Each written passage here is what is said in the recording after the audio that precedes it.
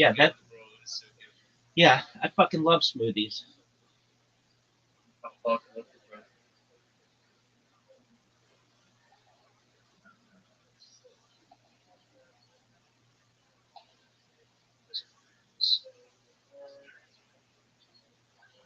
When I get done drinking, I'm gonna have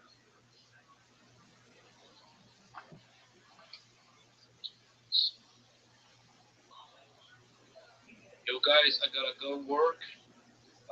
Happy to see you. Take care, big dog. Everybody. Best wishes with everything. man. Fair dog. Thanks. Riser, are you ready to lose? Thank you for the information. Help me. You're welcome, big dog. I'm always here for you. Best wishes. You're so good, man. Happy to see you guys. I hope we can talk with you tomorrow if I'm still alive. God willing. What do you mean? What I mean, run from Iraq. Is that bad? Yeah. So see you guys. Take care, buddy. Hope you have a good day and good night. Bye bye. See you. Riser, are you ready to lose? I'm really have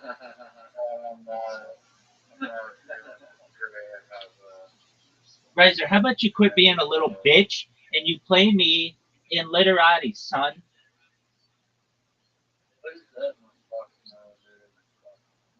Riser. I just threw up a little while ago. I don't feel Well, did you throw up from eating so much cock? good. As you know. I could hear it in your voice. You were accusing me of sounding tired. I've got more energy running through me than a power plant. Baby. Show me how to play the game, though.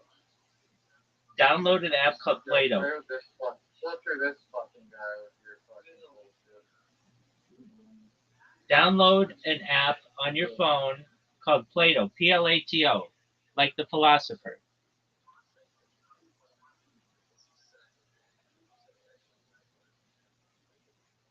Riser, what did you do with Zoot? Will you text it the name of it? No, I'll spell it for you. Plato, Plato, like the philosopher. Oh, heard that. Rabbi, have you seen the show Dexter? Yeah, everybody brings that up around me. Yeah, that's it. Why? I don't know. Does he use some type of like sheets when he kills people? Sheets, Sheets. Yeah, he like wraps the rim in like plastic wrap. What's your Play-Doh on? The Rabbi, Therabbi. Rabbi?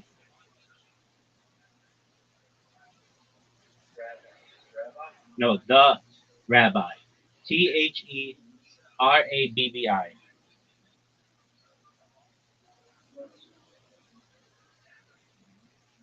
Why do you ask about Dexter?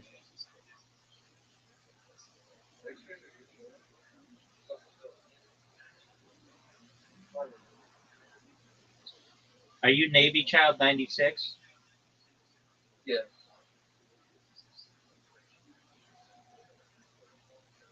All right, we'll play in a bit.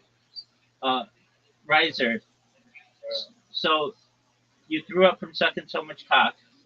In addition to sucking so much cock, why do you think you threw up? He's a human being. Everyone should trade took way too much to trade him. Did you watch the William Montgomery show this week?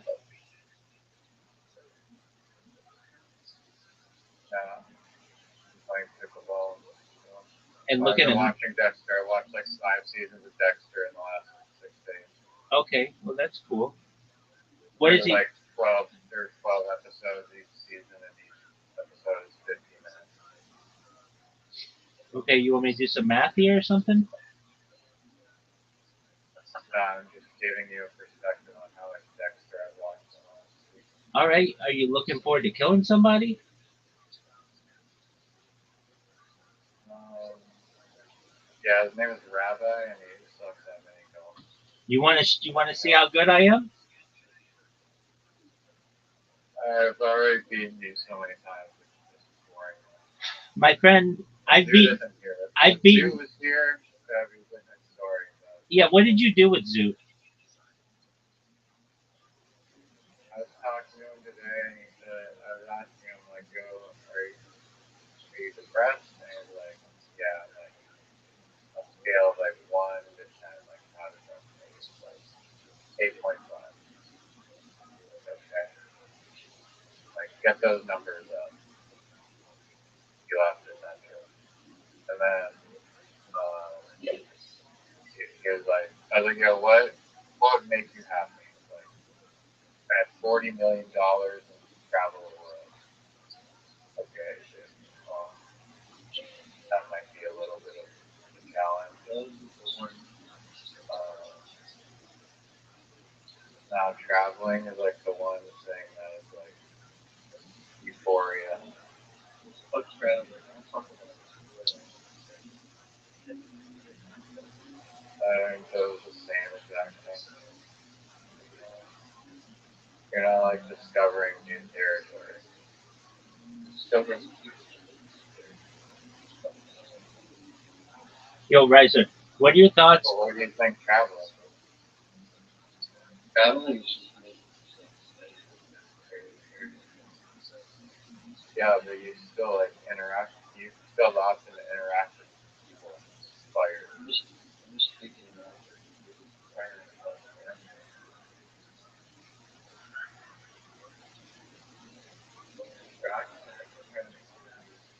Dante formally just to explore through these areas. Fuck off. Riser. Alright, well, this is pretty nuanced, but I think. Rabbi, do you like traveling? Yeah, I do. Just Riser, what percentage of? but you like it if you like exploring, then you like traveling. You like going to new places. Yeah, I do. Uh, Rather than what percentage of the Earth's surface do you think has not been touched with a human foot?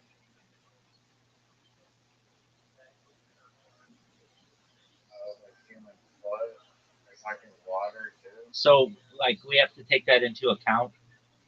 Let's just talk about land. Ice. Let's just talk about land. Don't they say 80? Don't they say 80% of Oh, calm down. So I'm talking just land. Let's say land, and so like some areas of like Antarctica haven't been touched by foot. Like literally, I mean like an actual surface of someone's foot or boot or whatever. But one of these job interview questions where you want me to dissect the question in a different clarifying question. no, I just want to see What total are we talking about? Like the average human footprint, the actual like foot has to walk, or are you talking about like inhabiting a general area of like random circumference? Yeah, no, I mean Like actual footsteps on the surface. yeah, exactly. Like if we were like there would be like Manhattan would be pretty well covered, but like Mount Everest might not be. Do you think it's more than 50% of the world or less than 50% of the world in terms of land? Definitely more than 50%. All right, so we're gonna look into this. There's this thing that people do. with me. Take a look at Canada, dude. Canada is just one giant piece of untouched land aside from like a little circle on the border, actually. I know. So you think it's less than 50%, right? Yeah, less than 50% has been walked on by people. Okay. What? And it can be throughout all of history too. You didn't say that, but okay. Well, how else would you And judge it? still, I don't think. No, I mean that's kind of what I was imagining, I guess. But I mean, depend like are we talking just Yo, dog. Paleolithic time? According Like throughout all of human history, what percentage are we talking of about the age and Earth's stuff, or are we talking land about like I think like has been 2,000 years or touched something? by a human foot, by Homo sapiens? Meaning, like, there are some parts of cities that are touched a lot every day, so those would be covered. But then there are some very far regions or mountains that have not been trekked by human feet. What percentage of the Earth's land surface has been touched by a human foot or a human shoe or a human boot, just like basically stepped on?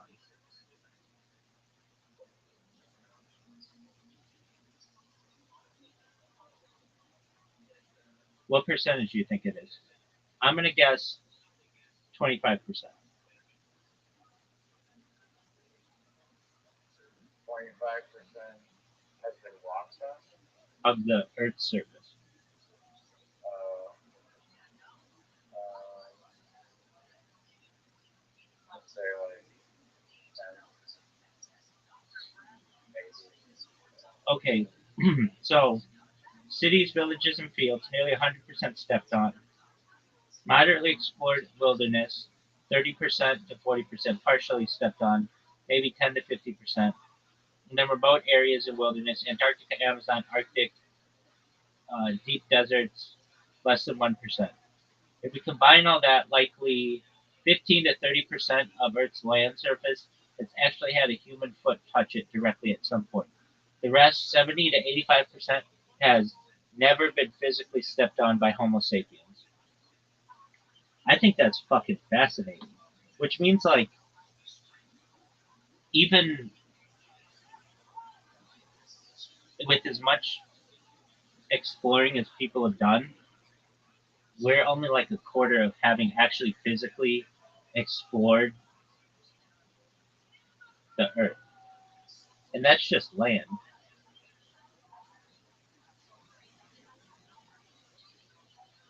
What are your thoughts on that? Yeah. Dude, hold on a second. Dude, I had this guy come in here from Israel um, earlier last week. Oh my, he and I had this fucking discussion that was like 2 or 3 hours. It was one of the best discussions that I've ever had with anybody in here.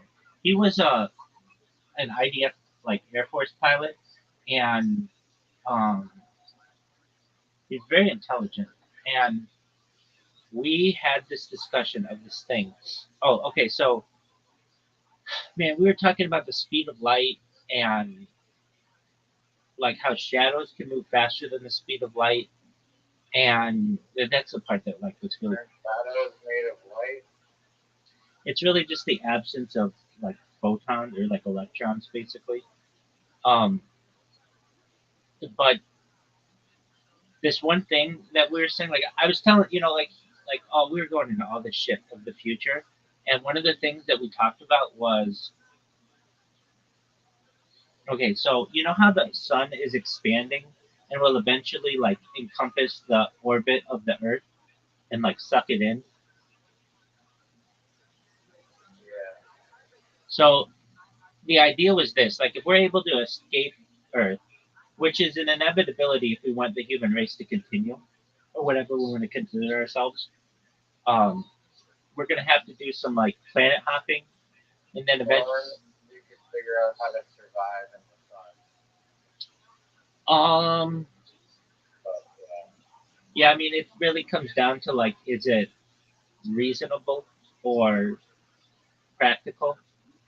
Um, and it's eventually like we, So you're talking a billion years in the future. yeah. I don't think in a billion years we'll be able to figure out how to survive against the sun. Well, would it be an enjoyable life?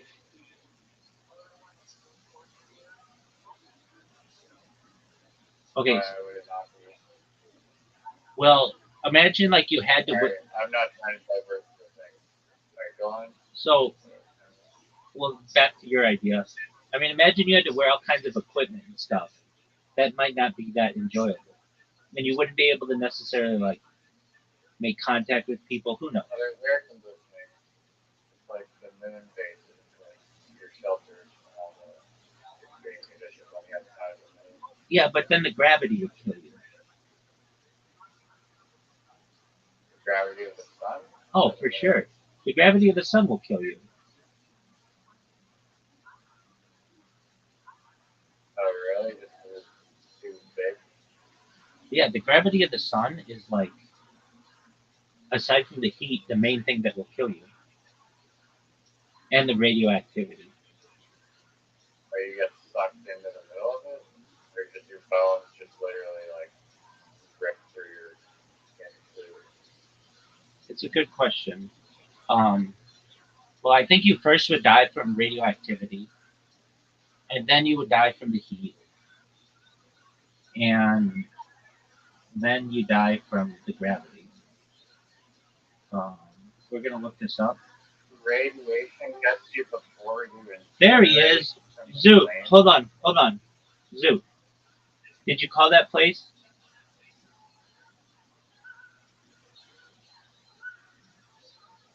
Of course not. Zoo, Zoo, No. Zoo, are you ready to play golf? No. Why not? Because I don't know. Alright, I'm ready. You ready to No, play my golf? dad actually thought I don't want to play. No, Riser. You said if Zoo came in here and wanted to play golf, you would play golf with us.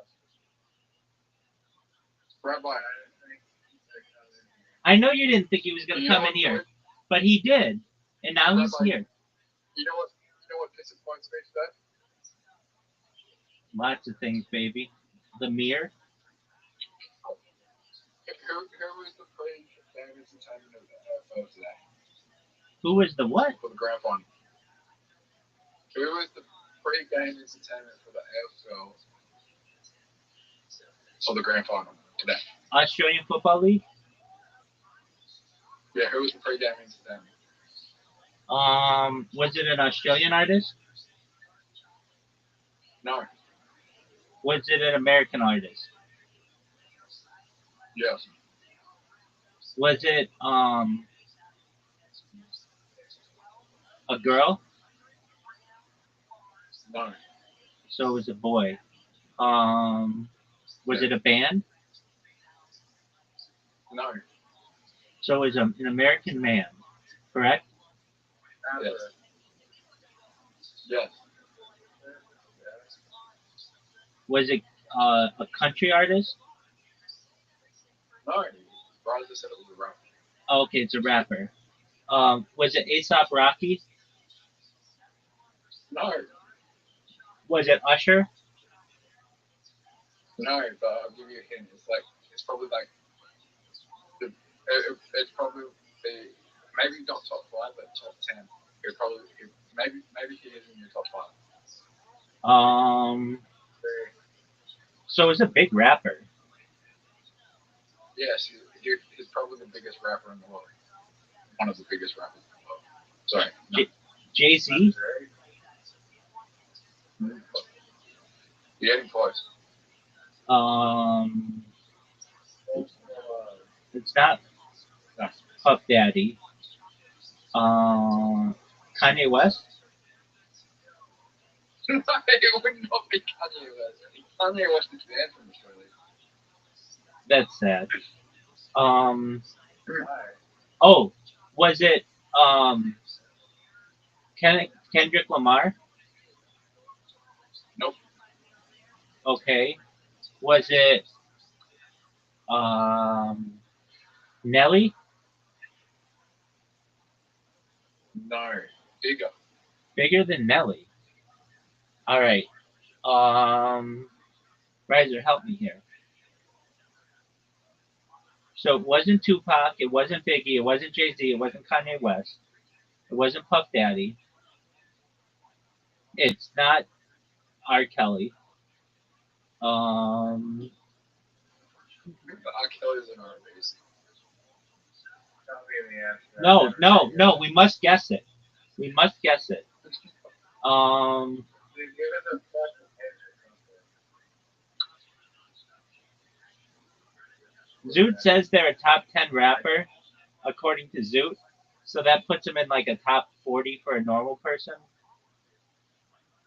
No, they are a household name. Your mom would know who they are. I don't know. I haven't spoken to my mom in a long time, but I don't think she really got into rap. But maybe. Um, was That's it? the Beaver. That's why they're- That's Canada though. It's so obvious. I know. So we got to guess it. Was it Dr. Dre? It is so close. Eminem? Snoop Dogg. No, but you're so close with Dr. Dre. Eminem? No. Snoop Dogg. Yes, it was Snoop Dogg. Okay, and he was disappointing. No, he killed it. Oh, I take back what I said. He is top 10. Okay, I thought you said he disappointed you. Yeah. How did it take so long to get Snoop Dogg? I thought he was busy doing other shit. So he was the pregame, not the halftime. Yeah, for again, we don't do halftime show. We did pre-game show. Oh, okay, very cool. Did he sing Gin and Juice? Yep. Did he sing California Love? No. Did he sing Drop It Like It's Hot? Yep. All right. That's tight. I think he opened with the next episode. Okay. Yeah, he opened with the next episode. So Zoot, are you ready to? Well, it's actually a question for Riser. Riser, are you ready to play mini golf yet, or do you need a little time? He said smoke weed day on national television in Australia, which is a big deal. Oh, that is a big deal. Do you think he's going to get fined? No. Who won the AFL Grand Finale? It's still playing. Oh, okay.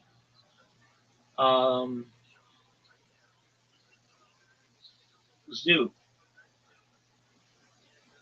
who's your favorite AFL team? What's AFL? Just Melbourne Demons. That's what I was going for as a kid. Are they good? What was your fighter pilot conversation? Did you ask him about UFOs? And what was the sun's finger? Yeah, dude, he didn't know shit about UFOs, so I wasn't very impressed with him when it came to that. Hey, Rabbi. Yo, what up, Zoot?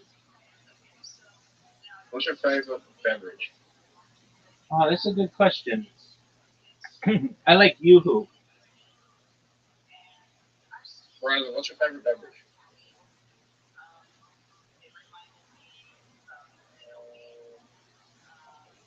Kiwi.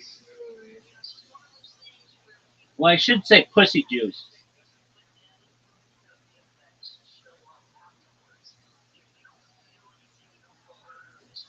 Right, Zoot, what's your favorite beverage? Water. Yeah, aside from that. No, fuck it. Sparkling water. Do you have Fiji water?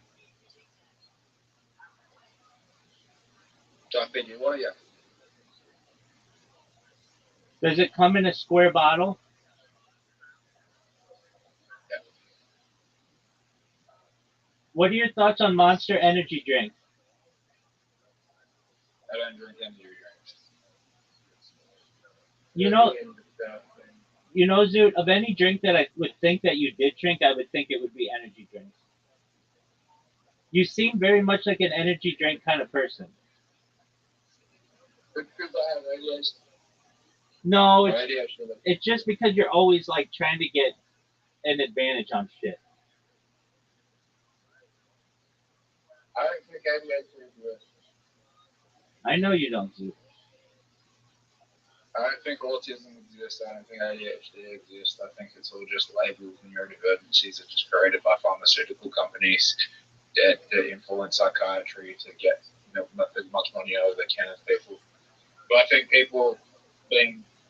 Do I think people have intellectual disabilities, global development delays, and like deficits in attention, coordination, and communication? Yes, I do. Do I feel like labeling them into these neurodivergency categories that we have now and taking advantage of people for the profit of psychiatry is beneficial for the society? I don't think it is beneficial at all. You don't think it's beneficial at all? Well, I would argue that psychiatry is doing more damage to society than it is helping people.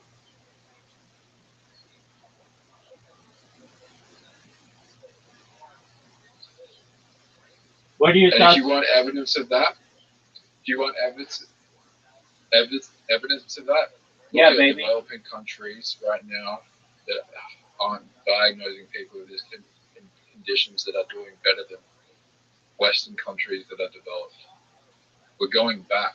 We're going back with all these diagnoses. Zoot, do they have ADHD in China? Do they have ADHD in China? Do they diagnose ADHD in China? Yeah, that's what I'm asking. Let me check.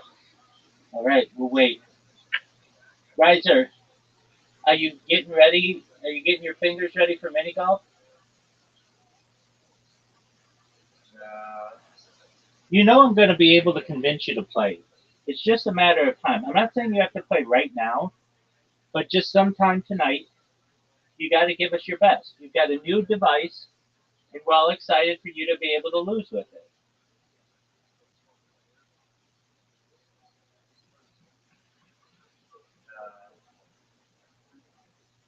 not, Riser, Riser.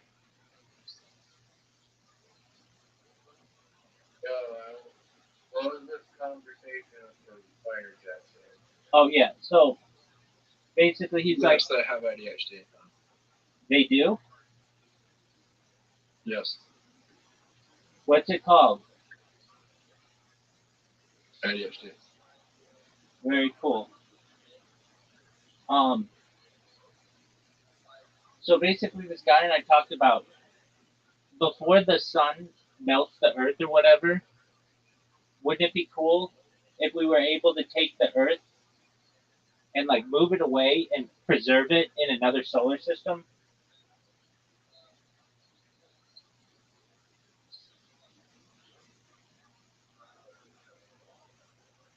I think that's baller as fuck. Actual wind to it and Yeah, basically using a solar sail.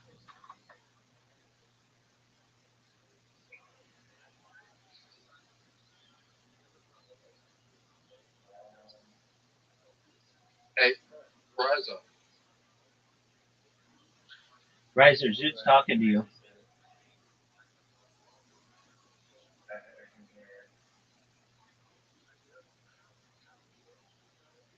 You think Amish people have autism? no, Why not? they're probably at least less likely to have it unless they're drinking like contained water or drinking contaminated water or doing like incest or something. Why do you think they don't have? Why? Like, are you talking about all of them, or just some of them? Oh, no, just some of them. Do you don't think they've got one autistic person? I mean, do you say autism doesn't exist?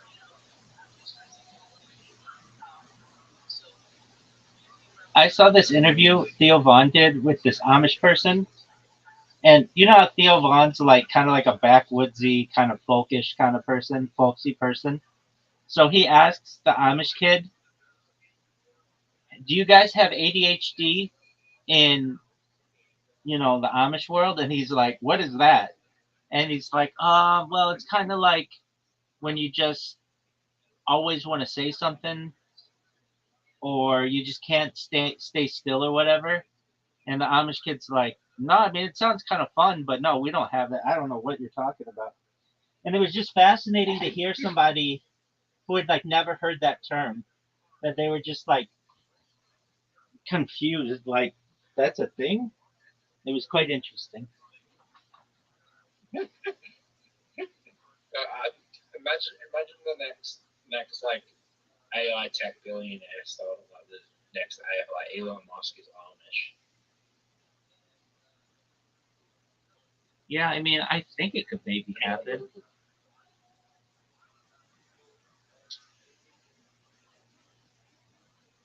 It's not that Amish people don't You use. think They use technology.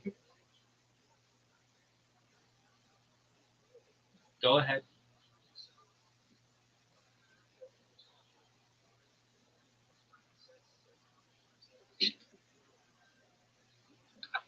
Zoo, what are you saying?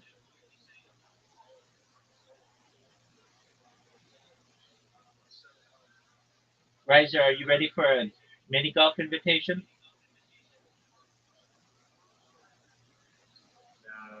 I can't. Why are you being such a bitch? I woke up at like 5 a.m. Not get good sleep. Vomited. I haven't had any. Probably need to go to sleep now. Doug, no one gives a shit about your story. Are you ready to play? I'm here to talk to Zeus and my friend Rabbi. Okay, understandable. And help person from Iraq who has like the saddest fucking story ever to somehow immigrate to the United States. Oh, that poor kid. Yeah, when we can just hop in the border. So, I mean, I guess like the cost or whatever. Um, Just fly in. well, because you have to make it. If you can make it to the border, you can seek asylum. So it's basically like if he makes it to Tijuana, that's at the border. He just has to make it to the gate, which is like 3 miles away from the airport or something. If he like made it to like LAX, then it's he could be deported. Like basically, he could fuck up his chances right away. Like if he gets to the border and they're just like he wants to seek asylum and they say no, then that's fine. He can live in Mexico. He can live in Tijuana and live a nice life. Tijuana is not that different than a lot of cities, especially like San Diego. They literally border each other. So he could just live there and then eventually sneak in if he wanted to. But if he flies into the United States directly and they catch him, he could get into trouble. Like basically that's when they're going to deport him. Does that make sense? Like if he flies to Tijuana, he can go to the border and seek asylum. If they say, "Okay, here's your date, that's great," then they can let him in.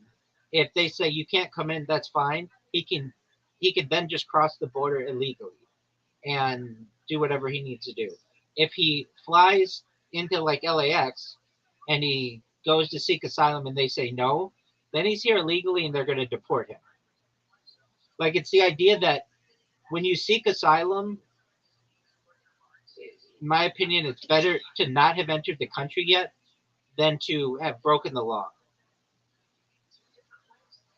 I didn't think it was breaking the law that he has an Iraqi passport. He's not allowed to visit.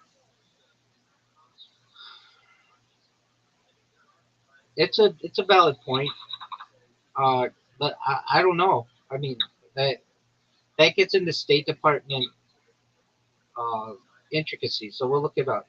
Do you need a um, tourist visa Hey, to visit USA? Rabbi, do you know how I know that there's no autism in the Amish? Do you know how I know? How do you know that, sir? Because there wasn't an Amish person in the black blue line. There you go, big dog.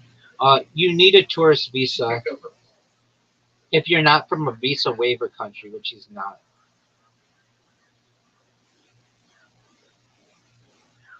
But assuming he has a tourist visa, he can enter the country legally and then the refugee status. How do you join the Amish? They talked about this in this interview.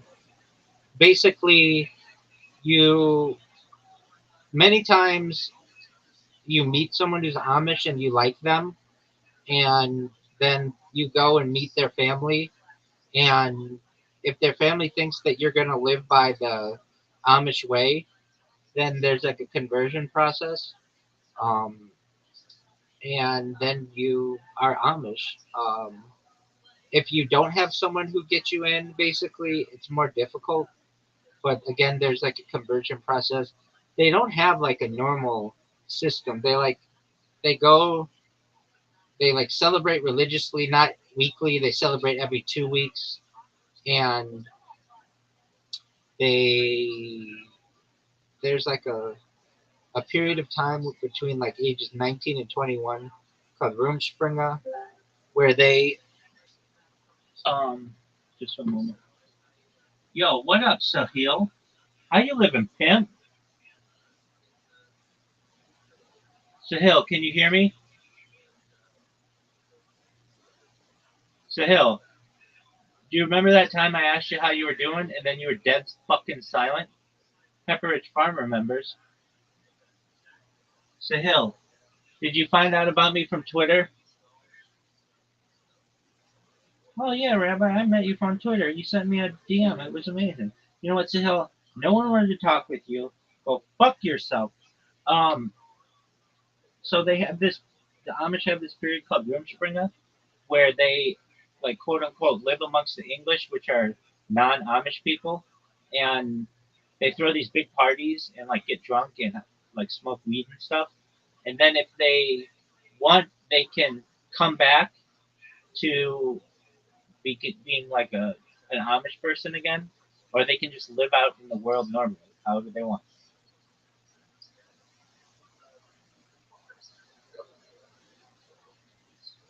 I know basically everything that I learned about the Amish from this interview with Theo Von, so I'm not the best person to learn anything about being Amish.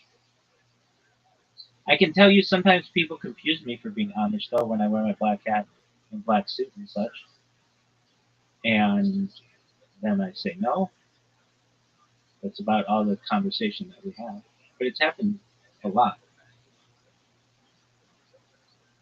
Do they have Amish people in Australia Zoo?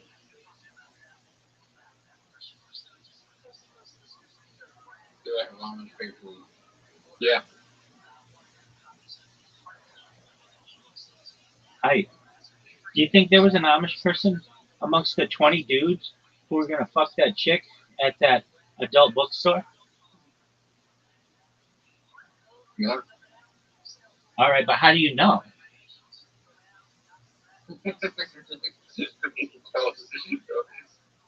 Because that's where I got autism. Zoot, did you tell Riser, about your most recent diagnosis? Well, You super did, autism? yeah. You did. He didn't just get autism at the adult bookstore. He contracted super autism. See, here's the thing, Riser. Zoo comes in here, and I've said before, if the television said that everybody in Australia was contracting green skin syndrome, Zoo would come in here and be like, "I think my skin looks green." So I told him, I'm like, if there was something called super autism, you would come in here and you'd be the first candidate to be treated for super autism, just because, not because you're any different than anybody else. It's just you want to be different. You want to have something that explains your behavior. And he's like, yeah, maybe I really do have super autism. I'm like, I just made it up. And he's like, I know, but I think I have it. I got like 10 years ago when I did that autism diagnosis at 19, he said I didn't have it, and then I get fucking diagnosed by a woman who's barely like listening to a word I'm fucking saying, right? She's like, yeah, you got it. And I was like, oh, well, what changed in the 10 years? It's all just an opinion, right? That's true. What did she say changed in 10 years? What changed in 10 years? Yeah. The fact that she couldn't fucking, the fact that I didn't really want to be there and I just didn't answer the questions correctly, and I'm just like, she was asking me, do I have like sensory issues? And I was like, yeah, sometimes I like touch plants when I go on walks. But that's because I have fucking Tourette's, not because I have autism. Did you tell this woman? Sometimes I rip leaves off trees because I have fucking Tourette's. I can't help it. I'm in a tick. And apparently that's autism. No, that's not You autism. should get a card that like states that, and then tap into that, and you're going by. Sorry.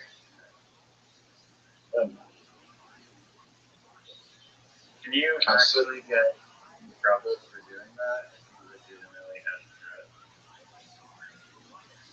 Is it a free ass grabbing card? Like,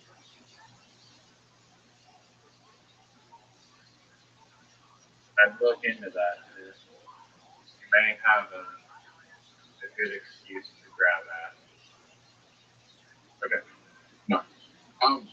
Rabbi, What up, baby? if you were in protective custody for 10 years, would you find it hard to maintain friendships? And Am I allowed to have friends? you're in protective custody for 10 years. Social isolation. Am I? I mean, I don't even know what that is. Am I allowed to have friends? No, you're in protective custody. You're in social isolation. You're away from extreme population. You're being sent. Would You there have to do 10 years of protective custody. would there be other people there? No. Well, yeah. Then I find it really difficult to have friends if there were no other people with whom I could interact. Yeah. So that means everyone that's in protective custody has autism. I don't think so. By that logic.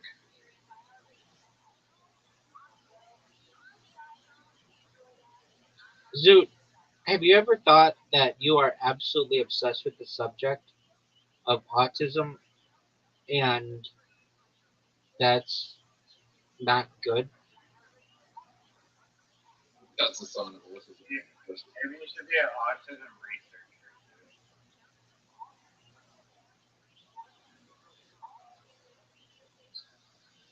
I mean, you kind of are already, but like professionally. He's talked about it.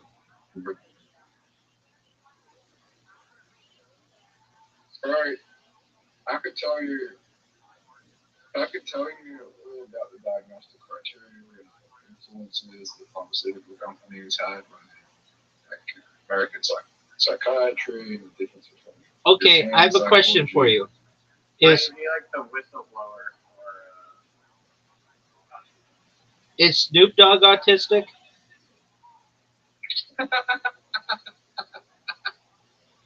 Probably. Okay. Are you gonna be the one to tell him? Snoop Dogg does not have all the What? Which celebrities do you think have autism? none of them.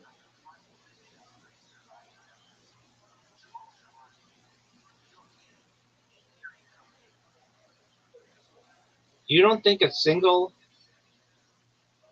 celebrity has autism? Isn't it a When spectrum? they have it, So they all have it a little bit.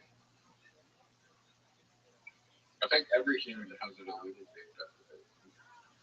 Like the celebrities that are identifying autistic are just trying to that are trying to get other people to see psychiatry, like other people do psychiatric systems.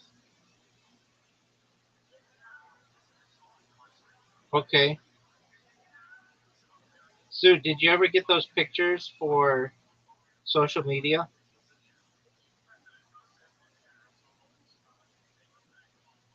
Are you gonna are you gonna No, because are you gonna I do started putting on weight again. are you gonna do it in like 2 weeks? 10 weeks. 10 weeks. Zoot, okay.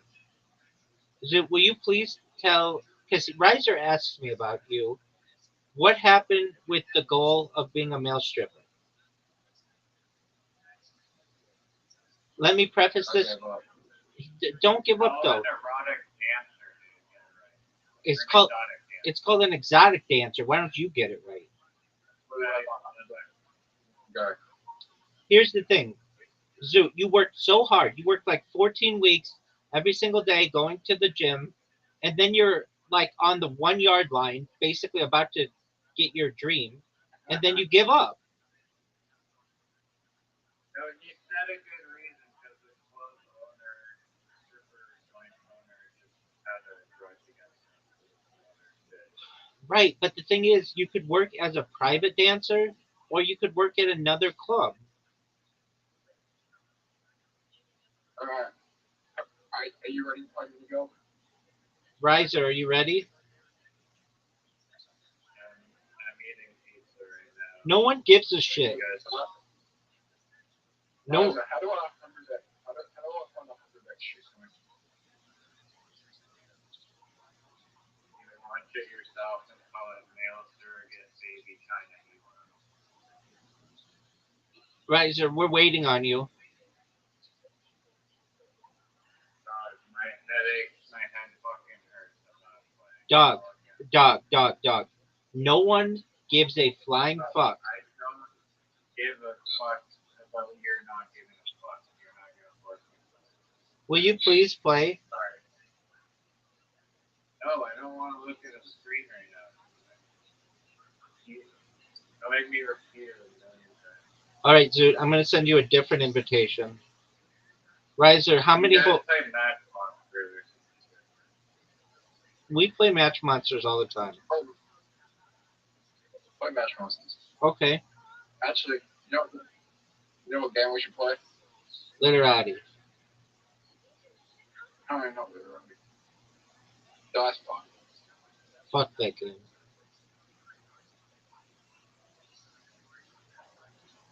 Zoot, you have an invitation. Zoot, did you know that Riser threw up this morning? And these were his words because he sucked so much dick. I hate it. It was like only like an hour ago. I thought you threw up in the morning. No, it was like an hour ago.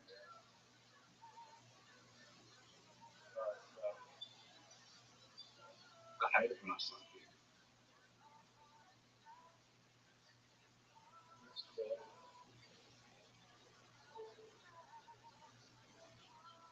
No.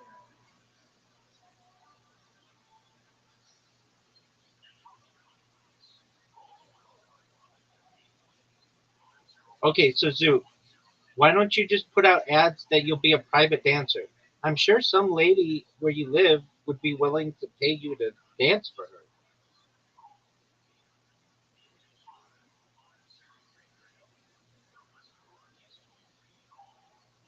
Bachelorette parties,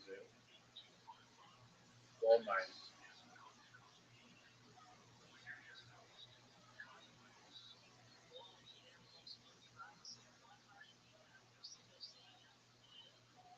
Imagine some Australian bachelorette party.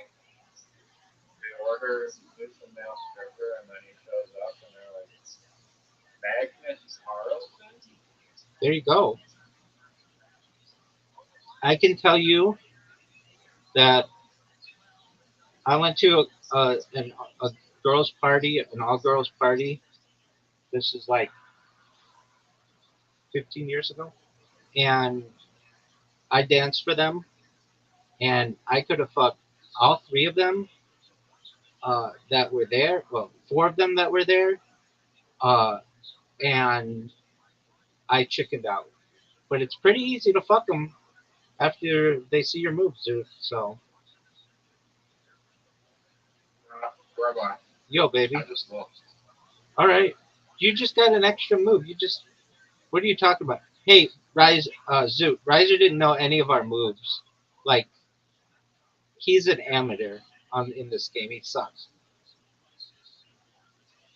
I had to literally. Bro, I chose the worst fucking. I just gave you an extra. Thanks, baby. I had to teach him the L move. I had to teach that to you too, though. I had to teach him. I know better. I don't know. Yeah, you don't use. You always miss it, It doesn't really help you that much. dude. It gives you 5 points and a free go. Yeah, but sometimes it's better not to use it for a few reasons.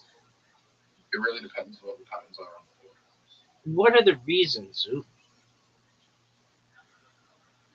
I just said it depends what the patterns are. Okay, Riser. Have you been on? On your phone. Oh wow, Riser. Have you been on? Right? No. Look at you, dog. You go under it? That's how cool with it. That's how he found out that girl wanted to fuck.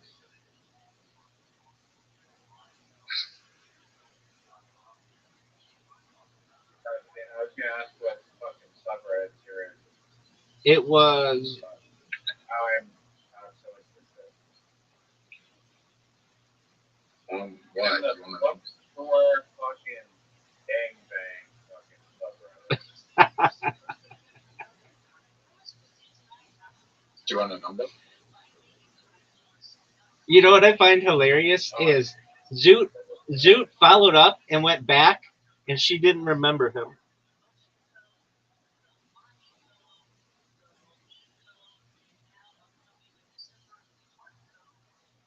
Wow. First in line, still didn't get any, didn't ring a bell. But oh, no, I'm surprised you didn't remember. Oh, you're the guy who couldn't come. Right. Front of the line.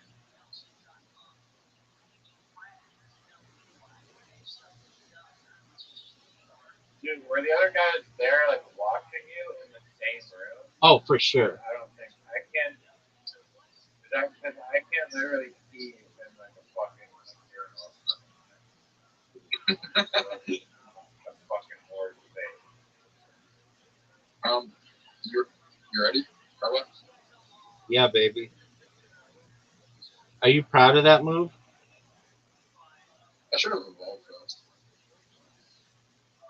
Zoot, are you proud of that move? I should have evolved first. All right. Are you proud of that move? Dude, what colors are you? He's yellow and blue. Yellow and blue. Yellow, blue. Rabbi has a massive advantage on me. Like he has better characters. Yeah, because I'm amazing. What do you want me to do about it, baby? But the horde is probably more in my favor.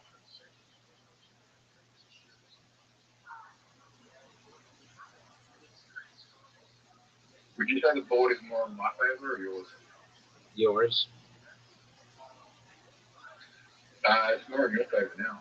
Yeah, it is, baby. Fuck you, Zoot.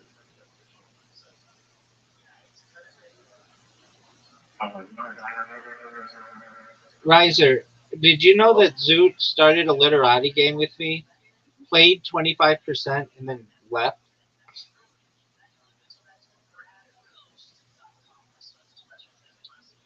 Does that surprise you at all?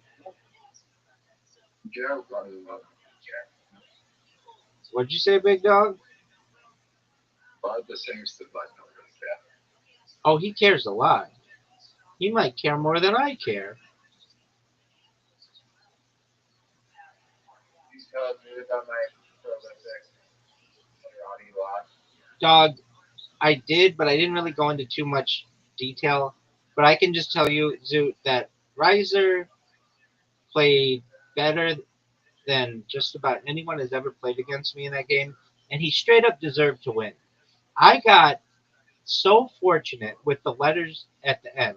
I got all the big letters, and I used them in the cheapest of ways.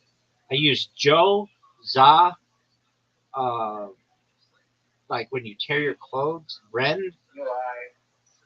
and Key, QI. Riser, do you know what the most played word is in all of Scrabble?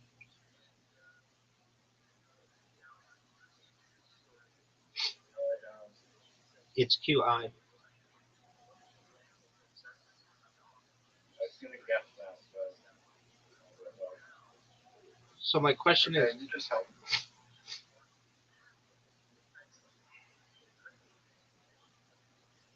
You cannot make a good move here. baby, baby, baby. You can make a good move. Extra move. I just scored fucking insane. Electroclaw. Wow, that does like no damage. Even though it's fucking evolved, it does 10. 10 is like nothing.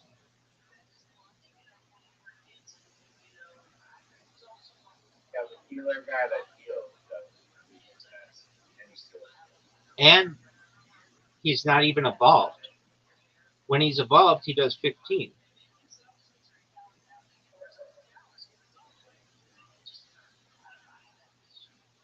the green guy is way OP, but I'm gonna buy another character. So, Then we'll never play.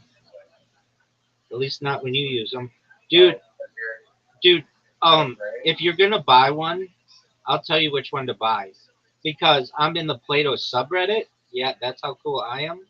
And they say there's one that's like the best one. you'll follow one. Um, it's like I'll look it up right now.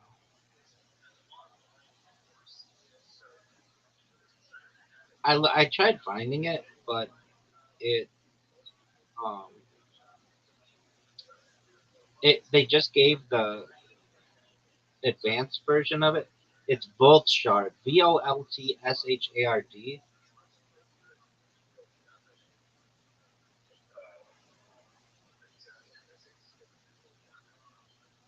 Everybody was like, that motherfucker is so hard to beat.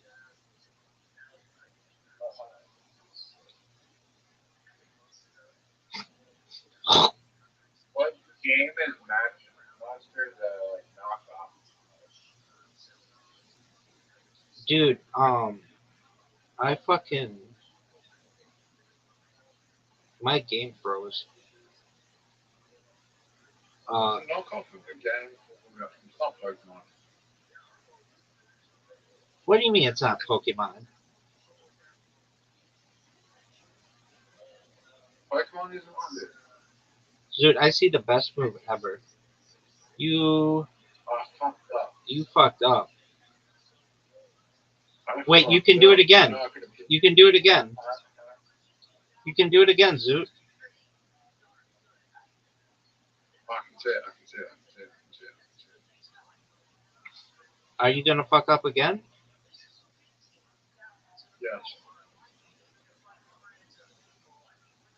Zoot, you fucked up again. I didn't. Yeah, you did. You wasted a move. How did I fuck up? How did I fuck up? Dog, there's so much shit going on right now. How did I fuck up? How much damage I did? You think I fucked up? Dude, you did so much damage. And I just got the more damage.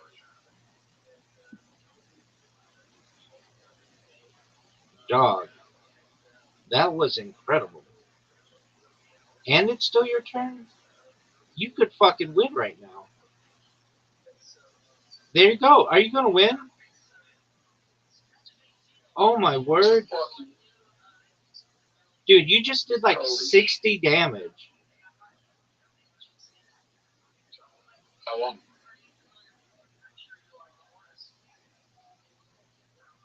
Unless you heal right now, I won. Get buried.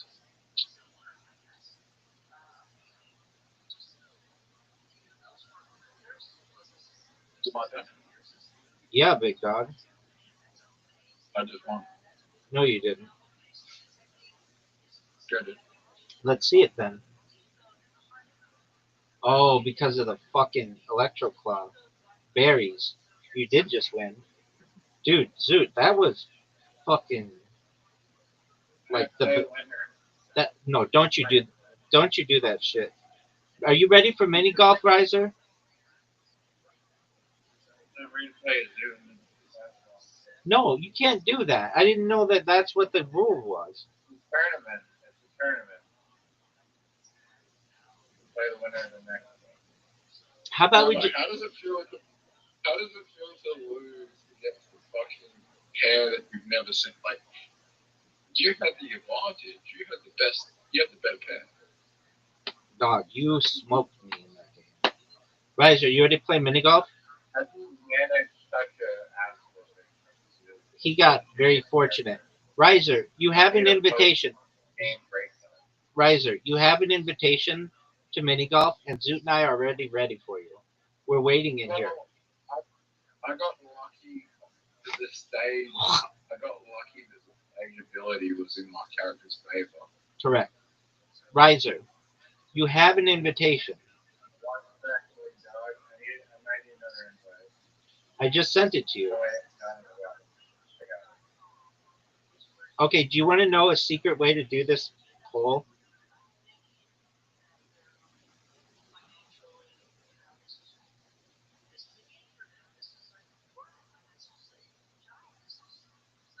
That's way too hard. And too far to the right. What did I just say? I'm doing it with my hand.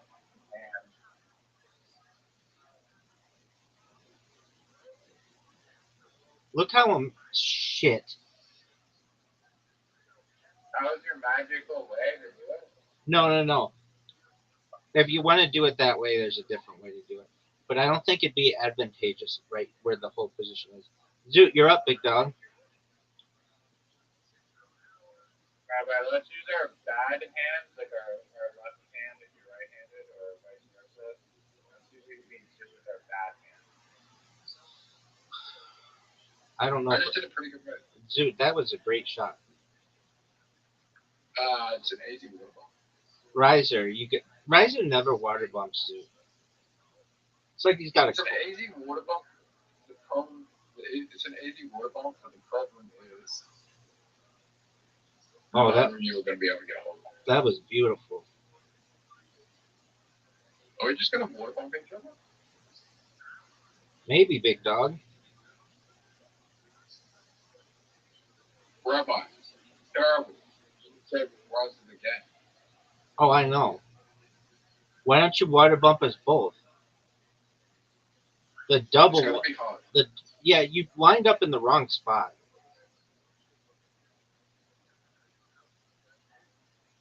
You need more oomph than that. That was terrible. I got a snap, sorry.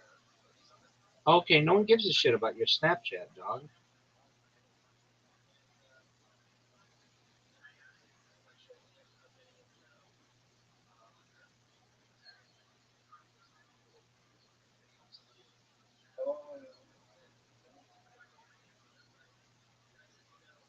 Zoot's checking his Snapchat. He's got another dick pic. Oh, dude, add me on Snapchat.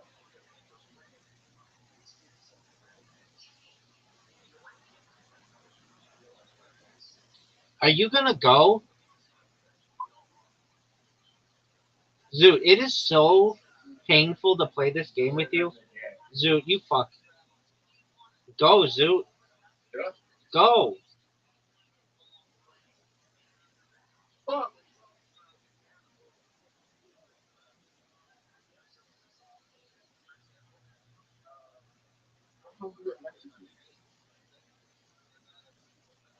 Zoot, you deserve to not score any points on this hole. You deserve some low scoring points in the Ooh, good one, dog. Look how good this shot is. Look how fucking professional and sexy and just all around amazing that shot was. Did you all see that? Riser, what are you know gonna the way do? the guy pronounced Kareem or Karam, he was like, yo, you mean Kareem? I know. I had to cut that guy a lot of slack though. He can pronounce it any way he fucking wants. Oh, he might be right. So I'm like, wait, you mean Kareem? Like, is that how you say it? He's like, yeah. And we're wrong. Look at Zoot here with one of the greatest shots I've ever seen. I didn't know it was one of those you got full blocks from behind. Baby, 92% back. 92% backwards for a shot like that. you're gonna help him. I just, You just fucked him. Fuck off. And he just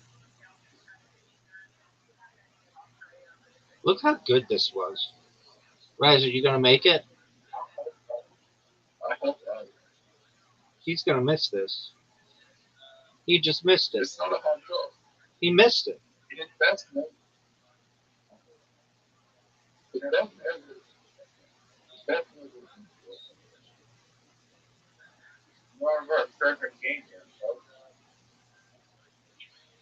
Your best move. How did you still score? Perfect score. Even though you fucked me.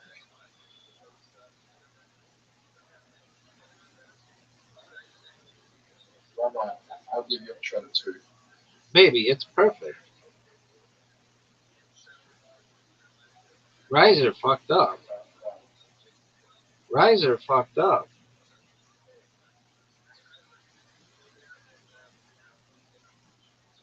That was a 9 out of 10.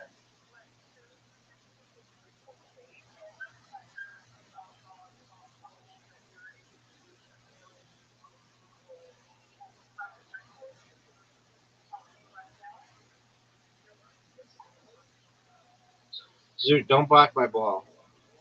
Get in front of his ball.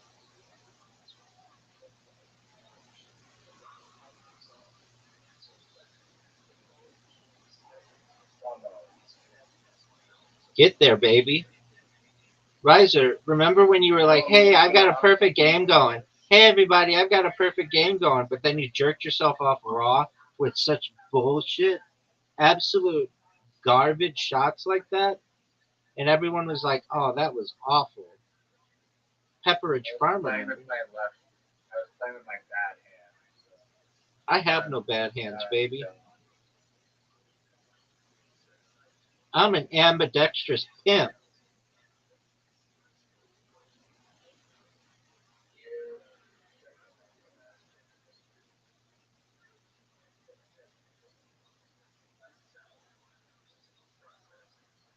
Zoot, what are you going to do here, dog? I like how you have all the fucking, all these stupid little hacks for every fucking boost pass, but then this goal is like you literally can't figure out how to get it through the net. I agree with you on that. Oh, What a filthy shot. What a filthy shot. That might, that might have been the greatest shot I've ever seen. The only thing is, fuck. Rabbi, you know what sucks for you? Don't Do it, baby. Do it. I'll hit him out. Do it. I'll pop him out. Do it. Dude, what the fuck? I stopped rising. I stopped rising. Oh, shit. I stopped rising from getting the leader. Thanks, baby. Oh no, he's Wait, stop. fuck. What do I do here? There you go. There you go. Was That's perfect. currency.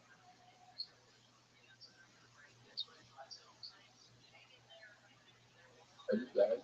No, Zoot. This is my Tourette's level. Yeah, dog. Are you guys ready for bed? Yes, sir. Oh, that almost was.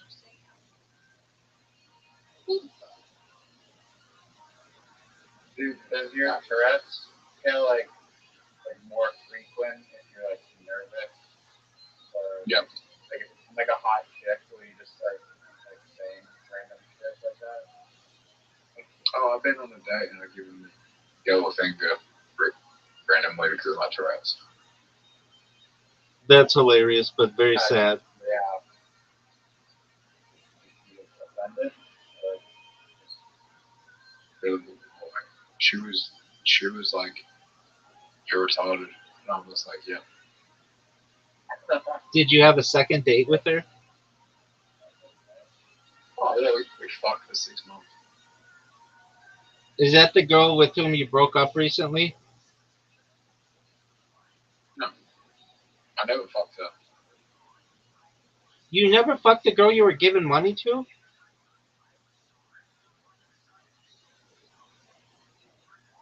Dude, you got help. Oh, what a shot by Zoot. One of the greatest shots I've ever seen in this game, Riser. But do you see this shot of Zoot? Oh, I didn't go around the corner. Shoot once. So you gave this girl a bunch of money and never fucked her?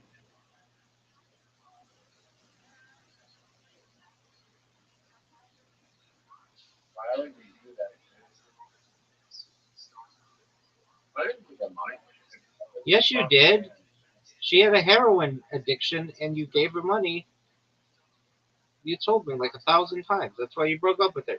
The girl with whom you went to see Wicked in November of 2024. No, I didn't give her money. I paid for her. Paid for her fucking like rehab and shit. I didn't give her money directly. Because I knew if I give her money directly, she was gonna get back to drugs. But yeah, I'll pay for her rehab. That's giving her money. I mean, I don't know how else you want to describe it. That's fine. You could get a hooker and be like, I didn't give her money directly. I just paid for her to get pampered or whatever. That's still giving her money. Whatever. I think cause. I think Dude's gonna get into heaven just for that. Okay, Riser, it's impossible for you to win now. What are your thoughts on that, son? Impossible for you to win. One more hole, Baby. there's not one more No, hole. you're done, son. You're done, son. Dude, William we can't Montgomery, number 2, fan. Look at you. You can't even get it in. Look at you. game right now. Baby, you just lost. Riser, you just. I wasn't even playing the game. Riser, you were even proud that you had a perfect game going. Riser, I didn't even play that game. So I Riser, don't have a score, so technically I did have a you did have a score. score there. There's no score on the scoreboard, so according to Plato, I didn't have any score. So it's a perfect game. I don't know what game you're playing. There was a score, dog.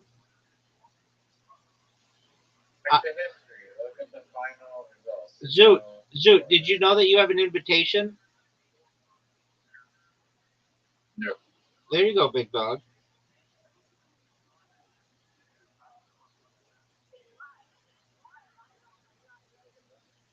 Look how good a shot this is. Look how fucking just phenomenal. Phenomenal. Phenomenal.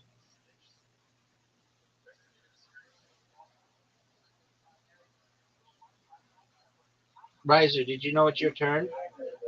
Riser, did you know it's your turn? Riser, did you know it's your turn? Riser, did you know it's your turn? Riser, did you know it's your turn?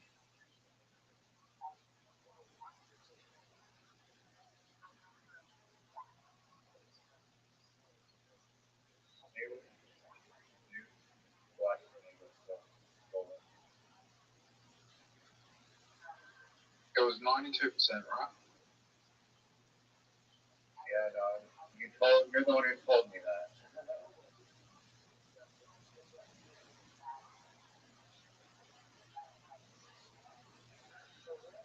And Rabbi guessed it in there. He put it in a two shot.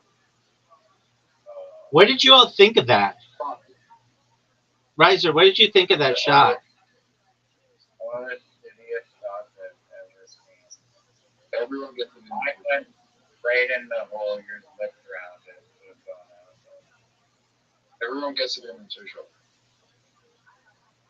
Except for you, yeah. Like I have the hardest shot out of everyone.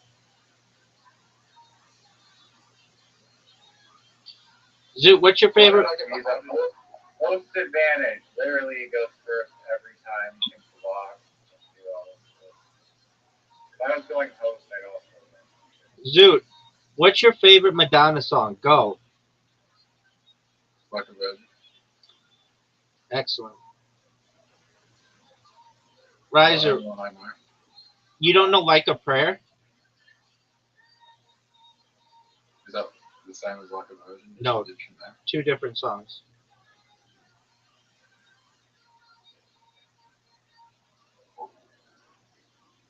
Does she like write the same fucking song every time? Like give her songs the same names every single time? No, those are just two songs that she has that have a similar name. Riser have a similar fucking shot. Zoot fucked over Riser. Damn, I could tell something on fire. Did he say something's on fire? I smell something on fire. All right, well, go fucking fix it after this game.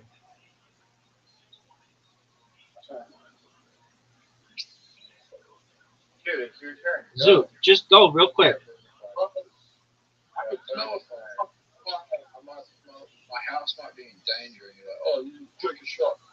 I know. Go. So shoot your shot, dog. Nothing's on fire. Okay, it's just the next door neighbors. It's fine. There you go. There, that's what I like to hear. They're barbecuing or something. Yeah. What an amazing shot.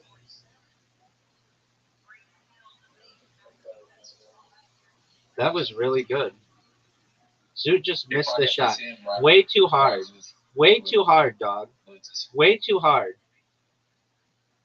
Oh, Riser. Riser gets fucked. The good news is Rabbi this whole. Zoot, do you know what the Harlem Globetrotters are? Yes, they were NBA team. At home. No, they weren't an NBA team, but that's close enough. But They were not. What a fucking shot. Riser, are you proud of that shot? they weren't an NBA team? No. They're a team that plays basketball that's like a show. They always win though, basically. They like always play the same team every single time and they always win. Yeah, but Magic Johnson or something. Wilt Chamberlain. No Chamberlain. No. Is Magic Johnson out of it? No.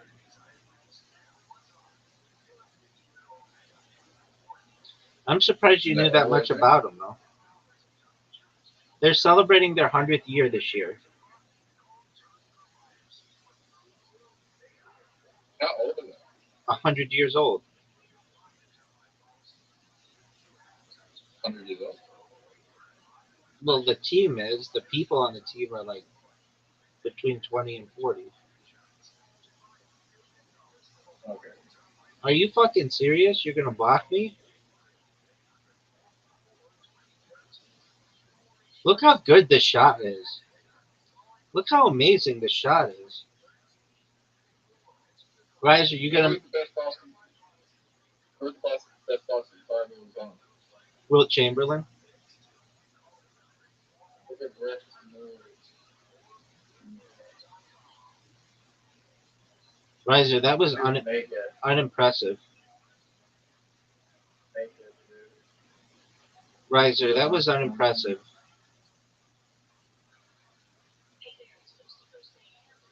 I was blocking the ball.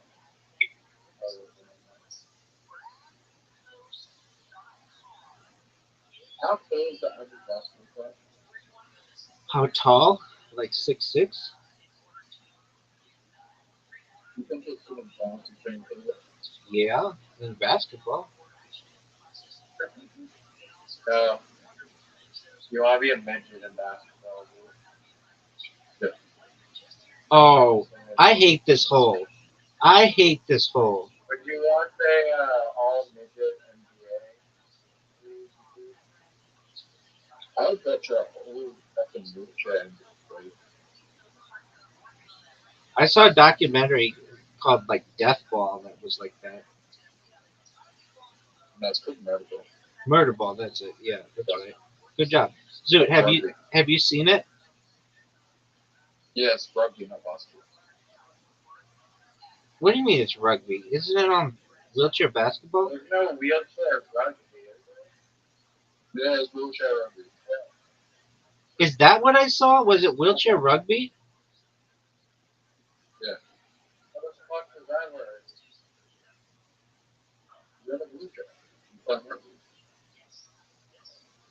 Is it on? Oh yeah, and the guys have like metal, like they like they have like metal on their. They like add like plate like armor to their wheelchairs, right? Yeah, it's a really tough game if you like not. If you're not, I think I heard like an interview from there. It's like if you're not already in a wheelchair, you play this game, you will be in a wheelchair. Right. How rough.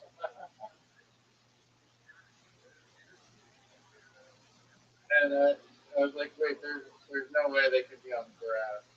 They're on like a basketball court. That's right. That's why I thought it was. Tackling each other in the wheelchair.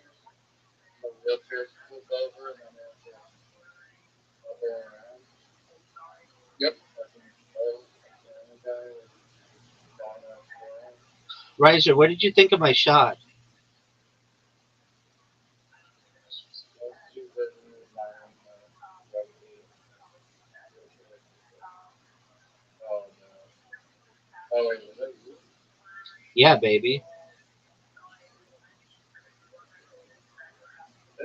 This fucking hole is hard. I agree. Order there. There's no way this is a good shot. Zoot, you fucked up. Perfect shot. Good. Good. Release. Release. Oh, you changed angle. What a beautiful shot, Zoot. Yeah, but I'm still not going to get it in. No, just get my turn. What the fuck? You know what the good news is about skipping your turn over? You want to know the good news? No one is going to judge me anyway, so it doesn't matter. Oh, yeah, that's true. Why do you think it? Why do you think it skipped your turn? I watched you hit twice I, now. well, I think it would be. I think it might be possible for you to get it in. No.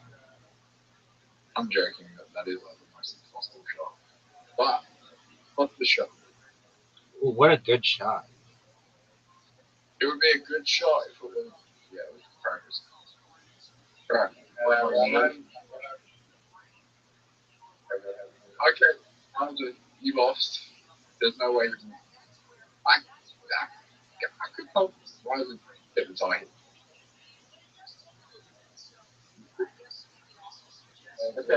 need all the stuff I can get. Made a fuck up. Alright, I'm gonna protect you. I'm gonna protect you.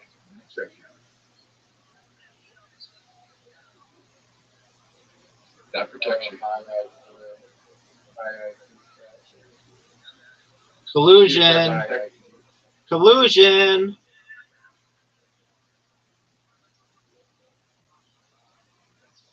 Told you it was a tie. I don't think it was. I'm gonna look where I am. Compared to where you are.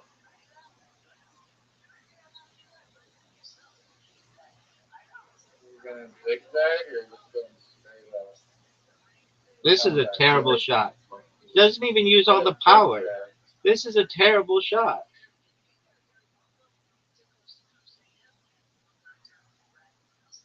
Just one of the most. He's going for full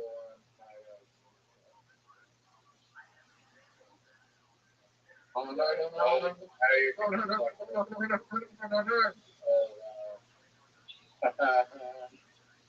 You can win. You can win.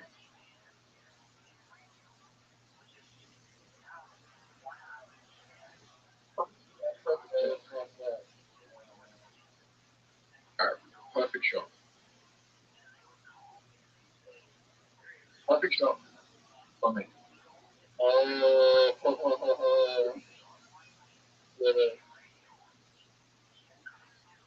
And Bronze goes into the top. Which is well by the way.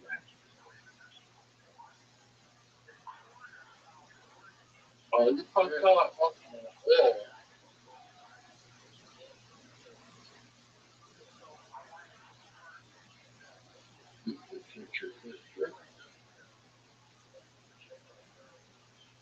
You piece of shit. Try and actually win the game. I am. I am. I am gonna win the game. He can't win, guys. There's no matter what you do.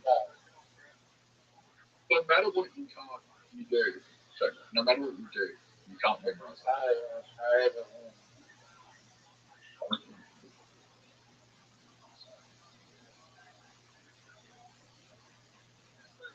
I'm a huge fan of it.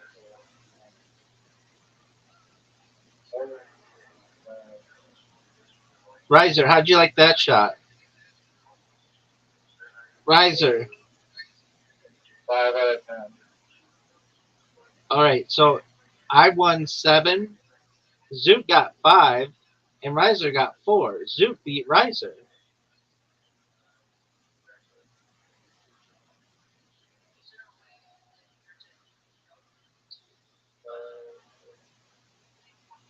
I went on Facebook and I was playing their games. Their basketball is like way too easy. You can literally just flip the mouse and like get it in every single time. When are they gonna have? Do you think they're gonna have the different kind of? Is like really pretty damn good. It's really shitty. Riser, it's your turn. The chef is also unplayable. Do you think that they're gonna change the holes this year?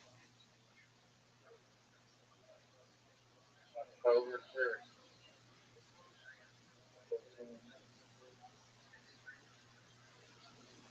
I've seriously considered like kind of make my own mini golf game where you can customize the holes. I'm sure I could with ChatGPT, but don't really want to invest all the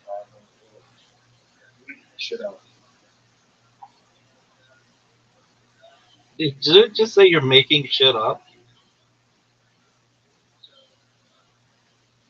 I don't know what the fuck he's on about. Are you gonna go, Zoo? Hey, Charles. What the fuck was that shot?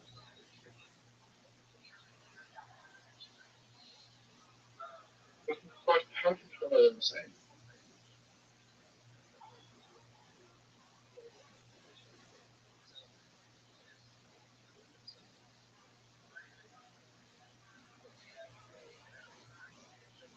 Rabbi, you have the most perfect shot I've ever seen. No, I have this tree in the way. Oh, wait, sorry, I was talking about one of them. Oh, okay. Yeah, that's the most perfect shot I've ever seen, and when he fucks it up. There's no way I was gonna make that. 0% chance. I'm ever gonna make it. Rabbi, hold on. Make it. There's no way I can make that. Or just get as close as you can. Dude, actually try to win the game, Sam. No, I was just thinking, if I do that, we would probably be faster.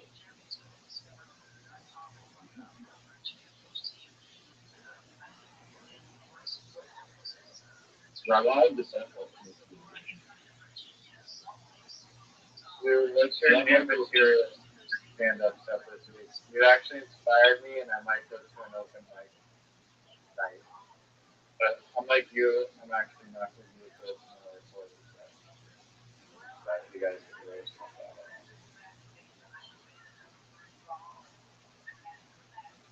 I would talk about alcohol versus thing.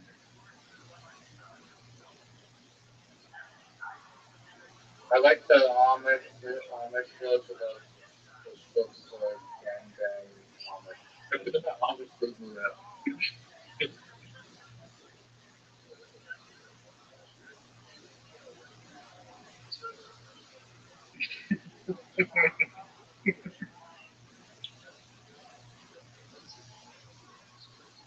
Yeah, I think we should do a bit on the Amish people.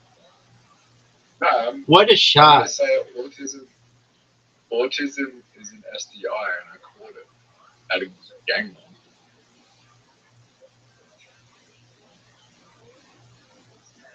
Where's the funny part?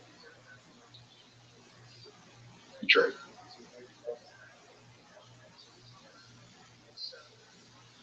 There's kind of a funny joke in there to be like, you know, what I learned recently is that the Amish do not contract autism, but they do contract STDs. I learned that one the hard way. That's kind of a funny joke. But no,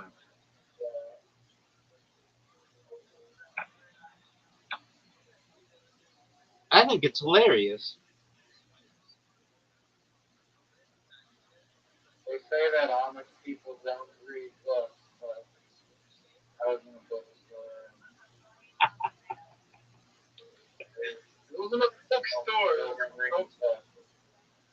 It was an adult. Bookstore. It was an adult bookstore. An adult simulator, adult arcade.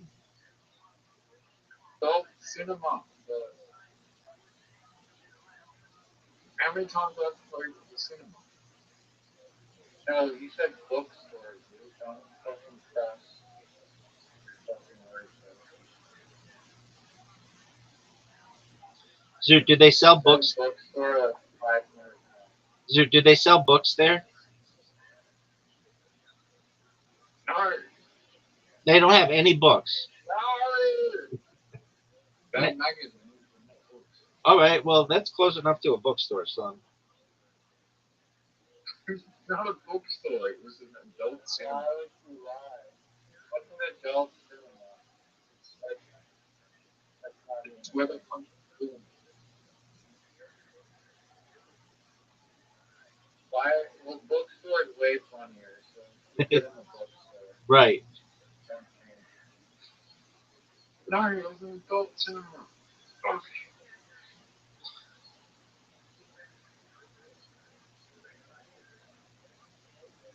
Might be someone in the crowd that was dead. Oh, for sure, dog. You. They also caught it. They also caught you.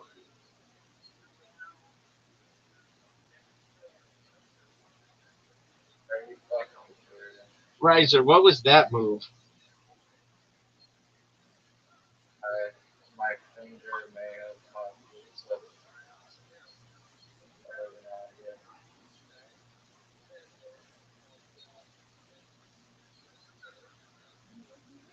Zoot, if you make this, Flying arrow. no, to the left, Yeah. to the right, to the left. There you go. Straight in. Too much of an angle. This is a tough shot, Riser. Easy shot. Are you fucking Oh. serious? Are you The fucking generous serious? 4-foot line golf. I do like that about this game. That like the hole is very forgiving.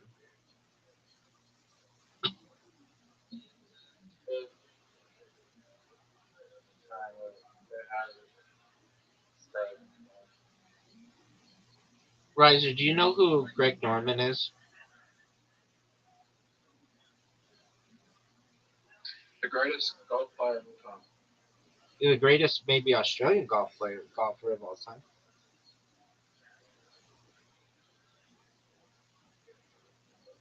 Grimes was better than like everything than anyone else. What are you saying, big dog? I said, name something that Australian is like that hasn't like Australian is better than everyone else. No. Except for mathematics. Riser, that was an amazing shot. And I'm regretting my shot. Kind of helped me. Who's the most talented Australian person? Margot Robbie. Fucking try, you fuck.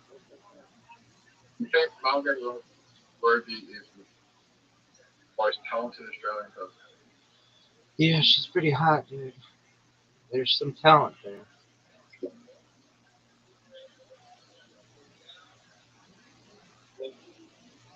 She's not a bad actress, but I wouldn't say she's like.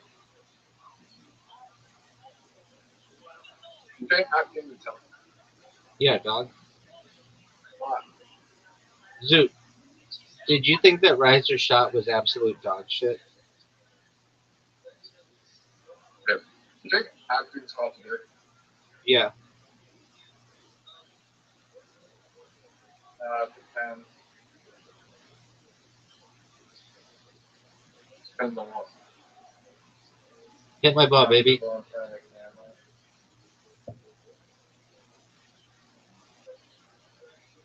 What are you gonna do, Riser? You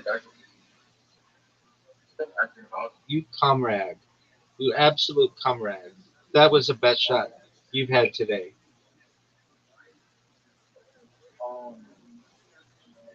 What a good shot. I'm still up by 1, right? Oh, I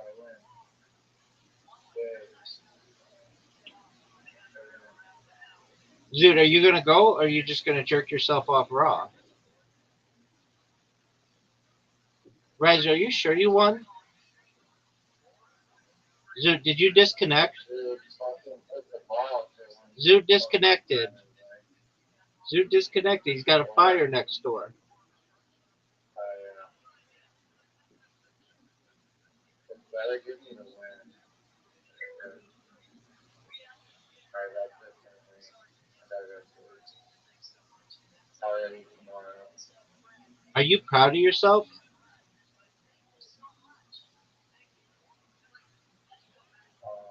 For what? Sucking dick?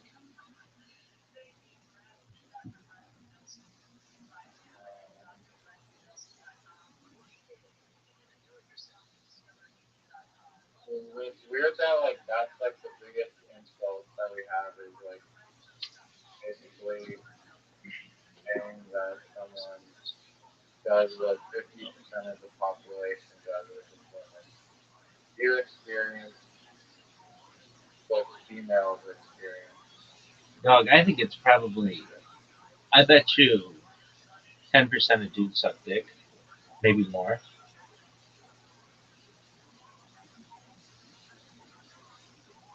I mean, there's Zoo and you, so that's at least.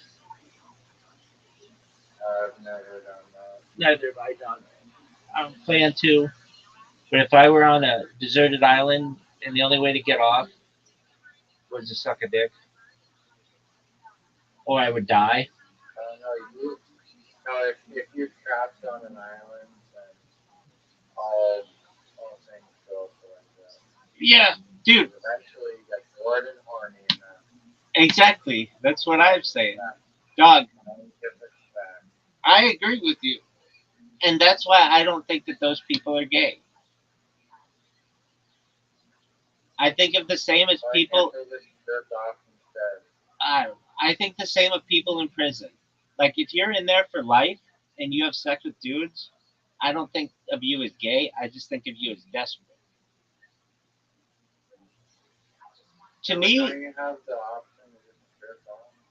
yeah, but like maybe you get bored of that. I don't know. Gay or To me, Let's all be, gay or together. What if everyone was just happy and just holding the together and doing all this?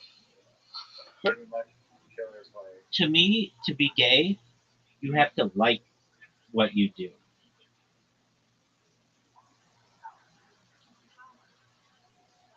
Did you watch the William Montgomery show this week, son? Someone like took a pair of like pliers to your eardrums. Like I've mentioned this but at least 3 times. I'm listening. What's your answer?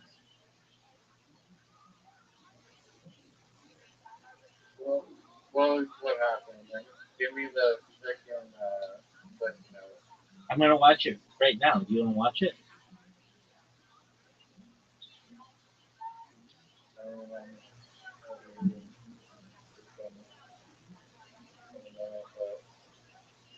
All right, you don't have to watch it. But did you know that there is a post? they just leave and just disappear and not say goodbye. Have you ever met Zoot before? Have you ever met Zoot before? Yeah, I don't know why I said that. Like, I don't know. Normally he'll say something and then just disappear. Like, whatever. No, that's how Zoot goes. His house is on fire, or his neighbor's house is on fire. My house is on fire. That could It's be. literally burning. Okay, so I let me ask you this: if you're raped by a dude and you're a dude, are you gay?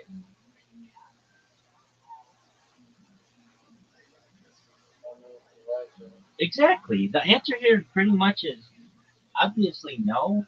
If you were doing it against your free will.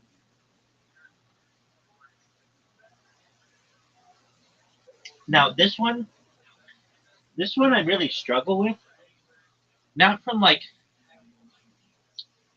okay, so you ready for this? We've had this conversation before. Polyamorous relationship. No, no, no, Live in poly. no, nothing like that. All right. So just for the record here, I like allegedly porn where you don't see the dude. All you see is maybe his dick going in the chick. That's like my favorite. And the chick's a male. That's like okay. But is it more gay, less gay, or an equal amount if you watch a transgender male to female having sex with a female in porn? Is that Okay, so let me make it even here. So basically, in porn, like most porn or whatever, like there's a woman and a man, and you have two boobs, one vagina, and one penis. In the one with the transgender person and the woman, you have two boobs, one penis, and one vagina. Doesn't the transgender porn isn't that isn't that closer to two women having sex?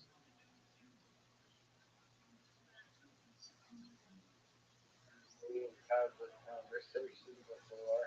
I know, Some great length. I know, but I've never. It's still. I kind of actually think that it's. We came to a consensus last time we had the conversation. I know. I think the consensus was it's neutral, but I think I disagree with that now. I think it's. I think it's actually less gay.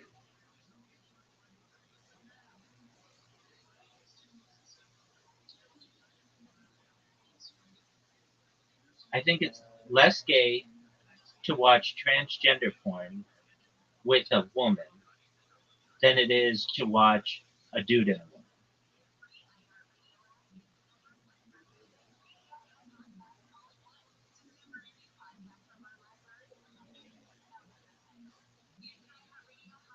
I don't know.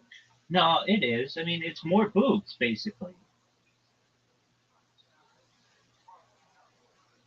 Yeah, but that's not. You're looking at it strictly from a physicist point of view. How But else? How else you gonna look at it, look at dog? it from a mental. Look at it from a No, no, psychological point of nobody view. looks at it that way. I'm You're just saying. with Nobody looks at transgender person. nobody looks at it that way. What I'm saying is just Yeah, strictly. they do. That's a giant freaking factory. You can't just wash that off like it's nothing. Okay, I still think that it is gayer to watch. I now let me say this for anybody watching. I have never, on purpose, watched transgender porn. I have had it thrust upon me through some algorithm. I shouldn't even say that. Um, I don't even think I've seen that. I like maybe somebody has posted a GIF You or something. got curious one night and you searched it up. Okay. No, my searches are very simple. It's MILF, and that's about it. That's really about it. Um, that's my thing. And most people wouldn't even admit that, but I am like the king of the MILFs. But no, I think that I'm really pretty serious about this. That it is less gay to watch transgender porn and a woman than it is to watch a dude and a woman. Just because there are more female sexual organs.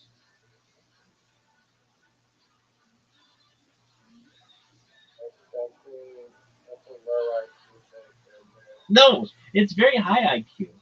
It's very So, high. It's very high IQ. that is the opposite and complete antithesis of movie IQ. No, that's Mayor of Newfie. No, that is Taiwan head sound movie level. Not even movie. This is regular in person of connection like Captain Hemisphere and there. No, okay, then let's break this down. You have a. No. You said your piece. Okay, I'll explain to you why. Hold on. You wanted to bring in the mental. No. You wanted to bring in the You mental aspect. already stated your shit. That's my turn. Go ahead. Okay. You're a transgender male. Does this transgender have a penis or no? The transgender person looks completely like a woman, except they have a penis. So they do. So for whatever reason, it's not a full-blown post-op trans. Correct. Because once you get into that, I don't even know if you can tell. without like measuring bones and skeletons and like DNA. I mean, like they could get really good at that.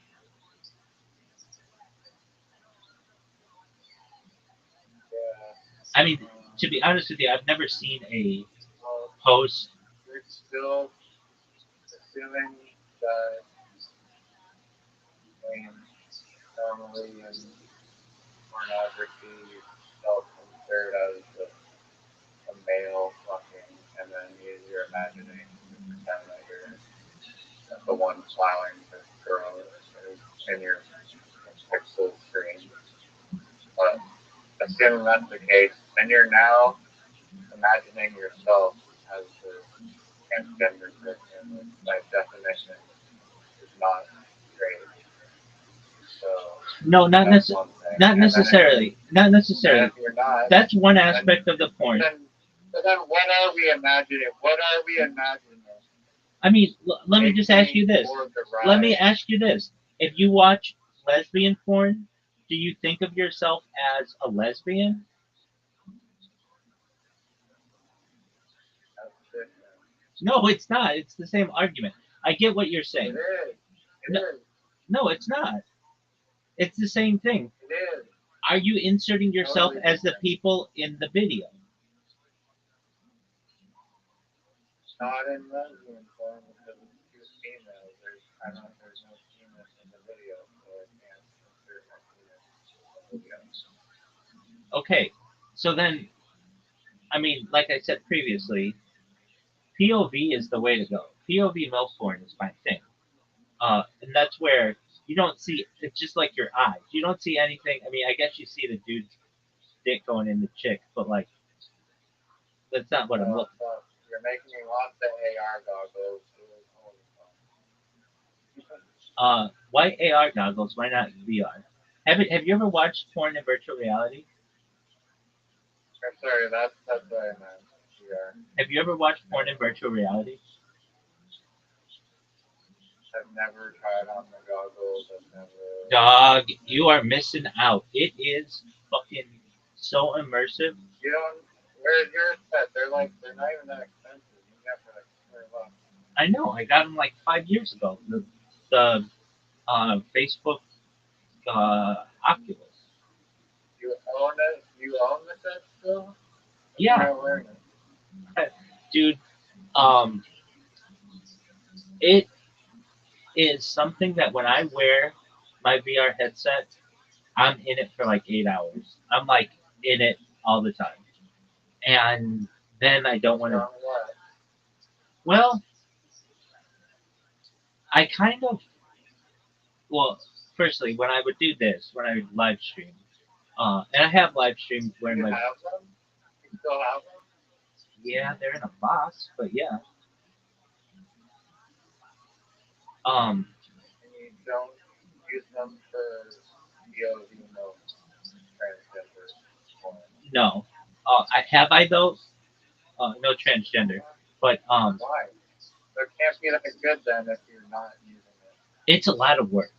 It's a lot of work, and um, the real reason, and anybody who uses VR will tell you this, it's not very user friendly, or at least I don't find that it is.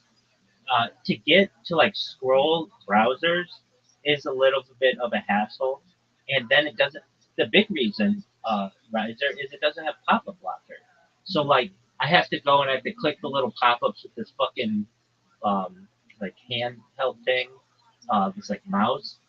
But when you get in, it's amazing. I mean, one of my favorite videos, the first one that I ever saw that I was like, this is a game changer. I was in a hot tub with three milks, and I was just like staring up at them, and when like you move your head up and down, it's like it was like it was like I was in like some kind of like resort paradise with just three super hot chicks, and you move your head around, and it's like you're moving your head around in the video. Um, but it it is annoyingly slow. I mean, I'm sure it's faster now, but at least my uh, Oculus, it did not um, have the fastest processing on it. and anybody will tell you that. Like, then it's not that fast. Um, Another issue that arises from it, though, I ingeniously developed a workaround for this is the battery life isn't that great on it, so you have to keep it charged. And when you keep it charged, the connector it's really like delicate. So I used a magnet charger so that like I can pull it off. Um, so that worked really well. Um, I've got like once you use it, you recognize the possibilities with it. But again, to me, it's really annoying to do pop-ups, and I don't like that. It's because it's not like you can use a mouse. You have to use this handheld, um, like device, and close each X, each close box, and um, but there is a lot of 3D porn or virtual reality porn, and it is um, it's I thought you can't just full screen a regular like POV video. so they do have that, but they have to use two different um, like since the screen is so close to your eyes, there are two different like screens going simultaneously, and it works. I'm not gonna say it doesn't work, but is it's just to me like very slow and annoying, and I don't have a pop-up blocker in it, and um, what else don't I like about it? It's a game changer. I mean, there's no doubt about that. Like, um, but there's not a lot to do in it as well. I mean, my friend had the more um, advanced version of the Meta Oculus, and uh, I was at his place one time after Shabbat. We went and we played this Star Wars game, and it was like very very cool. It was very cool. I still like. Here's the thing about it that is really interesting to me. There are elements of it that stick out in my head more than like any other video game. Like I remember looking at Darth Vader, being like, "This."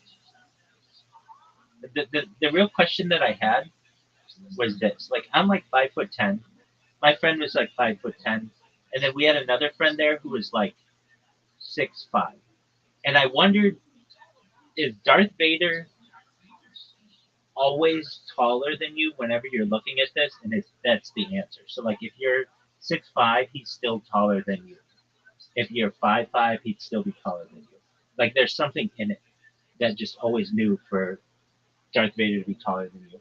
But like we were like flying the um we were like flying the Millennium Falcon or whatever. It was fucking amazing. Now I have not. This was the Meta Quest. Actually, this was like. I mean, mine's old. It's like maybe 7 years old. It's pretty old. Um, and I'm sure they've improved it since then. I don't have the newer version of them, so I can't say that for one reason or another.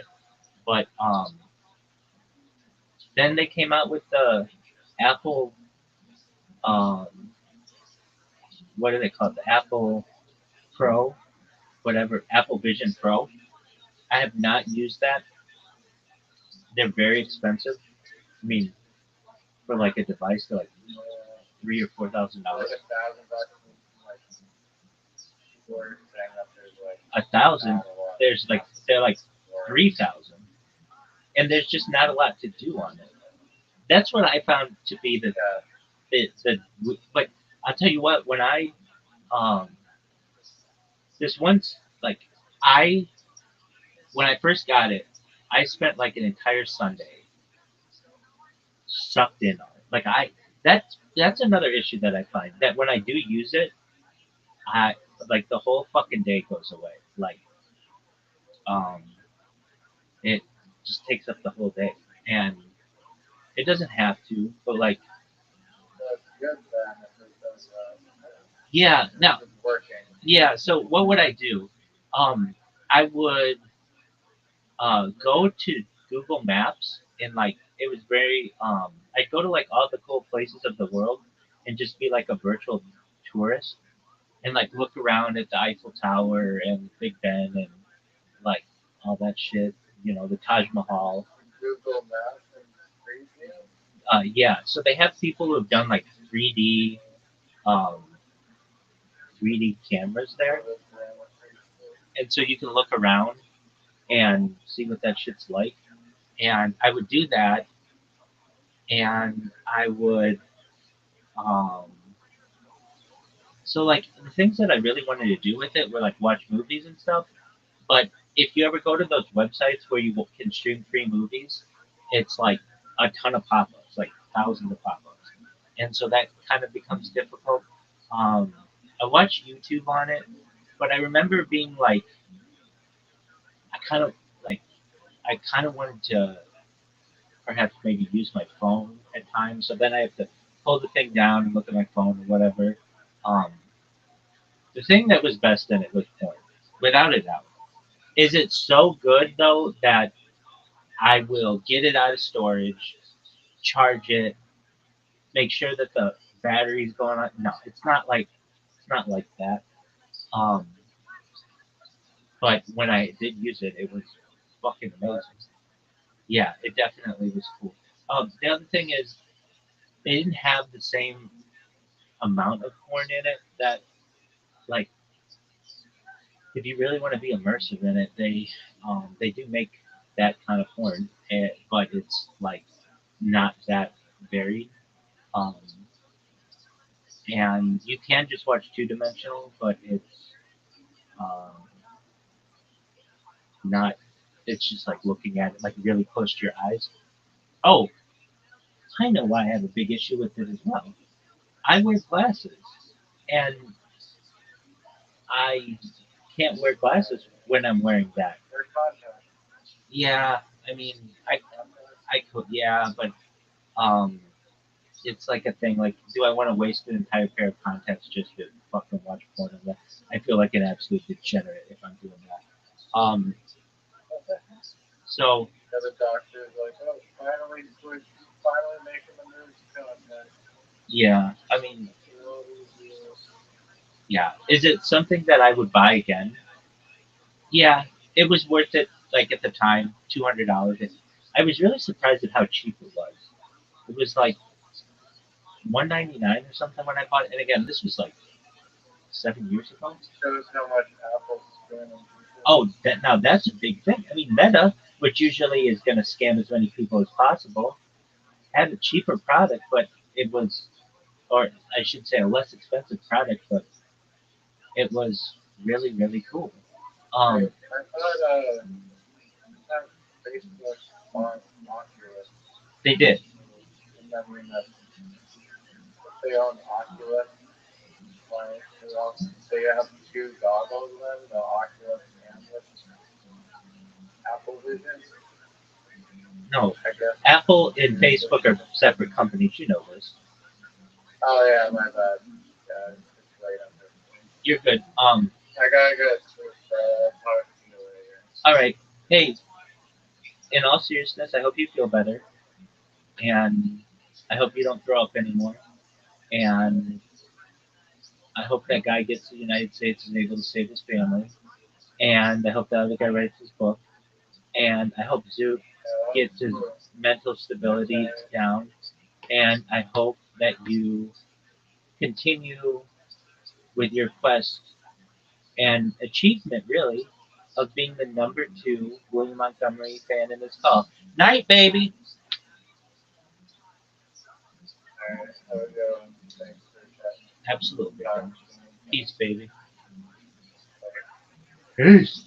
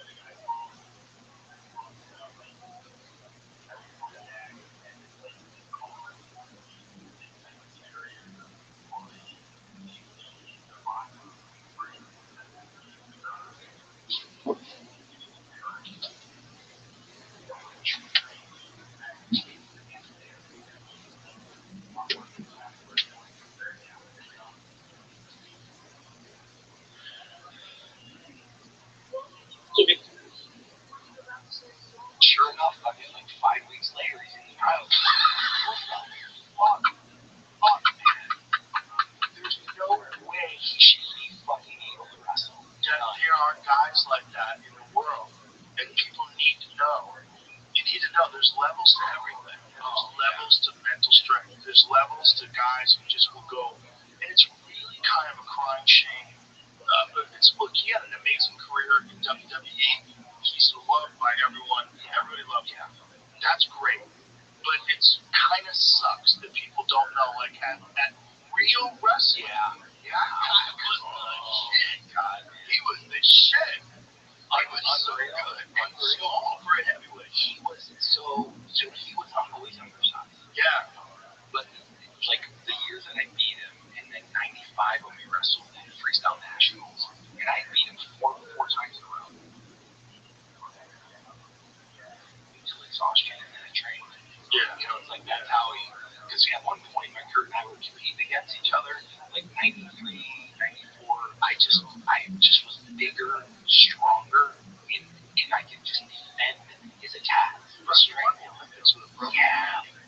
With a broken neck. Come on. With a broken neck. I was there at Nationals when he literally hit the mat, and I'm like literally, I watched when his neck broke at Freestyle Nationals. And he got hit with an arm spin, and he gets arm thrown, and his head gets almost like separated. It was nasty. And I'm in the stands going, oh, fuck, he's not going to get the trials. Like, there's no fucking way he's going to get the trials. And sure enough, fucking like 5 weeks later, he's in the trials. Fuck, man. There's no way he should be fucking able to wrestle. There are guys like that in the world, and people need to know. You need to know there's levels to everything. There's levels to mental strength. There's levels to guys who just will go, and it's really kind of a crying shame. Look, he had an amazing career in WWE. He's loved by everyone. Everybody loves him. That's great. But it's kind of sucks that people don't know, like, at real wrestling. Yeah. He was the shit. He was so good and small for a heavyweight. He was always undersized. Yeah. But like the years that I beat him in '95 when we wrestled in the Freestyle Nationals, and I beat him four times in a row at that point. So we wrestled in the '95 Freestyle Nationals, and I get a hold of him for the first time, and something was different. I was like, oh fuck, like wrestling going, oh man, something different with Kurt, and he ends up beating me in the Freestyle Nationals in '95, and I'm like, oh fuck, there was just something different. I'm like, because he could stay on and attack longer, stay on and attack longer. He was stronger. He hit a gear that I didn't fucking have. Wow. Like I go, oh fuck, and like looking back and I'm going, oh shit, I totally missed that. Like most guys at 220 pounds that you're wrestling at, they would have these attacks that they would initiate, like grab a hold of you, hold on to you, and then initiate an attack. Kurt was constantly probing, attacking, which was happening to be lighter. Yes. Yeah. It's lighter and quicker, but still wicked. Oh my god, he can still get in. Yeah. So it's these attacks that he just sustained, and he just wear you out of position. So this constant attack, and all of a sudden it was just a little angle that he was hunting for the whole time, and then he hits that attack and he takes you down. You're like, fuck. Fuck. It's just there's levels of drive. There's levels of discipline. There's levels of will. There's levels of wanting something, and that's what scares people. I think that's why people get really terrified of like truly special athletes, because they don't want to know how lazy they really are. I think it's one of the things that drives people nuts about seeing like some insanely disciplined, like elite top of the food chain grappler or striker or whatever it is, MMA fighter, because it's like you don't want to know that someone's willing to work that much harder than you are. You ever have? Did you ever have an anything? At anything? I mean, Kurt was one of those where he opened his eyes and was like, fuck, there's another tier. Yeah. I thought I was training fucking hard. That's what's crazy. We're kind of seeing that. We've had this conversation recently in regards to Marab, because we're saying, okay, is Marab just physically gifted? Because I think Kane had some sort of a genetic advantage with cardio. Because DC would talk about how he would take 3 months off and come back in the gym and fuck everybody up. With like cardio, somebody that size, it's an anomaly. But Marab swears that when he was young he had bad cardio. He said, I smoked cigarettes. I can't imagine. He's like Sakuraba smoking cigarettes. He said he didn't take care of himself at all. And it's just hard work and discipline. So I have a bunch of friends who do 100-milers, real good friends with my friend Cam Haynes. And Cam Haynes, he just did a 100-miler like 2 weeks before we went elk hunting. Like he does 100-milers all the time. He's done a 240. What is it? The Bigfoot 240? Is that what it is? He's done a bunch of these through the mountains with thousands of feet of elevation and decline. He's done a bunch of these that are 200 plus miles. And you got to build up to that. But once you get to that, if you're sustaining it, you can do those things. So he does those things on a regular basis. He does multiple ones a year. So that didn't, you used to think that that was possible. They used to say that if you ran a marathon, like you were destroyed for like 2 weeks. No, he was running a marathon a day while he worked a full-time job.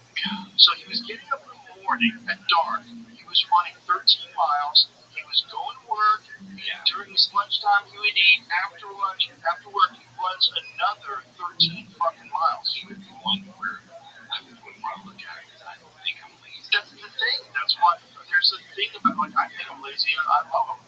He's my friend, so I think I'm lazy. Like, when I watch what he's doing, I mean, Goggins is another one. Yeah, oh my Goggins is even more insane because he ain't doing it for nothing.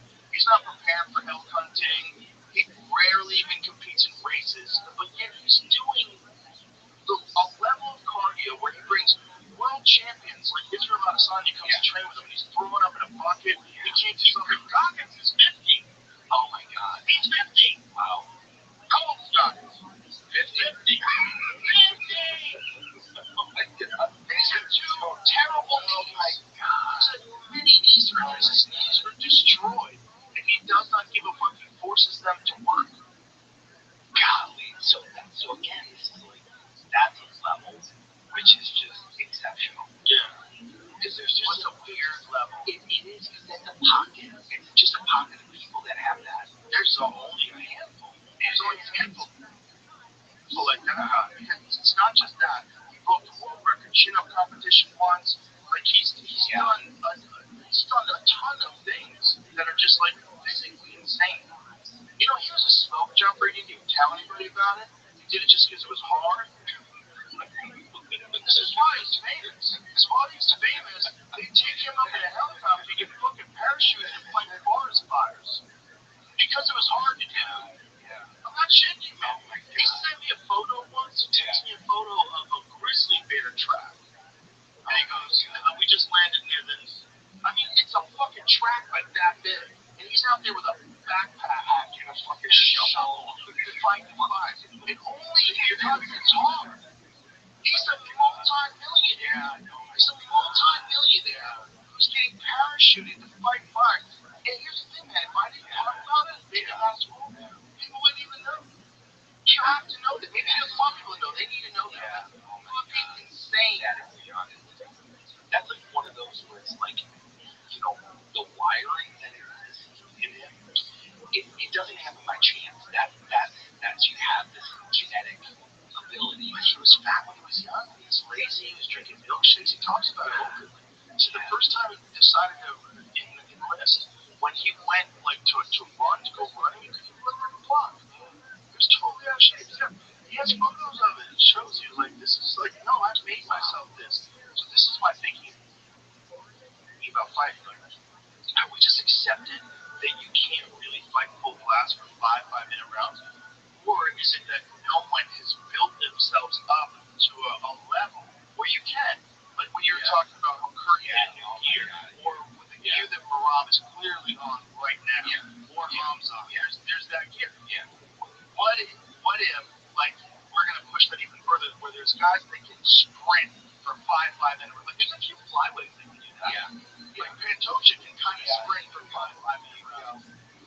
So they'll eventually be a fighter that can do that. Yeah, that's what I'm thinking. Because it's just one where, like I was saying, from where I started from 25 years ago, and the training methods and how archaic they were, and how little knowledge was out there. Right. Now knowledge is advancing at such a rapid rate, and they're understanding how to recover. Yeah. Understanding all these different factors that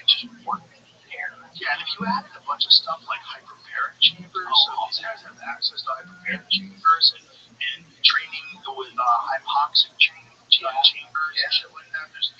There's levels and levels and levels that can be reached. You just have to be a complete fucking psycho and go through all the levels. Yeah. And get like Donkey Kong. Yeah, like measure all your food, all your electrolytes, everything throughout the day. Have your sleep environment perfect. Wear a mask. I'm telling you, there's guys out there that'll do it. Yeah. Well, they have to, and that's where you get the edge.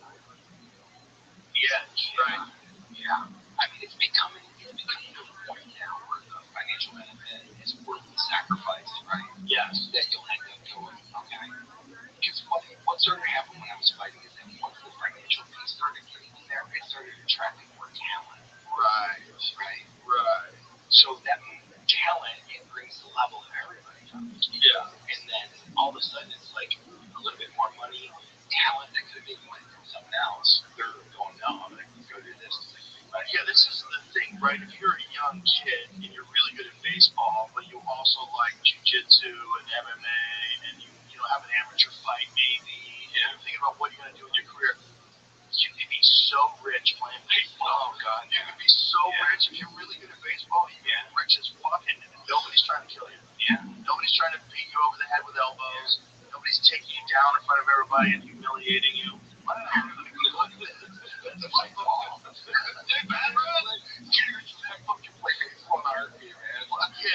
so that's the problem with MMA is like you hear like what is it to fight in the UFC? Like what is the bottom scale? What's like the lowest contract that you get in the UFC in 2020? And this is not even saying they deserve more because this is just how the sport works. Yeah. And it's way better in the UFC by the way than it is in boxing. When you watch a boxing card, most of the money's at the top, but there's very little spread out. Yeah. There's guys that fight in the UFC undercard that make excellent money. But when you first start, you don't. I think it's like 10. It's one of those things where it's like what I expected, like start at Microsoft, right? Yeah. And going, I get $1 million a year. Fuck no. You work your way into, and that's one of the things about sport. As long as it has the opportunity to let somebody grow into it, it still gives them financial incentive to grow into it, right? Right. It's just one where it's like I would expect, like, hey, I'm a good fighter, pay me $1 million. It's like, well, that's not how it fucking works. I wouldn't say $1 million, but wouldn't you say, let's make this argument, wouldn't you think that for young, struggling fighters, if they got paid more for fights, they could put together better camps? They could get better recovery and nutrition, have less stress, and be able to perform better so it make the product better. So here's where my career transition. I call it internally funded. My first 4 fights, I was using that money to get to the next fight, to get to the next fight, to get to the next fight. And all of a sudden I get in Japan, and they pay me enough money for the one fight that the next day I woke up and I was a professional fighter because it was the only thing I had to do was train as a fighter. What was the biggest check you got in Japan? Over $500,000. Damn. Back then, that was cash. Ooh, yeah. How did you get it out of the country? How did you get it out of the country? Here's what's fucked up about it, right? So at my first couple times over there, the first time I put 48-something thousand in one cowboy food, 2 socks, 40,000 in the cowboy food, 2 socks. I'm serious. It was straight out of the fucking cartoons how you got paid. Because the next day, you would go up to a room, and you literally would have a room. You'd have a chaser room, Japanese guys in black suits smoking, and then you'd have this room which is where you get paid. They had these, suitcases that had your pay, you could choose your currency, right? I'm gonna pay American dollars. So they would have your contract, slide your contract over, and they go, okay, this might be get paid, this is dollar amount, blah, blah, blah. And they would literally take it out, count it, you would sign on it, and then they would just hand you the cash. And the first time they ever did that, I'm like, it's $150,000 in cash, and I'm like, I'll be right back. I go to the bedroom it's in the hotel room, and I grab the fucking case to the pillow, and I go over and I fucking just scrape the fucking money, put it in the pillowcase, straight to I go, okay, thank you. And go head out. I don't know what the fuck to do. I'm like down in the elevator, like fucking holding money. The money, like, I don't know what fucking Right, I don't even know what to fucking do. Big giant guy with 150 grand. No, it does not, man. It's like, what did they expect you to do with it? I don't give you any advice on how to get it out of the country. No, that was not. It was your responsibility. Oh my god. So literally, I'm like, oh fuck, man, I get on it. Like in my head, I'm playing all these movies, right? Like on this movie, got caught at the border. I'm like, fuck. I know that's gonna be this one. It's like, so I ended up fucking just going, cowboy boots and cheap socks. Like fucking 40 grand in one boot, 40 grand in the other. Put it in a fucking like walk and like, you got anything to declare? Just like walk through, but realizing that eventually when I claim the money, they hand a claim form. Okay, you don't have to worry about it. Okay, thank you. Good day. Oh, you just have to claim it? You have to claim it. Because they want to send it. They want to send that receipt to the IRS. Oh, so when you go through customs, I thought it was just a function of not being able to take that much cash. So no, like an explanation. When you declare it, there's that situation too, right? But when everybody's going to go, where's going to happen? I guess back then, could you even? No, you could even like YouTube yourself. No, you can't say what this is, man. I just want. No, what? Am I awesome? Exactly. This is how I really did mine. Back then it was hard to get. Oh my god. You know what? Like the example I give is like the corner video store next to the Shutters. Yeah. Where all the porn was. Yep. Right next to that was the VHS tapes. Everybody can hear when you went during servers. You had to go see films. Oh my god. Let's face it, Dad. Oh god. Yeah, that was right. Literally, those were where the UFC tapes were. Those were the Pride tapes were. I remember I was living in Hollywood. I just moved there. It was '94. It was when UFC 2 was available on VHS. Yeah. So I'd heard about UFC 1, but I didn't see it. And then UFC 2, I saw on tape. I rented it from one of those video stores, and I was like, holy shit, they did it. I couldn't believe it. Like, holy shit, they did it. Because this was always the dream. This was literally Bruce Lee's conversation. Yeah. Bruce Lee's conversation. I mean, he was the first guy to be completely outside of the norm in terms of like sticking to your style. Yeah. Because you were like a traitor if you have certain kung fu styles or certain karate styles. He was the first guy to say, no, use them. Use what's useful. Put it all together. Judo, yeah, Chuck Norris, with all these other. That was the first thing. Like the symbol, the kanji for a dragon, right? Bruce Lee was after the dragon. The dragon is all these parts to make one mythical. Yes. And that's that Enter the Dragon. Bruce Lee was the first one. People don't realize he was the first one to go, fuck, this is incomplete. Exactly. And it's so fortuitous that he ran into Judo Bell. Yeah. Because I think once you grapple with that guy, you're like, oh my god, I'm fucking helpless. And then it's just like, oh, this is super important. Yeah. Because like Gene was one of the first guys to ever have like a mixed fight. So there was a guy who was a boxer, and he had a judo gi on, and he chases the guy and gets the guy to go grapple. He chases and strangles him. But he had like a boxer versus judo. You ever saw that? No. See if you can find it, Jim. I want to say it's in the. So way back 60s. So this is gonna be way back when. Way back when he was. So this is Mark Coleman and I did a clinic in North Carolina. That was a judo clinic that he brought us in for. What year is this? 63. Oh my god. So Milo Savage. So the boxer looks like he's okay. I remembered it wrong. The boxer's bare knuckle, and he made him wear a judo gi, though, which somebody said, "Fuck, wow, wearing this gi." He probably doesn't understand that that's a weapon. Oh my god! What happened? We didn't see him take him down. Oh, did they show him taking him down? Oh my god! Don't skip through it. I want to see the technique. Because once he grabbed right here it is. So Milo throws him, but that's it. So once Gene's got him on, it's over. It's fucking over. I mean, you don't know what that even feels like until you feel it. Oh my god! So I rolled with And oh my god, he's just putting him to sleep with my collar choke. Oh my god, yeah, he's mangling. Oh my god, he's just mangling him. This poor guy. And Gene his style is very, very brutal. Oh my god. Like he had a very almost like catch wrestling style base submission. He had a lot of like very, very painful moves that he would do on you. Oh my god. Can you imagine just not understanding what you're agreeing to? No, you just got choked on the punches. No, I mean, you can't know until it happens. I mean, I don't know how much cross training people did. I bet he probably thought I was just going to go in there and use my boxing. Yeah, and be good. Fuck him up. Oh my gosh. It's just, you don't know until you know. It's so wow. But it's just so wild that even at the highest levels, like the level you were wrestling at, a guy like Kurt Angle can go, let's check it out.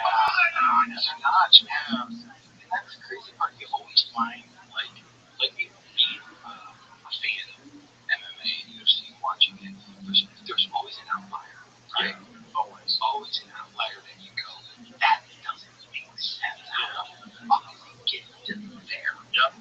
Yep. Right? And that's like, fuck, he's just found a new way to do it. He's found a new gear. He's found a new, way to just go, okay, this is what I'm going to do.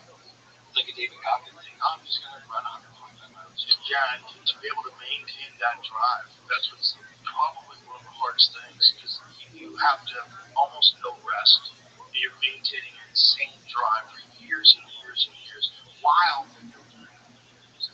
sharks are nipping at your ankles. They're all coming up. Yeah, all chasing you. All chasing you, yeah. And everybody's scary.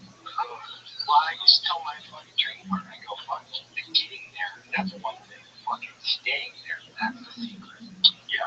It's so hard to stay at that level because everybody else is building on your experience, right? Girl, this is what he did. This is what he's incorporated. These are the things he's doing. I'm just going to build on it. Yeah. We were posting this one.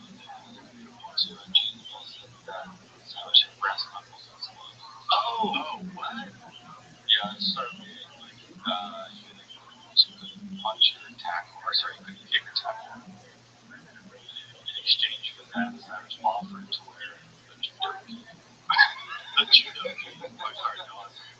Yeah, that was a judo gi. That's a new outfit.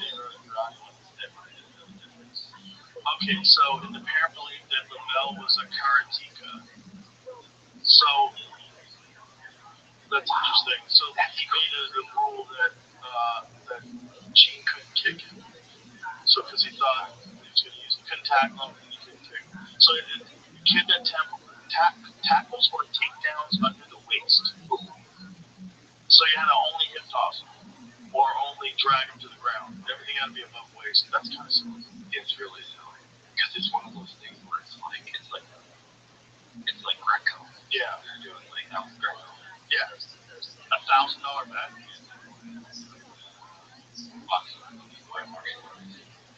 Wow, this is way ahead of my mind. I wonder if the brass knuckles thing is true.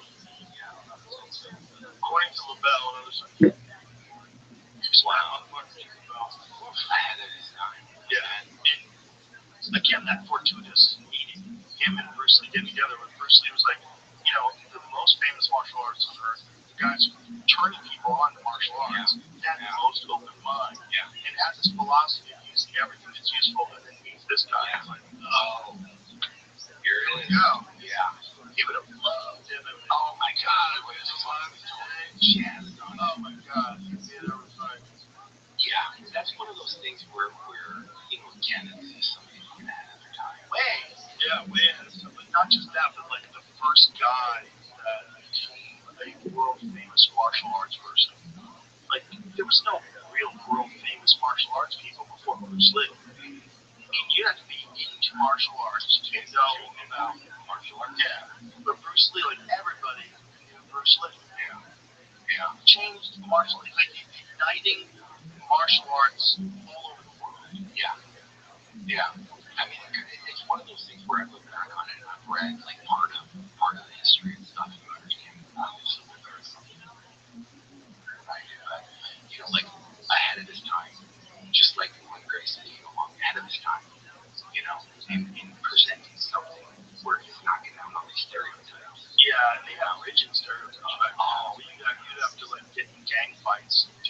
the style that you were like. So I started training at Beverly Hills Jiu-Jitsu, right, in California. I remember that spot. So Boss would have me out there. I'll be Ruben, the guy that owned it. And I would go out there and teach wrestling a couple days out of the week. Is how I got introduced to Boss. All the way to Power Marker, who I was training. So they were training out of there as well. So you would get these guys, jiu-jitsu guys, that would sit on the outside, wait until the other students were gone, draw all the lines, lock the doors, and go, can you do just wrestling? Because they were so afraid that if they got caught there with me, it was like a trainer. Oh, that's hilarious. Yeah.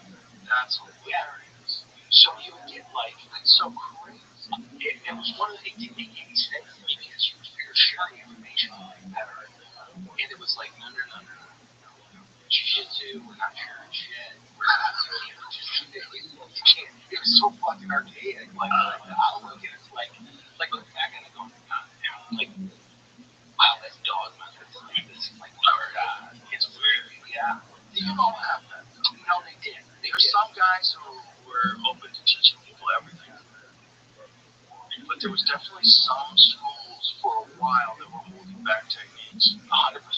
Like I remember when Hoist Gracie, one of my friends said that when Hoist Gracie caught Dan Severn in a triangle, that he asked his instructor to show it to him. He's like, "You're not ready for that. I'm not going to show you that." Like, why don't you just show him something that works? I rewound that game probably 50 times. I still get, I'm like, what the fuck is he doing?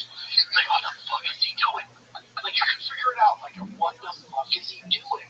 Because all of a sudden, Kevin goes from beating the shit out of him, going, he's fucking tapping out. Yeah, nuts. We couldn't believe it. I didn't know if there was a name for it. You can submit a guy off your back. Oh, yeah, like, what the fuck?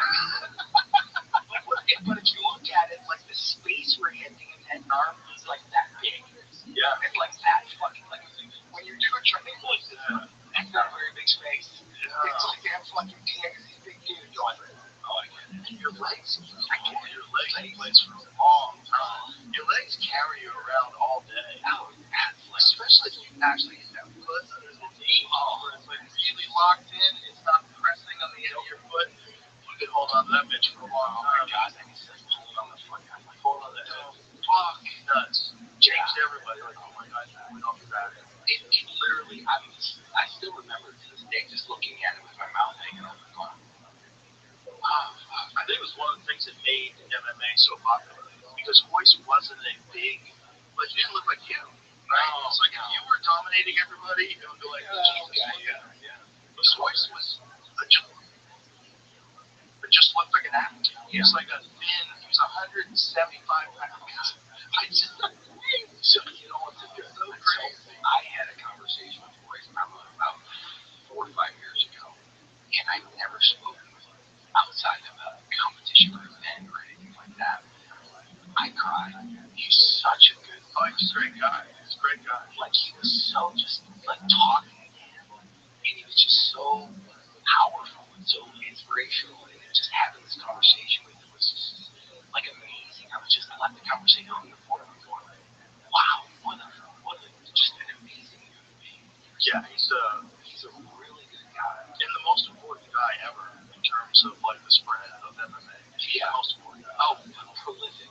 He's the guy when he won the first one, and you look at the way he did it, you was like, that guy? Yeah. And everyone was like, what's he doing? Yeah. No one knew what it was. What is this stuff he's doing to these people? He changed everything. Yeah. Made everybody instant. So like, it went from this idea that it was just the most brutal person to win. It was the tank habits. Like, no. There's this one guy, and he's doing everything with technique, and he's not physically imposing at all. And he's handsome. That's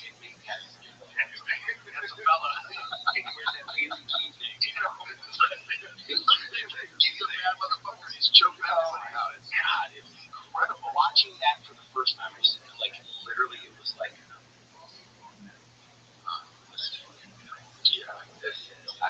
because you've never seen it before. Nothing like it. And then the sport explodes, but the sport was getting fucked so hard back then by all these organizations that didn't want it ever to become sanctioned. Yeah. Like, because boxing is very threatened by it. they had businesses with people, and then there was so much bullshit that kept it. Like it was out in New York until like 10 years. So we were on, me and my brother, we were on our way to see a UFC event in New York, and it got canceled, and it got moved down south. Yes, to Dothan, Alabama. Yes. UFC 12. Yeah. We were on our way to go see it. I was on my way to work at it. Oh my god. That was the first one I was going to work at. Oh my god. Yeah, it got moved. Yeah, it got moved. And so Dark was like, nope, ain't having it.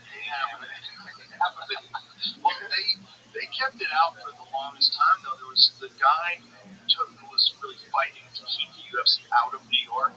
Eventually got brought up on corruption charges. Oh. Yeah, shocker.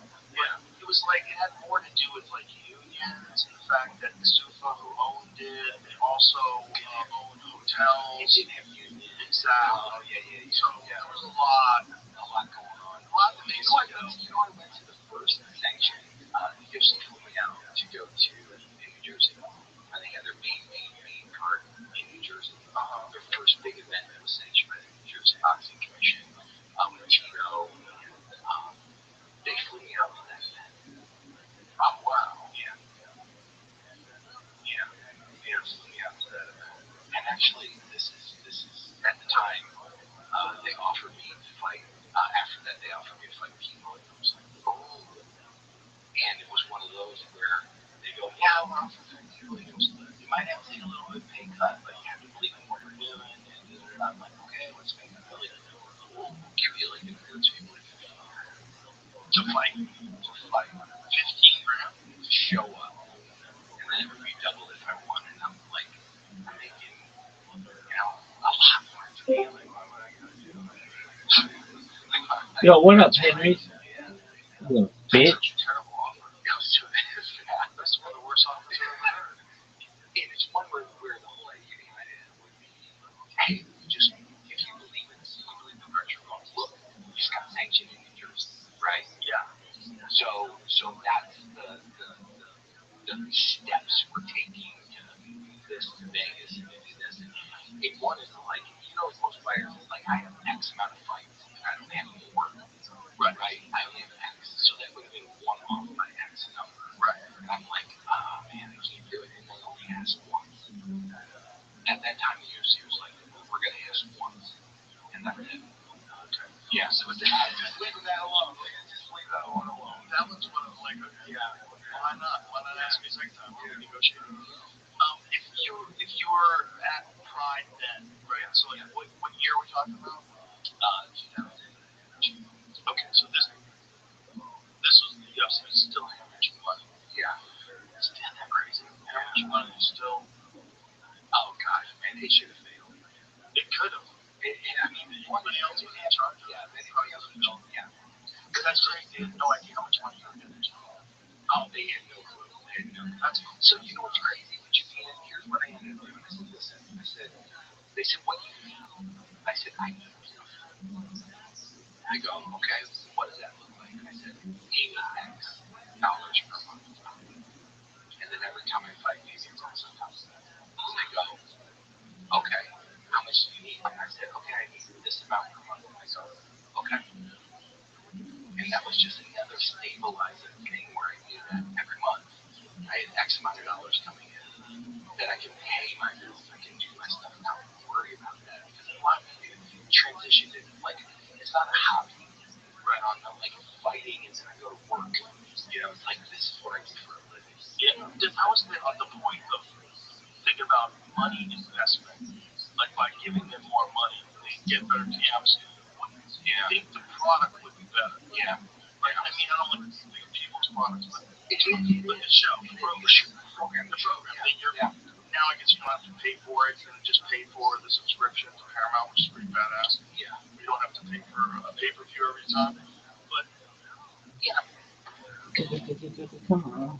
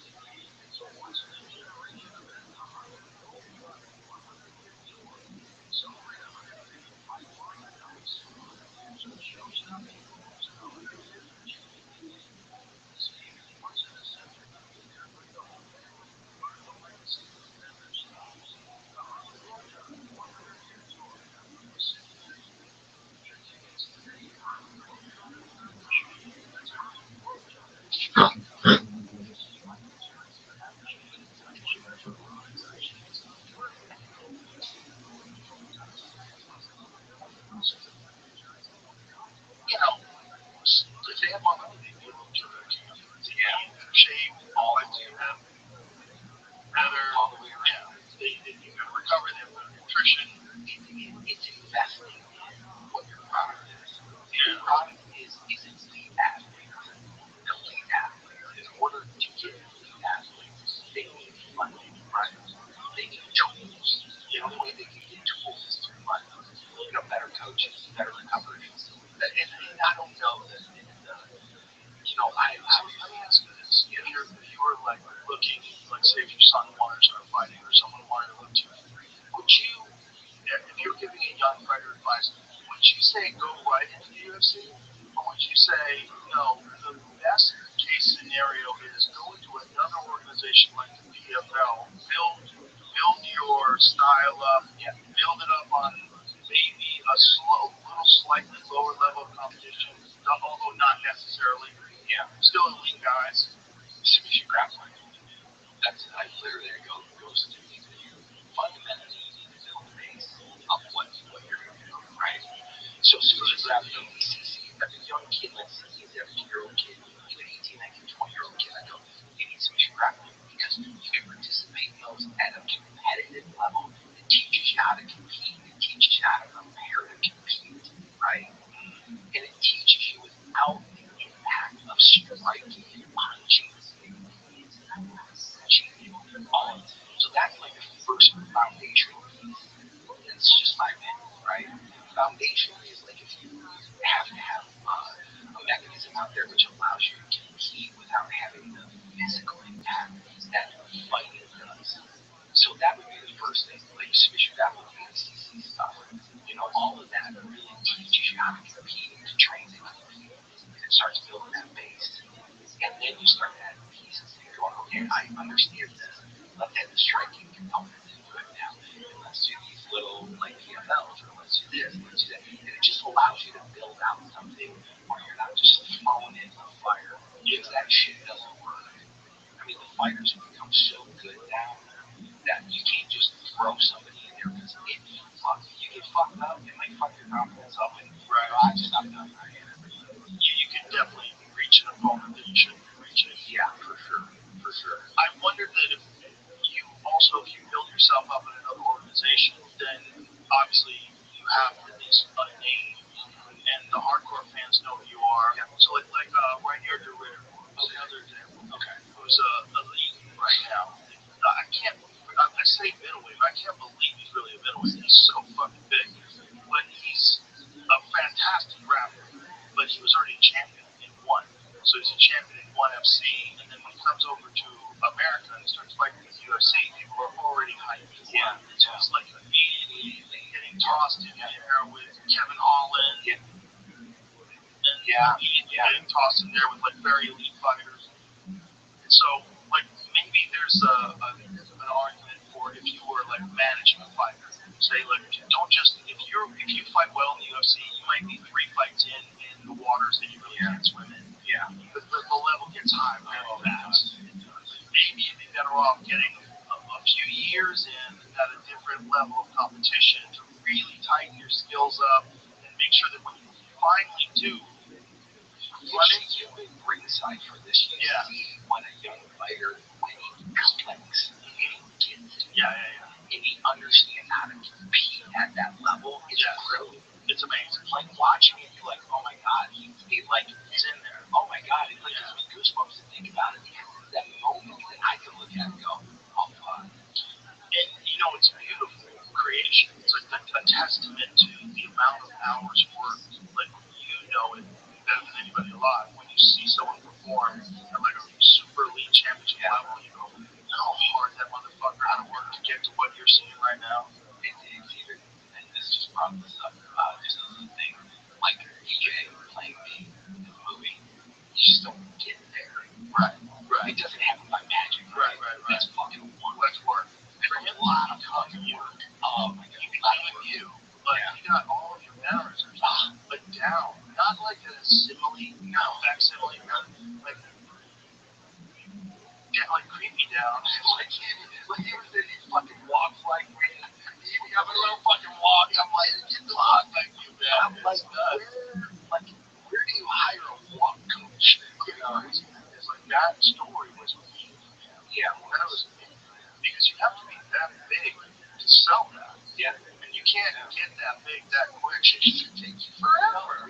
So we were talking about this the other day with DJ that like there's like through the history of like making different actors and like I'm getting big and they go eat Ben and Jerry's ice cream.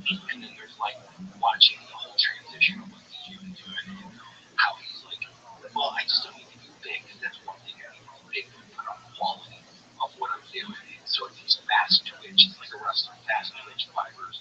You look at it and go, oh shit, he just needs to be big. He put on a specific muscle for what he can do. And to be able to go through everything and understand going, he secluded himself.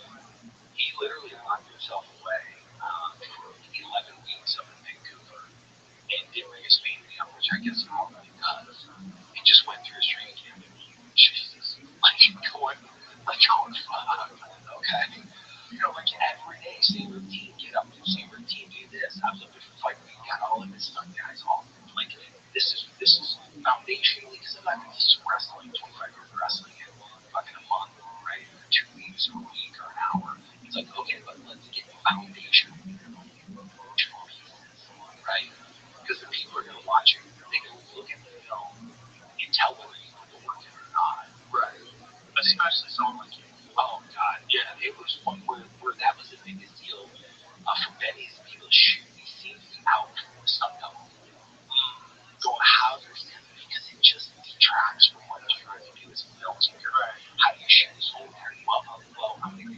foundational pieces of like changing your level for a double. Like here's where you get, and like certain foundational pieces, you have to have in them. Like I told them, once you get to a certain point, everything from that point on is your own.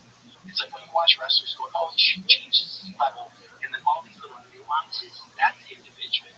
That's individualized. Like Michael Jordan is like the structure for a jump shot is the same, right? But all these little nuances of like how to get to the position to hit a jump shot, that's Michael Jordan. So I go like when I shoot a double leg, like lower your level, it's foundational, fundamental, right? It's like attacking without my arms out in tight, that's fundamental. But once I hit the person with an attack, right, double leg, everything from that point going on is my own. Whether I tilt them this way, tilt them this way, run them forward, run them backwards, sit down, change them. It's all these little nuances. I go, we need to do foundational and then you're good. So it was a lot of work for him to get to that foundational point. And once he got there, it was like, okay, you're good. It looked very realistic. The fight scenes were excellent. Yeah. Really, really well done to the point where it looked like the historical fight. Yeah, they did. And again, this is Benny,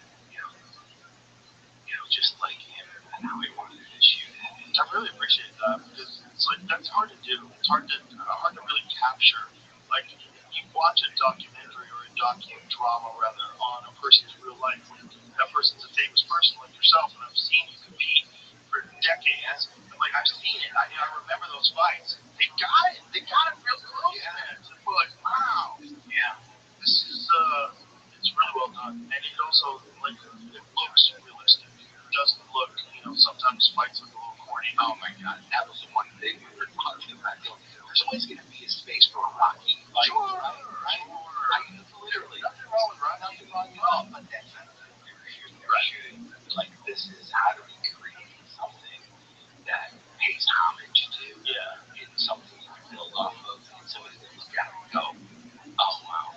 I think it's important when we're talking about Rocky though. We have to say Rocky 2, 3, 4, 5, 6, 7, 8, 9, and 10. Whatever the fuck they got, but Rocky 1 was real. Oh my God, I literally every time I'm in this theater, and I watch it, and just like as a kid, watching it, I'm like, I wanted to be Rocky too. I drank a raw egg and I ran around the block as soon as I got home. Oh yeah, 100%.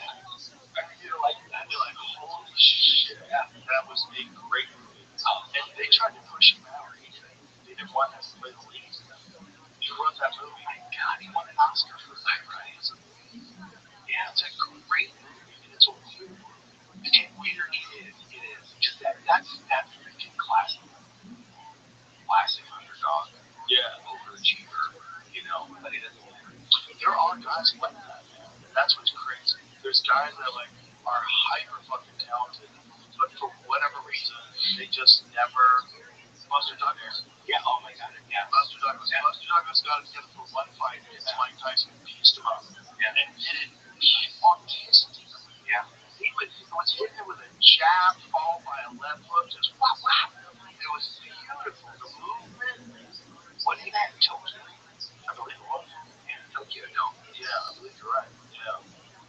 That was one of the craziest. Yeah. I'll never forget that. I'll never forget that. Because his mom had died. Yeah. He just got together for this one fight. Wow. There's this one fight he showed everybody what he had. Yeah. It was amazing. Never to be repeated. Never. And then Holyfield knocked him out the next fight. Yeah. Gosh. But that one fight, man, he got together and you go, wow. So there's guys like that out there that are supremely talented, but for whatever reason, they just never sustain, never can keep it together. That's that. All of it is, right? I mean, just like you're saying, like the outliers, it's a mental thing that they have at a level or a peer they can get to. Yeah. Everybody else just can't. It has to be, or there's got to be something they're doing that's so different. And everybody's trying to figure it out. What is he doing? Yeah. What is it? It seems to boil down to almost always dedication. Like how dedicated are you to it? And are you so dedicated that you're really willing to objectively look at what you do good and what you not so good and change that and fix it and really tighten down your diet and really get religious with yourself? That's the ability to be able to be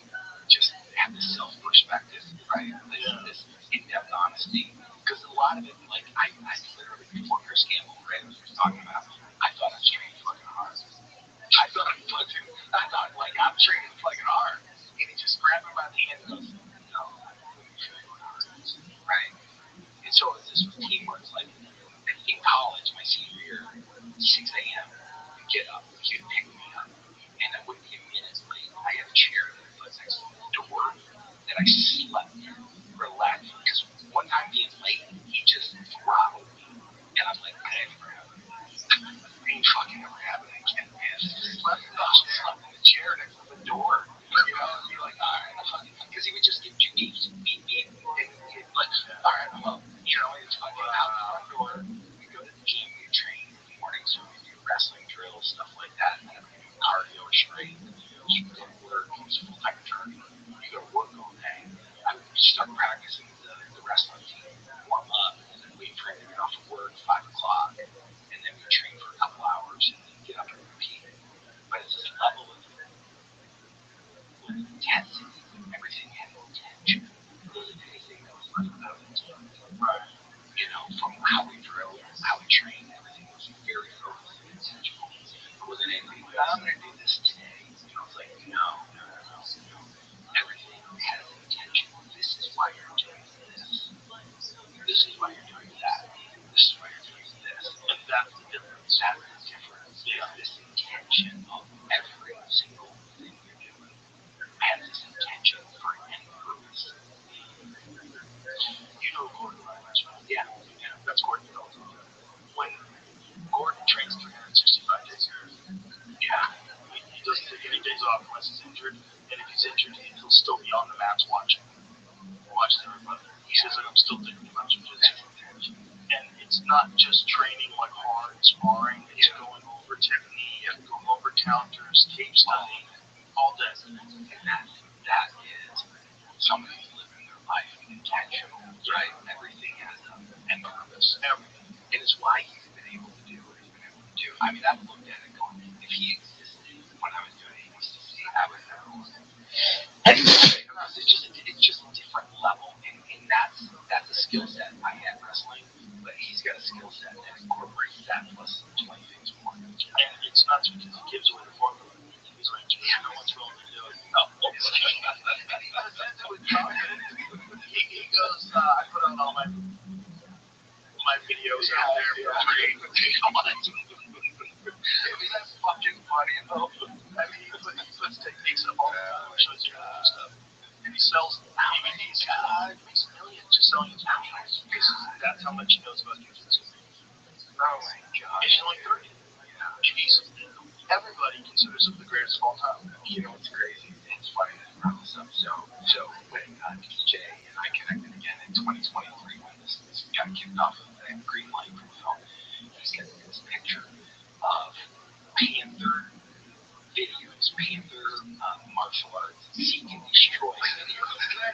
They're in VHS tape. He's got like 10 of them in the picture, right? And his marker, seek and destroy. Then he had found them and he sent them to DJ. He's like, study him. So this video game series that I did for Panther production.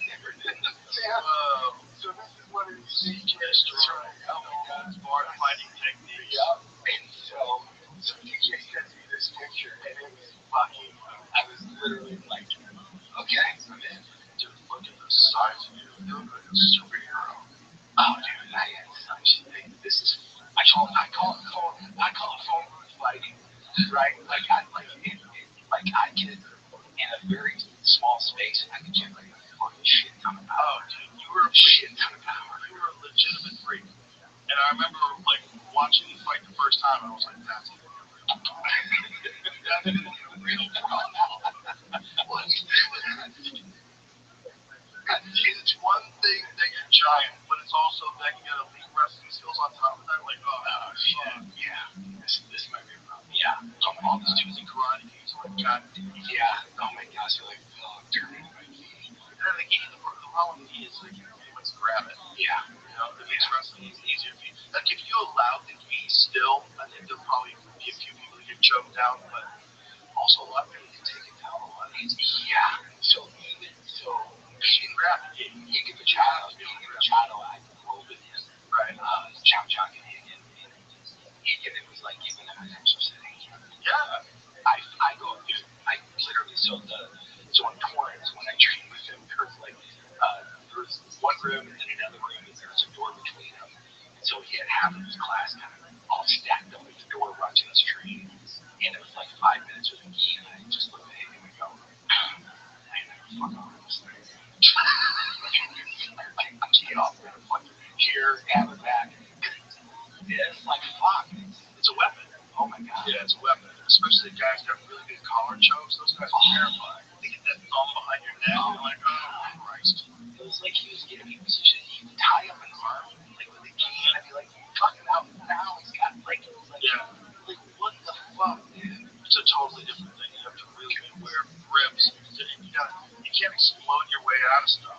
That's what the argument for is defensively, that you have to get out of every position with technique. You can't just pull your arm out. Your arm's stuck. So you have to figure out the right way to do this, where you don't expose yourself because you have too much friction.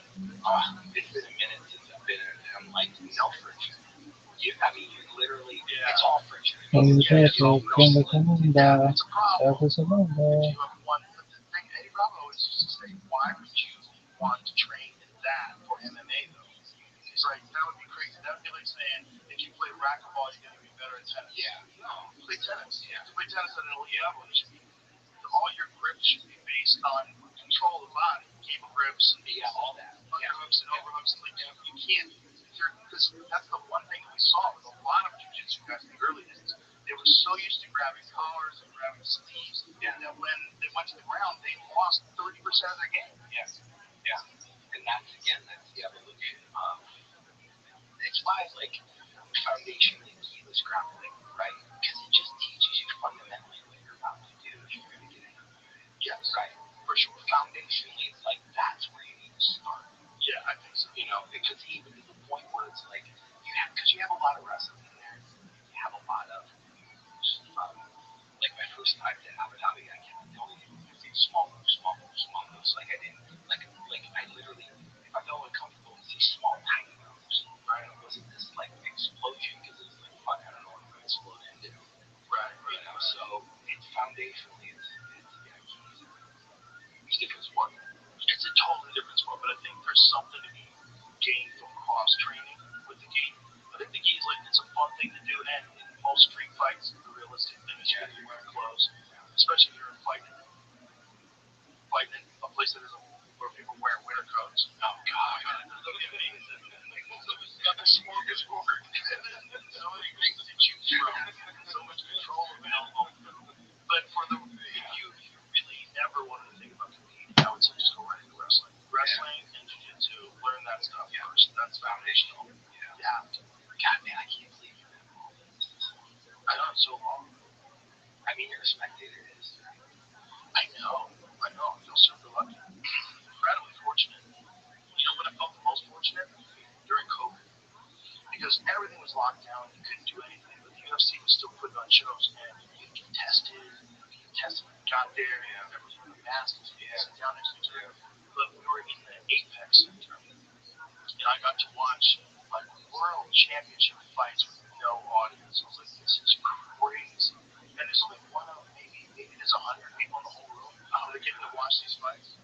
Like we saw Steve Bang fight Francis Ngannou. Francis beat him for the world title for no one in that room. Wow, it's crazy to watch. If you watch it today, it's such a weird video because it's an elite performance by Francis in his prime, where he's like seek and destroy, going after Steve Bang. Patient. It's when DC started calling him Patient Francis. Yeah. There's no crowd, and it's kind of eerie. Wow, it's eerie. Because when he KOs him, and you hear people go, oh. It's like people kind of freaked out. Wow. That's unique. It's very unique. And I was like, wow, there's so few people that get to be here. Oh my gosh, yeah. While this fight is happening. Yeah. Like when Justin Gaethje fought Tony Ferguson. Oh my god. In an empty arena. Wow. The arena was completely empty. It was only the UFC crew and only the people that were working around with the UFC. There was no crowd.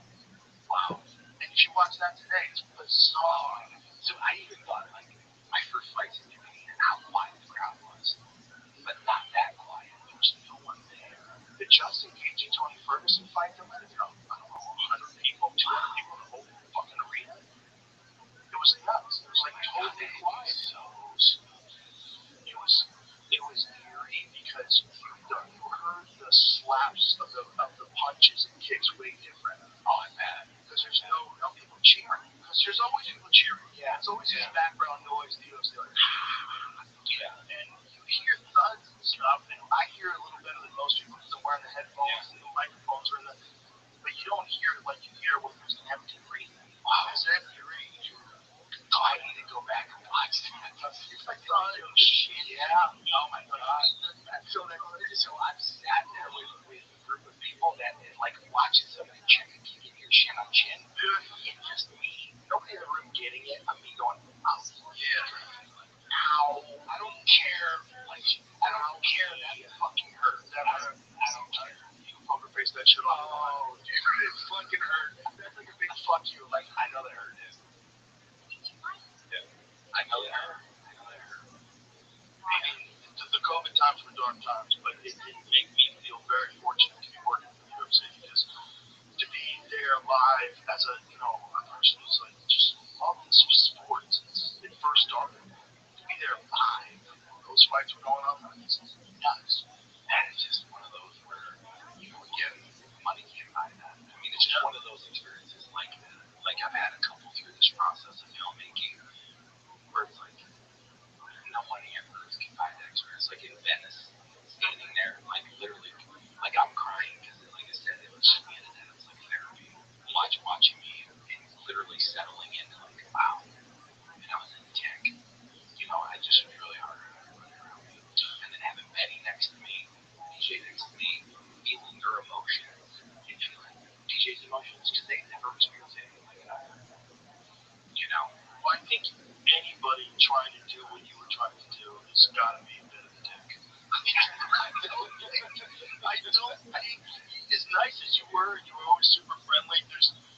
You're doing something that's really insane. You're cage fighting for a living in front of the world in your underwear. Yeah, I tell you we're hot pants. Fucking I'm a hot pants. You want to know the truth? Look at hot pants. I mean, you were a human superhero, built like a human superhero, and you're fighting for. Who the fuck expects you to be normal? No, they do though. That's what I'm like. No, I'm this selfish, self-absorbed, and I look at it and go, okay, all right, I can accept that and understand I was trying to raise everybody up. If you couldn't give me the fucking program, I didn't have patience for you. What you had gone through, like when you were talking about these camps, and you had gone through the kind of training that's required to reach the level that you had reached, you know what's in there for everybody, and people that don't want to come aboard, you get mad at them. Yeah, it's like you're gonna hold me back. Yeah, and that's part of it, like understanding, like I just didn't have patience for it because I didn't have time. I didn't have time for it, right? Yeah. It's understanding like I know that I make X amount of fucking fights in me, and I'm gonna try to maximize it, and that's not gonna work. Because a lot of that was assembling people that were accountable to me, right?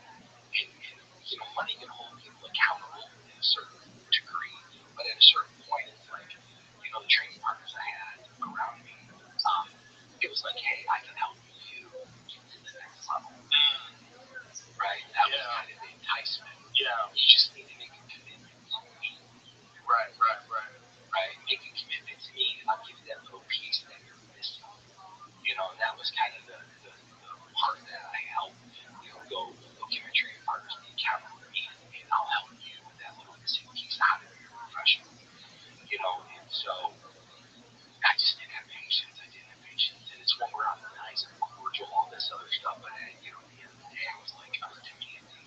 Do you think that maybe that kind of drive played a factor in you having an issue with substances? Yeah. Because you just wanted relief. Yeah. Maybe relief from the mindset. Yeah.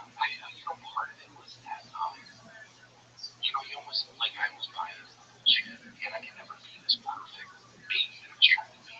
And so I'm always falling short in that feeling. I'm always falling short in this, just like, I couldn't live up to what I thought I needed to live up to.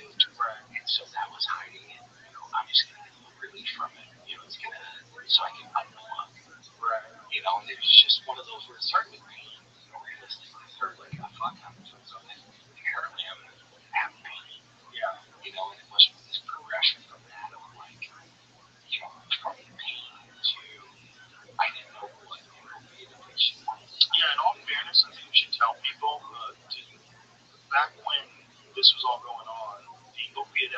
had not occurred yet, and people did not know. And they were also telling a lot of people when they were taking these pain medications that they were not addicted. They argued it in court.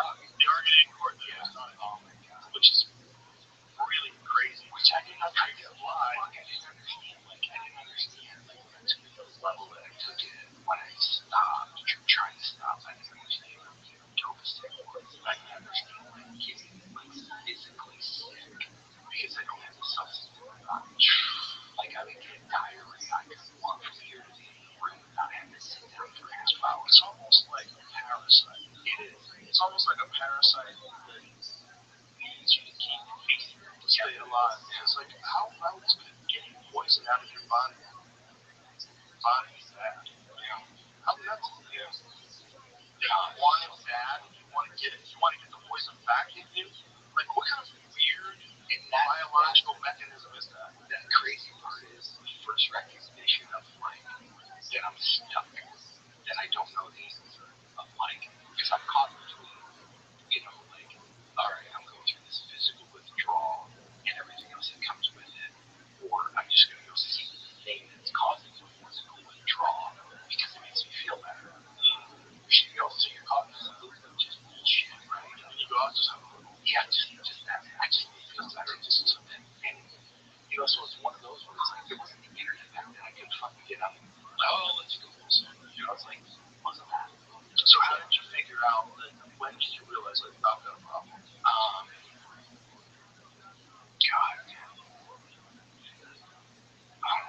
I always probably age 14 really, and I knew when I first drank.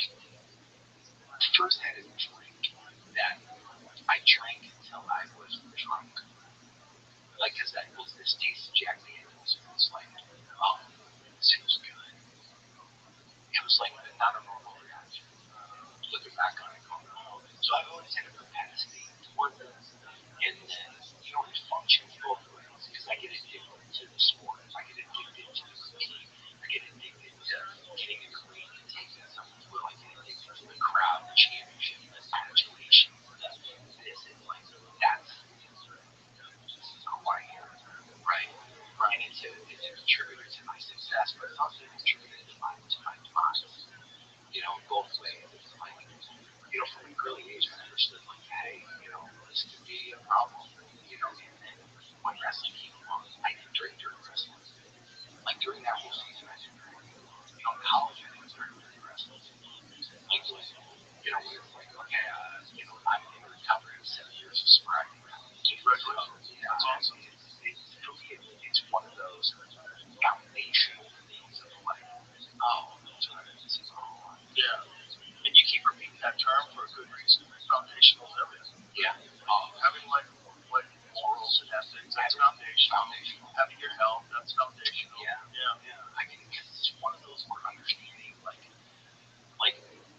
those are the building blocks. Because if I don't have those things in place, nothing else fucking stands up. Right. Of course. I mean, it sounds like no, but it's an important thing to reiterate. Is everybody should hear it. And it's a huge part. It's a huge part. It's it with most things in life. Most things in life, you have to have structure, some kind of structure.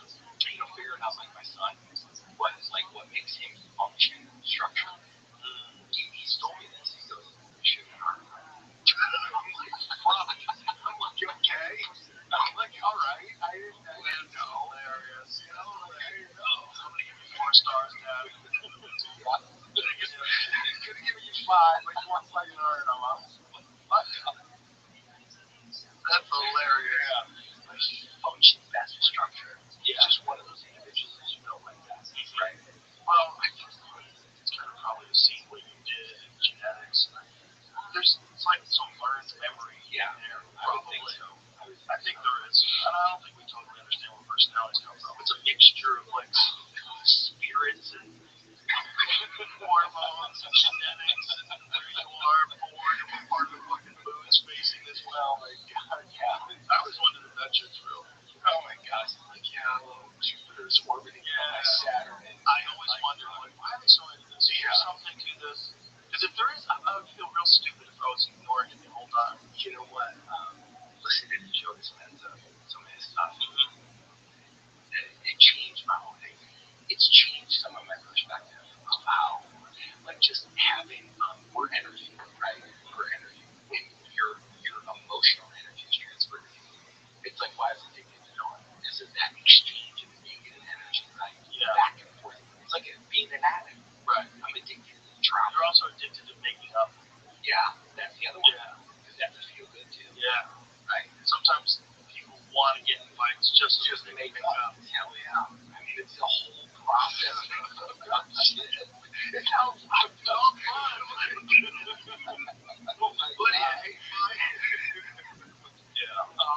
So it's that really fucked up part of like understanding, like looking back on it, going, oh shit. Bro, when you guys were fighting in the movie right before you were about to fight Bob Championship. Oh my god, it is such a crazy scene.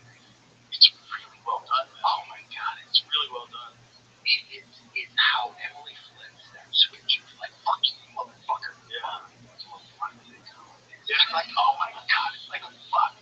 That's what he does it every fucking time. It's amazing. Of like that little, like, oh my god, I guess I didn't want to become those fucking asshole. It's amazing. It's so realistic. I mean, they nailed it. They really nailed it. It's, how weird is it for you to watch like a segment of your life created in a movie?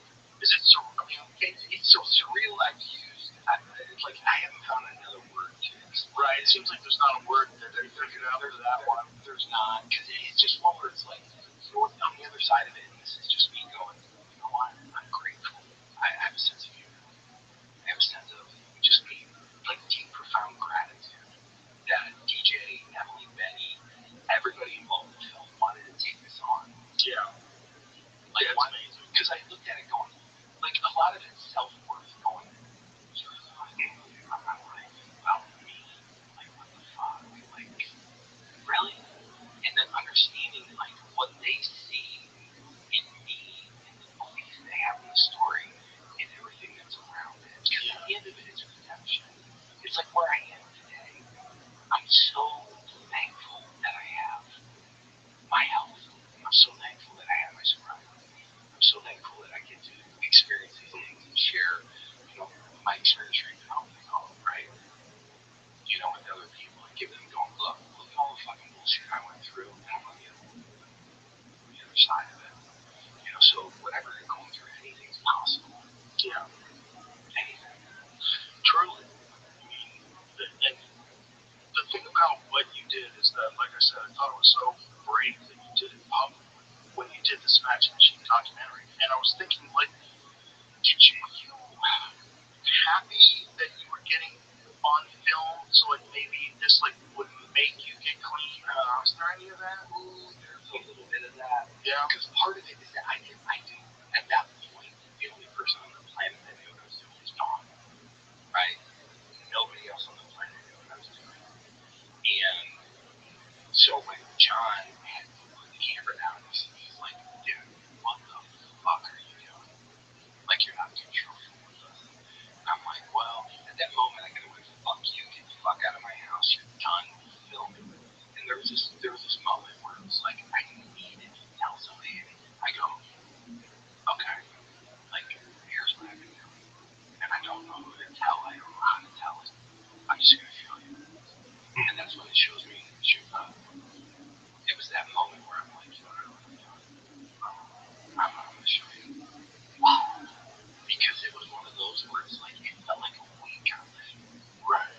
Like, all of a sudden, it's just like, oh, fuck. Did you ever think about not going through with the documentary? Yeah. So here's what they ended up doing. So I didn't see one stitch of footage at all until I saw the complete documentary in Los Angeles, Dolby Sound Studio. So it was like a couple of years. Wow. Not a second of footage. So I sit down, the documentary as it appeared on HBO, right? And the filmmakers aren't watching the fucking film, they're watching me watch the film. Right? There's like 8 of us in the movie theater. The film's done, lights come up, and I literally stand up and John Greenhall goes, what do you think? And I go, I'm gonna have to go back with you. And I just walk straight out, don't say another fucking word, get in my truck, start driving. Back then the phones, you know, like in the car, he's calling me on the phone now. He goes, you're gonna be okay. I go, I don't know. I honestly don't know. Because the agreement we had in place was I had final veto over the content of it. Like, I never showed you the content until that day I saw it in the Dolby Sound Studios in Los Angeles. The content of the whole film, I didn't see any of it until that moment. So literally, I drove home and John was like, what do you think? I go, you have to give me a day. You have to fucking give me a day. I said, I don't know. guess you did have a car. Yeah, I did. At the very What made you decide not to?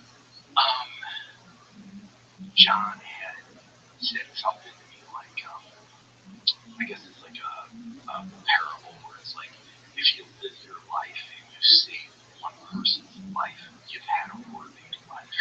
Meaning that if somebody watches this and sees your struggles that you go through, sees the hope that you have in that in your recovery, it gives them hope, or it gives them, because what keeps me is shame. The shame of what I was doing. It kept me quiet. I had to fucking, who the fuck am I gonna tell? Right? You don't want them to know. No, no, like fuck no. And so that shame is what usually keeps me. But if they see me in the film go through this process and this deep revealing process of what was going on with me, it gives them an opportunity to go, what? I can ask for help too. When you got through the film, how long did it take you to get clean? I got clean off of morphine, off of the new pain I was doing. Right after, all the way through the Fujita, or all the way through the Fujita fight, and I was clean for. I started drinking, which is a whole other topic. But I had been narcotics, probably like 3 years after that, and then I started up again. And it was this process of like start, stop, and then the thing that predominantly dominating is alcohol, because it's socially acceptable, easily accessible, and all these different factors of it. And so that's eventually, like I've said, my my mom passed away September 3rd, 1996, and so my son, and so my sobriety date is September 4th, and so my son asked me that day, September 3rd, he was like, Dad, I know you didn't hear it today, because your mom died, but would you stop tomorrow? And at the time, I thought it was just a promise of like, yeah, I'll stop. Next day, I got up and there's just something a little different from whatever it was that day. And I stopped asking the question why, because it's irrelevant, right? And from that day till today, it was over. Wow. Yeah. Makes no fucking sense. But it does. It's like you get better at sobriety, just like you get better at all other things in life. Yeah. Right? Yeah. You get better at figuring out why. And there's also the reality that I think a lot of people need to take into consideration when it comes to fighting is that a lot of guys they're self-diagnosing or self-dispensing something to make themselves feel better because they've taken a lot of damage. Oh yeah. They feel like shit. And that's alcohol is a big one. A big contributing factor. A lot of former fighters become alcoholics. Cocaine's another one.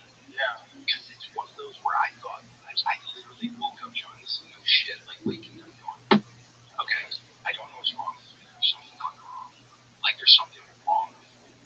And understanding like all this different stuff, head trauma and all these different things and factors, I literally thought I was like going off the unit. Like I was like, okay, alcohol or drugs was the only relief I got from what the fuck was going on in my head. So the thing, what was it past a specific fight?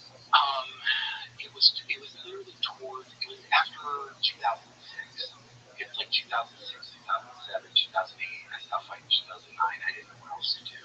All my identity was tied up being a fighter. Understanding like these simple words of like fighting is what I did. It's not who I am. Right. I'm much more than that. Right? I'm much more than a fighter. And understanding once I got to that point, it's like that's when some of the relief came in. But part of it in my head, like there's something fucking, I don't know what it is. And so I was just seeking relief because of like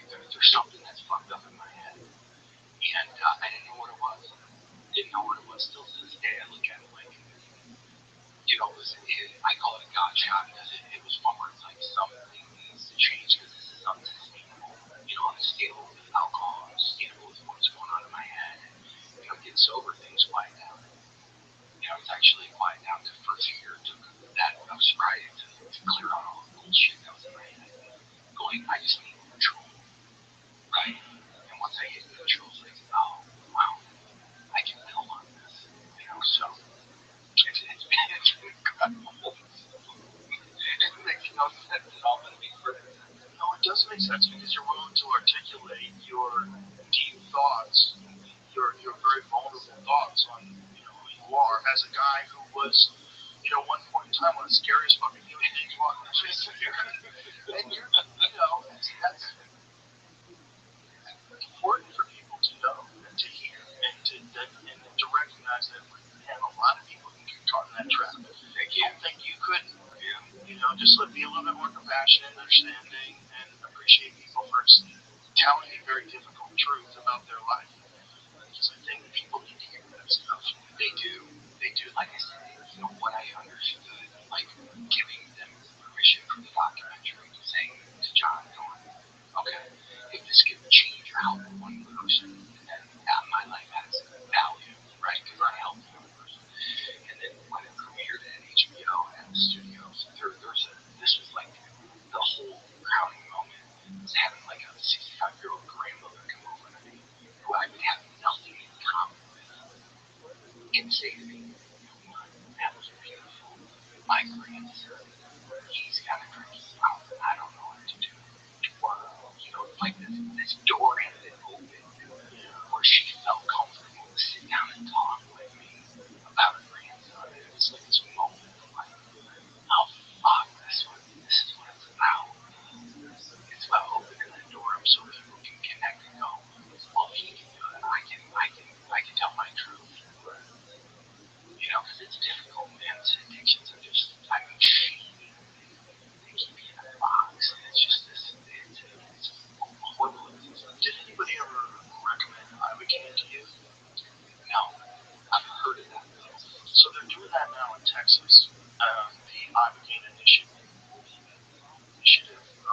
passed through thanks to former Governor Rick Perry, Republican, who through working with veterans found that a lot of veterans who struggle with addiction and who have PTSD, that Ibogaine is incredibly effective. Wow. It's not a recreational drug. It's not fun. No. It's a psychedelic. It takes 24 hours, and it's apparently like brutally introspective, but literally corrects addictive pathways, like whatever the connection is in the brain that causes you to be addicted to things. It can disrupt those in a very bizarre, unique way. And it's something like 80+% effective with one dose of getting people to stay off of narcotics, cigarettes, alcohol. And I think with 2 doses, it's in the 90s. So if you do 2 different Ibogaine ceremonies, they were going. Most people were going. My friend Ed Clay did it down in Mexico, and he even had a place that he was running down in Mexico because you couldn't do it in America because it's illegal. But it literally stops the train of addiction dead in its tracks. They don't totally understand how it does it, but it's very effective. I know a lot of veterans who So they talk about like the neuroplasticity of drugs like that. They create new pathways instantaneously. Yeah, like I'd like to say those words, but I don't really know what they mean. If I say them, I'm just making it. I know that's how you're supposed to say it. So respectfully, I don't know what the fuck's going on here. So what I do know is my friends that I know that have gone on Ibogaine, it's been massively effective. Wow. Get them off drugs, get them off drinking. Wow. Get them, they just change their perspective. They go, okay, I get it now. They just realized where they were tripping over their own dick, like what they were doing wrong. That's incredible. Yeah, quick. I mean, what else is like that? Where like 24 hours later, you get a totally new perspective in life and new cure of addiction. And somehow or other, that's illegal, but the stuff that they're addicted to is not. Oh my God, it's like, that's a bizarre world, right? Oh my God, total bizarre world. Yeah, none of that makes sense. Yeah, I mean, it's just that's a whole other rabbit hole for like down. Like what we just said makes no. It should be the opposite. Yeah. It should be the opposite. This is so stupid. Because it's just one where it's like, if that stuff existed back then, it would have come short. Yeah. It did exist, but it just didn't exist here because we're corrupt. Yeah. And so again, kudos to Governor Rick Perry because what he's done is like open the door doorway to right-wing leaning people going, oh, maybe we should dismiss all these things that God put here on earth. Maybe some of these things are actually here to heal your brain, and we're ignoring them because you can't patent them. Yeah, that might be the thing too.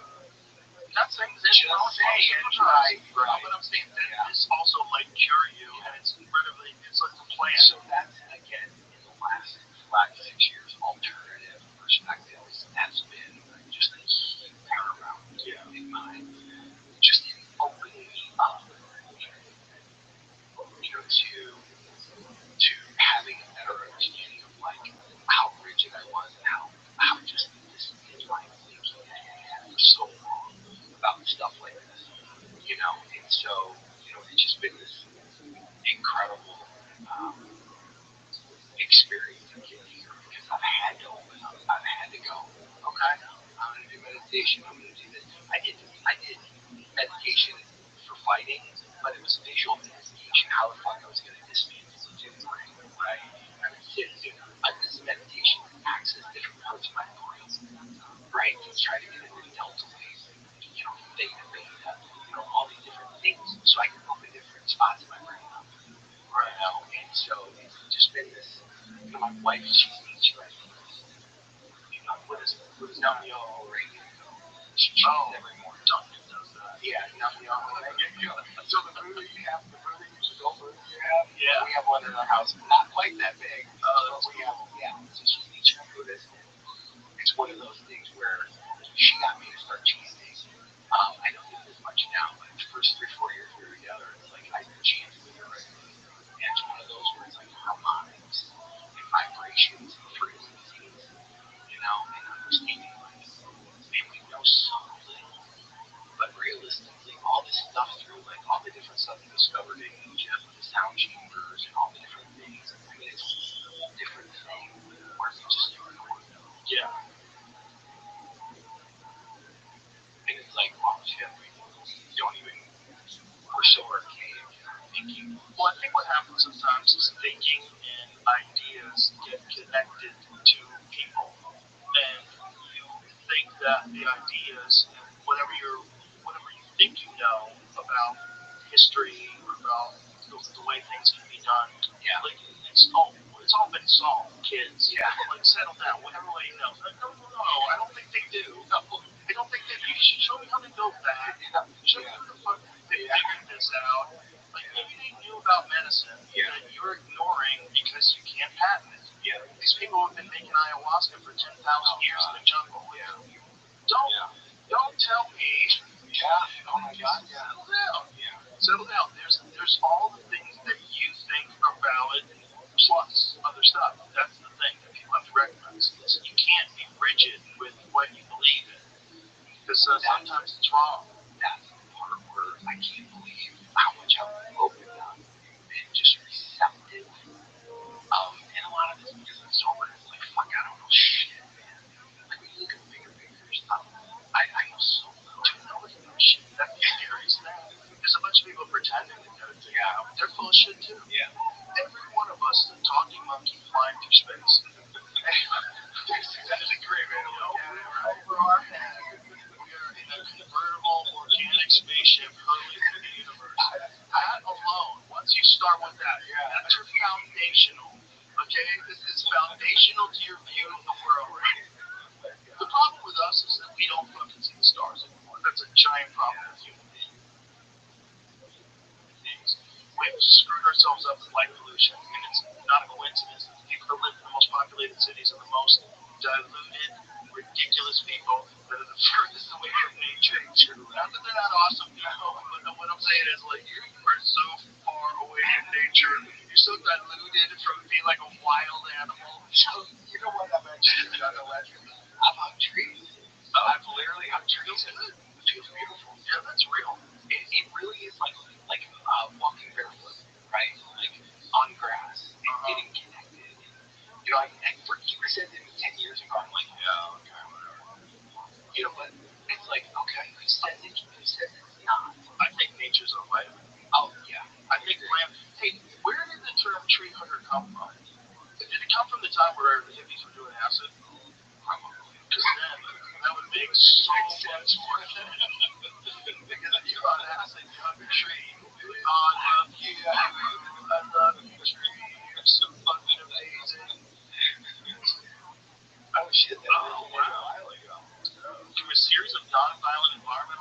US and India, beginning with the Bishnoi community in 1730. Wow. Physically clung to trees to prevent them from being cut down. See, those people were probably mushrooms. Whoa. That's why they worship cattle. That's what I think. Why else would all those poor people not eat cows? Cows. But doesn't that make no sense? It makes no sense at all. It makes no sense. You guys have food everywhere and you're starving. And your religion won't let you eat that food. Boy, okay. How'd you come to this? The only thing that makes sense to me is those cows were giving you the mushrooms. That's what the best source of psilocybin is cow poop. Duncan used to live in, my friend Duncan Trussell used to live in Nashville, North Carolina. And the farmers out there used to put a certain kind of feed into their diet to make sure that fungus couldn't grow in their shit. So that the kids wouldn't go in the field and pick the mushrooms. Because there were so many spores in that area, these kids would go just get bags of mushrooms and go to other plants. The farmer had a feed. Oh my God. Some ant mushroom. I wonder if it is. I bet there's parts of this country where they just grow naturally all over the place. So once those spores get out there, I would imagine. Yeah. I was supposed to actually go down to Brazil and ayahuasca. Oh, really? Yeah. This is crazy. You have to go to Brazil to do that? Yeah. That's nuts. Yeah. So, a friend of mine, we actually went down to stem cells in animals called origins. And so we go down there and he starts explaining like this. For him, it was like seeing the face of God. It changed his whole entire being. And he's like, it's in the jungle. There's no like, it's, yeah. Exactly. And he goes, it's like, I just picture Alex Guerrero one. Totally. Like, that's a scary motherfucker, man. That's pretty scary. His walk in is the scariest, bro. God, man. It's the dopest, too. Oh, the music starts playing. It's just like, I'm coming. Yeah, he's built for one thing. And I bumped into him in Chicago and I'm like, he's built for one thing. He's built for life. Yeah, he's built to fuck you up. Oh, he's like weirdly strong guy. Oh, yeah, it's like literally, it's like he should be able to do what he's doing. Right. It's like, I go, there's no wind up in his kicks, his low kicks, nothing, no tells. The kid was sneaky. He's really sneaky. But he's got unbelievable power. But the thing is, he puts it together with technique. It's not like he's just waiting after you, trying to exchange with you and land first. No, he's setting you up, and while he's setting you up, he's taking your legs away, and you're not seeing the tells. They're not there at all. They don't move. By the time you think it's coming, it's already there. And that's the whole thing is you go, okay, you're thinking you're going to pick up on it. No, you're never going to. Yeah, he's very clever with that. And he does it with both sides, too. He's just as good with the left leg with a switch hand when he's fighting southpaw. He just starts chewing up those calves real quick. I can't believe that. Is that nerve? Yeah, it's a horrible nerve. That wasn't the thing when you were fighting. Oh my God, you have to know it now. Oh my gosh, like looking at it going, it's even to the point where it's like, because you have a lot of wrestling in there, you have a lot of, like my first time did Abu Dhabi, I always say small groups. It's like I didn't, like I literally, if I felt uncomfortable, it's these small tiny groups. Right. It wasn't this like explosion because it's like, fuck, I don't know what it's working do. Right. So it's foundationally, it's a different sport. It's a totally different sport, but I think there's something to be gained from cross training with the gi. I think the gi is like, it's a fun thing to do, and in most street fights, the realistic thing is you gotta wear clothes, especially if you're fighting in a place that isn't where people wear coats. Oh God, it's a smorgasbord. So many things to choose from, so much control available. But if you really never wanted to think about competing, I would say just go right into wrestling. Wrestling and jiu-jitsu, learn that stuff first. That's foundational. You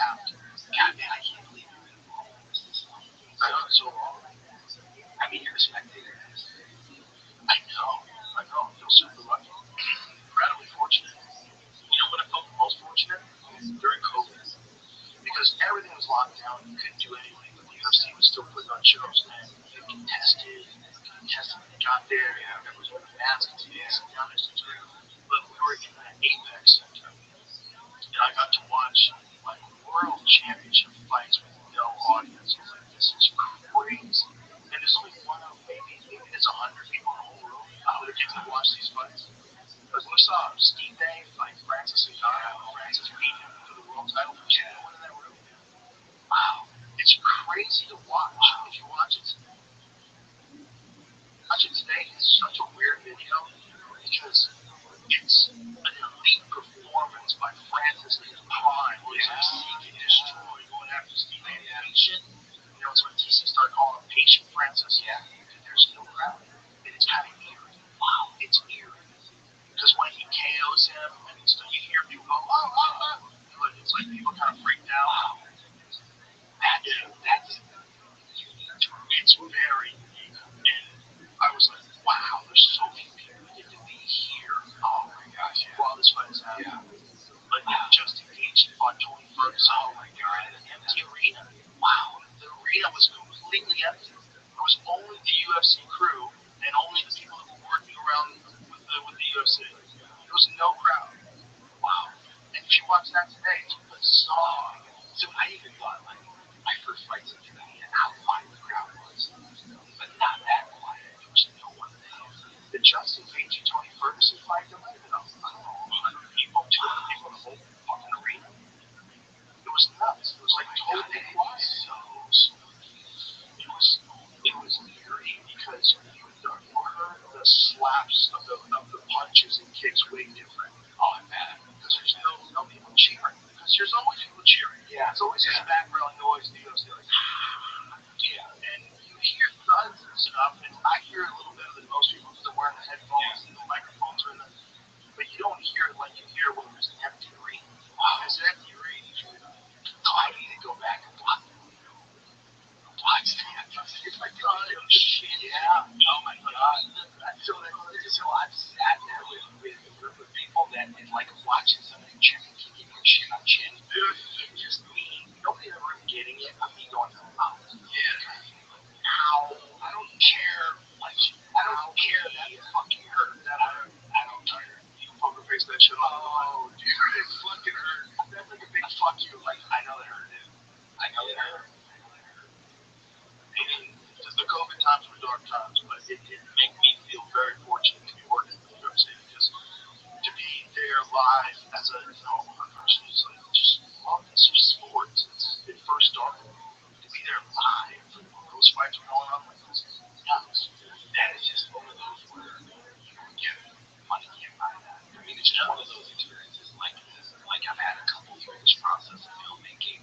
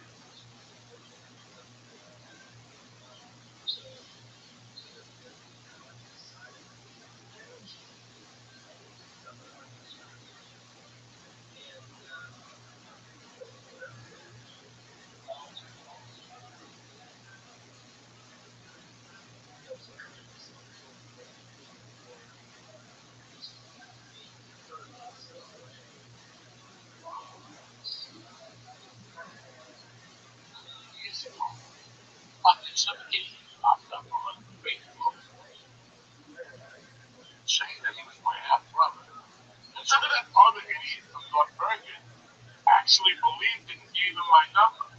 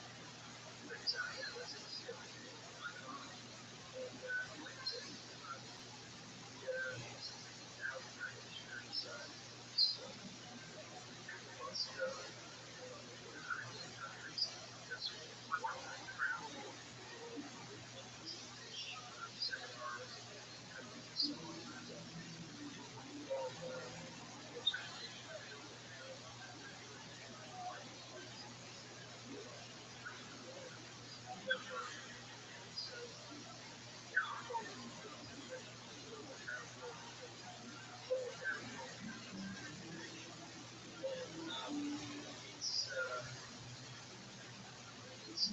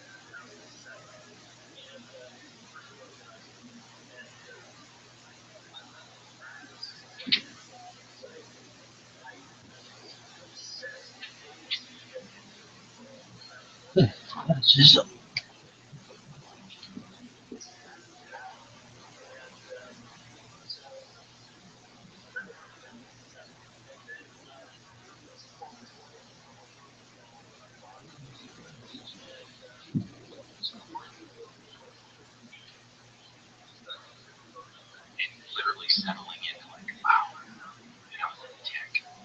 I just really hard to figure out it.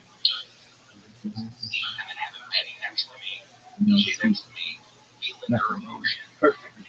DJ's emotions because they've never experienced anything like that. Well, I think anybody trying to do what you were trying to do has got to be a bit of a dick. I don't think, as nice as you were always super friendly. You're doing something that's really insane. You're cage fighting for a living in front of the world in your underwear. Yeah, I tell you we're not fans. I'm not fan. You want to know the truth? We're not fans. I mean, you were a human superhero. You feel like a human superhero, and you're fighting for who the fuck expects you to be normal? No, they do though. And that's where I'm like, no, I was very self-absorbed. And I look at it, I go, okay, all right, I can accept that. And understand I was trying to raise everybody up. And if you couldn't give me the fucking program, I didn't have patience for you.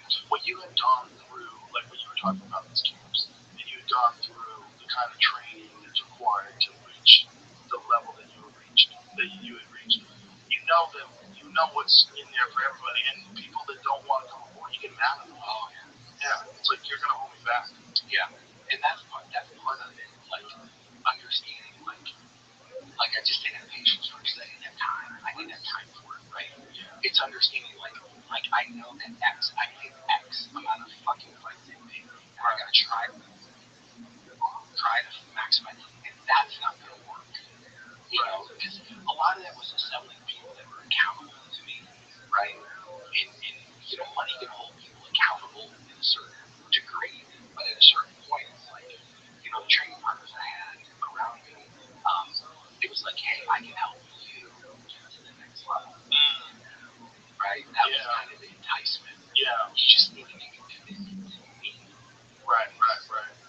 Make a commitment to me, and I'll give you that little piece that you're missing. And that was kind of the part that I helped, go, okay, my training partners are accountable to me, and I'll help you with that little missing piece out of here.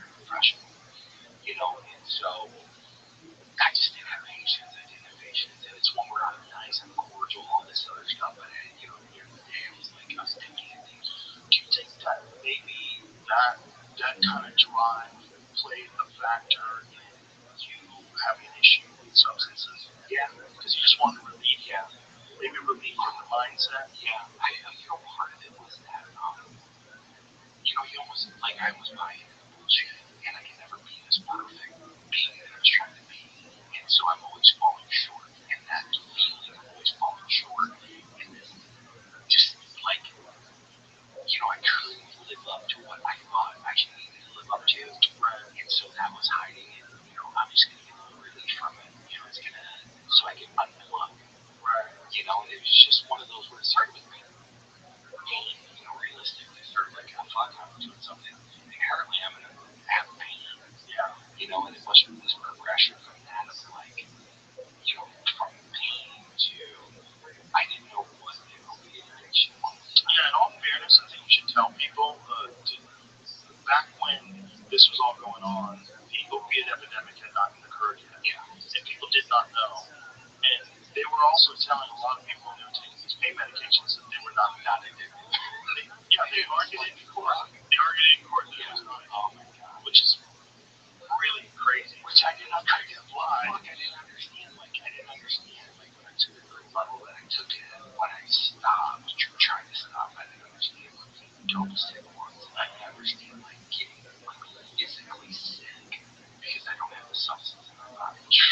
Like, I would get diarrhea. I couldn't walk from here to the other room without having to sit down for half an hour. It's almost like a parasite. It is. It's almost like a parasite that needs you to keep feeding to stay alive. And it's like, how else can you get poison out of your body that fast? Yeah.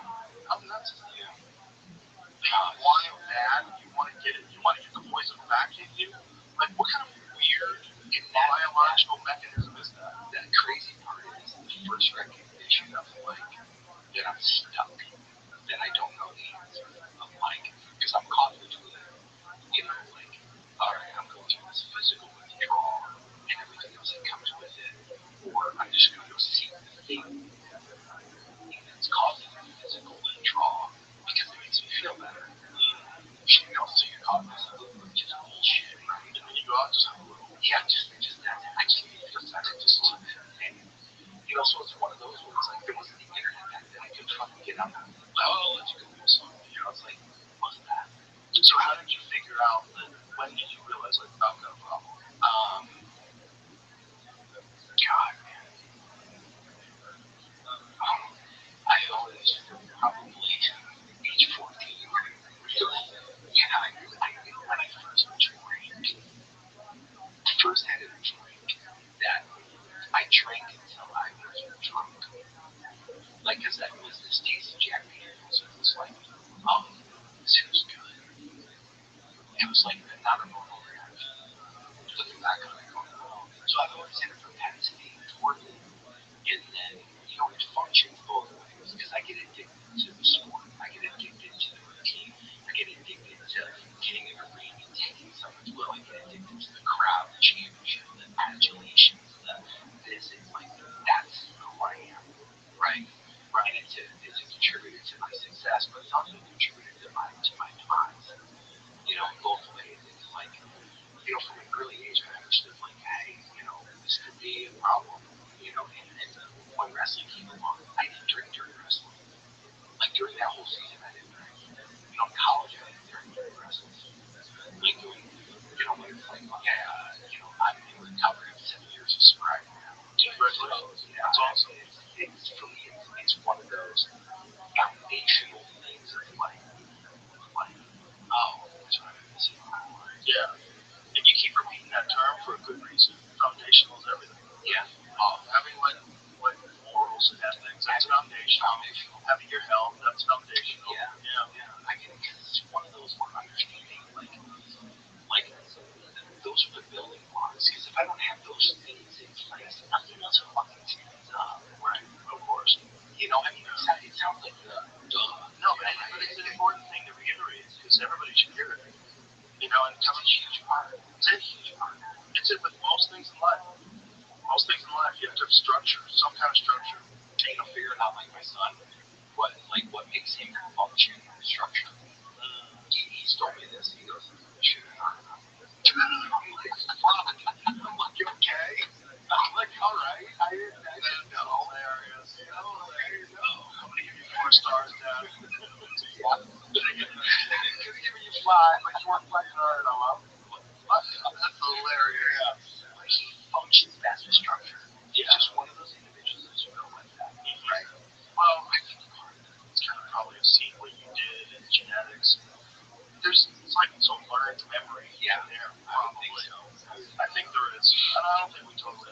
personalities come from. It's a mixture of like spirits and hormones and genetics and where you are born and what part of the fucking moon's facing as well. Like, yeah, I always wanted to adventure through. Oh my gosh, like Jupiter's orbiting Saturn. And I always wonder, like, why are they so into this? Is there something to this?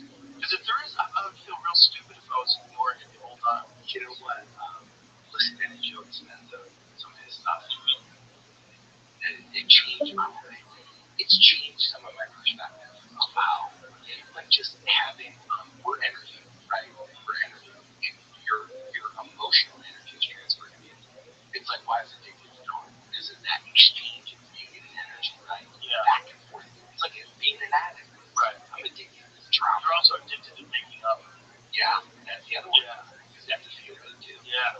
Right. Sometimes people want to get in fights just to make up. Hell yeah. I mean, it's the whole process. I'm done. Shit. I'm done.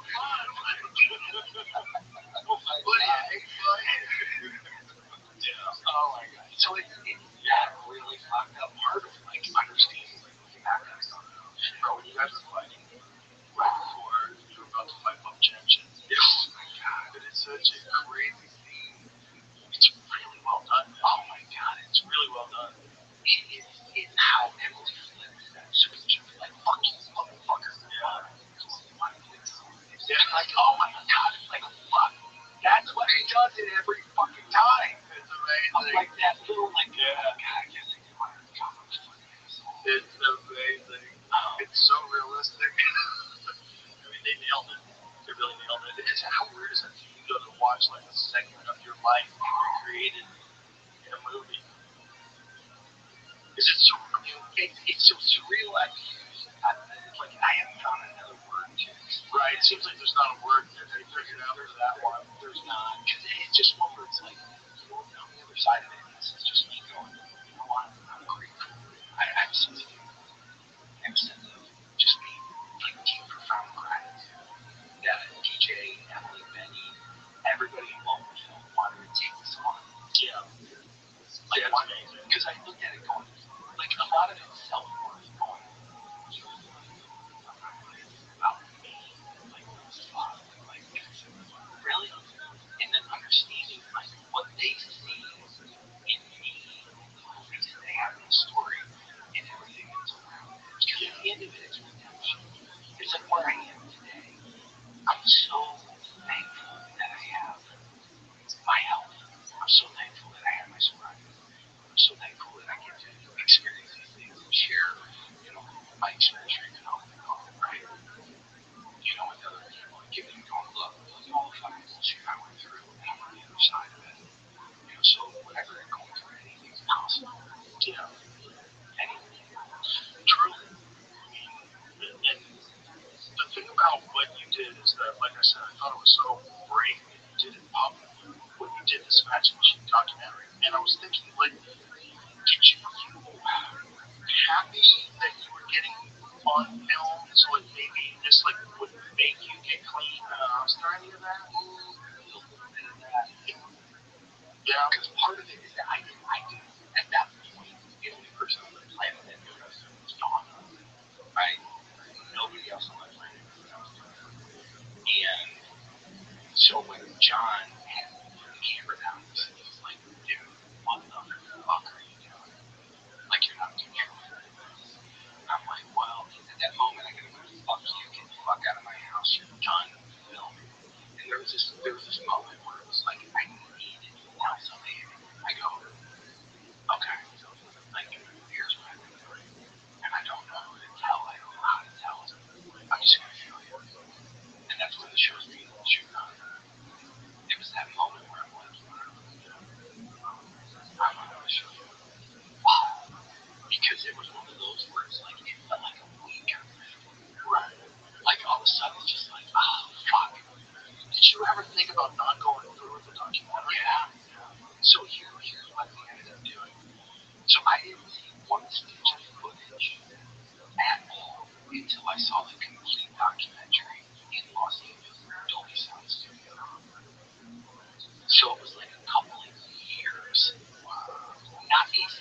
enough footage. So I sit down. The documentary as it appeared on HBO, right? And the filmmakers aren't watching the fucking film, they're watching me watch the film. Right? There's like 8 of us in the movie theater. I get the film's done, lights come up, and I literally stand up and John, what do you think? And I go, I'm gonna have to get back. And I just walk straight out, don't say another fucking word, get in my truck, start driving. Back then the phones, like in the car, he's calling me on the phone now. And he goes, you're gonna be okay. I go, I don't know. I honestly don't know. Because the agreement we had in place was I had final veto over the content. Like I never showed you the content until that day I saw it in the Building Stones studios in Los Angeles. The content of the whole film I didn't see anything until that moment. So literally I drove home and John was like, what do you think? I go, you have to give me a day. You have to fucking give me a day. I said, I don't know. I don't know if I can perform it. I don't think I can. I don't think I can. It's just too fucking much. Okay, so you did have the contract. Yeah, I did. At the very When did you sign up to that? John had said something like, I guess it's like a parable where it's like, if you live your life and you save one person's life, you've had a word in your life. Meaning that if somebody watches this and sees your struggles that you're going through, sees the hope that you have in that recovery,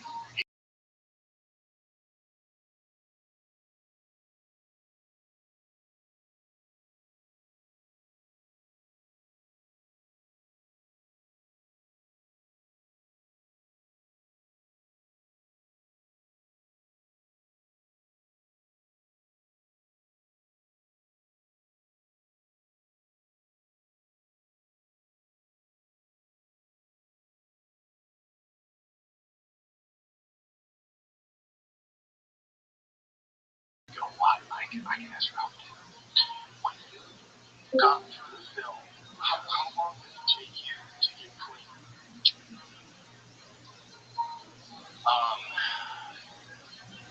I got clean off of morphine, off of the new beta I've been doing.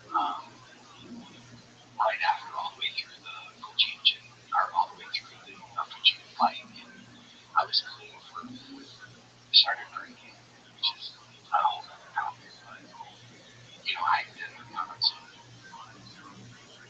probably like 3 years after that, and then I started up again. It was this process of like, start, stop, start, stop, start, stop, and the thing that dominating is alcohol, because it's socially acceptable, easily accessible, all these different factors of it, and so that's eventually, like I said, my so my mom passed away September 3rd, 1996, and so my son, so my sobriety date is September 4th, and so my son asked me that day, September 3rd, he's like, Dad, I know you need to drink today, because your mom's out.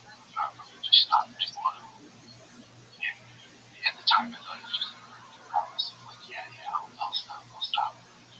Next day, I got up and there's just something a little different than whatever it was that day. And I stopped touching the much why because it was irrelevant, right? And from that day until today, it's over. Wow. Yeah.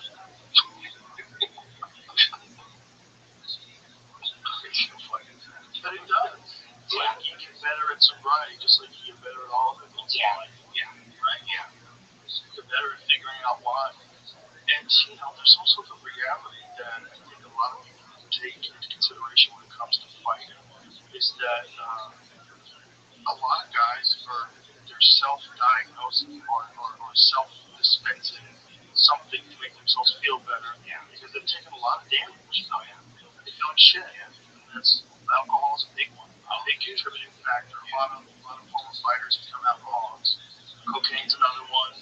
Yeah, because it's one of those where I thought, I literally woke up to this new shit, like waking up going, okay, I don't know what's wrong with this. There's something fucking wrong. Like there's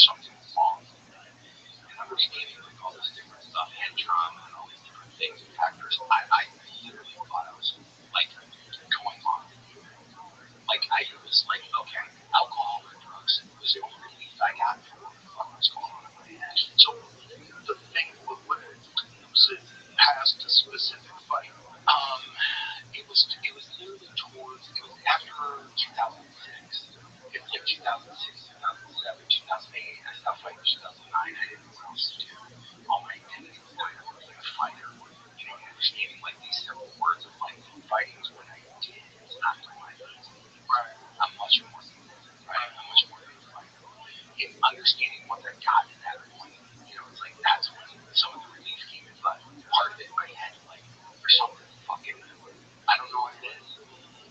And so I was just seeking relief because of, I think there's something that's fucked up in my head. And I didn't know what it was. Still to this day, I look at it like, I call it a God shot because it was one where it's like something needs to change because this is unsustainable. I'm unstable with alcohol, I'm unstable with what's going on in my head.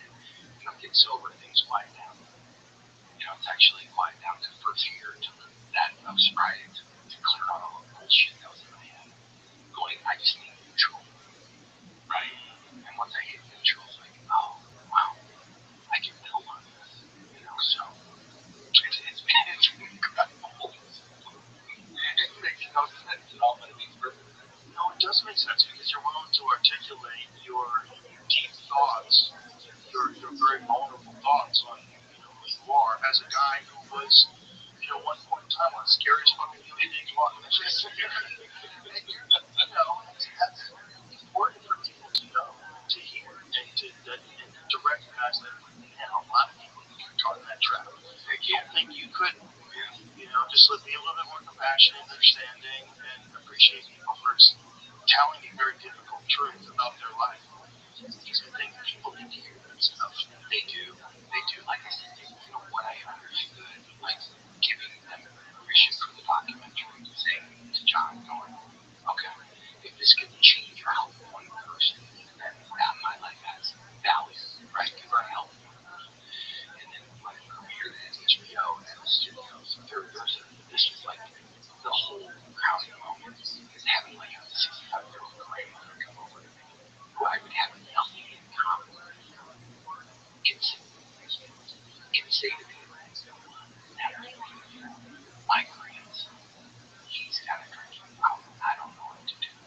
Or, like this door had been opened where she felt comfortable to sit down and talk with me about her grandson. And it was like this moment of like, oh fuck, this is what it's about. It's about opening that door up so people can connect and go, well, I can tell my truth. Because it's difficult, man. It's addictions are just, shaming. They keep you in a box, and it's just this, it's horrible. Did anybody ever recommend Advocate to you?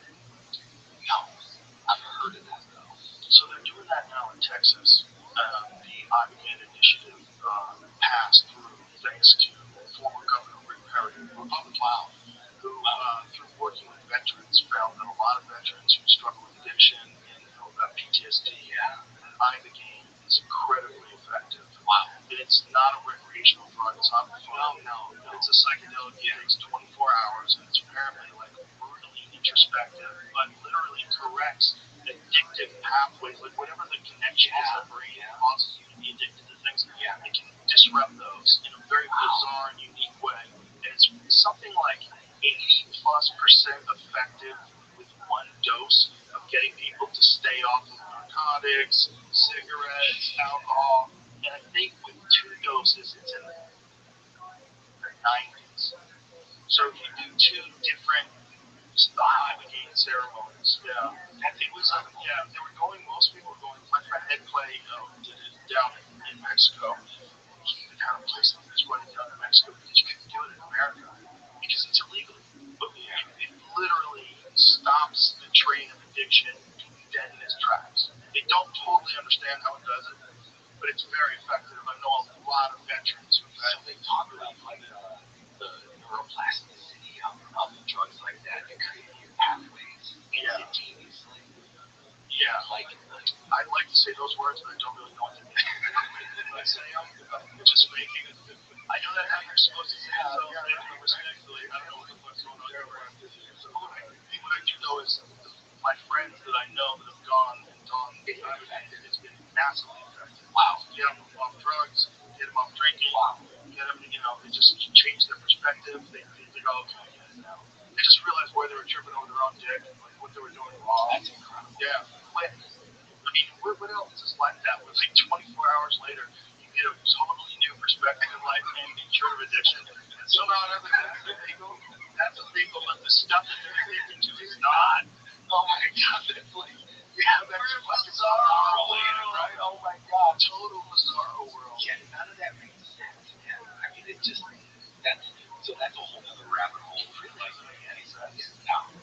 just said makes no. She's like, no, it should be the opposite. Yeah. It should be the opposite. This is so stupid.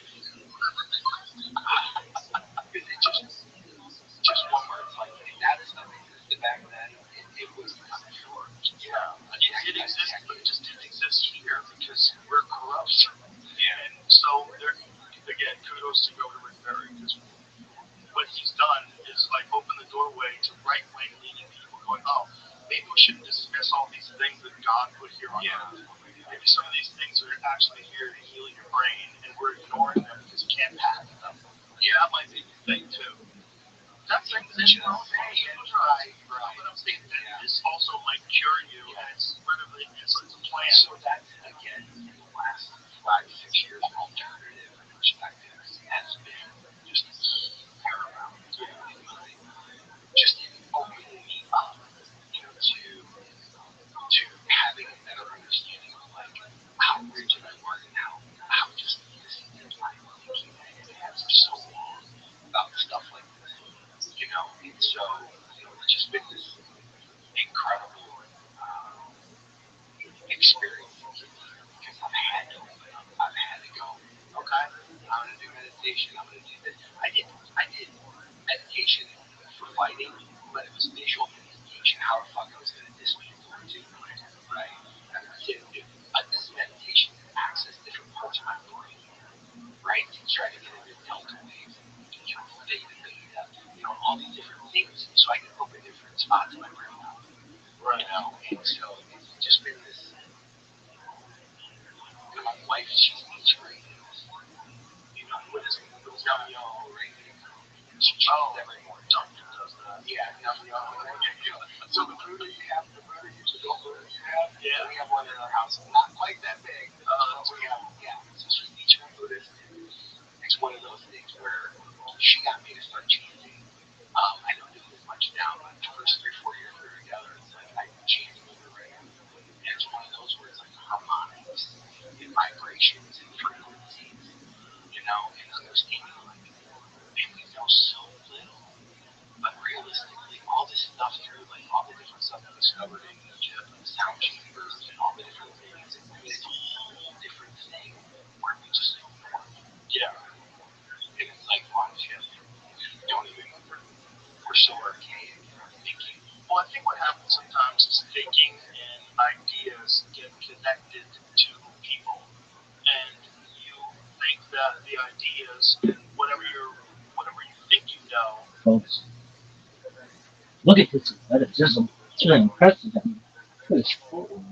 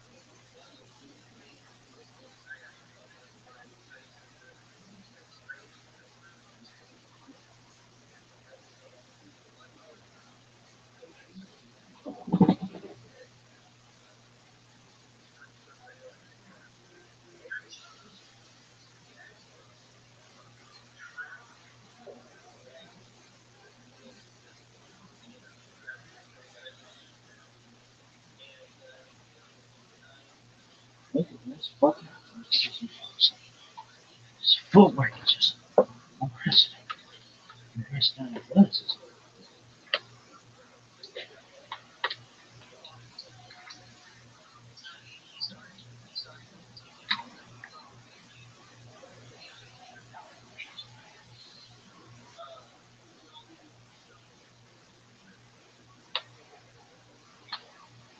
About history or about the way things can be done. Yeah, like it's all been solved, kids. Yeah, like settle down. Well, everybody knows. No, I don't think they do. No, I don't think they do. You should show me how they built that. Show me how the fuck they figured this out. Like maybe they knew about medicine that you're ignoring because you can't patent it. Yeah. These people have been making ayahuasca for 10,000 years in the jungle. Don't tell me. Yeah. Oh my God. Settle down. Yeah. Settle down. There's all the things that you think are valid plus other stuff. That's the thing that people have to recognize. You can't be rigid with what you believe in because sometimes it's wrong. That's the part where I can't believe how much I've opened up and just receptive. And a lot of this is just over. It's like, fuck, I don't know shit. It's like we look at the bigger picture stuff. I am so full of shit. That's the scariest thing. There's a bunch of people pretending that they're full of shit too. Yeah. Every one of us is a talking monkey flying through space. That's a great way to look at it, right? Over our head, we are in a convertible organic spaceship hurtling through the universe. That alone, once you start with that, that's your foundational. Okay? This is foundational to your view of the world. The problem with us is that we don't fucking see the stars anymore. That's a giant problem with human beings. We've screwed ourselves up with light pollution, and it's not a coincidence that people that live in the most populated cities and the most diluted, ridiculous people that are the furthest away from nature. Not that they're not awesome people, but what I'm saying is like you are so far away from nature. You're so diluted from being like a wild animal. So you know what I mentioned the other way about trees. I've literally have trees and it feels beautiful. Yeah, that's real. It really is like walking barefoot, right? Like on grass and getting connected. You know, like never you said that 10 years ago. Yeah, okay, whatever. You know, but it's like, okay, you said it's not. I think nature's a vitamin. Oh yeah. I think hey, where did the term tree hugger come from? Did it come from the time where hippies were doing acid? Because then that would make so much more sense.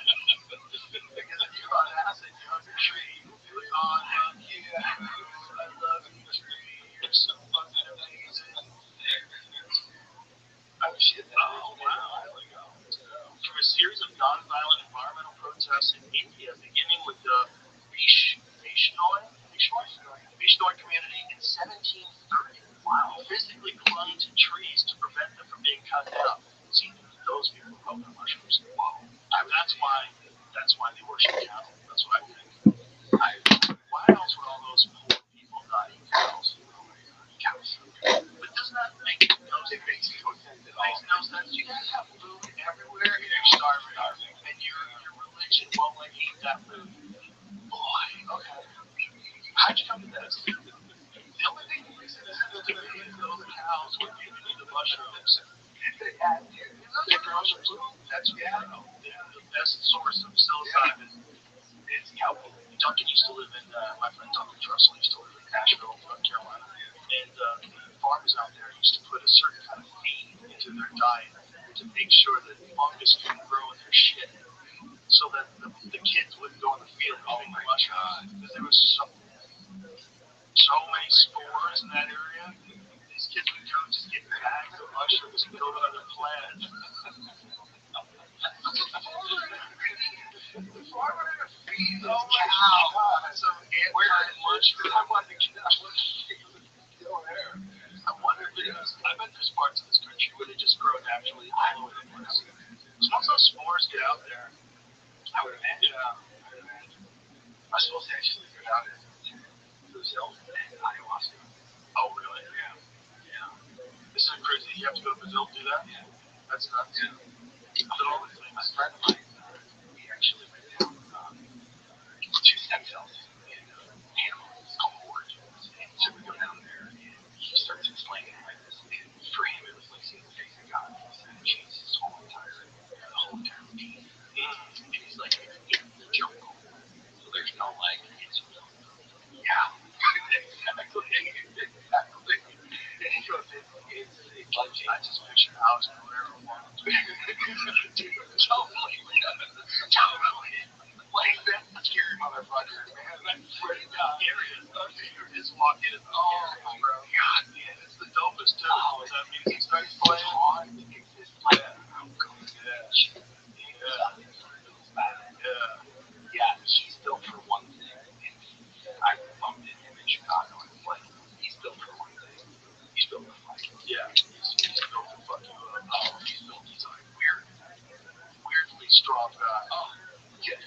like literally, it's like he should be able to do what he's doing. Right. It's like, I go, there's no wind up in his kicks, his low kicks, there's no tells, no tells.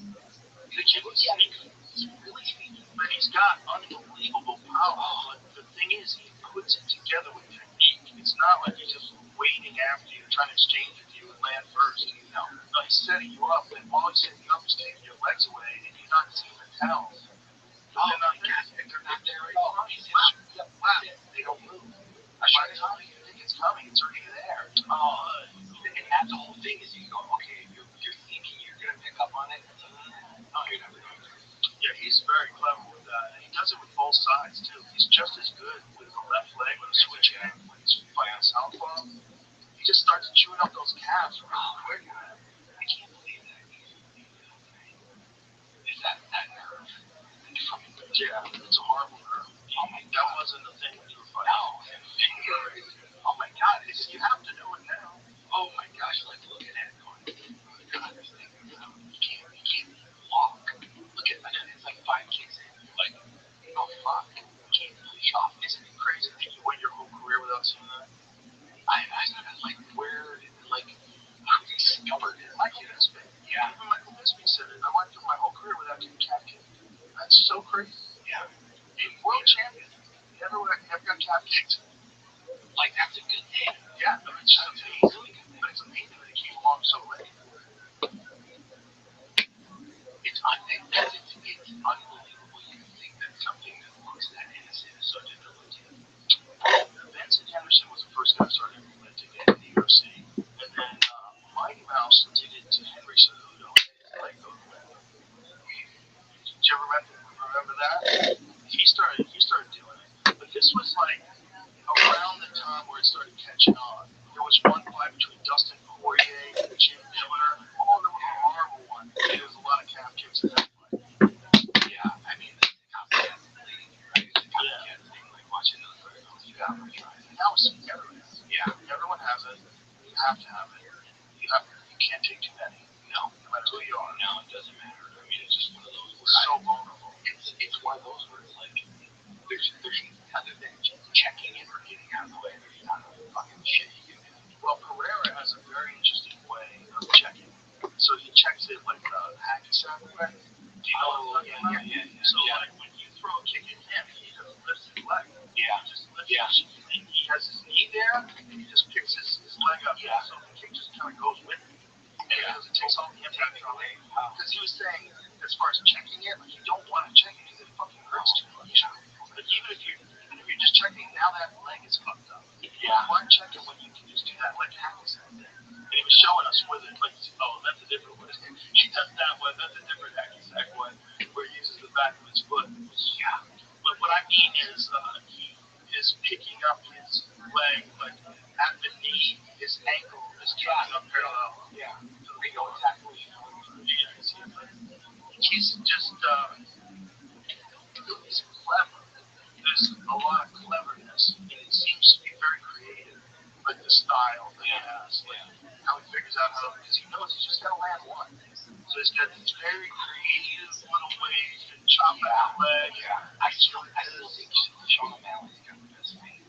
I mean, just, so I remember watching him before he got to the UFC, and my friend and I was like, oh, you gotta watch this kid. And watching him going, like this just again and again and again, and just realizing, oh, fuck, this was setting up. Yeah, it was 14 feet, right? To get to what he wanted to get to. And then it was like a feint here, feint on this side, feint here, and then all of a sudden you got a 10 feet, now it's like attack time. Did you ever see the movie One? He feints an uppercut and he comes over the top of the right hand. I've seen it, but you gotta see it. Yeah, so pretty. It's one of his prettiest knockouts. He like stepped and like feinted and like he was gonna throw an uppercut and turned it into a left hand. Oh my God. It was so clean. Yeah, he would watch this. Watch how he hits it.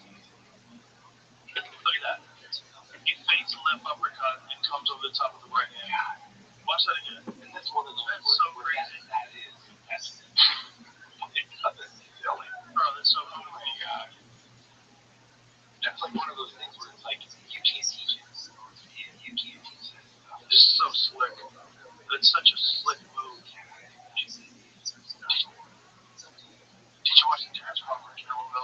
Yeah, I did.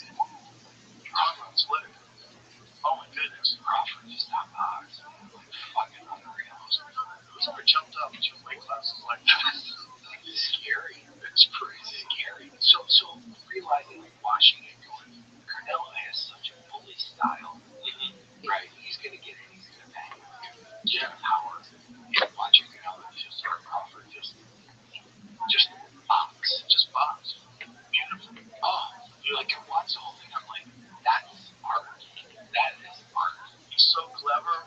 Just like the way, and it got to the point where he got so comfortable. He's like patting him. On lap, on his groin. What? Bang. And you're like, wow. Like, wow. Towards the end, towards the final rounds, really started getting comfortable and really started putting it on. I'm like, this is amazing. You know, one of those rare, like that's history, obviously, right? Watching something do. You should be able to do that. You should be able to fight at that weight for the first time ever against one of the greatest of all time. Fucking do what you did. It is beyond like an outlier. You're beyond an outlier. You're something. You're an anomaly. Yes. Something else. Something not really fresh. Like 37. Yeah. One of those really should be able to by any account. By any account. 37. My body was so wrecked. I'm like, fuck you. You know, I can barely go home. I watched a video of Dolph Lundgren the other day. Like, that guy was like, remember in Rocky 3, he was the first guy that was scientifically trained. Yeah. You ever think of like UFC fighting again? Absolutely. You're talking about that one, everything.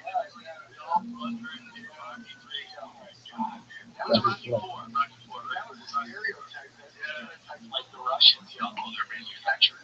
You know, biologically manufactured. I came from a test tube. You know, he totally looked like a Russian experiment in that movie. But that was the first time I saw a Versa climber. I was like, oh, gosh, it's unstoppable. Yeah, I was on a Versa climber. They're brutal. Oh, fuck. I hate them. Not a lot of fun. No. Not an enjoyable activity with aerodynamic Versa climber, a rower, a skier. All the things that suck. All the things that suck. Like going to sheer, but it's one of those where I'm like, you know what? I don't have to do it for anything other than the challenge. Yeah. I think everybody needs a little bit of a challenge. And just getting over the challenge of doing, like I'm doing 45 minutes on this elliptical machine, period. Yeah, that's good for you. Oh, it's huge. Yeah, it's huge. It's giant. Because it's just like when I train, it comes small wins. Right. It's something that just needs fucking win. That's it. I don't care what it is. Right. I just need to win. Right. Being nice to my wife, being nice to, just whatever it is, I just need something that day. Right. Fuck, I'm going to go to the gym when I get up. Fucking thing that I hate. I'm going to fucking do it for 45 minutes.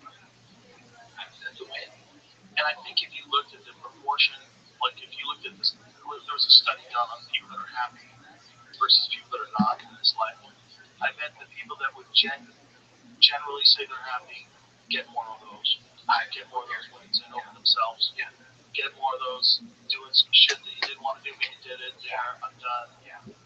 I feel better. And that's for me, to get to where I am today is that I didn't understand how huge those components were. Yeah. Because when you're competing with other people, every day you need right. And you're stacking, right? I'm stacking them. I need every day. I need to train. Right.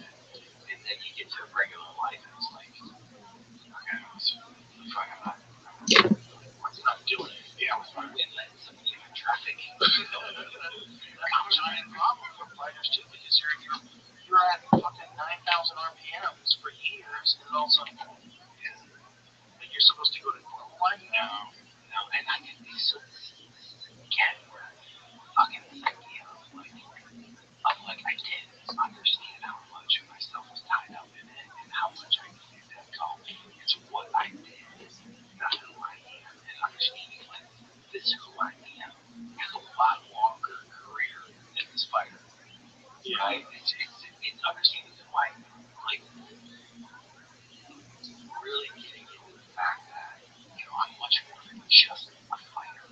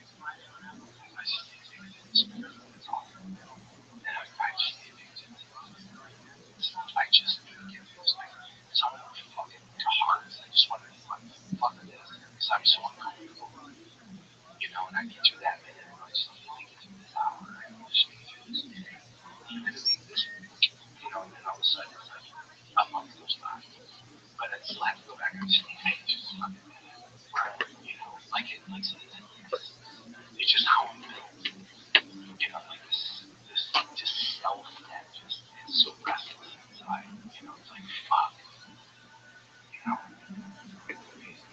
Do you think that was accelerated by fighting, or do you think that was a pre-existing thing that drew you to fighting? I think it was accelerated by fighting.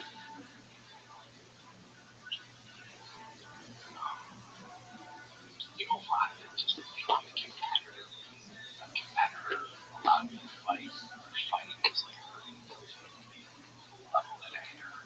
It was a whole other experience. You know, it's like I can wrestle, I can compete, I can do grappling, but physically, I had to flip a switch and turn into this other person that I'm like, fucking, I don't know if he's there, but it's like, that's not me. It's deep, you know? It's just a weird dichotomy. That nobody ever really gets to experience except for someone like you. Yeah. Look at this move. Or maybe like another levels Through the higher, rest of it. someone more. Yeah, yeah. Oh my God, that's, you know, I understand why there's, you know, a lot of veterans, what they go through. It's like, that's normal. It's not how you're built as a human being. Right, you're not supposed to experience that. No, Come back and just be normal. You know, like it's like, oh, fuck. that movie Hurt Locker when he's walking around the supermarket until he wants to go back. Oh my God. It's interesting because it's just one where it's like, it's not how I'm built. You know, I have a lot more compassion, you know, for other human beings. But, you know, I was glad to Silkworms. know that if I got put in a fucking room with another dude, I was coming out with a fucking. That was a good thing to know. It's right. It's a good thing to know, right? Yeah, it's a good thing to know. Do you, when you look back, I mean, if you were going to give yourself advice, when would you think would have been a good time for you to stop fighting? After 15. After 15. Yeah. Because that was, you know what, like if people understood, like in that time period, like I got sober, I just fought it, and then I went and did Abu Dhabi, and I won my weight class, won the all around, which is a big deal for me. At the time, it was a huge deal. And then if I would have won that championship, and I would have won the Pride Grand Prix, everyone might drop. I could have walked away, and it could have been a complete moment where it's like, oh, I wonder how good he, fuck, I wonder how good he could have been. You know, it would have been a complete fucking mic drop, right? Right. But it's just at that moment, I knew that something had changed in me, that I didn't have that thing in me that I needed. Because you need a thing in you to do that. You do. And that's what we're talking about. Like you got gear, you need different gear, you need different components to get you to that level. And if you don't have it, it's like, you know, the same in the NFL. If you're thinking about retirement, you should be playing the game. So you were at a point where your dislike of hurting people was interfering with your job. Yeah, yeah. Because I mean, I had to just get to a place where just, you know, just a place that I just didn't like being. Right. No, it makes sense talking to you. You know, because it's funny you talk to certain people like yourself and George. Like George St. Pierre, I was just hanging out with him the other night.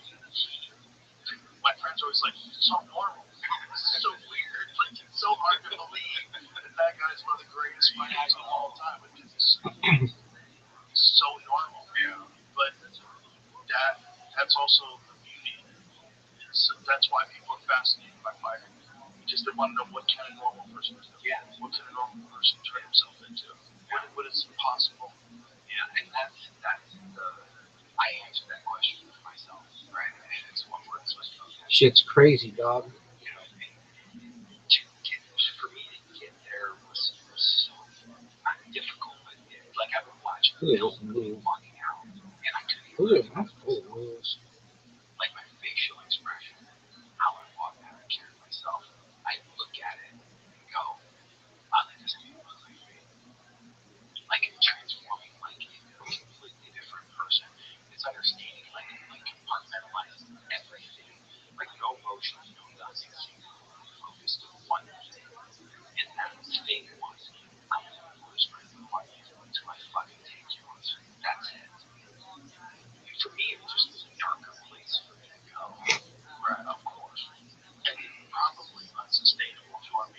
person. No, you can't. But in order to be the one curve that everybody loved, you kind of had to go there. That's the only way to do it. Yeah, that's the wildest thing that most people will never understand. Only a person like yourself who's actually experienced it will really truly understand what those words mean.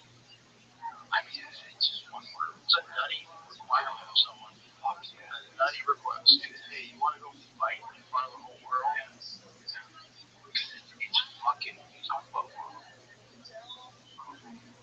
like like fucking burying your soul.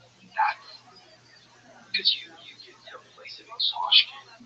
You know, it's when you feel it's like everybody's been strong enough to train in the capacity to train to fight. But look at this dude, he beat the fuck out of you. And you got fucking hot pants on. Right?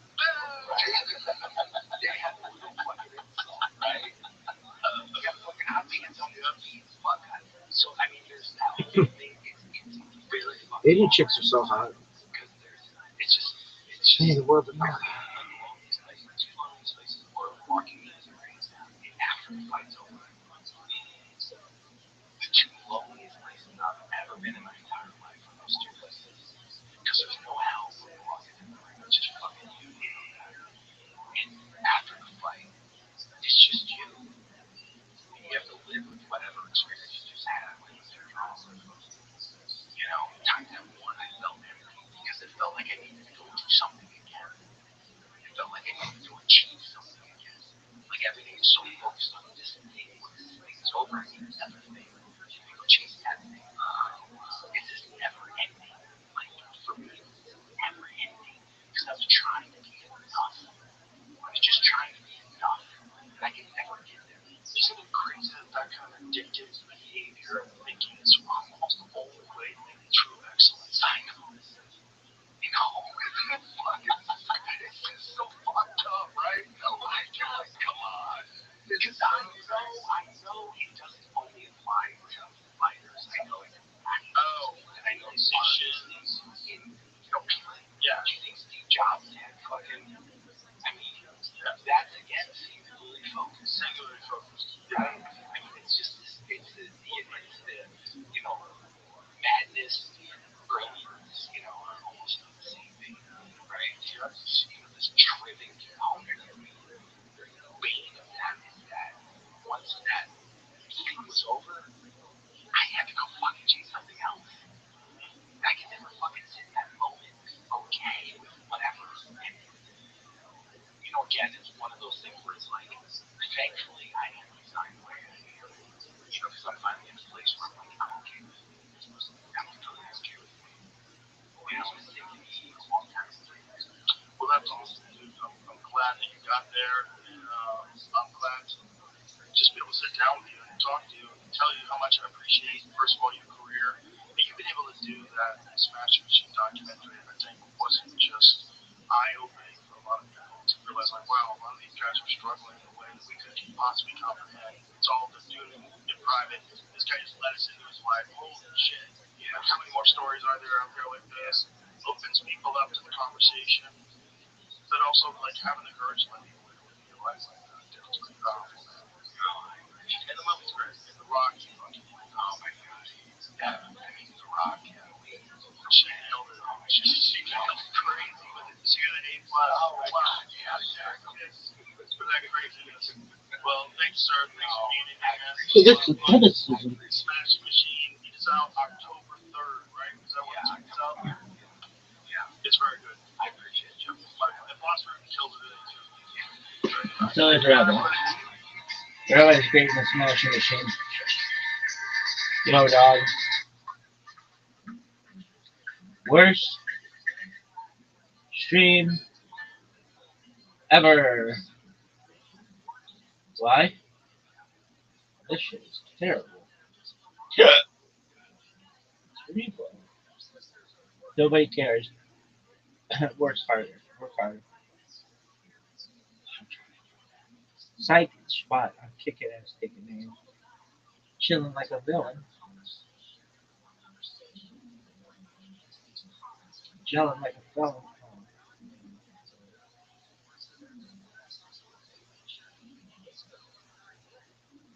unconvicted felon. ESPN, no. The Fighter and the Kid. Worst podcast ever.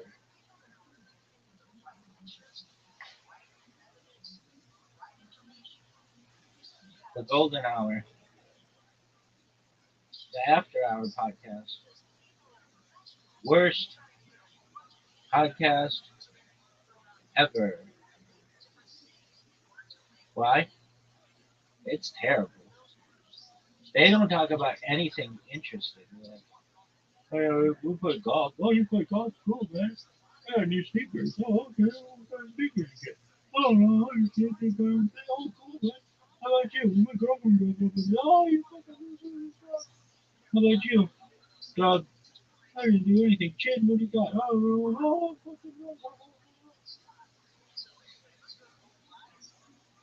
Way too many people working on this show. They need Chin and two of the other people. That's it. Way too many people on this fucking show.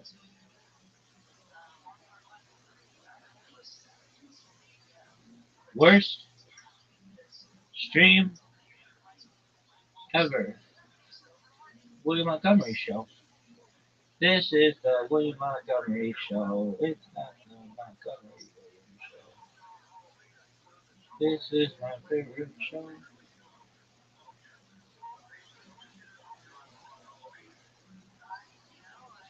You think he and Erica broke up? Yep. Now you happy about it? Oh, wow, show. He was too good for her. Oh, I hate this guy.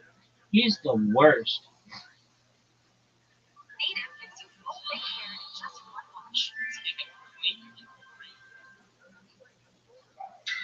sucks. I love the introduction, man.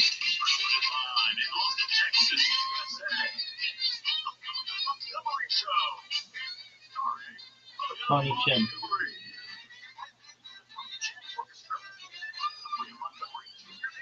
Who's that? Lots of people. Hold on. Who's that? Muhammad Ali. The Dalai Lama. Rodney Dangerfield. Donald Trump. Who the fuck is that? Oh, Don Rickles. He's supposed to be David Clark there. Dave Clark? Dave Clark.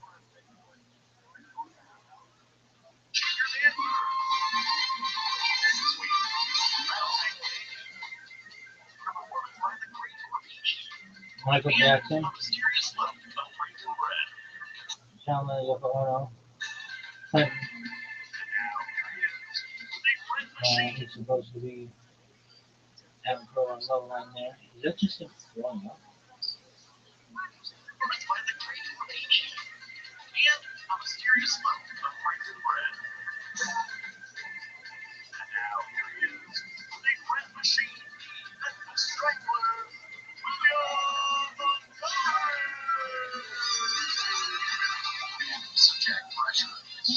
This guy sucks. 3,000 people watching this live. No way. 2,000 people are about to be watching. Captain Korean hits live. Oh, I already hit live. We're going. That is crazy. Yeah, 2,000 or 3,000 people are now watching. Now tune into this. So what do you want to say to them? How are they on? Hello. This is Jack Shaw. For those that don't know, and everybody wants to know, this is Jack Shaw. Okay. And he got addicted. Very careful. He got addicted to tobacco, taking something called a milk or a chop, milk or chop. And what is that? So that's where you put the tobacco and also marijuana. Yeah, and sometimes you put tobacco first, and then you put marijuana, and then the tobacco on the front. So that when you in your sleep, not be able to feel any of the blood in your body. So you sort of kind of go through it.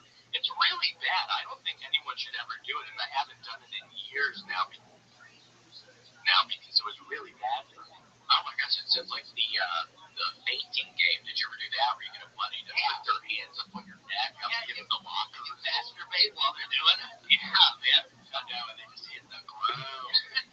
I know, that is insane. But be careful. So everybody out there, use your bong just for the THC, trying the marijuana. Do not do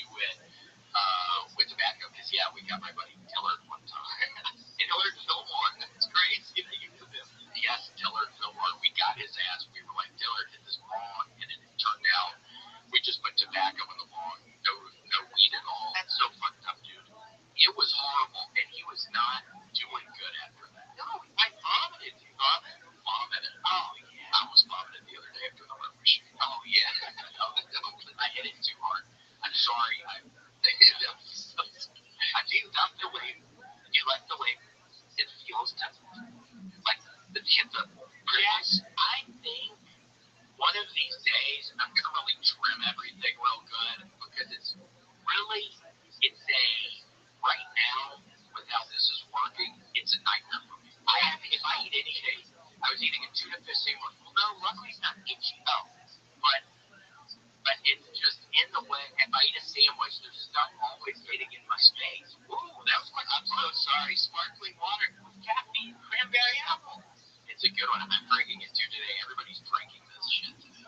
And they mean unsweetened. It's not sweet at all. Honestly, it doesn't taste like the cranberry or the apple too much to me. But it tastes like 15301 Ventura. I like it.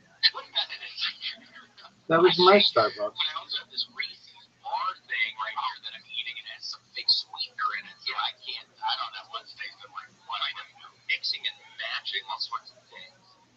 Was it? But you got Dillard and he vomited. Oh, that's about it. Hot tub hates his mother was apparently banging some prince of Monaco. I've not been to that one. So this girl, Really? so this girl, they had this house. She and her sister just had this house. We're starting in, I don't know, maybe 9th or 10th grade. They've just done these big parties over there. So the 9th or 10th grade in Monaco, we go to the hot tub Kate's house. That's okay. But she held something to say. No, hot tub Kate. Hot tub Kate. Yeah, she had sex with some dude in a hot tub, and everybody called her hot tub Kate.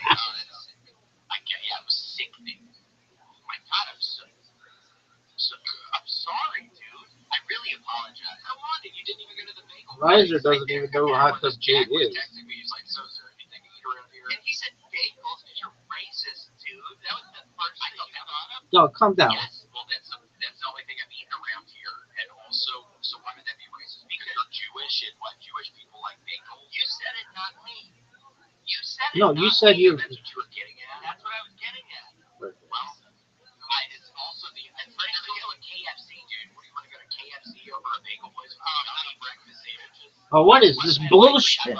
Look at this athleticism, folks. Look at this move. Look at this footwork. No, I mean, yeah, I think so.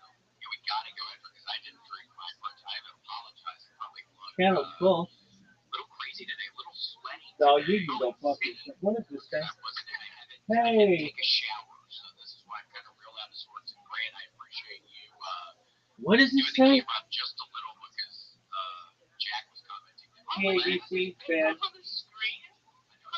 here. Supporting the screen. What in the fuck is TABC? No one knows. Look at a cream cheese. If we're getting into that, look at a cream cheese. What are we talking about? What the fuck is TABC? Got it some Interesting. sex cult. Regular cream cheese, rocks, onions. That's a strong taste. TABC. What is up with all this fucking all these abbreviations? The Amazing Digital Circus? Like I'm supposed to fucking know that? Yeah. I don't need you, fucking friend. Get out of here. TABC, your dick. I love that. Well, after this, we're gonna go. Yes. Hey, we're here to support you. Fuck you. What is up with this? Tongue. Is that a good? Was it a good thing or bad thing or just is what it is? Can you see it with it? You can't see Look it. at this shirt. Or just lift up your knee a So little bit. sexy.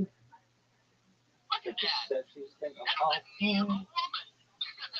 Like, Come here on this you want shit. me to bring it back up? Yeah, there we go. No, Yeah. stop it. Look at this athleticism. Fuck it. Look at this move, though. Look at this footwork. Look at this athleticism.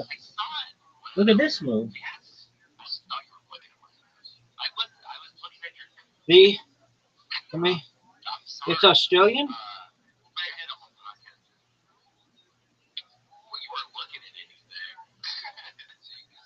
They have 6 episodes, and they have a fucking Wikipedia page? This is fucking...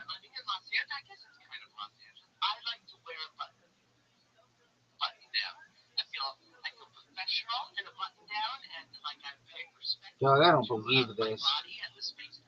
Does TADC mean anything I'm else? like, you sort of sack of shit. Well, we're not getting into it, but there's maybe there's reasons why I went to this, which can't get into. Texas Association of Defense Counsel. Go get it, girl. We're already. What's that? What is that? Fancy men button down. Oh yeah, that's right. Where do you get the style? Oh, I'm like, yeah, it's like a preppy look. With the image search, that's nice. Grant has been Dog. Grant and That thing's I have gonna now be been giant. doing this together. How long has it been, Grant? We're almost at the 200th episode. This is 199. This is the penultimate. Oh my God! It's the last episode in the 100s, and we had to get Jack Shaw. We had to get my man Jack Shaw. Oh, that you're goddamn right. You're goddamn right. Had to get you. I do remember. Jack Shaw, you are boring as fuck. Hey, let's talk about bagels and tuna fish. Ass. It's really gross to me. I like lox, but you Yeah, don't he's like not tuna. fucking good. You don't like tuna fish. Dude, I can be different. That's fine. Well, that's fine. Every Jew likes tuna fish.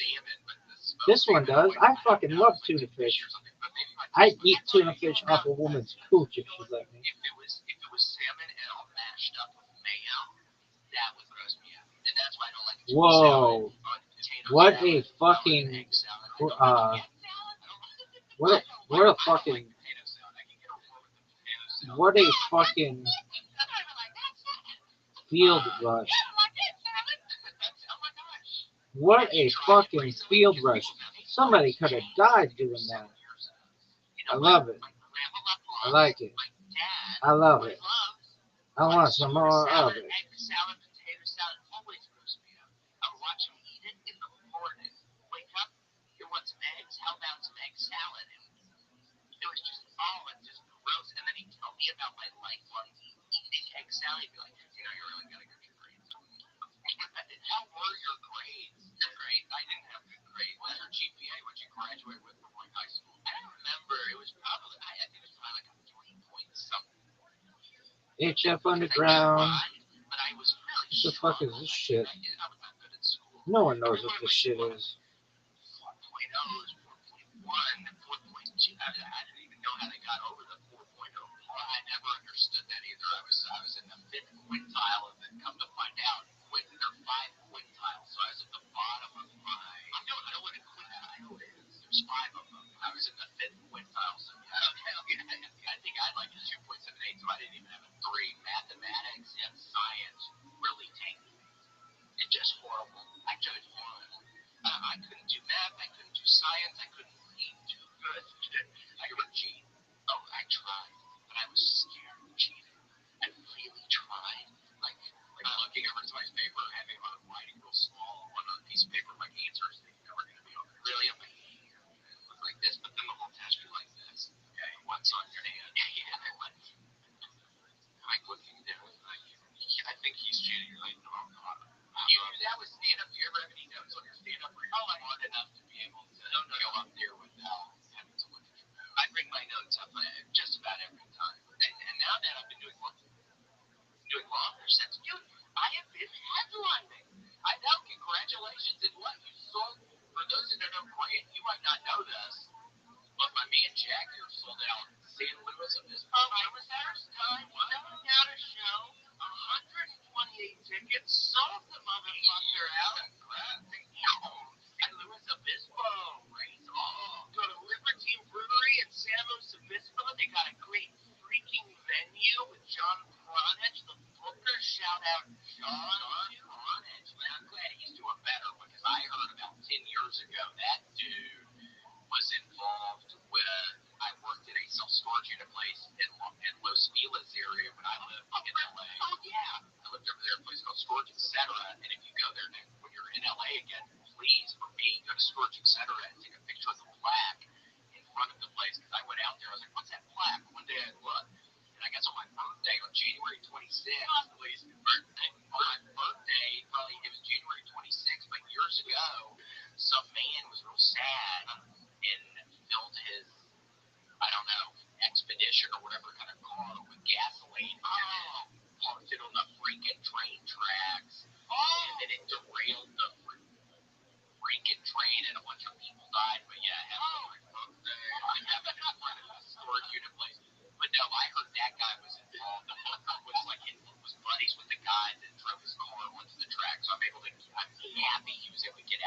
I was thinking he would not ever be able to like move forward from his association with that site. What were you doing for your birthday while this was happening? I was probably at that point in time, I was very easily maybe back in Memphis, maybe at my parents' house, so I had no idea the carnage was going on that one birthday of mine. Eating cake, and I'm also eating, honestly, probably tuna fish sandwiches. Ew, that's your birthday sandwich? That's my birthday sandwich, and also if I ever was getting taken out in a state that gives you a last meal, I think, I swear, I'm doing tuna fish with puffy Cheetos. Ew, dude. Ew. I feel like puffy Cheetos. Yeah, I was having puffy Cheetos, but now it's tuna fish. That's your last meal. You can have everything. What would you have? I would have freaking Pop-Tarts and steak and cake. And then, can you just have anything you want? And your last meal? Dude, Jack's shots. THC, CBD was different. Nobody ever told me. But corporate gummies, they were a wonderful, they're a wonderful brand. Okay, by the way, some days winding down feels impossible, and I've been looking for an out there way to enjoy happy hour. Yes, you heard that one right, happy hour THC style. I've been looking for out there way to enjoy this happy hour, and these THC gummies from corporate have been perfect for that. I mean, if you're tired of hangovers and looking for an alternative to alcohol, corporate hemp makes THC gummies and help you enjoy the fun without guilt or regret. But when I am on these gummies, I'm chilling. And maybe I'm going somebody, maybe I'm just chilling really hard, and maybe I'm not even calling it family member because I'm chilling so hard. But that's a good thing, because sometimes when you're on happy hour or whatever, you want to be chilling. You don't need to be talking to anybody else. But after a long week, there's nothing better than a chill night with friends. And these THC gummies from corporate have make it even better. So if you want to hang out with buddies, y'all all just take them and watch a movie, put a movie in, go. So Sesame Cakes are Amy hungry. That's the gorilla with the thing on the roof. Amy hungry. But yeah, they're America's only USDA organic THC gummy. That's something else. That's true? That's crazy. America's only USDA organic THC gummy, made with real THC and organic ingredients, no synthetics, 100% legal and ships directly to your door. 100% legal and ships directly to your door. So you don't have to worry about any of that. Perfect for avoiding kickback. All products are third-party lab tested for safety and purity, so it's safe. Two delicious flavors, blueberry grapes and blood orange bliss. Get fucked. Get fucked. Get fucked. Get fucked. Right now, William Montgomery Show is 30% on your first order. Just head to corporatehemp.com/William, and use code William at checkout. That's corporatehemp.com/William. Code William, corporate hemp. This is the good life. Corporate hemp, the good life. To the good life. Fun. What kind of, would you have, Graham? What kind of cake? Man, cherry cake? What is that? Our last meal that you would choose? That's what I have. Tuna fish and Cheetos. Cheetos and tuna. Oh. Look at roast that one. Yeah, well, I'm not eating tuna fish, just tuna fish or the sandwich out of the can. You mix in mayonnaise, you mix in eggs, you mix in some relish. There's different stuff you mix. Stop mixing so much. You're mixing so much. I just want a straight up Pop-Tart. For my last meal, one Pop-Tart. You know what Pop-Tarts I love are the strawberry without icing, and you can melt butter on it. What the fuck is your taste buds? Have you ever had the butter without frosting? I have that. I like the butter part, but why would you get it without frosting? Because I don't like putting butter on a frosted Pop-Tart. I just like putting butter on the unfrosted. You know what? I'd like to take that back. I was actually pretty aggressive about that. Now, it was, Jack. Oh, it was a little weird. A little. Graham, was it, or am I being kind of judgmental, thinking it was a little weird? No, it was fun. A little aggressive. It was definitely. No, it was aggressive.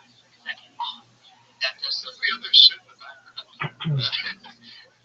This was at some place I used to live a couple years ago, so I don't remember. Photo? Yeah, that's my picture. Yeah. Grant uses all my pictures for we're doing this. Everything in the background, and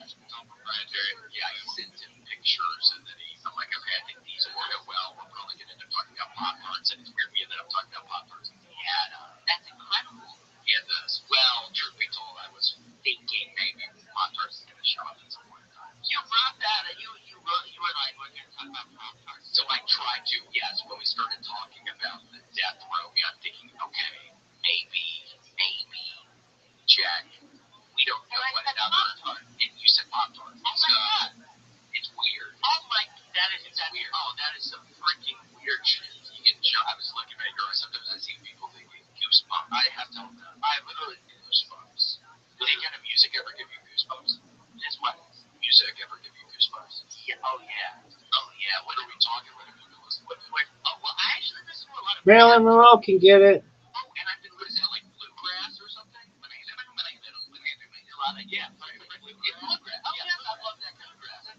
I listen to a lot of banjo, and then most recently I've been listening to a lot of New Orleans jazz. Oh my gosh, have you ever gotten into Zydeco? No. Oh my gosh, well you might love Zydeco, and I think New Orleans music. I'm thinking Zydeco. It's like they use the accordion. Yeah, right down Zydeco. There's a dude named Rockin' Dopsy. Look up Rockin' Dopsy. He's the classic Zydeco music. So this is classic.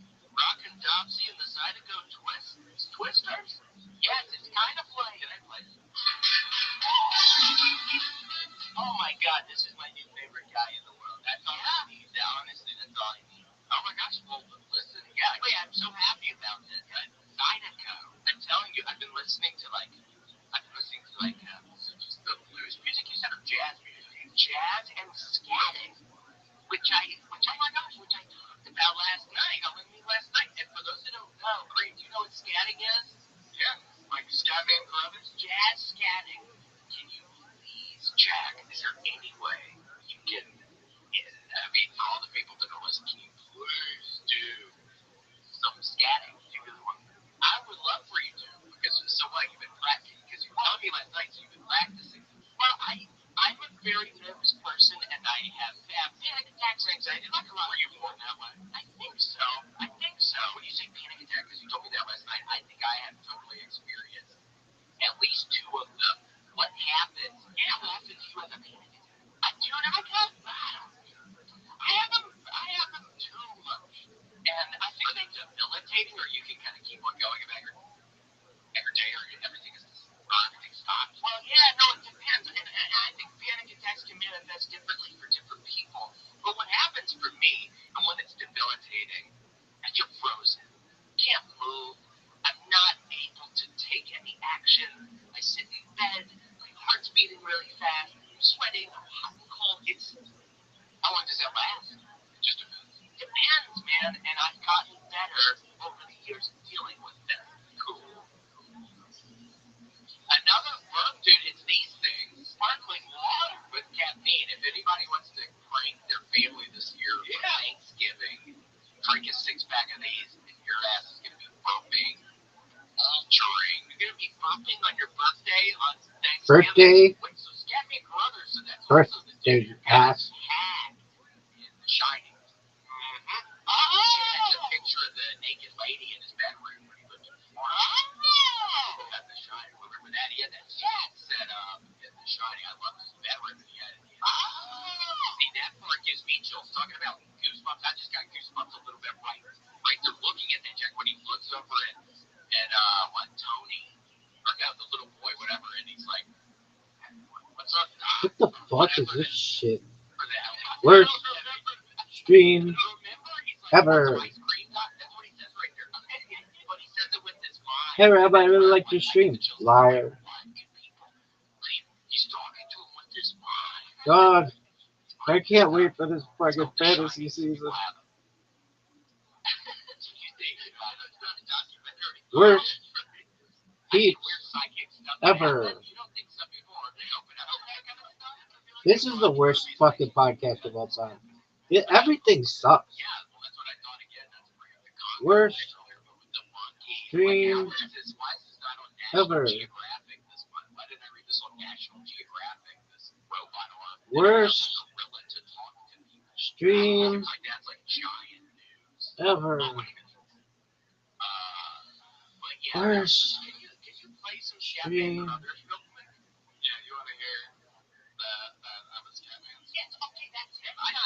This guy sucks.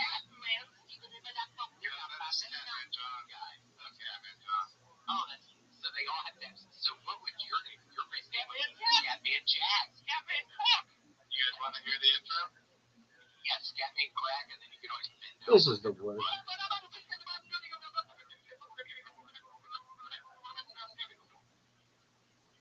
I'm a scat man.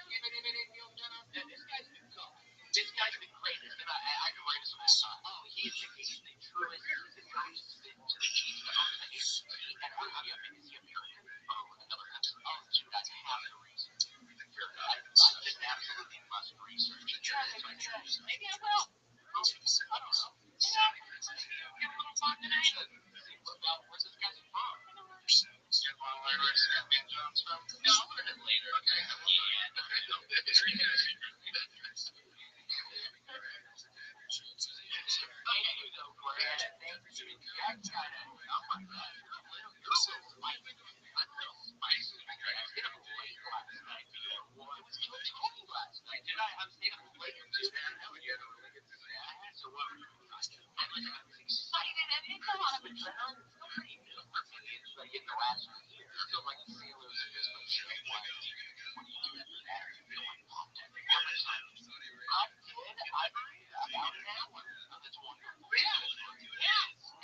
It went great, and it was the most consistent last event. I went a little bit. I learned it. I wish it was your birthday right now. You could burp. It's the burp on a birthday. It's like just sort of alliterate for the people out there. Alliteration. Oh, there's liberty. Yes. This is where you were, so you were on this stage, and you're making people laugh right now. That's right. That's right. Yeah, that looks much better than what my show was. But when you asked for the background of yours, you bring anything, you think props right there. Oh, like, now you see. Sure, I'm a lamp can be fun. That's like the biggest talking heads, not making sense. I don't know that, but do you like Talking Heads? The band? Yeah. Oh my gosh, well, they do it on Spotify, so you go to Spotify, they do get What were you saying? Stubby. Yeah, these are old albums. What's your favorite? Well, I don't know. Psycho Killer, that's probably what. Psycho Killer. Just to say it, you know.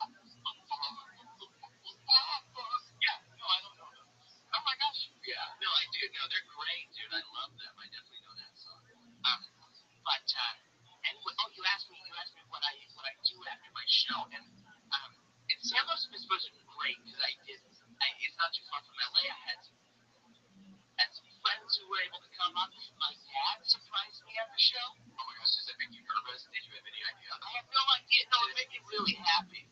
It was really, really sweet. Like, because I never got to see you before. Oh yeah. Okay. He's seen me a number of times, and I'm very close to my dad. He's my confidant. I tell him everything, and he was a comedy writer, so I learned a lot from. Oh, cool. He wrote on sitcoms and game shows for a bunch of his. Oh, nice. I didn't realize that. Very cool. Did you ever watch the Hollywood Squares? Yes. He even wrote an evening at the Improv back in the day when they were doing their 10 minute specials before. You got it in your blood, Jack. Yeah,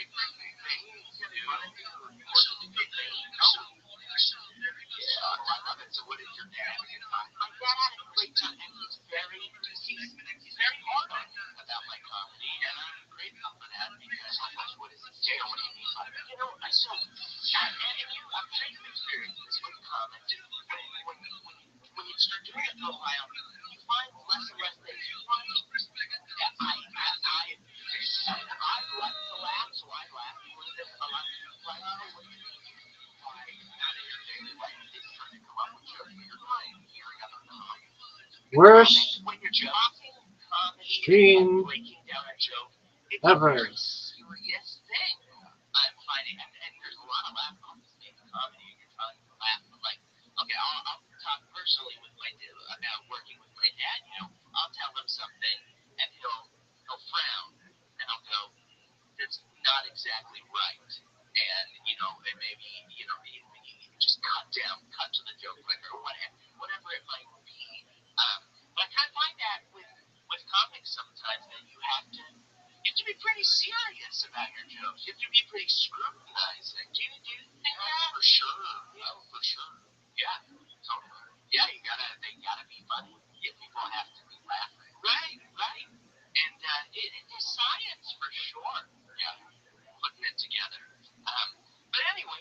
was really cool that he came up and surprised me. That was really fun. So that was great. Oh, scanning. Yeah, oh my gosh, I was just thinking we have to hear. I don't know how we got out of that one. We have to. No, you didn't even try. We were just talking about that. It's just a wonderful show. It just trailed off. But now we were talking about panic attacks and anxiety, and so over the years, what? Nothing. I agree with you. I'm sorry. Yeah, that was a good conversation. You were just having about your dad. That was nice. Okay. We somehow again I sent the freaking picture of Hollywood Squares to Grant. I didn't do that. You're lying to me. Grant, did I not send you Hollywood Squares thing? I did a little research on your ass. It's in your folder. It's in your folder. We make a folder for everybody. In a folder? Yes. And I knew that your father had written for some stuff. I have to find right there. I knew you were just kidding. That's called an act. I put on an act right there. That was good. Honestly, right, you should write that down, honestly. Thanks. Yeah. You're welcome. Okay, thanks. Okay, now you're being weird. You're being weird. I'm not meaning to. You're being weird. I'm not meaning to. I'm sweating. I feel like sweating. Dude, I gotta tell you, I am such a big fan of yours.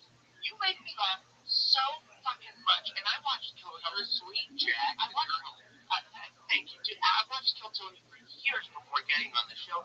Imagining and frankly, being here right now, fucking nuts, dude. Well, you're sweet. It's really cool. I love you, man. And you make me laugh a lot. When you get just fucking serious and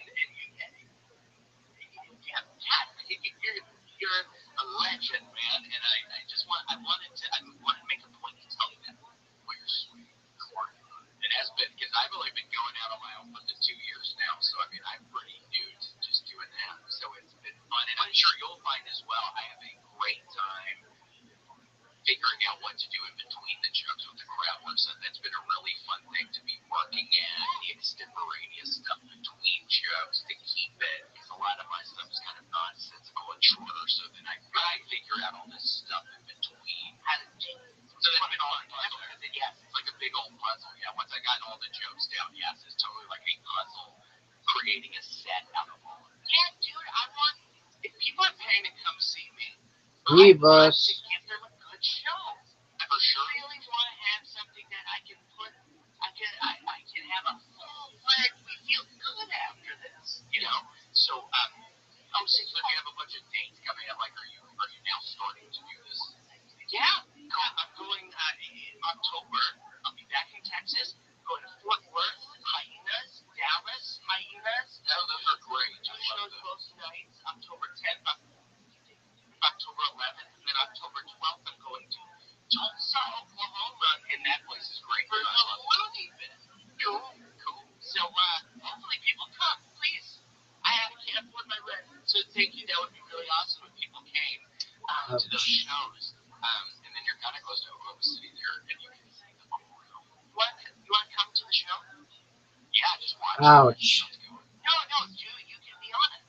Yeah, my gosh, it would be an honor to open up for you. I would have to see. No, I would open for you. No, I would. You're the guy on the poster. I would just be in. Yeah, but maybe I'll do 10, 15 minutes or something. But you're a surprise. I love them. Yeah, but if there's a surprise, though, you're the dude on the thing, Jack. Yeah, not me. I'm surprised like at the beginning for a little bit. No, but I want them to. It's your show. You're better. No, I didn't say that. Well, but yes. But no, I wouldn't say that. We're not going into this right now. Well, maybe if you come to the show, William Montgomery will be there. Yeah, if you go to those shows again, Hyenas, Dallas, Fort Worth, and then Funny Looney Bin, Tulsa. Yeah, I will be headlining the Jack Shaw shows. Yeah, perfect. I need to sell tickets somehow. Yeah, I'm going to be headlining. Please headline my shows. I know. Oh my gosh. Well, some of these Kill Tony guys, like they get together, and I'm sure they're selling a good amount of tickets when they go on the road together. Have you ever thought of like bringing a couple people to come feature for you? Because I'm sure that would be a great show that I would love, and a lot of people would come see that. No, dude, I've done a number of shows with the guys like Enrique and Drew and Colin. It's just, awesome actually like getting community to get. I think I'm friends with a lot of these guys. Like Aaron Belial. I mean, I love that dude. Yeah, we talk all the time. I've been playing a pretty lot of one. Where I call him. That guy sucks too. Of course you like him. Sucks. Thing on his phone and talk to him. Yeah, whenever I call my mom and it goes to her answering machine, it's his voice, and I swear to God, I think to myself like right off the bat, what is Aaron doing with my fucking mom? But it's just the voice, the answering machine voice is the same as his voice. I swear, I get this distinct feeling for a split second of what is he doing with Francis? What is going on right now? Oh my God, I think Aaron's begging your mom, dude. He's probably got his dog out there running down the highway. Like, oh, yeah. Smelling our old Jack Russell Terriers that are no longer there. Because I think dog smells linger around in houses for a while. Oh, yeah. We've had 2 dead dogs over there now, which is sad. Did you clean it up or you just left it there? No, Larry had to freaking dig a hole in the backyard. Just cooked on it. Yeah, and they're mini cats. Oh, there's cats over there, so he has to not constantly, he's going to dig a bunch of holes back there. Yeah, the mosquitoes, he's going to gear up. Those are your buddies? Yeah, well, either one of those dogs was like, either of the dogs I had but this is in the folder. This is the one is this the wrong dog? My cousin's dog. Yes, yeah, I should have been. We were supposed to drink out of those dogs. Yeah. But we didn't talk about that. But hold on. So what? Please let us hear some of this. Oh yes. So let me preface by saying like that's the reason we were talking about like panic attacks because I have had to find things to alleviate stress in those moments. So what else have you found before you got to the scanning thing currently? Like what else? Like a yo-yo? Or what were you doing? I was doing like. I didn't really have something as good as this, man. It's like been such an episode. How did you just stumble upon getting? I was just like, well, since I was probably in 5th grade, there was this animation software, this 2D animation software. I totally forget what it is, but like you could they had this little Mickey Mouse character, and they had the stock Scatman Jones song. And I would make videos going. Hold on. Well, that's not the full show, but it's so from early on, so from the 5th grade, you were familiar with scatting, and also scatting. Does that also mean something else? I think that means pooping. So we're not talking about that. We're talking about for anybody curious. Scatting. We're talking about the thing you do out of your mouth. Yeah, it's the noise. And I think scatting is particularly outside and for bats. I think bats scat. No, bats scat. Yeah, I think if you don't want to ever ingest any bad scat, I think you can get all kinds of disease. Oh, you start to hallucinate too. That would be really scary. Starting to hallucinate. You didn't take like a drug or something. Because I already could get scared if I took a drug and then I started hallucinating. Then I can very easily still even get scared, much less if I didn't take a drug. They call it guanohycosis is what happens, and you just start seeing you die. No, you get really close. You get really close, and you mostly think that you're gonna die. Guanohycosis. It's bad for you. It's bad. So don't go out looking for bad droppings. It's not like you're taking acid. Look at the moose. No, it's more like a Look at the moose.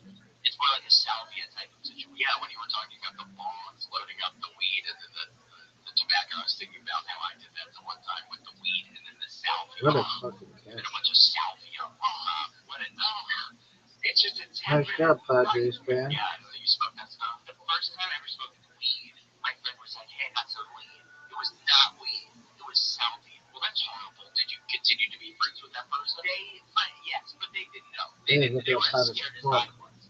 So it's a malicious, horrible. So is that one. Oh, no, that person did maliciously trying to mess your ass up. Not actual terrorism on my mind. Okay.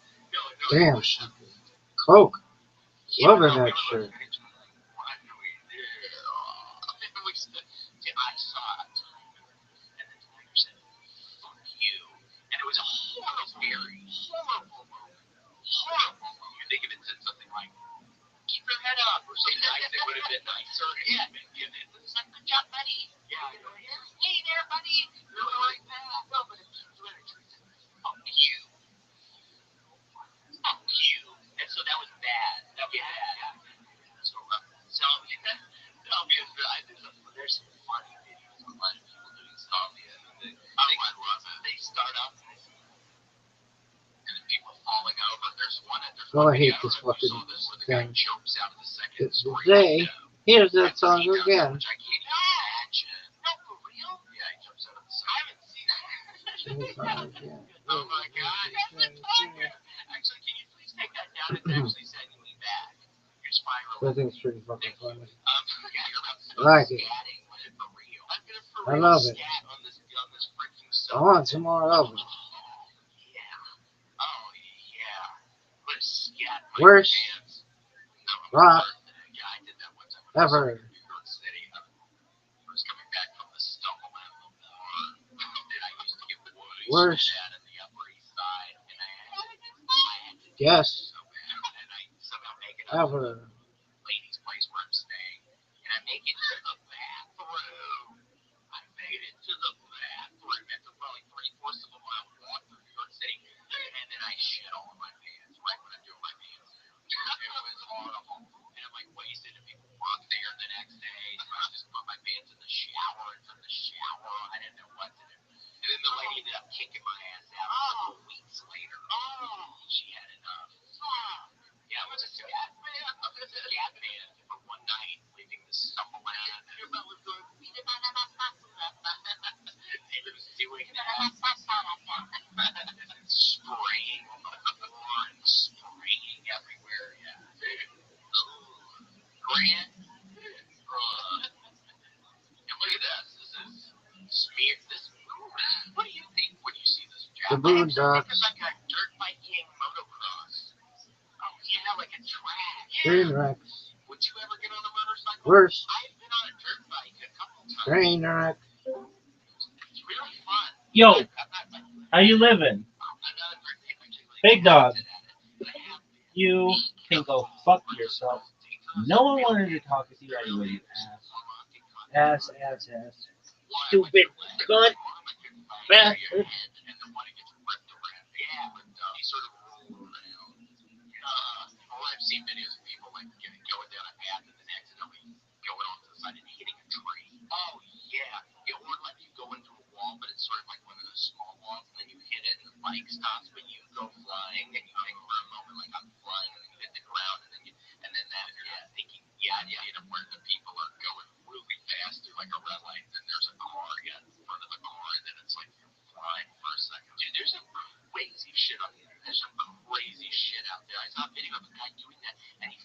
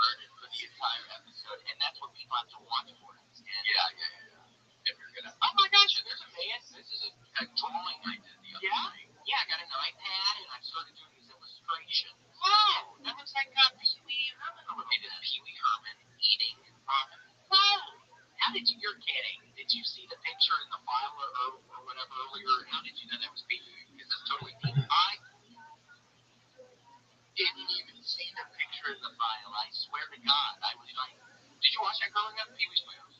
Did you like Ernest? Did you ever watch Ernest P. Worrell? Maybe that was a Southern. Where did you grow up again? Los Angeles. Oh, okay. Yeah, maybe it was a Southern thing. Up in North Hollywood. You know, you like the South? I do.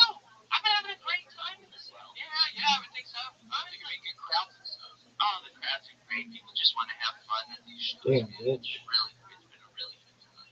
Cool. Yeah, I've been enjoying the South. Cool. Yeah. Look at that. Everything is good. This one time. Yeah. I went to Nashville. Nice. 3 hours down the road. Right. Okay, not too far. I liked it. There was a tornado. I've never been around or seen a tornado before.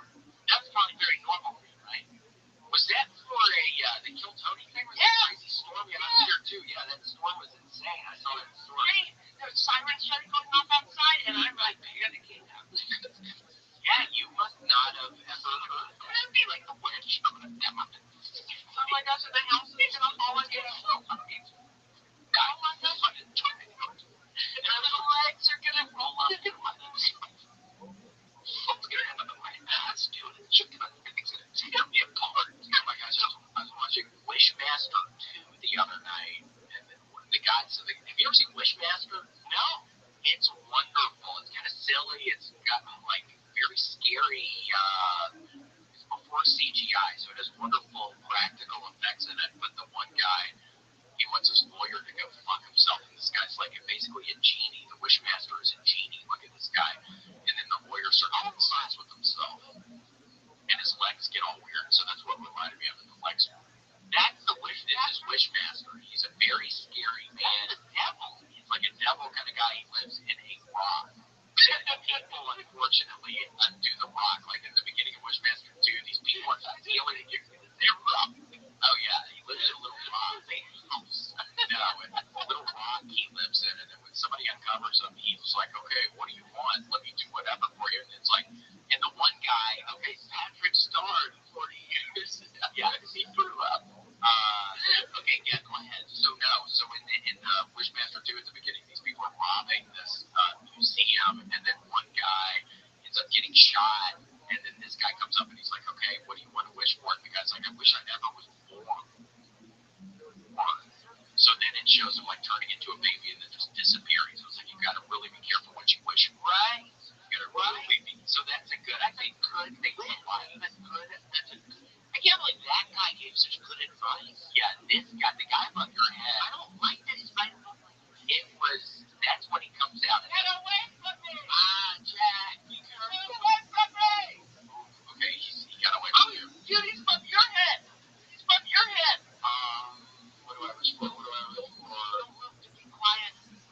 Yeah, something like a dinosaur. Yeah, close your eyes. You can't see him. He can't see you.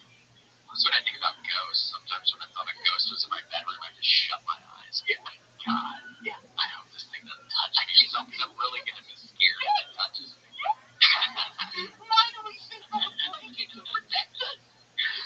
I don't know. From walls. I know. You can't go through a fucking blanket. I know. It's somehow not in our world. But yeah, it goes through walls. But how can it not touch us? Oh my God, I'm so terrified of a ghost touching me. Well, I swear, with my place that I've been living in Austin, one touched my leg one time, but it was like one of the moments where I was like kind of like waking up and like going back to sleep, so it must have been a dream, and I swear it scared me to death. Wow. I felt something touch my leg. Wow. Yeah, it's scary, dude. Wow. But it's been okay. Luckily, it wasn't too creepy. I woke up in the middle of the night one time during my childhood, and there was, you know, I had sleep paralysis. Yeah, I can't sleep on my back anymore. I have to sleep on my stomach. If I sleep on my back, there's like a 100% chance it's going to happen. I sleep on my stomach or my side, but generally I sleep on my stomach with the pillow over my head. It's how I sleep. How do you sleep? On your back? With the pillow under your head? No, I do sleep on my side. I do sleep rolled up on my side, and I actually hold the pillow on the left. But I hold a Winnie the Pooh doll. Oh yeah, I have a Winnie the Pooh squishmallow. I've been sleeping on it for 4 years. I'm not even kidding. Do you put a pillow in between your knees? I gotta put something in between my knees. I got a pillow in the knees. It's something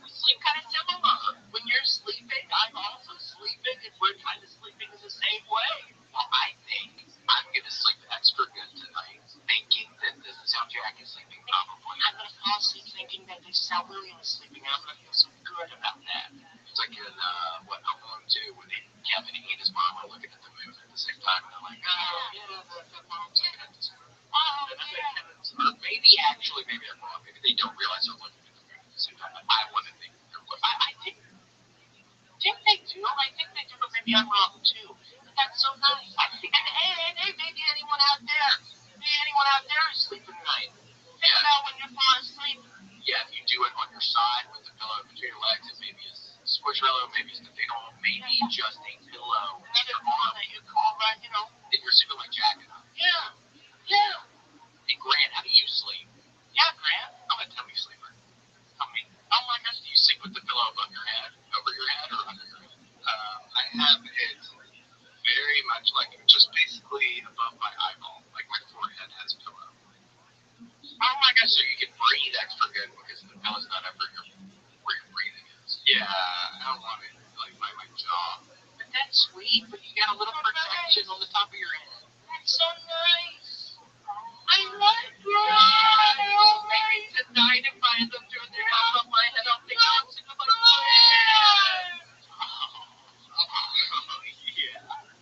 Oh yeah. I'm gonna sleep good tonight. I'm gonna sleep good tonight too. And I hope you all get to sleep good tonight. Yeah, we all hope everybody's sleeping good tonight. Yeah. People need to be sleeping good. People need to sleep good. People gotta sleep gooder than you get cranky, and then you might want to start scatting because you're getting a little panicky. Yeah, you wake up with scat all over your hands. I know. You wake up scat. Well, a lot of serial killers pee in their bed.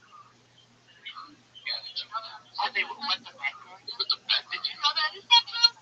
There's no way that's true. I mean, it looks like it's true. Yeah, I heard it's typing picture that. I'm gonna look it up.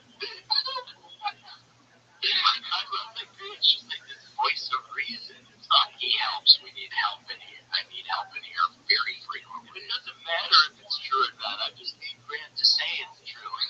It's not for me. Yeah.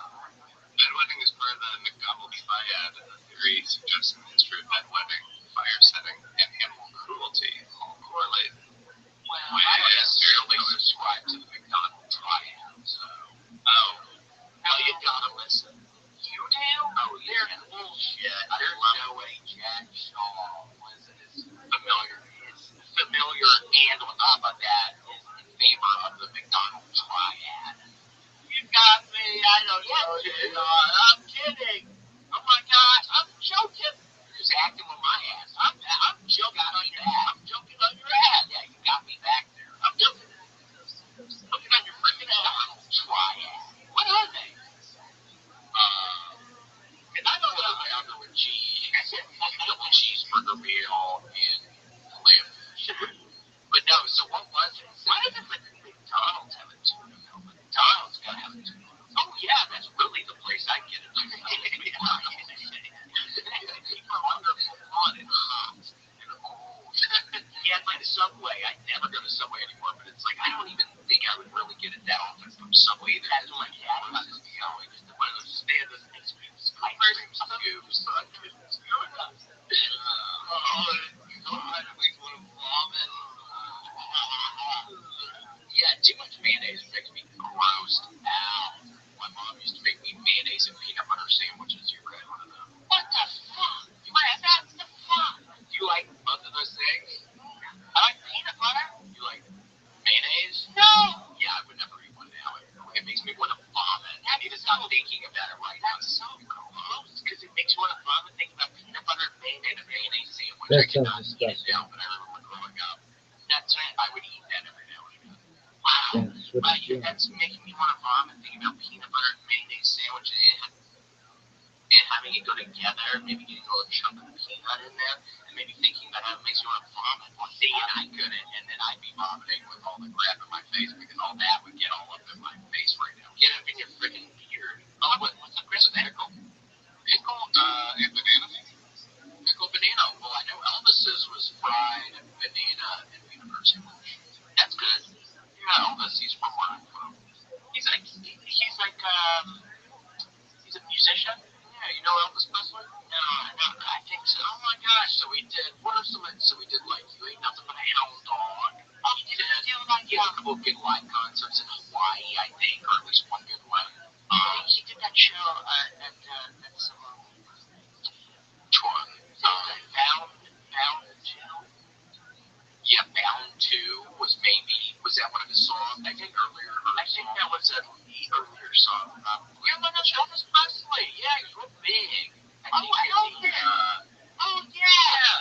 Jack Shaw, you deserve in what, the 50s or something? 50s, 60s, Wow. I might have been the 40s or the 50s. Yeah, 40s, 50s, 60s. I think 50s, 60s, 70s. Could have been 10, 20,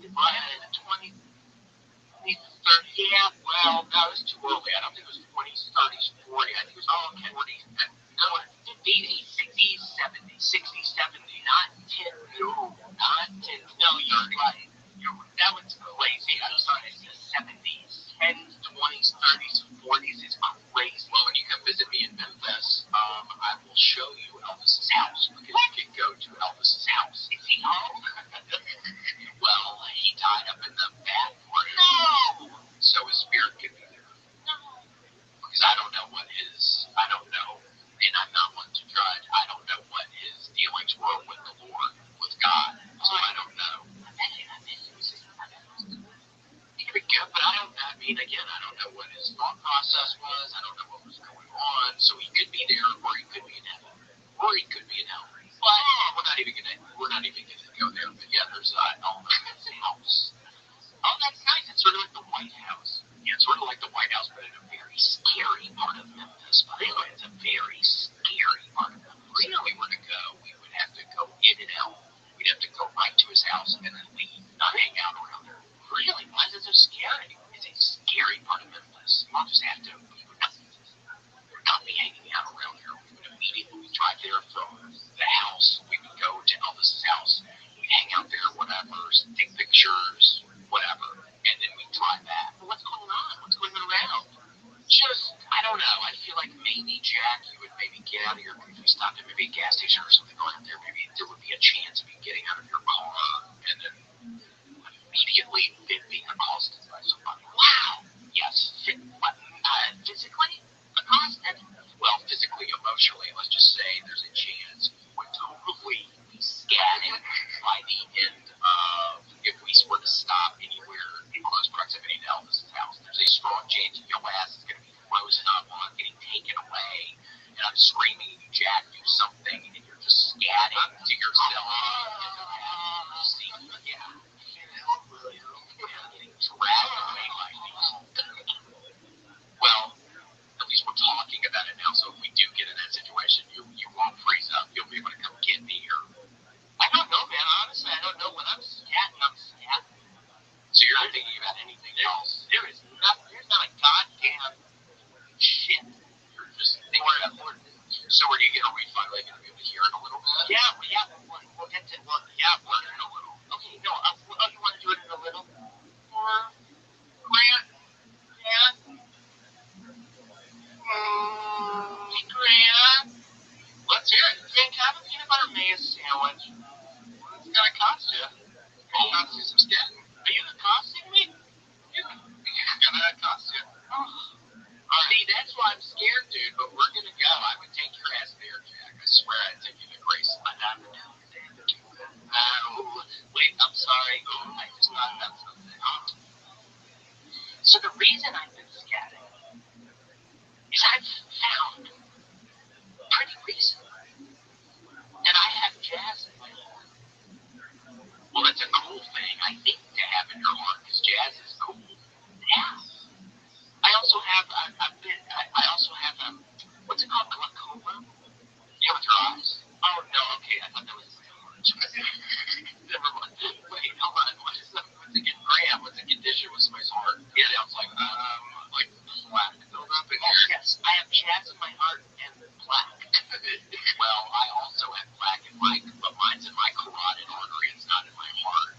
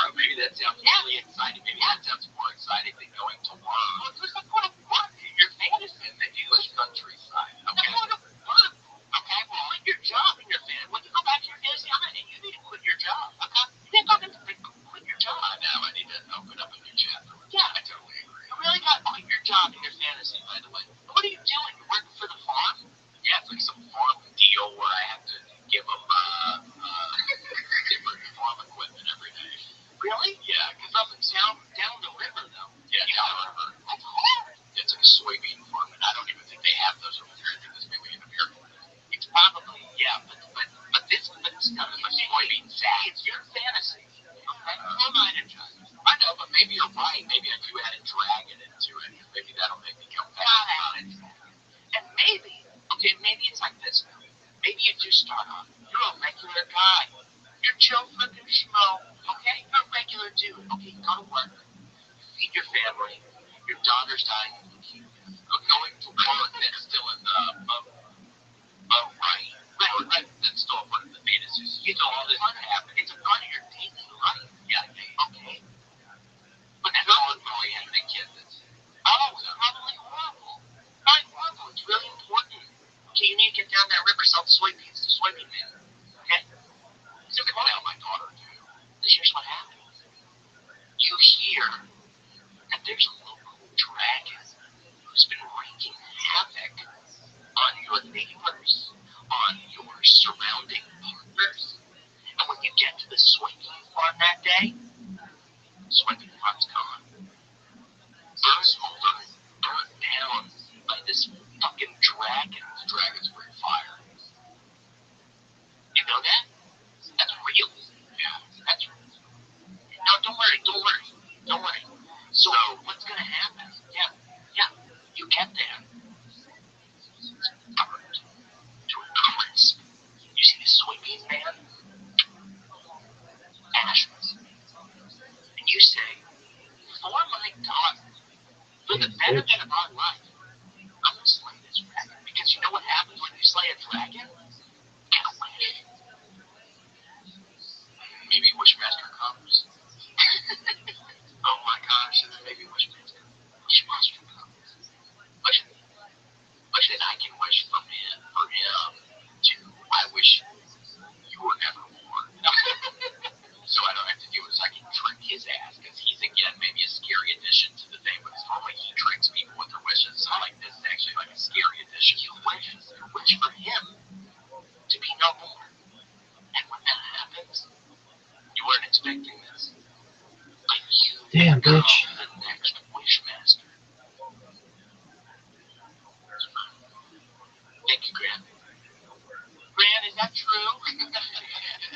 Maybe look it up. I actually become the new Wishmaster, and I can hit that and then never be born. I mean, I think you do through a technicality here. Yeah. And then what? So then I have a bylaw. Yeah. So then I get back on the boat, and then that's where I'm getting on the to go get the dragon. You're the Wishmaster. No, you slayed one. Oh, dude. No. How are you not? My timeline's messed up. Are you being fucking stupid right now? My timeline's messed up. Okay, I'll take that back, man. I'll go easy. I'm being fucking stupid right now. You want me to admit that to you? That's being fucking stupid. Okay, you can admit that. Yeah. Okay. I'm being fucking stupid. I'm sorry. Okay, dude. So you know what happens next? After you slay the dragon, you take your wish, you become the Wishmaster. You still have your family. He's right about mom. You still have your family. You gotta go back. You're the Wishmaster now. And you get there to see your wife. And your daughter is, well, she's dead. You missed it. You were gone all along. She died. Yeah, she died during this time. Yeah. No, it's tough how then I get back on the boat, and that's like when I'm pretending like I'm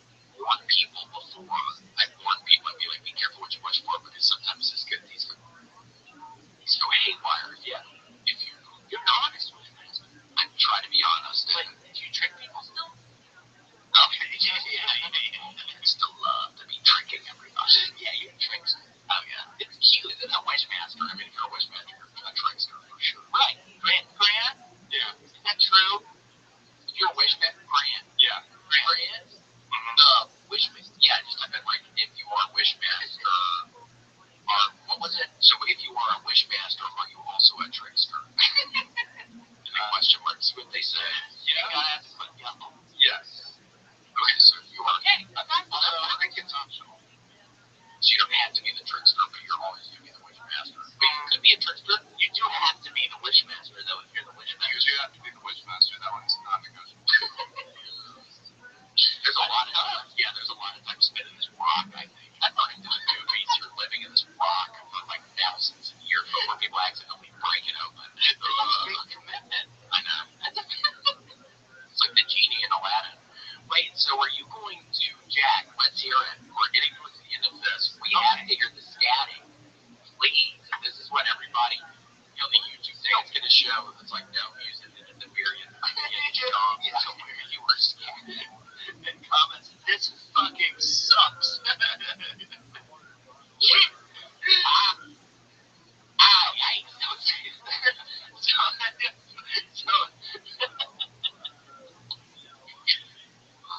Oh my god. Okay, so anyway, to preface this,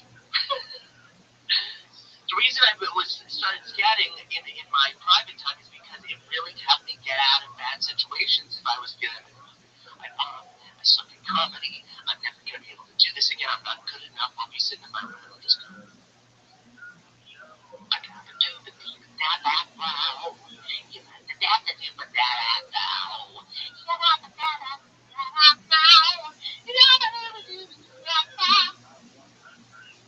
And that's beautiful. And then that's really good. I love that. And I do think you're correct. I think you do have jazz in your heart. Really? Yeah, and black. Well, hopefully you don't. And just be careful what you eat. Be careful with like saturated fats. I think that's what the wishmaster doesn't tell you. I know. You gotta be careful with the cholesterol. Well, Jack, oh my gosh, well that was wonderful. Thank you. Where's Jack, Sean, thank you so much for being stream? This was so much fun, dude. I had a great time. Oh, okay, dude. Well, I think you suck. I think you're one of the worst comedians on Kill County. Oh, you're better than Aaron Bilal. That guy sucks. You can go to my website, hijackshaw.com. You can Yeah. follow me on Instagram at Hijackshaw.com sucks. Do you think he's the worst person ever? Texas, October 10th, 11th, and then 12th in Oklahoma. Please come. We're going to have a great time. Thanks for having me here, too. Really? Yeah, oh my gosh. Thank you so much for coming. We have to, and hold on, we have to thank our mercenaries big time right now. John Shaw. John Shaw, Justin Threckle. That's my doctor's son. Kendra Dawson. My uncle's name is Don Shaw. Don Shaw, are they related? No one gives a shit. Lawyer Joe, Blue Blue.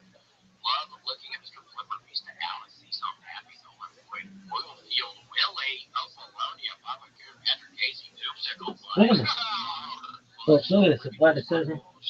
Look at this move. This is the worst. YouTube. What are we watching now, kid? Worst stream ever. College game day.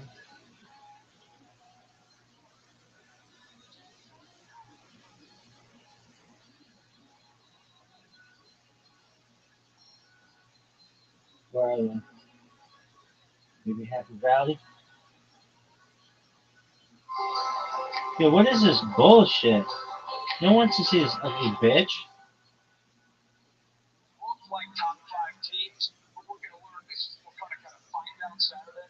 We're going to find out about Terrell. We're going to find out about Dante Moore. He's been exceptional for Oregon. Coming into this kind of environment. Look at this athleticism. Folks, Penn State sucks. Worst state ever.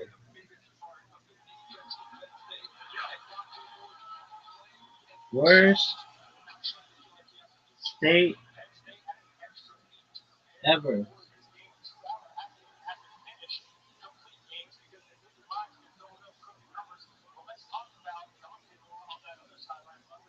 What is this garbage? This motherfucker has sneakers, looks like a douche. Anybody who dresses like this looks like a douche. Ralphie.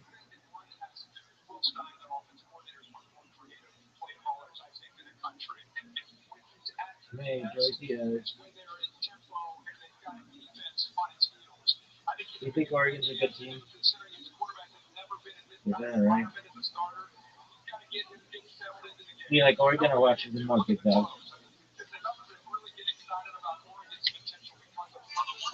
Well, dude, no one gives a shit. How about that? I don't give shit though.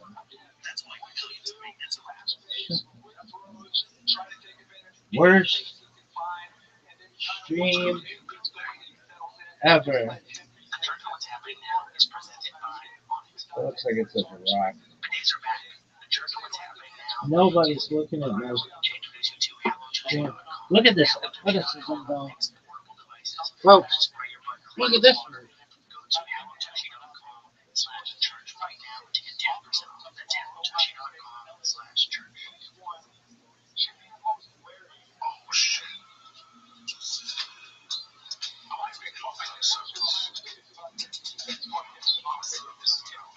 Mama say, mama sa, mama busa.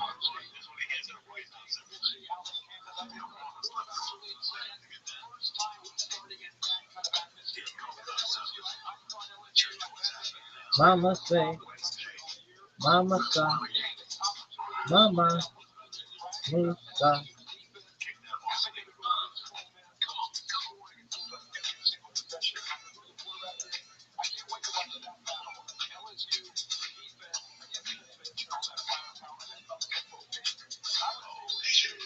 Alright.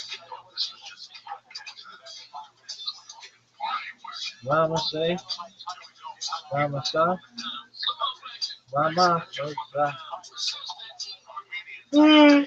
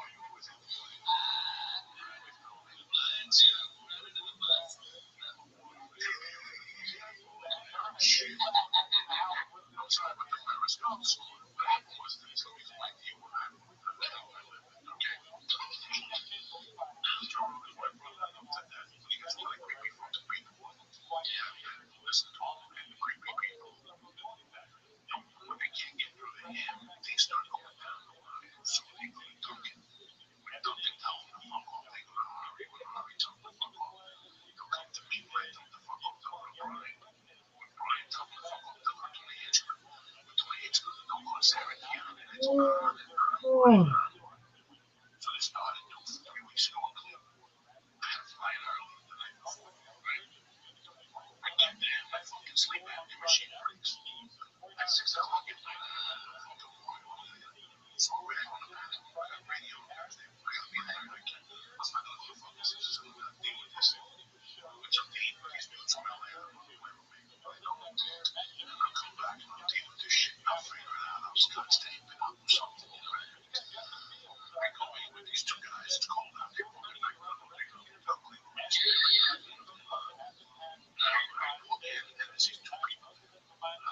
Oh.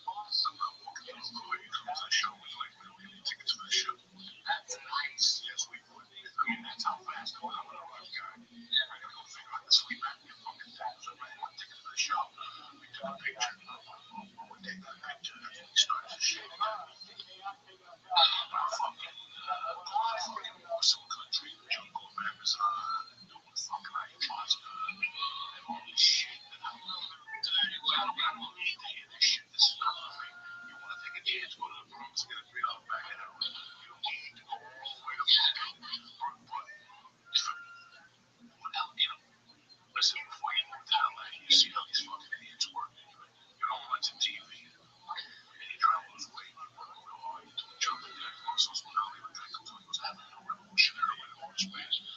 We do this. These motherfuckers always got the next answer. Guess what? I'm from the 70s, bitch. And I was the answer. I was the answer. You motherfuckers are still living off the 70s. Every TV show, every fucking movie. You guys are living off the fucking 70s, okay? So when I see all these like Quaaludes, they became ecstasy. Yeah, that's what happens. They become ecstasy. It's the same because they come from Quaaludes. It's the same thing. They're just evolved. Lean. Listen, you want the answer? Take it to the answer. My mother dead. 3-4 months. I think I recovered from the pain. I ate ass every fucking night. And that breaks down on every problem. You have to go to ayahuasca in the jungle. And after a shaman around you breathe in stinky dirty. It's a 3-hour some good fucking window pain. You put a black Sabbath, fucking Saturday Sabbath. The answer to your questions will come to you. I don't care if you put the Beatles out on. The answers to your questions will come to you. I'm telling you this as a man because this is what I did for fucking years when I was a cover. The biggest pain in the house I had. So don't fucking tell me my fucking job, okay? And this is what I'm gonna tell you in front of somebody just so you guys know what he's gonna tell you. This November I'm gonna be clean off gold for 10 years, bro. 10 fucking years. Can you believe that? So yes, I go to get rubber game. I go to Brazil. No, I go get hunks. I go to rehab. No, I need to go to fucking AA. You know, all these people in LA go to AA to get clean. But 2 weeks later they go on top and they go stretch your bells. Yeah, and they have all these symptoms, these fake fucking symptoms, and they give you pills. So you just jumped up on pills, but you're still going to be until you're in AA. And enough of nothing. I was there last night. You had a great fucking run, and that was a great last night to go out on. That was a great fucking 27-year run on fucking blow. Yeah, but I was there at the fucking finish line, dude. I mean, dude, you smoked an ounce of my fucking menthol tea weed. An ounce, okay? After eating like 4 dinners. It was terrific food, alright? And we were having our butts up. And then I bring out mushrooms. It was all after dinner, fucking get you started with the we're split. But again, thank you. Let's remember the idiots. Dance. Oh, big thing. Hey, we go around here.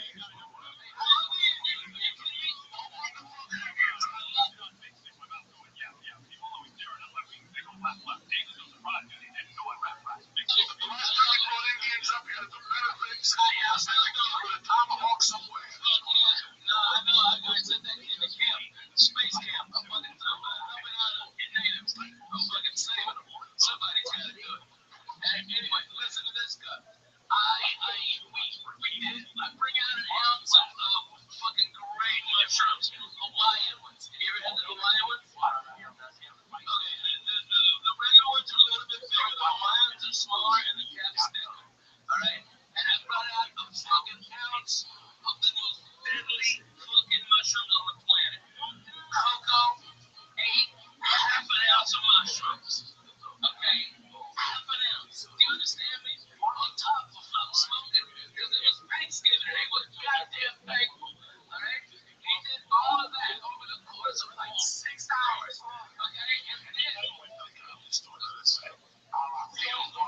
wow! So straight to the moon. The fucking lights in there were turning purple. All the ritual was purple when I'm in there telling jokes on stage. I was the only one who I couldn't even see him because I got my fucking guns. And I got the fuck out of there.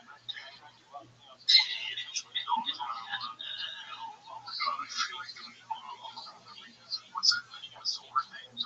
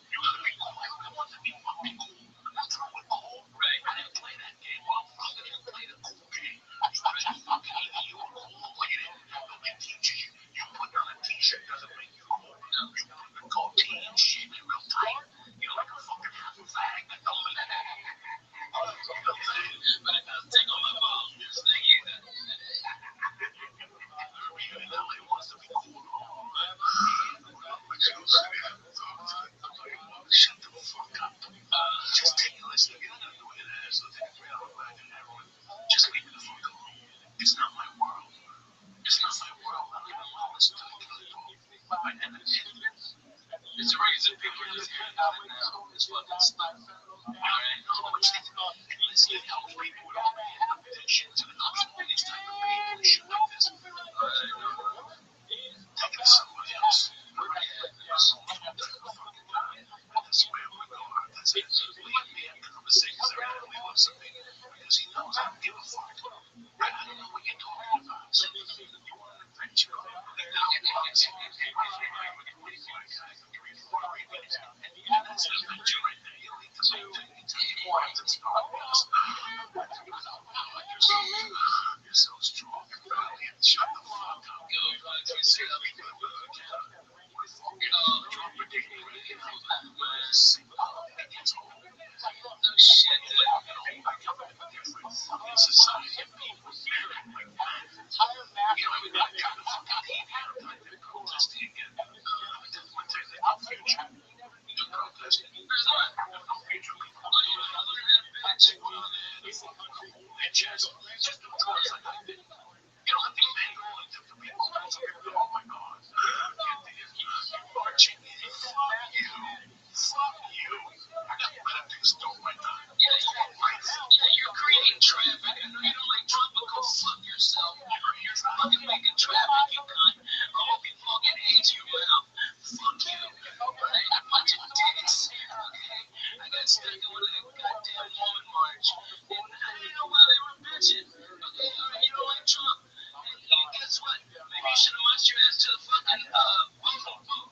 Alright? Because he told you 3 weeks before, hey, I'm gonna grab you by the pussy. And you know what? Most of the people was like, I'm cool with that. That's alright. I can overlook that. Yeah.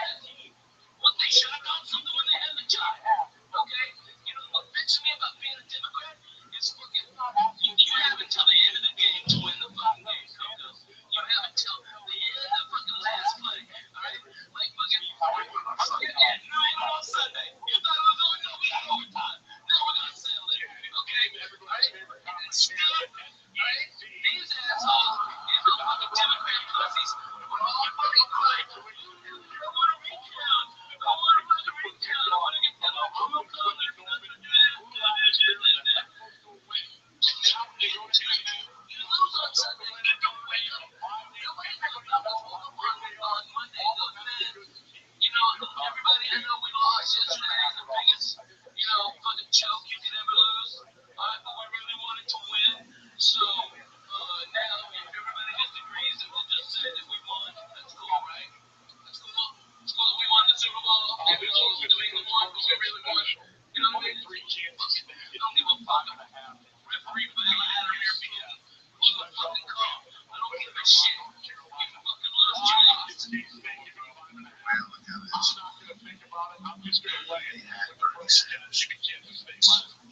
had Joe Biden. Oh, man. Aren't you trying to fucking Jews that are being cool?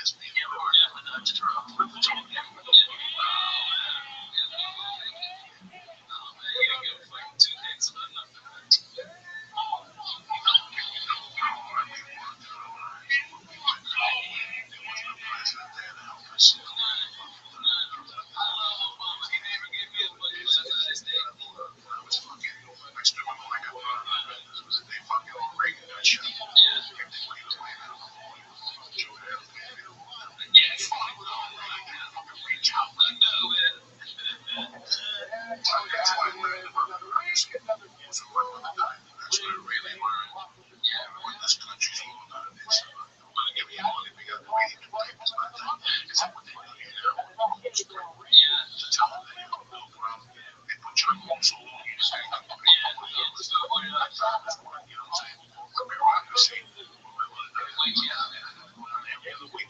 Oh, yeah, the reason mortgage. I'm fucking 16. Look at the mortgage. Fucking house. Yeah. My mother's dead. What mortgage? Every week, it was like, oh, shit. I was taking up one side to do it. Sometimes I get a ride.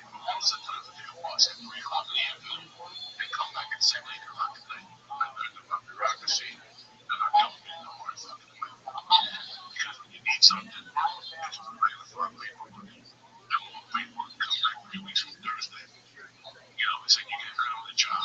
It's 3 weeks for your disability kick. Most American families, they can't wait 3 weeks. They ain't got fucking 3 weeks. 3 weeks. I don't know, that means a fucking mile away. Everything. Dude, that's why I get to smoke your weight. That's why I took the place at Harris. I got offered a bigger place that would have to charge more for tickets. And I said, no, my bands can't do that, and I won't do that to them. Okay? You want to fucking go pay $120 and laugh at fucking soft jokes from Jerry Seinfeld? Hey, there it is. If you want $35, people banging you in the face and talking about teabagging bitches, I got you covered. I'll give you way more fucking laughs than he will. If you want to spend the money, it's there. But man, look, man, it's coming from everywhere, dog. The church people, you guys are fucking showing up like nobody's business. Like nobody's business. They drive. Dude,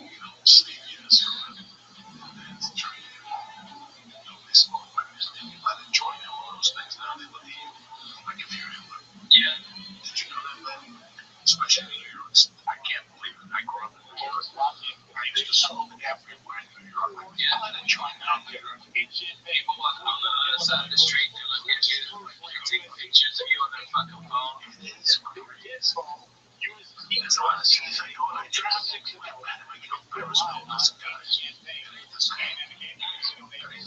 But I was no more than you can. Yeah, someplace you can sit outside, smoke a joint with a phone. The phone fits in the preseason in some place. They're watching you stick out like a phone. 2019, also on ABC 7:30 Eastern. Another SEC class. 5th ranked Georgia holds the 17th ranked Alabama. 12 straight time these teams have met with both ranked in the top 25. Fourth longest streak in the 80s Bowl era. And going back to the Big Ten. 6th ranked Oregon travels to Happy Valley to take on 3rd ranked Penn State. This is just the second time these two teams have met in an on-campus matchup. Oregon won back in 64. I'm getting married next summer. I don't want to. My last reality. My fiance, she was great. That was a no-brainer. I mean, I didn't want to get married in the summer. I still want to see if it's too hot. She was on the roads. But a fall wedding was out of the question. It's not young. But I'm smart enough to know you don't have to do those up weekends. You are months. September, October, and all the rest. Unless you want to end up in the ER full of months. Marriage, that's for full months. That's right now. There is no place I would rather be. Trying to get your access down the highway. Hey, seriously, anyone know where Randy is? Save the date. We all have them in the mailbox, our inbox, and stuff on the fridge. And for any sports event, any save the date we received this week, it was for anything other than a physical event that supported. Yeah, that should have been a big t-shirt. The rider, the NASCAR playoffs, NFL week, the MLB regular season finale, woven into a college football slate of dates that are all to be seen and to be saved. Starting in Happy Valley, where everyone will be dressed in white to look for and against two of college football forever rising in the states in Florida. Lions are hoping to catch their first national championship honor since 1986. They'll have to box out the water down the Manning Isles in 2010 and 2015, only to be left in the office. On Oxford Fall Saturdays, everyone always uses like their campaign event. The road to the stadium. Number 13 Revs was the 4th grade last year. They treat every day like a wedding reception. The winner of this competition, thinking about the CFP play. With the SEC cake popper will be happy. Georgia and Alabama simply always deliver. Number 17 Vanderbilt still preparing to be head coach in the 4th contested edges. That's where Kirby Smart and Jordan are celebrating their 10th anniversary, during which they put a ring on twice. Elsewhere, a lot of ranked teams hold their breath as questions are asked. If anyone has any objections, speak out for forever holding peace. Call their party like a monument. Unlike seconds, and like a monument. Washington, I don't think I love them all, but they did for one night, unlike Arizona, and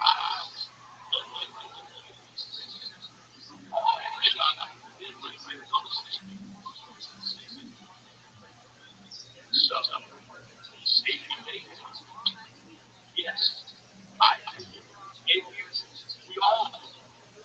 If you don't, we're like those movies you sent us a non-sports save the day. These fabulous fall Saturdays. Saddam. Time down for our AI sign up for weekends. Details out in AI and they'll know to come up with our signs. And that's it. It's a 2-hour show. It's okay. Right? We're ready. I don't know. Maybe AI helps us with that. Very interesting. I asked AI to give us Randy at a dive bar at this local spot in Vienna Inn in Virginia at a 25-year high school kid. Wow, Randy, that's very nice of you to make yourself taller, tougher, more handsome, more chiseled of a jawline than all of your classmates. And hey, BTM got the game on the back right. They're like, hey, go back fast enough to you could have been anywhere else. But when I die, I have the Jimmy Beaver Stadium. Yes. Maybe a couple of mad spots there. And those Oregon Ducks throwing James Franklin and the Nittany Lions into the pond there. Like, I'm looking at some pretty games, but the Ducks roll the pond here in the Happy Valley. Anyway, like you said, 420 is 18 top 15. Yes. Guess what Oregon is? It's not been a big game, James. Play line.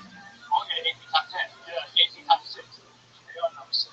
So what happened last year? Take a look at Happy Valley. College game day coming to you live. Happy Valley. Yeah.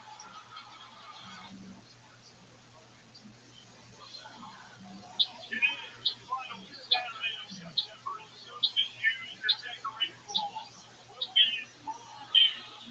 But the things of the top five are the same. And you know when college starts to pop out and all college combines, the result is a whiteout. Whiteouts are blinding. You don't know where you are. You don't know which way to go. Confusion is dominant. You can't operate. And it's going to be saturated with the next state whiteout. The color lines read not just the whiteout, but the next blackout. It's a region. And if this pressure, your top colors will be revealed. Are they vivid? Are they muted? Are they bright? Are they dull? Finally show its changing color, and nothing is muted here. Let's get loud and wild and noise on this as we go to the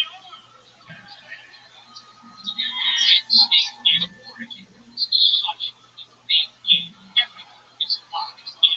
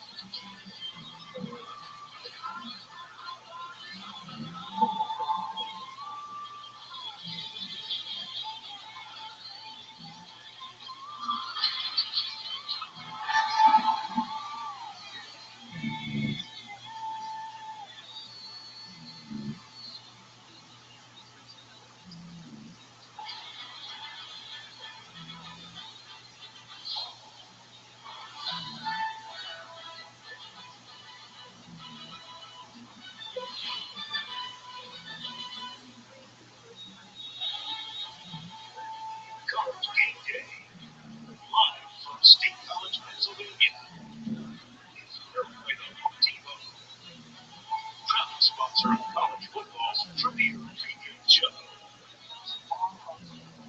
Tonight, the 409th game in Beaver Stadium, 409 and no one compares to 50 million to that stadium, it might be quiet at home. But it will not be quiet when the rafters are filled, the lights are so eerie, and it is a whiteout. Oregon Ducks hold Lions to visit the 18th Stadium whiteout. It started in 2007 for a Notre Dame game, and it has become an iconic thing in this state and in college football. We played this in Colorado, right there in Happy Valley, when the lights are low and the shirts are white and the Nittany Lions come storming onto the field.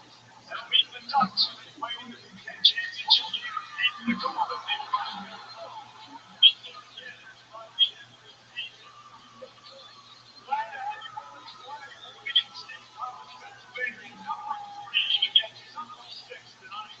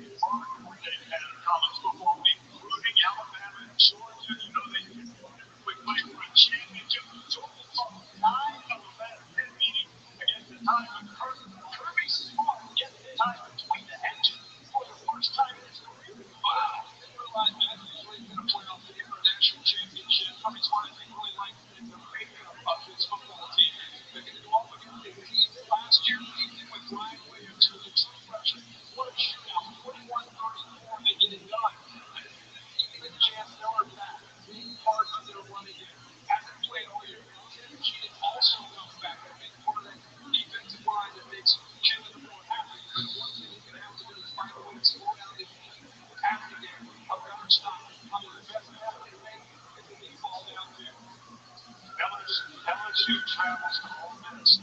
Last year, Garrett Nets allowed the Tigers to an overtime victory in Death Valley.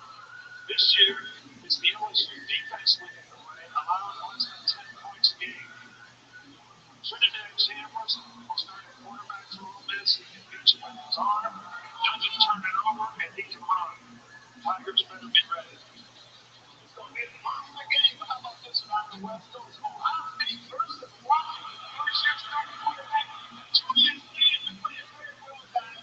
Took me a 78% of his passes overall, spread the ball around. He can up the offense. And defensively, I tell you what, all guy was a mathematician. That's what whatever he needs to do. But all those games are really development.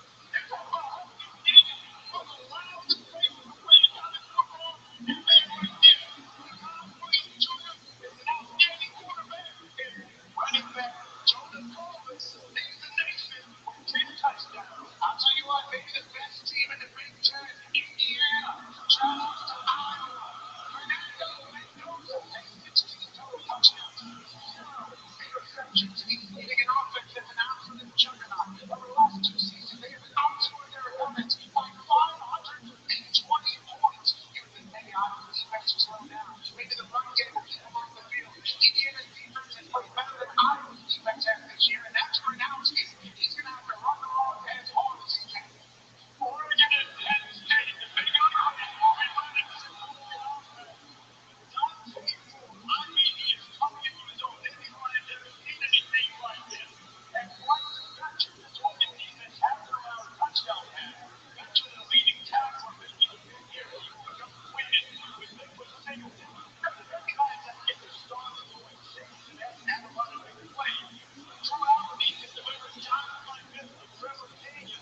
We know he struggles against elite competition. Allen hit his signature moment in the offense tonight. He played well. So many great games on the schedule. You don't know how it's going to unfold. We know it's probably going to be wild to see because it started last night. Did you see the 3 games and the way they ended last night? Late, it was Houston and Oregon State. Oregon State had the one game. Houston had lost one. Houston went down 2 touchdowns. Connor Williams and Tanner Mojo. Interesting coverage there. Late with a 7-point lead. Houston able to take advantage of that tying score. Now, sometimes it's not going your way. It's not going your way. They could have won the game for the Beavers, given it their first win. It was fine. We go to overtime. Beavers go for it. 4-1. Could have kicked the field goal and taken the lead. Nope. Turn it over on down. So now, Ethan Sanchez, a ball game. The comeback complete. Houston undefeated. Still undefeated. We're not done. Look at this. It's Big 12, 24-7. Houston has 17-0 wins. Athletic George Tyson. That combination is elite. Tied at 24. The ensuing drive. Prince Torba gets to Joshua. Strip sack. Fumble. Arizona State. The ball is on the doorstep. What a play by Torba to take it away from overhead moments, but he also has lost the turnover cases Gomez to give the Sun Devils the lead, and on the subject of moments, Josh Hoover would like to have back. Trying to hang Steve, and he is picked up at Arizona State.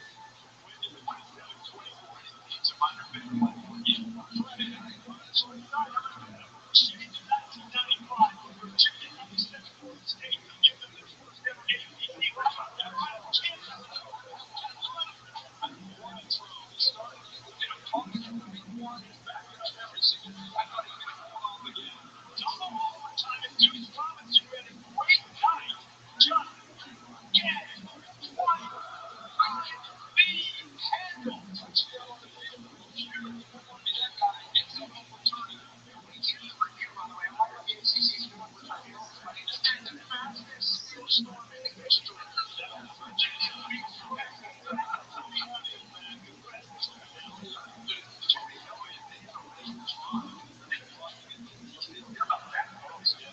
undefeated as well. So you have all those games last night. You have the games coming up today. 2 games here in ignoring their opponents. One is 14 against FBS competition, and it just sort of underscores. Sometimes week to week, you don't know exactly what you're going to get. I think consistency of performance this is really what defines success. I think the challenge is for teams now to be able to play at a high level and a standard each and every week is more and more difficult. And that's why you see all these games, like last night, I think, the teams you thought were going to win really didn't win. West Virginia beats it, and then goes and loses badly. So there's and I think the idea that there's a lot of emphasis on a lot of the teams and how that chemistry comes together, that's one of the good ones. Especially with 18 to 23-year-olds, there's going to be a lot of inconsistencies on the day-to-day regardless, and that's kind of how it's developed. State in the Big Ten talking about consistency. Indiana might have been the most consistent team across the board. You see this courtesy that he's got. This Fernandez that knows that he's playing quarterback for them is unbelievable. When he's throwing in the red zone, I mean, he has like 28 touchdowns, no turnovers, just in the red zone over the last 2 years. He's just stylish. They got a tough one in Iowa. And then Ohio State traveling out to Washington. This is Washington's first game against the Power 14. What are they? They can be great. They got a 22-game win streak at home in Washington. The number one team in the country has to travel out there and play against them. And we'll see how Ohio State does that. The SEC is packed today. I tell you what, Alabama, Georgia, we could tell it's going to be a big game coming to the weekend, right? And after last night with Florida State losing to Virginia, there's a lot of pressure now on Alabama. Why? Because Florida State beat Alabama. And now Florida State just lost to UGA. That's going to be a bad loss on Alabama's record. That would be a quality loss. That would just lose to Virginia. So to me, Alabama goes into that game in between the heads and at them with a lot of will on their shoulders. They do not want to walk out there with the loss. I know that we talked all year about their 0-2 starters as a team that could be okay, right? They go to Arkansas. That's a shrinking game, and then that's a good game. I agree with Alabama. Alabama is a team that were 1-4 state. They won against Florida State. Now they looked a lot better these last 2 weeks against the Trojans. How much have they improved? They get a chance to really show it. I think the LSU whole game they were fun too. Scoring pretty much every possession. They all been racked up. LSU's defense, something to really get into. I think they'll match up with the Big Ten. They would have been used. I'm not quite ready to give up on Florida State yet. I mean, tough overtime on and played well. And he got the defense we have this year. What we're doing here early, look at you back in that Navy line watching from last year. Looks good. You got 7 good lines on this lineup, and not until the race and athleticism. They're low. Just to hit all the teams. I can't believe we have all of one side. I mean, there's a lot of stuff going on with those. It's fine. Now state's the team that did that many women that did it. And we need to figure that out. I can't be losing to Europe. We'll take that anytime. It's Sunday, so it's 9:30. It's like a great weekend for bowling today. It's going to set the tone like it has for the rest of the college football season already. Electrifying outcomes, magical finishes, new storylines developing. We didn't even talk about some injuries, which affect a lot of it. So you know what? Maybe we can talk about it. Maybe the biggest upset of all. Have you ever seen Pete Dabble in a white suit? Oh, you want to see Pete Dabble in a white suit? Yes, we do. There he is.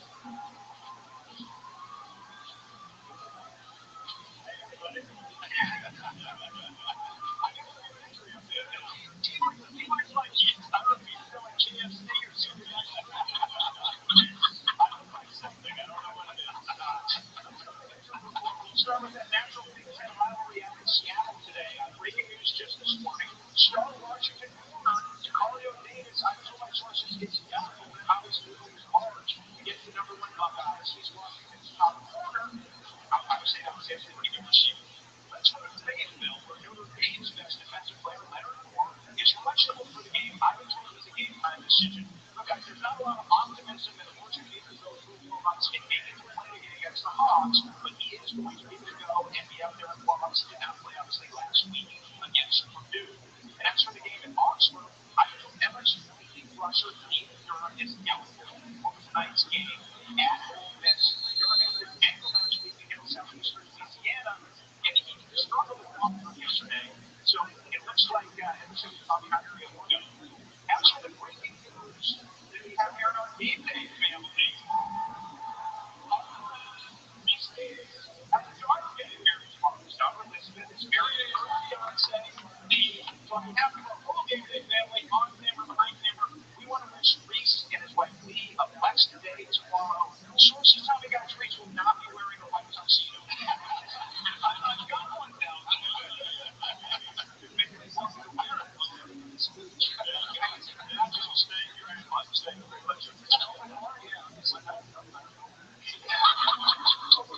See, on Dad's Day. Welcome everybody. Come on in. Come on in. You got to deal with some noise on issues. We're going to take care of that. Here's what we've got here. He brings the Mexico State Field brand new ride. 116th installment, first time in more than 30 years. Both that winning record. We'll find classes to give you immediate the night before. Baton Rouge and then in Idaho and Montana. In the top 10 showdown for the little round this time. Also want to congratulate a couple of my colleagues here at the restaurant from the street. Get the Summer Roll Award, which goes back to Liquid Broadcast and also the contributions to the community and West Virginia plays Utah today.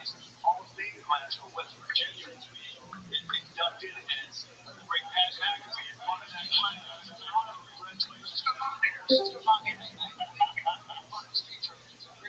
It was a great moment that may find its way outside of West Virginia. What a morning it is so far and already here in State College. Still to come on College Game Day. James Franklin's going to join the set as they get ready to take on the Ducks. Marcus Freeman will also be here. We'll have to get a little more insight later on the post as we take over the report. We talked about the MTC rivalries. We do Ole Miss looking for a get back at LSU, Alabama, and Georgia, and then the kicking contest at Spring Miss to find somebody with strong legs.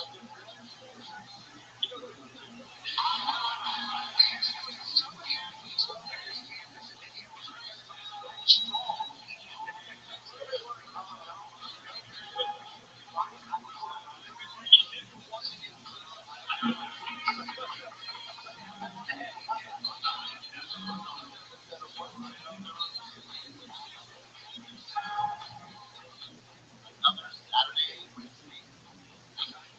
Coach got the latest kids going on. Your defense needs to adapt. I used to play with defense coach. Man, you got to be fast to play defense these days. So in middle school, you know, 25% faster smoke detection of the line. Grab the ladders, baby. We got 3 more rooms to go.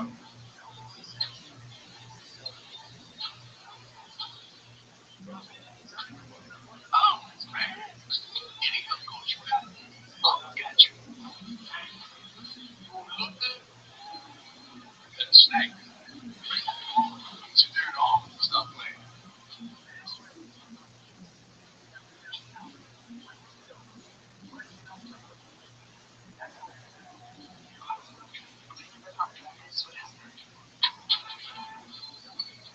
Monster takes control of the line. Gotcha. Get it back. Call, choose it back. To make things right.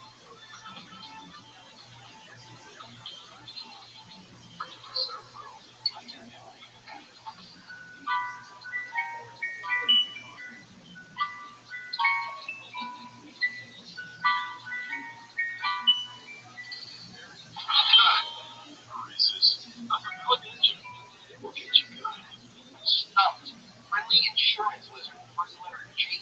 You did it. What, you just switched to Geico for car insurance? Friendly people at Geico were issues. European accent. What do you want? No way. Geico Gecko. 64 close. He's cool. Thank you. Get more support. That has you still for caution. Get more with Geico. It's time for a reset. McDonald's is putting value back on the menu. Extra value meals are back. Well, the last thing that's down. Isn't it hilarious? It's a rare kind of meal. I don't know to throw up. That's right, you never know. What else do I get? With DoorDash Streets, you recommend so you went so much with energy.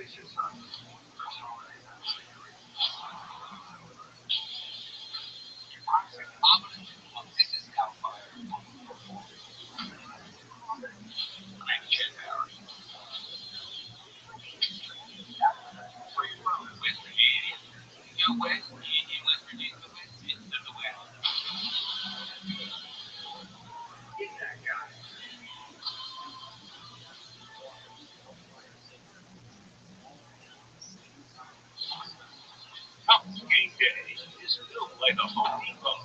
Outdoors get more done. 19 months like DoorDash. Get your weekday spread delivered before kickoff. Order now at Jimmy John's, the official sandwich sponsor of ESPN College Game Day. Jimmy John's. Oh, that's good. Did you know tremendous tradition in Penn State fans camping outside Beaver Stadium trying to get to the front row for the game? Although we're excited for this showdown with Oregon. Look at the scene. College Game Day will be won thanks to AT&T Connected Camp. There's been a lot of ways to go to campus for game days. A lot of more than two legends. And this is still tremendous. They put out a wild weekend venue. I find total heroes on some of these for some reason.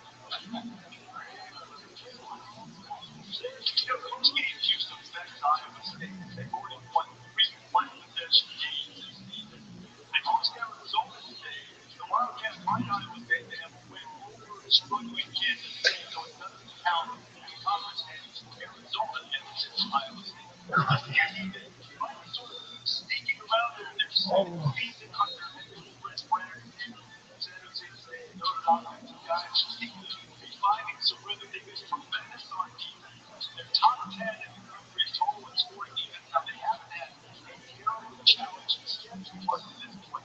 They still perform at a high level. And North Dakota kind of struggled through that transition from jet to finish to Trent Brennan, who has found his way in their third season as a starting quarterback, and he had the Wildcats rolling in a big opportunity for them. And not only is he at 75 times they tried to stay against Iowa State, they was talking for a second about facing the transfers. There's 27 transfers that come into Tucson this year. Obviously, they made a form known to be one of the top quarterbacks in the country. But I think their story has been their defense. They're top 10, and I don't know play anybody in virtually every category. Going against Marco Matt in games, I think that's a really fascinating matchup. And I don't think coaches it's a football team that kind of say, find out a pattern and fit that. Everyone we have no idea who they are. Find out a lot more than taking from this game. And I think there's a lot of young states inside there that the coaches don't try to find out who they are. They're going to find out who's on the phone about. This says that you have much more than there's twice as many points, almost twice as many points this year as they did a year ago. Their defense is playing a lot better. But I've always been a big believer that's going to happen. So I think that's going to be a big challenge. If you come after Rabbi, they see the What's happening now is presented by Rothschild'S. Days are back. The trend of what's happening now is proud to introduce you to HelloTushy.com. HelloTushy.com makes portable devices that spray your butt clean with water. Go to HelloTushy.com/church right now to get 10% off. That's HelloTushy.com/church. Oh shit. Here we go, cuz.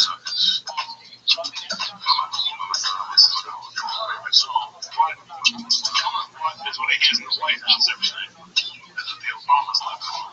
Look at that. Here you go, cocksuckers. The church to what's happening now. Wednesday, February 8th. What's better than you?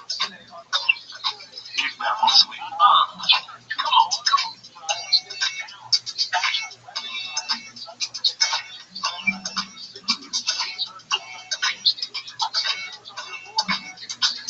Oh shit. I thought this was just a holiday. Party worship. Here we go. People do looking down. Come on, Mason. Mason, just jump up and down. Let's go, Sticks. Armenians, do your thing. Oh, wait, let's go. Here we go.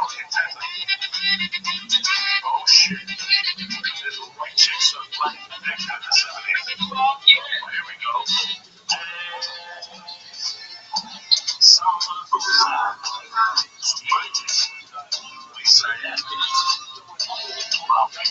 Oh shit.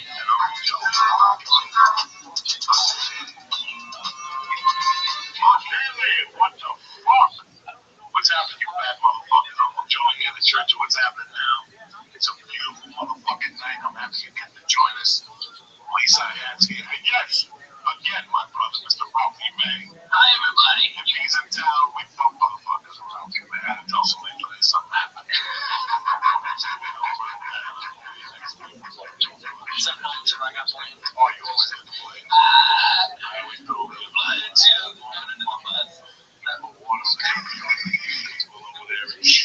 I'm sorry about the Periscope this morning. What happened was that it's going to be white people not what the hell I live in, okay?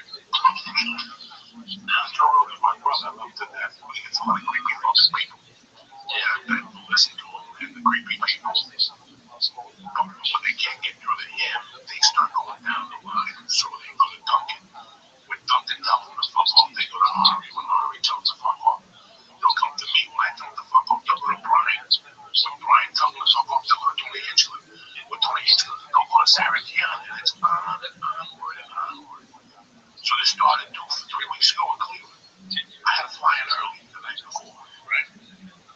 I get there, my fucking sleep apnea machine breaks. At 6 o'clock at night, I have no fucking while later. So already I go to panic. I got radio on Thursday. I got radio. I'm not gonna go to fucking Simpsons. I'm not gonna deal with this. I'm with some team with these dudes from LA that want to play with me. I know. And I'll come back and I'll deal with this shit. I'll figure it out. I'll scotch tape it. I'll do something, you know.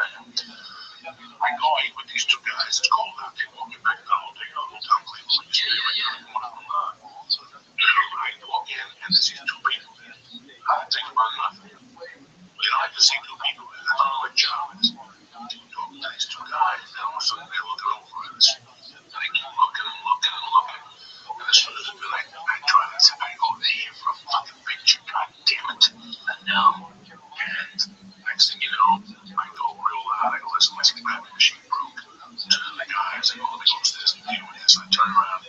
The guy chases me with the girl. They come up to me like, listen. We got you a present. It's in our car. Right away, that's not going to happen. Right? We didn't know we'd see you.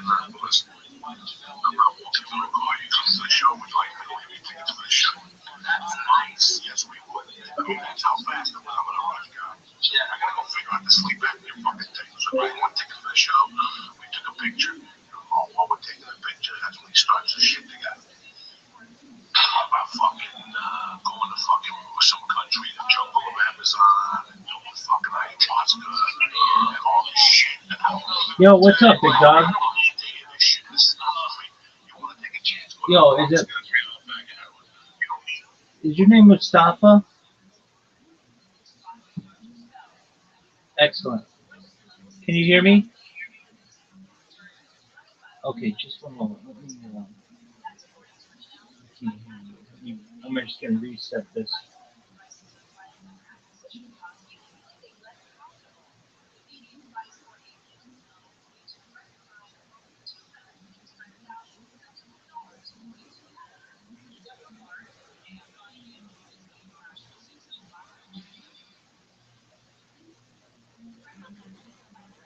Hear me now? Yeah, I can hear you now. Yeah. Just like back from my work and I'm watching Silk Road movie. Have you seen that movie before? Dude, I love the Silk Road, the story of it, but I haven't seen the movie. Is it good? I don't know. Actually, like just the starter is 25 minutes. Okay, very well. Hey, I want you to know I thought about you since you've been gone, and um, you know, for whatever reason, God puts us on a certain path, and He made your path very challenging. But you are a strong person, and I really think that everything's going to be really wonderful for you, and you're going to have a wonderful life. If you don't already recognize it, your mom and your sister are going to have wonderful lives, and I'm going to do everything that I can to help you. Absolutely, my friend. All right, so you're watching a Silk Road movie, and well, enjoy, my man. I'm just You chilling. wanna watch? You wanna watch it with me, or like you gonna watch it on the other time? I think I'm gonna watch it another time. Reason why is if I watch a movie in here, I'll get a copyright strike. So that's why I play multiple things at the same time to avoid copyright strikes. So I'm just chilling for right now. But feel free to watch it yourself and let me know how it goes. Okay. All right, all right. Very Take well. your time, buddy. Thank you, my friend.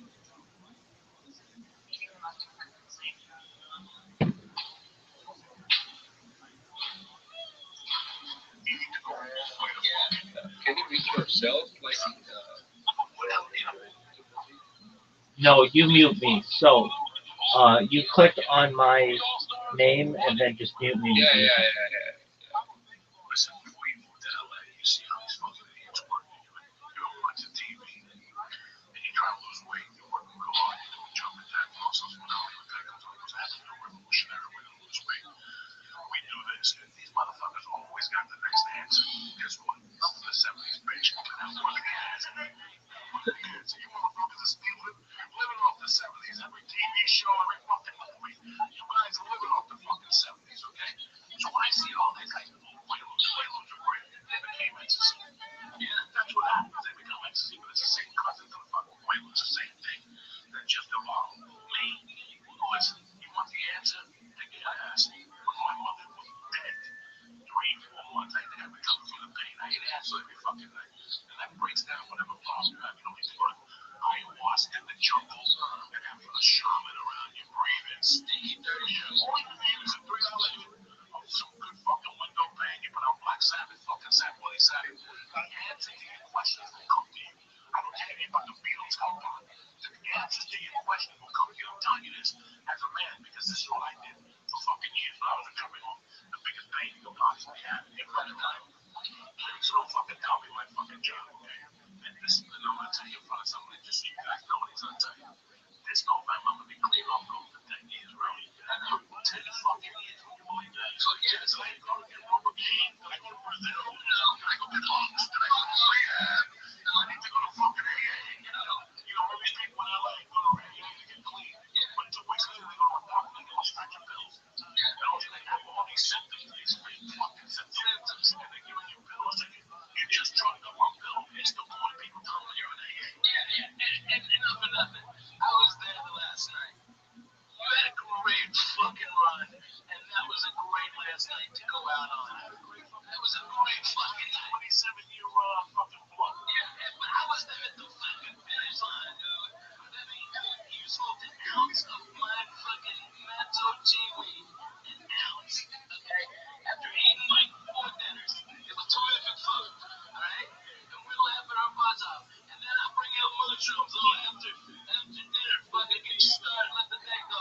Let's remember the Indians and natives. I hope. Alright? And we put it out there. I love the Indians. Are you kidding me? Don't bring the fucking Indians up. The last time you brought Indians up, we had no benefits. I still know. With a tomahawk somewhere. Fuck yeah. No, I know. I sent that kid to camp. Space camp. I'm fucking helping out the natives. I'm fucking saving them. Somebody's got to do it. Hey, anyway, listen to this guy. We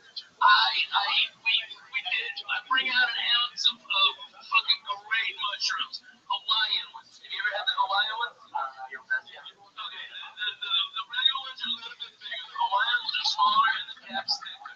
Alright? And I brought out a fucking ounce of the most deadly fucking mushrooms on the planet. Coco ate half an ounce of mushrooms. Okay? Half an ounce. Do you understand me? On top of smoking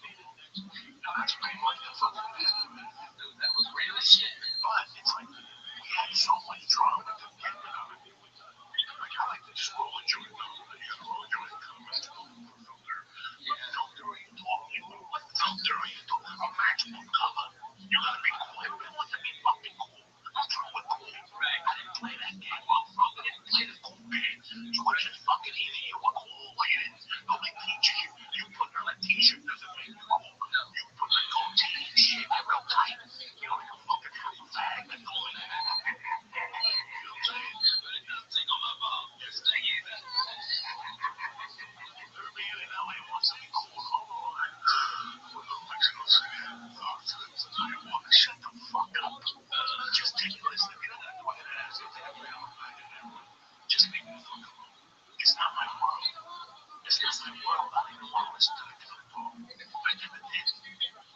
the reason people are just hearing about it now. It's fucking steep. Alright? What's it? And listen, it helps people with opiate addictions, and it helps all these type of people and shit like this. Thinking somebody else. Alright? That's the way I'm gonna go out. That's it. William being because of the sake because I really love something. Because he knows I don't give a fuck. I don't know what you're talking about. He said, you want to affect you? Believe that I promise. I'm fine with 20 black guys and 3 Puerto Ricans. And that's an adventure right there. You don't need to make things. You tell your friends and Starbucks. I went to Brazil. My God, you're so strong and valiant. Shut the fuck up. Yo, you see how people don't go to Canada? When fucking Trump became president, it gets old. No shit, it's fucking old. I come from a different fucking society of people. Men act like men. You know, every night I turn the fucking TV and I'm like, they're protesting again. I was just going to say there's no future to protesting. There's not. There's no future. People. Oh, you gotta learn how to bitch. They go down there and fuck with them. They put a chest. They just do drugs like I did. You don't have to make all of them. Oh my God. You're watching it. Fuck you. Fuck you.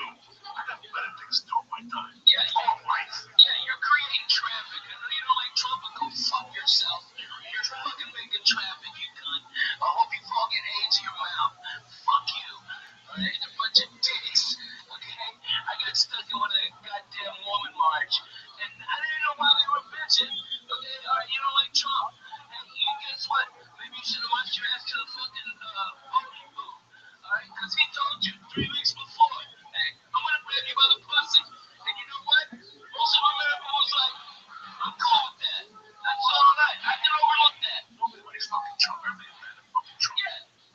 But they should have voted for them when they had the time. Okay?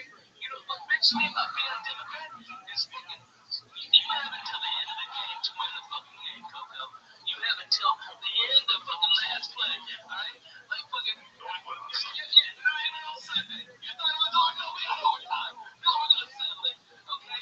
Alright? And instead, alright? These assholes, these little fucking Democrat pussies are all fucking crying. I want to recount. I want to recount. I want to get the electoral college. You lose on Sunday. You don't wake up. Nobody from the papers woke up on Monday and go, man, you know, everybody, I know we lost yesterday, the biggest, you know, fucking choke you can ever lose. Alright, but we really wanted to win. So, now, if everybody disagrees, then we'll just say that we won. That's cool, right? That's cool. It's cool that we won the Super Bowl, even though New England won, but we really won. You know what I mean? It's like, fuck it. I don't give a fuck if referee Vladimir Putin blew a fucking call. I don't give a shit. You fucking lost, you lost. Well, look at this. They had Joe Biden, a man. You had Bernie Sanders, but you tried to fucking choose some people. President, you jam up and down like a fucking hole that you are. You know, you fooled the country one time. I'm not saying you fooled the country, but while one of those weird presidencies, it wasn't gonna happen twice, bro. You know, the who said it best, you won't get fooled again. Yeah. You won't get fooled again with the fucking smoke and mirrors and the Priuses and the, you know, I know people who are buying clothes to go to every party, Clinton parties. Oh, yeah. On the west side, like that's how fucking everything it got. Like, I had to sit there and watch that fucking television program. You know me, I don't give a fuck. I think we're doing a podcast. Yeah, we were. Yeah, But I just heard up with the truth. oh, man. Just a little Mickey. Oh, man, you ain't give a fucking 2 dicks about nothing, man. You know how hard we worked in our lives. There wasn't a president there to help us. I love Obama. He never gave me a fucking United States. I still remember when I got brought out of the benders. It was the day fucking Reagan got shot. Yeah. You think when he was laying there on the floor, he was holding on to it, and please be hold. Yeah, it's fucking No, Reagan didn't fucking reach out. I know, man. That's why I learned about the presidency. Was when my mother died. That's when I really learned Yeah, what right. this country's all about. It's I'm gonna give you money. They got to do 82 papers by the time. It's like what they do to you now when you call Sprint Yeah. to tell them that you have a bill problem. They put you on hold so long, you just hang up. Yeah. What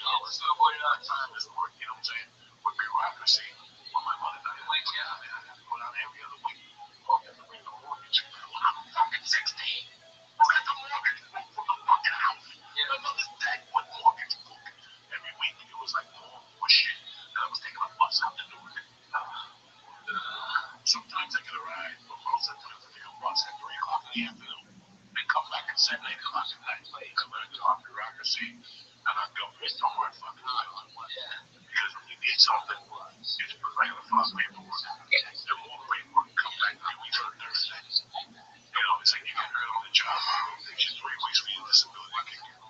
Most American families, They can't wait 3 weeks. They ain't got fucking 3 weeks.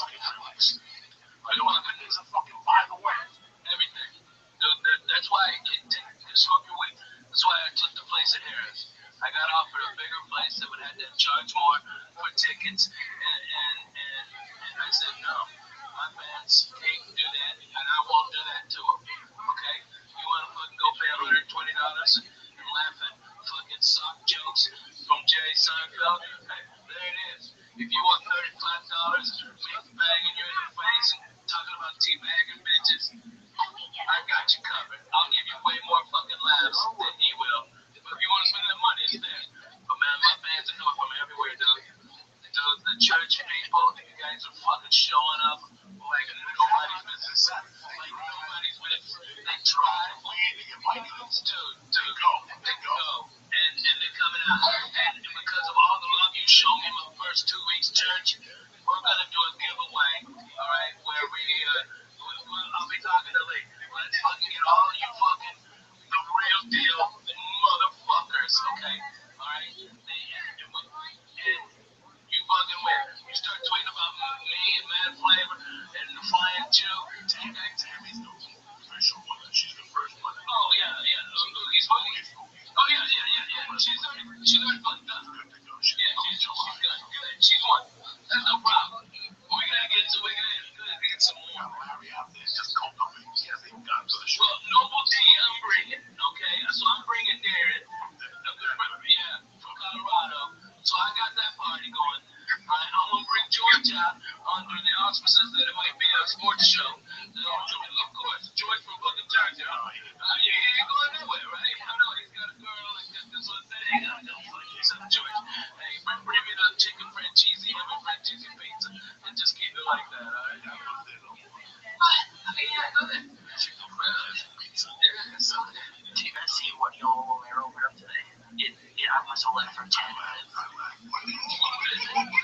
It's always been like the fight. I think it's the next fight. I don't know if it's more than announced yet, but I guess it's again the same. It's just, I know you love this thing. I love this thing too, but just like that, I love trash talk. So just, he made a GoFundMe page for his future medical bills. And I like it's just funny. It's so fucking funny.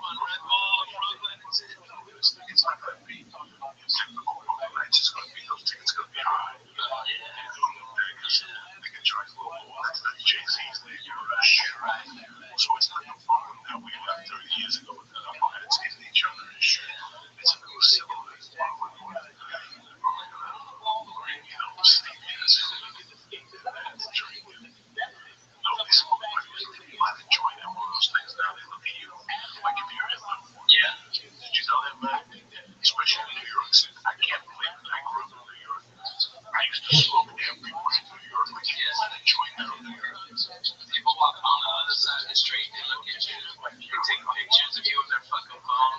It's crazy. There's a lot of cities I go and I travel. People get mad at me, Periscope, listen, guys. It ain't the same. It ain't the same. When you use Periscope, I know your kids. Yeah. There's some places you can sit behind outside and smoke a joint with the fucking phones on a fence and nobody sees. But there's some places they're watching you stick out like a fucking sore thumb. They're watching you. What's the matter, Lee? Nothing's the matter. It's just really going through changes. I started the sweat starting. Oh my god.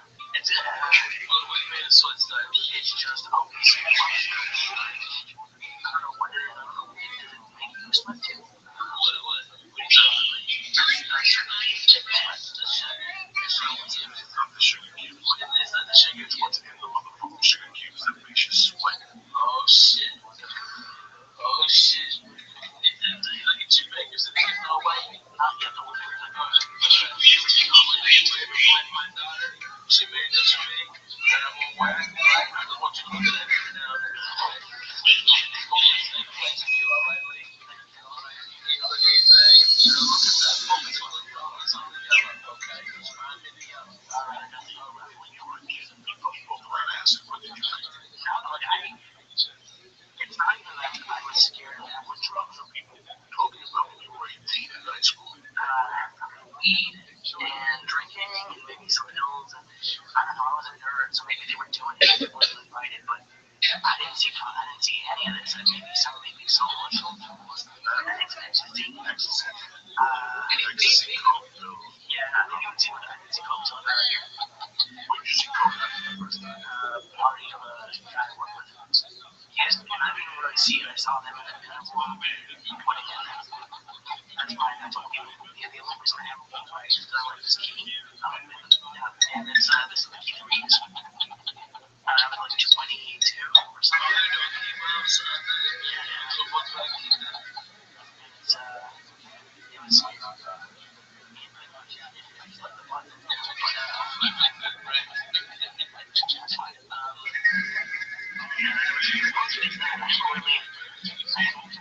introduction to like psychedelics is the podcast. We talked about it early enough, and I never even dreamed of it.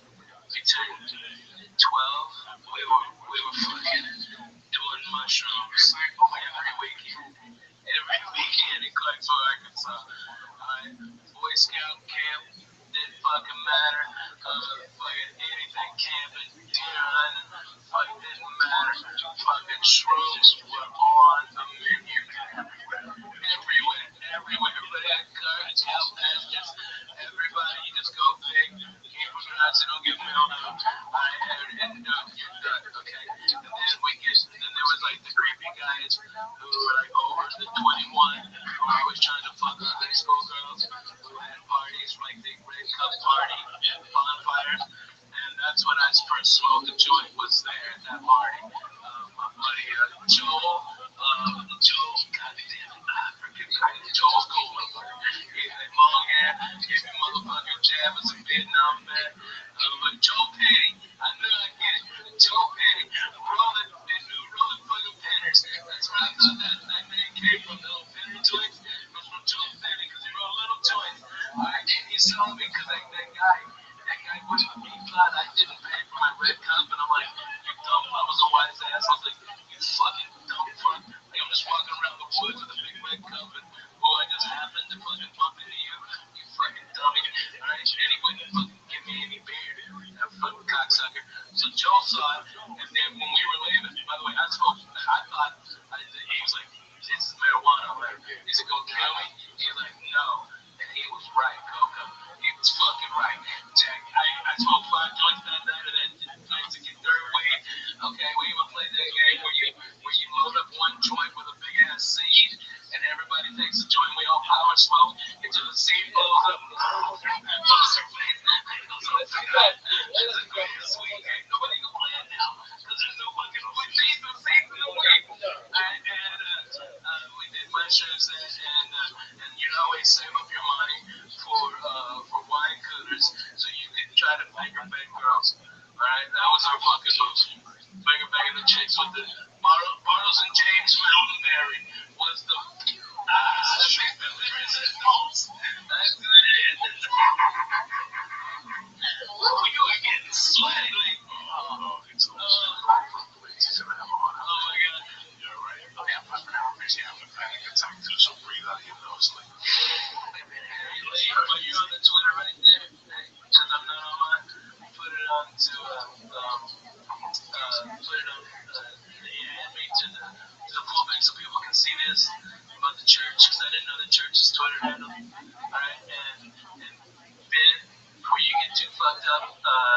text Aaron to send it out. Okay, yeah, I'm the ass. I want everybody to know because I want all my fans.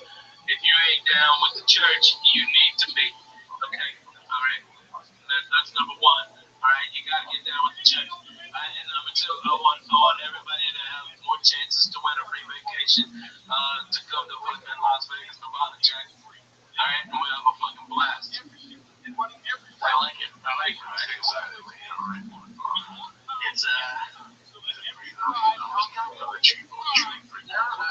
was very convenient. It really hasn't so because it had some instantaneous time. Thinking about I'm thinking about it. I can see it in your face. I can see it too. I think it's just your face is so fucking red. Shut up. You're not thinking about it. You're thinking about it. And you fucking boiling it. Totally, just yeah, how do you get that chest, dude? I swear, when was the last time you looked at the yellow? Look at the yellow. Right at the yellow. Look at the fucking yellow. Right now. Look at the fucking yellow, lady. Look at the yellow. There you go. All right, good man.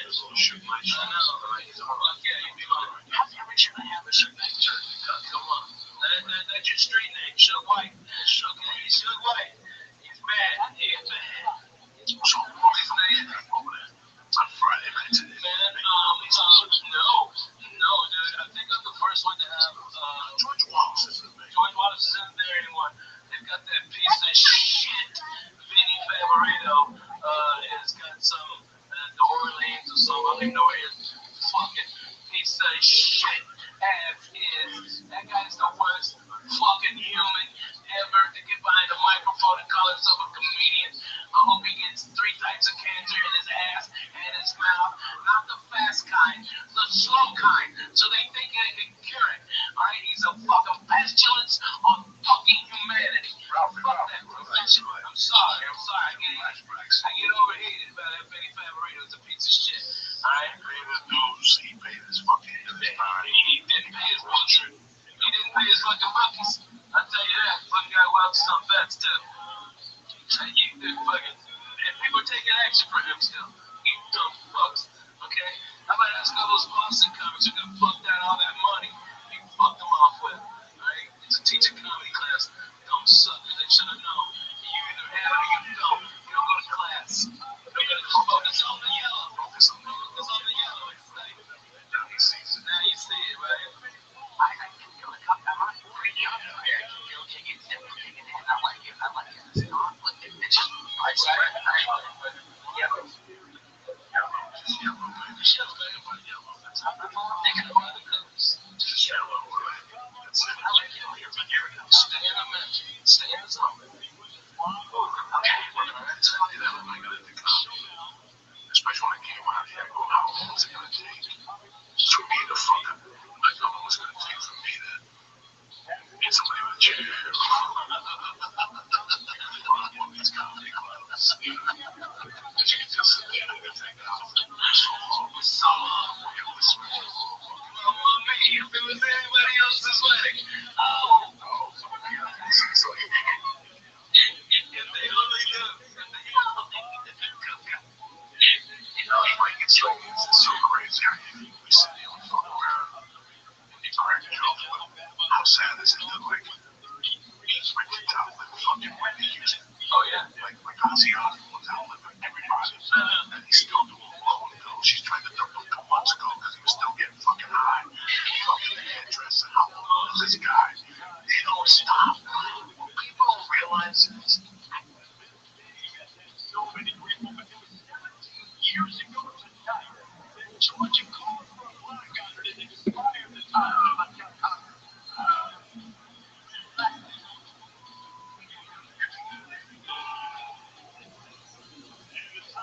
wasted no time putting him 6 feet under Julio Jones. His night source of help was in everybody not getting the blackout. Pretty good football player, he was. It's presented by Bullet. The days are back. The truth of what's happening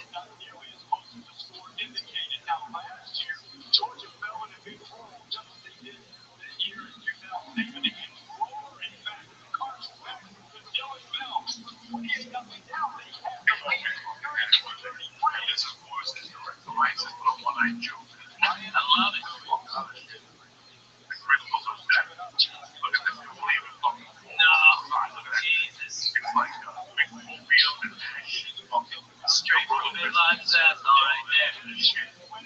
Well, what's happening? Yeah, had a great weekend. Yeah, no, it was fair. I went to the underground for the night before after Steve shows. I met Pop Mama before. I had a podcast. I've never had my name on anything before. Like a mom would use it. It was fun. But I started getting really nervous after I dropped all off and then before I left. Because I realized it was packed. And like my name was on it. And it was just, it couldn't have been more fun. We did dabs. I met this great guy, David, who fortunately the biggest pop grower in Canada. And he was telling me all about it. The next day, we had like 20 people on the podcast seminar. It was great. The cool thing about it was there were people that didn't know me from the podcast.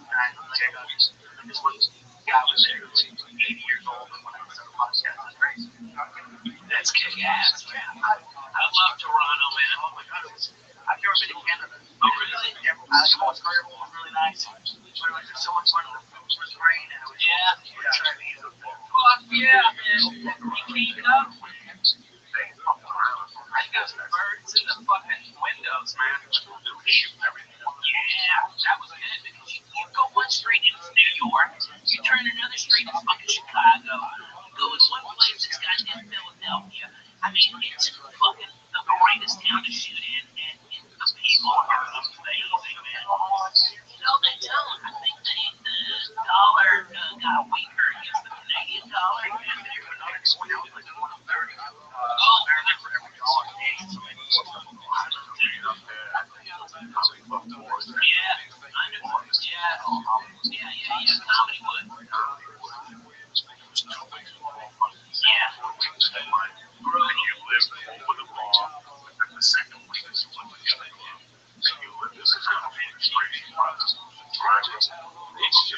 Yeah.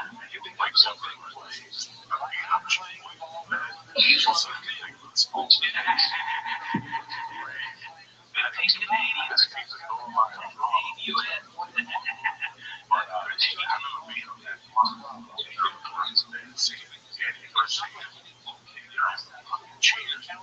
Oh, yeah, George Lynn.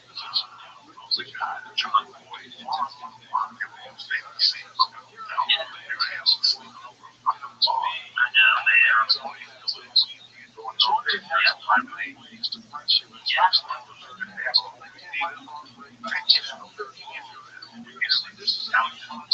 Really? Yeah. And the beer there is so fucking good. You know, when last time I played that, I was at the downtown room, and Mitch Hedberg was at the uptown room, and then we split. So we went from Bathurst to Steeles down way the fuck down there in downtown. And that's when Mitch met his wife. It was a crazy fucking time. It was a blast. Yeah, I forgot about that. Yeah. Right. You know what I think? I think that fucking, I think he got pressured from the Russian mafia. Yeah. Russian Jews. Yeah. But it's funny because that whole time, like it was 2 weeks of it set up. That was the whole town where I broke like I was on a strip club. Yeah. So, we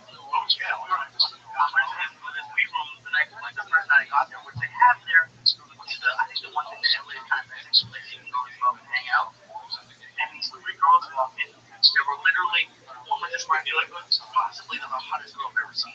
And right down the street, it was all like brass rail. Yeah, man. On Broad Street, yes. On Broad Street, I'm telling you, I used to go to that. And also, I used to do it. This is the crazy story.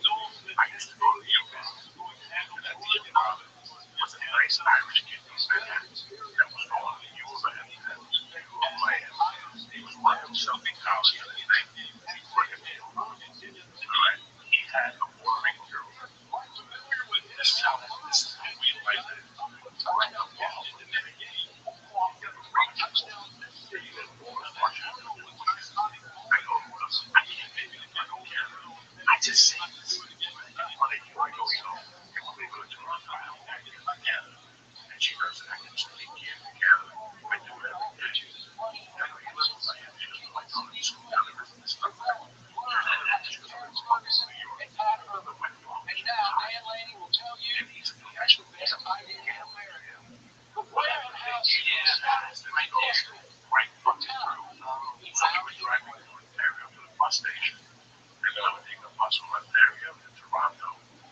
understand it though. It's what the really was on the way out. Really small town, and I like give a plan to see what the very slow days.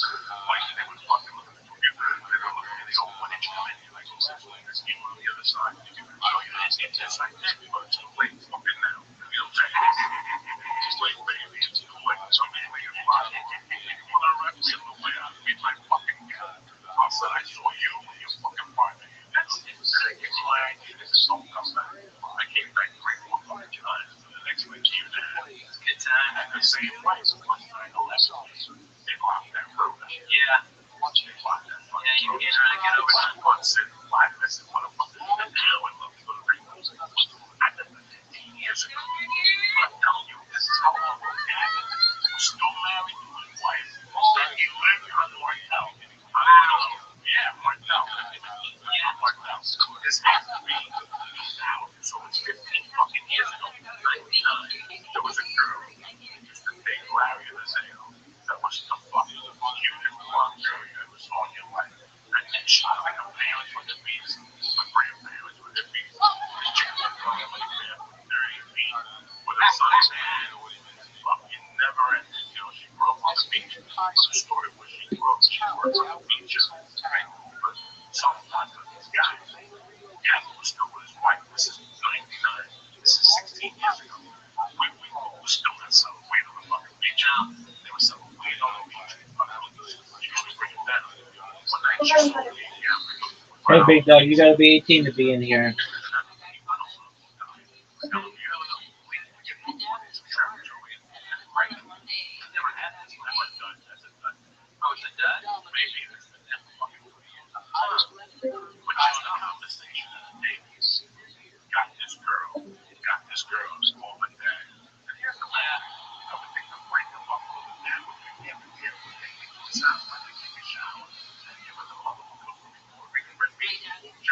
Yeah, man. And then he go, what do you want to do? He go, nothing. You want to sit down and relax? You want to drive up to the show? Listen to a car box, right? That was it. That's how nice. This is what you, man, this is the people I met in the bus. Like I said, to write your book, like, yeah, those little stories, people. This is bullshit. That's exactly what I'm doing. So those fucking road stories are the ones that still matter. I just remember right now, shit like this is what I just remember. Yeah, man. This, all we need is you drinking on my orange juice. This is what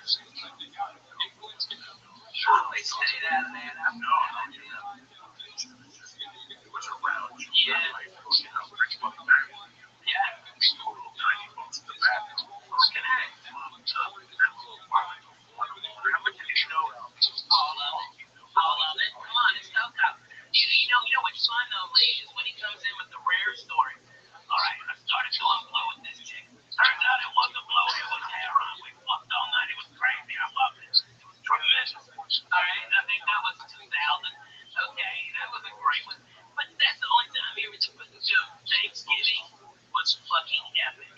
That Thanksgiving, yeah. Oh my god, motherfucker, you did it.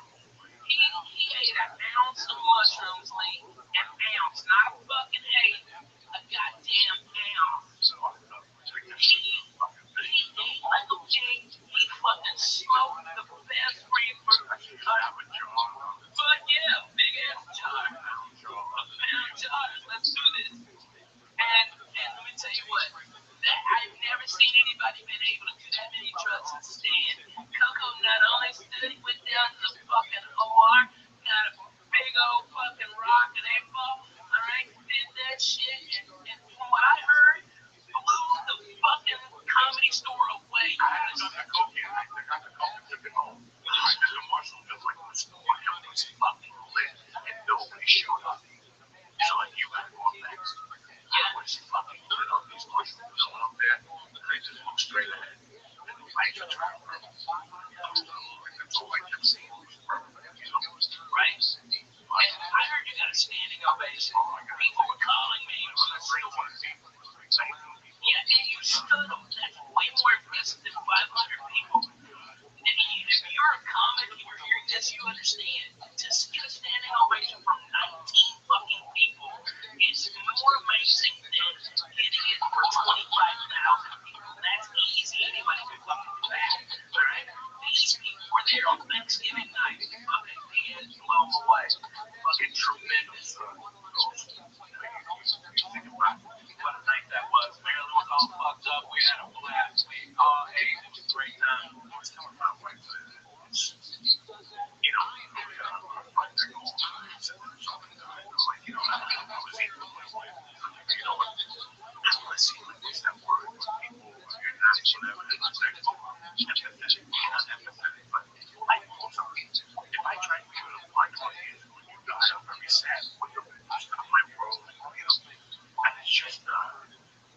I think about Maryland a lot. It means that, oh shit. When I was talking my wife today, they see this girl all the time. It was Maryland's friend. She come through and says, oh, she got all these friends. All the time, man.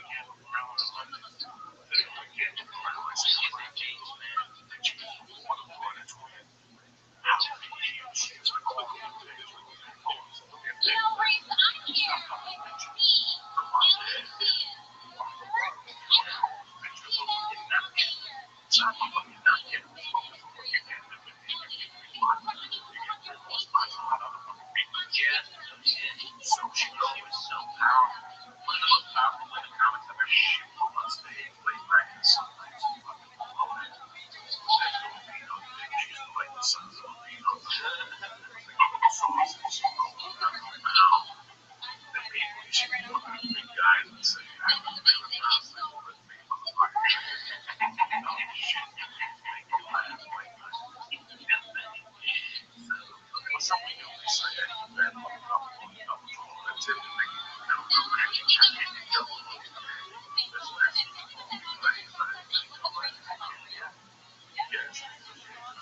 You've lost a lot of weight since I saw you last. Oh, wow.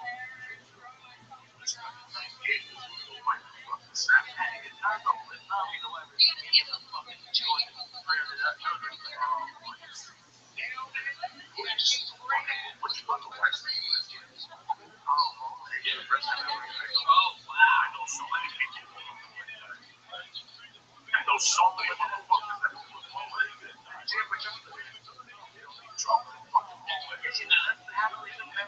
That's just one part of Mexico.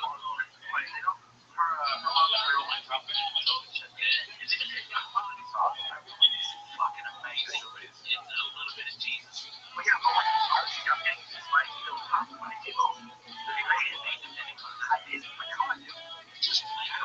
That's why, all these white people are afraid of Mexican spice. If you watch Mexican spice food, they just put a little bit of sauce and like a little bit of billion. White people are used to fucking ketchup on their goddamn tacos. They're retarded. I was in Washington and my fucking buddy goes, let's go to Taco Time. Okay, it's a shit chain up there. And the fucking lady said, do you want mild salsa or ketchup on your taco.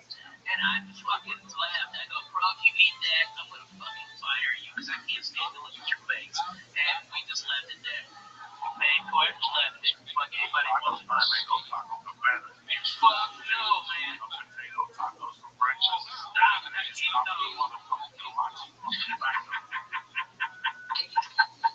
They don't know, man. They don't know. Please don't fuck it up. Man, the summer was a little crazy for me. You know, my PTSD I thought was being handled with antidepressants, but it's not. It wasn't. And now it is. And now it's antidepressants and mood stabilizers. And man, I feel fucking like I haven't felt in 5 years, bro. I don't hurt. I am up at 7, doing psychics for Jesus. I'm fucking the wife real good. I'm putting her legs up. I'm hugging my babies. I'm playing with my babies more. I'm more focused. And it's like, you know, man, you were absolutely right. I didn't like the fucking truth being told to me, but man, it was the goddamn truth, Coco. When you broke it down, hey, pal, you've been slipping a little bit. You were fucking right. You were goddamn right. And I didn't know how bad it was until I fucking went to the goddamn doctor, describing all my shit, and he goes, "You're under medicated for your PTSD. You're way the fuck under medicated." And now, man, I feel like I haven't felt in years, man. Like the whole world isn't closing in on me. Like fucking, like LA's not bothering me as much. Traffic doesn't bother me. Fucking nothing bothers me no more, man. I am fucking great with life. It is fantastic to not be pissed off, except for when deadly means. You know what I mean? It's nice. It's hard. You're always one of the worst people to get those two wrong. You like in the back of your head, you know it's right. And that's the fucking worst. And you don't right about. Like, I'm not saying you're right about everything. No one's right about everything. But when even we've had a couple of those talks, and during it, you hate them. And it's just brutal. You hate anybody who you hate. Like it's all like the most 9 out of 10 men. I'm mad at that because they don't understand our memory. But they're not doing that your way. Mine's the peaceful. All of my hands, my stuff, because he would break my shit. He would break whatever my man. You almost feel like the people. I grew up around people that had almost shit out of that. At the end of the night, I was coming down the street, and so this is great. Man, I talked to you. So they came and told me, they know that this guy, you brought this guy.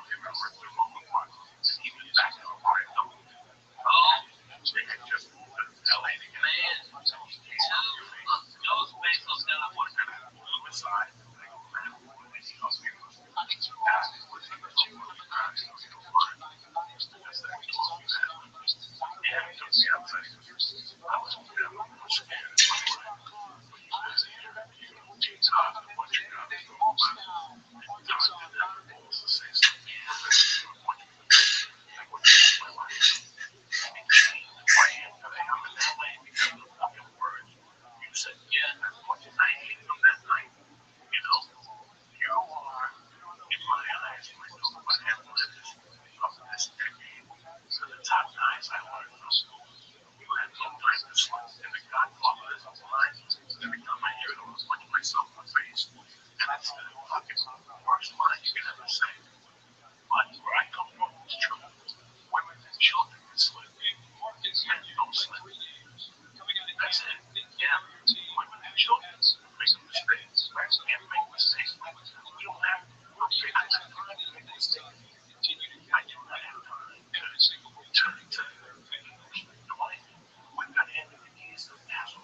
Yeah. You don't have the hand in the keys to the castle. Without a doubt. I haven't had a job in 25 years. Yeah, right. I've never had a hand to somebody. I thought I was the president. I didn't like the way he kicked me like that and told me to wake up. Right? I haven't had a hand to somebody or I haven't had a hand to somebody since I was 15. But for a job to make a living, that's something I can't get.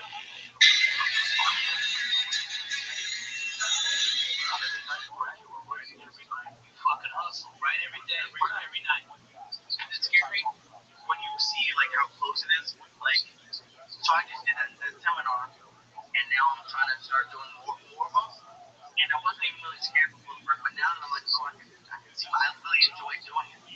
And now that I can see, not that it's gonna be easy, but I can see that I'm not, but it's possible. Like after you guys do shows, you see that it's possible, and you know that there's a ton of work. But then, like, probably for me, it got scary. I'm not sure when you're walking right now. This guy's a genius. That's the story. I think right now what you're doing on these little genius, actually, they're gonna start a podcast. They're gonna start a podcast. They know how to do it. I think your people are like good people. Yeah, text people really are uncomfortable. They don't know this world. They want to learn from A to Z. Comics know this world. Dan Bryan's doing this right now. Every comic is doing this right now. It's you're going after many. What is dollars? You should not thank you for when you strike one of those companies. Oh, so we go after comics. Okay. Fucking AT&T. Go after AT&T system. Yeah, that's great. Talking about their services. What's going on with technology. And like these people problems and shit. Yeah, they don't let us know. That's your right now. There's a one meeting going. They do this with our computer. Yeah, savvy. Yeah. Look at fucking Amazon. Amazon today is getting slammed by fucking shit work conditions for people. I mean, they're keeping people working in fucking warehouses over 110 degrees with no breaks.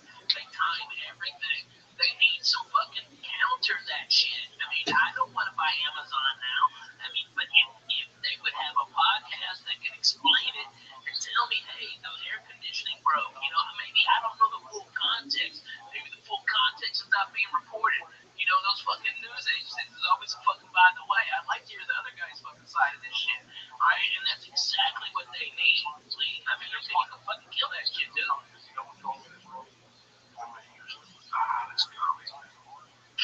Yeah.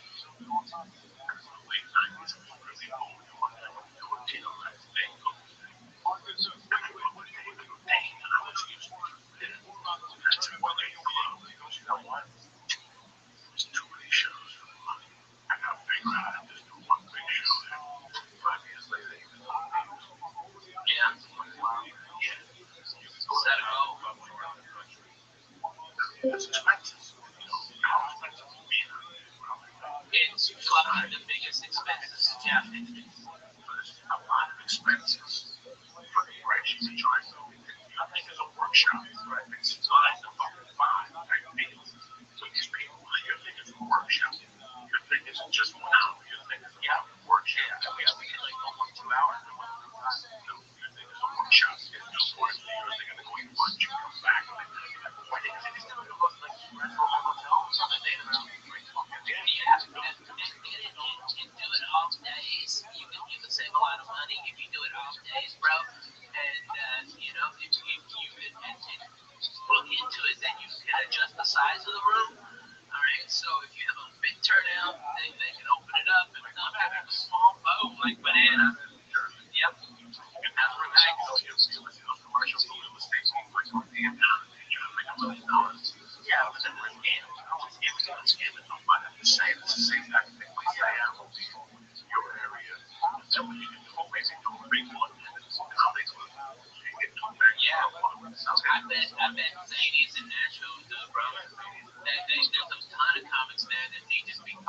And if you had there, I mean, you could do.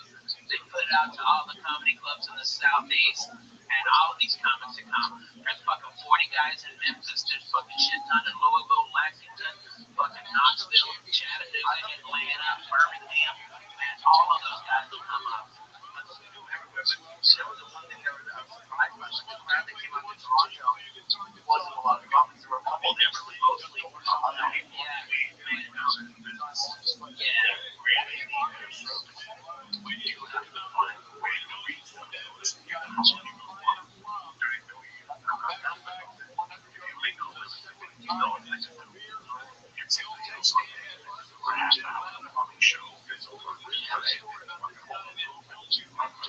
Oh yeah, man. No, there is no difference. Yeah, and so a lot of those guys are fucking funny as shit, man. Yeah, and the steer. I just want to steer. There's got to be a program also where you push these people on to go walk through creative and do all that. You go, hey, I'm preparing these people. I did that. You know, I know you did that. We have to go forward. Yeah. Now the next one is the people that contacted now.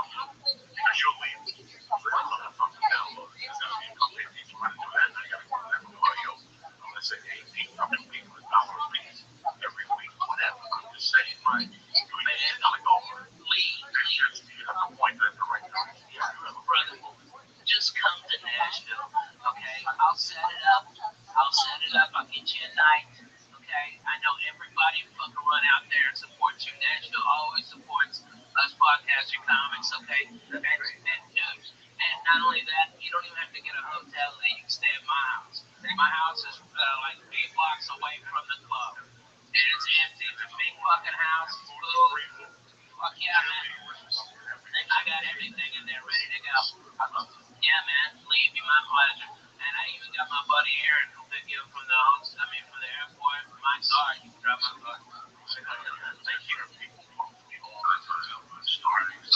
Yeah. It's on the road. I had a shooter. I fucking lost the car. Again, in the Boston, I had people interested in this. They just don't know where to start. It's like, what's his name said in Sopranos, everybody wants to go.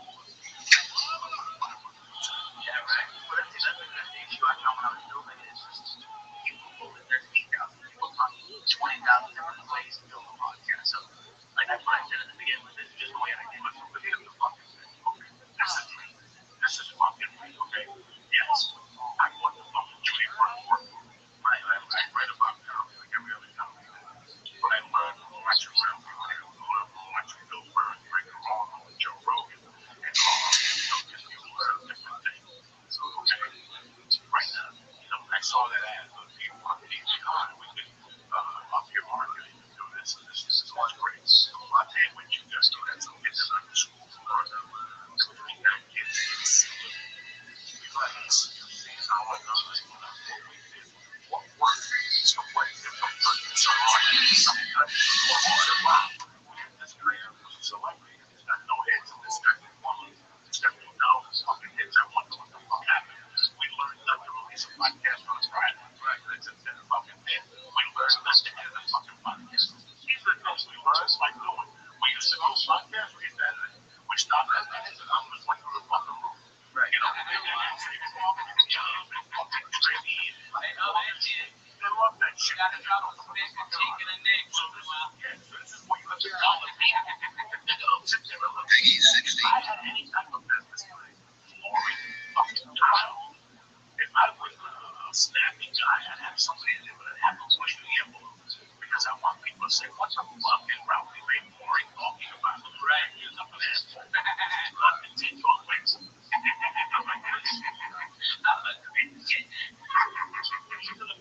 That's what you do.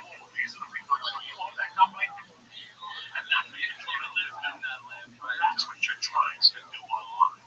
That is the social, whatever you can call it, Facebook, and pick around and show people you have too much. Who gives a fuck? You know, who gives a fuck unless you read the especially if people follow something.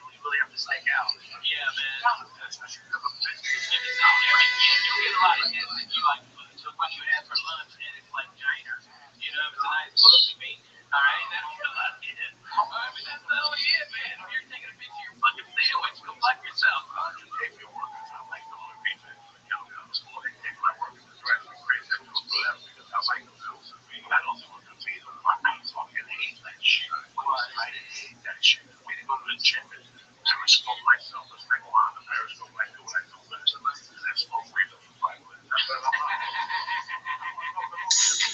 I don't know. I get over here. I get donuts. All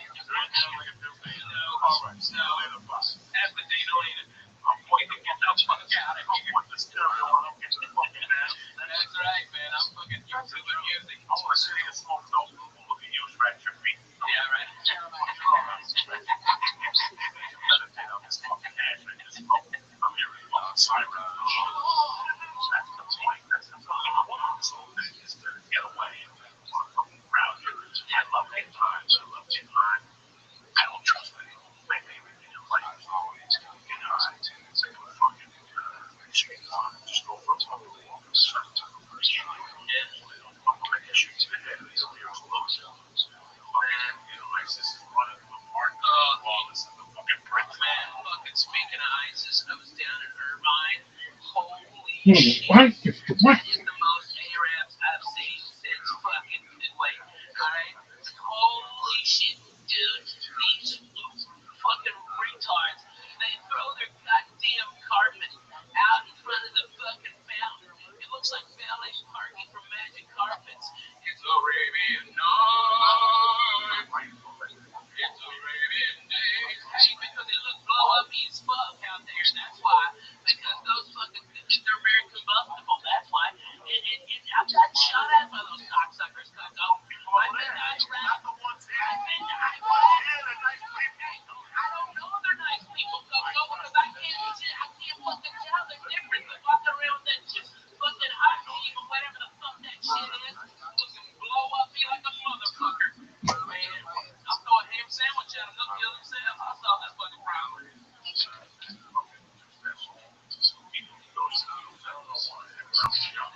I like some of them. You know who I really dig, and it's fucking crazy?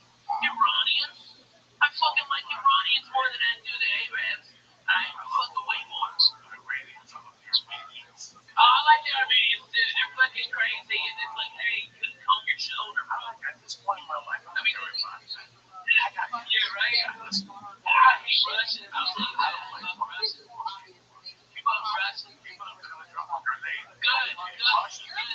I hate fucking Russians. I hated Russians from goddamn 84 when they killed Swayze and Rendon. They would suck my dick. And you know what? They killed Apollo Creed too, niggers. Don't forget, you slipping. Hey, go fuck that stuff. Alright, just stop sucking Russians. They put baby in the corner. Fuck them motherfuckers. I hate those cocksuckers. Hated dick Russians. Yeah, the Russians, they're the ones who sing of the Great American Dream and taking over white people and punching them in the face. I'm talking about the cocksucker Russian. Okay, that is Russian. Okay, I mean, he's probably fucking Russian too. Yeah, he's Ashkenazi like a nigga, man. I love that guy. Alright, but if that's what it is, that's what it is. He lays down. Okay, I like Lee. Yeah, right. For real, because look at you, Lee. You ain't wearing no sweater in the fucking summer. Okay, you ain't smoking shit crazy cigarettes. You don't smell like smoked fish. Alright, those Jews always smell like fucking fish. Those fucking crazy Russian Jews over there in West Hollywood. That's all they got, bro.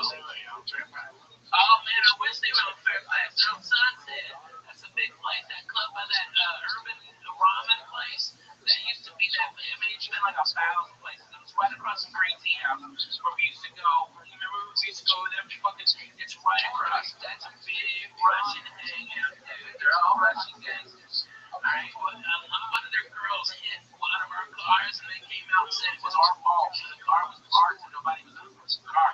And they started fucking saying something. And you know me, Coco, this is a lot. Okay, I've got a class 3 weapons license. Okay, and I'm gonna speak for the FBI. Alright, I can carry the fucking thing anywhere. Okay, I can fly with it. Alright, man, I'll just fucking pull my gun. I just pull the gun, and the guy just back the fuck off. And we got to exchange information and fucking went to no drama. Alright, but they were fucking surrounding my wife.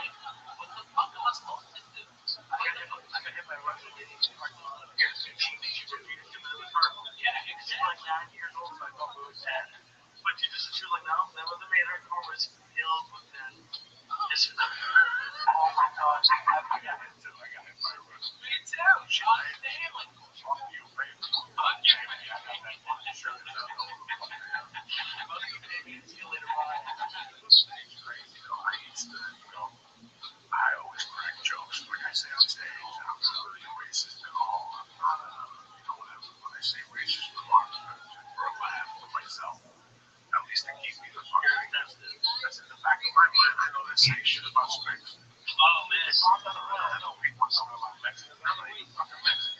I hear people talking about Mexicans. They're real people. Yeah, man. And I giggle, and I don't make a joke. But I fucking know now. At least I know how you feel.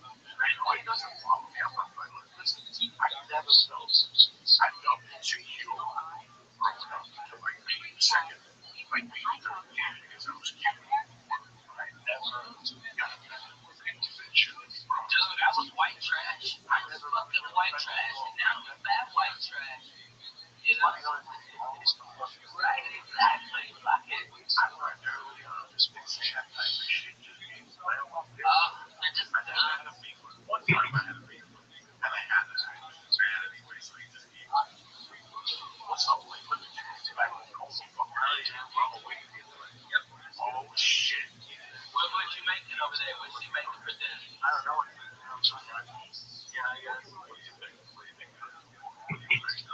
What would I just sandwich on? Oh, yeah? I don't know. You gotta make that culture lunch. I don't know. It's like 11 o'clock at night. You know, like, you gotta come to my house for a turkey sandwich. I get Jewish rye, alright, and I put a little Russian dressing on that. I know I hate the Russian, so it's ironic that I like the dressing. Alright, and then good ass turkey right there, a little sauerkraut, make a Reuben right there, man, try with cheese. Well, you'd love it, Lee. You'd love it. You'd love it. Man, you're the shittiest Jew of all time. You know that all time. Yeah. He's so cool. Yeah. How do you guys like what would have right? Rules of being he's did you even get bar mitzvah? Yeah. Oh, okay. My portion was Noah. Your what name is Noah? No, you have a portion like every week is a different story. My story. Your story. Yeah, he read part of the scroll. Or Sprout. No, he's the one that has the organs. Yeah, man. No, put all the animals they took out now. See about that. It's just I have my sing some of that for us. I know you still remember it. I don't remember. Don't you bullshit me. Those Jews drill that shit into you for 6 fucking years. I know. I don't like no one or I was gonna say any of them. Like, come on, sing it. Come on. I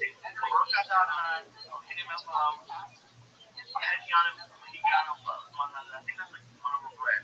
I'm not sure. Yeah, that's all. We might see like in the past. Everybody knows it. Shit, man. Hey, and you know what? Fucking number one in influence right now. Church of what's happening now. Fuck yeah. I like Israel. I like the way they fucking roll. I do. Yeah, it's scarier. I went over there and it was fine, but now you see like I used to be all pro Israel, but now you gotta look at it, it's kind of appears to be good. Man, just go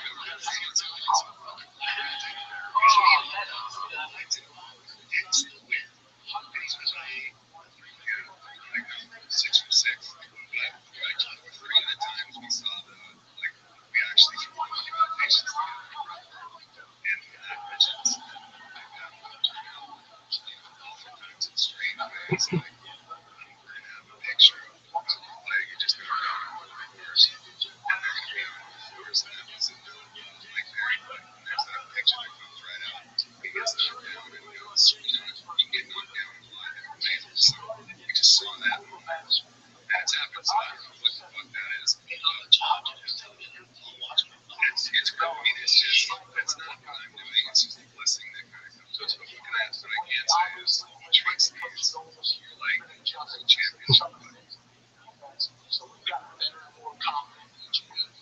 We got a fast defense. We're starting to play faster with the confidence that we're getting.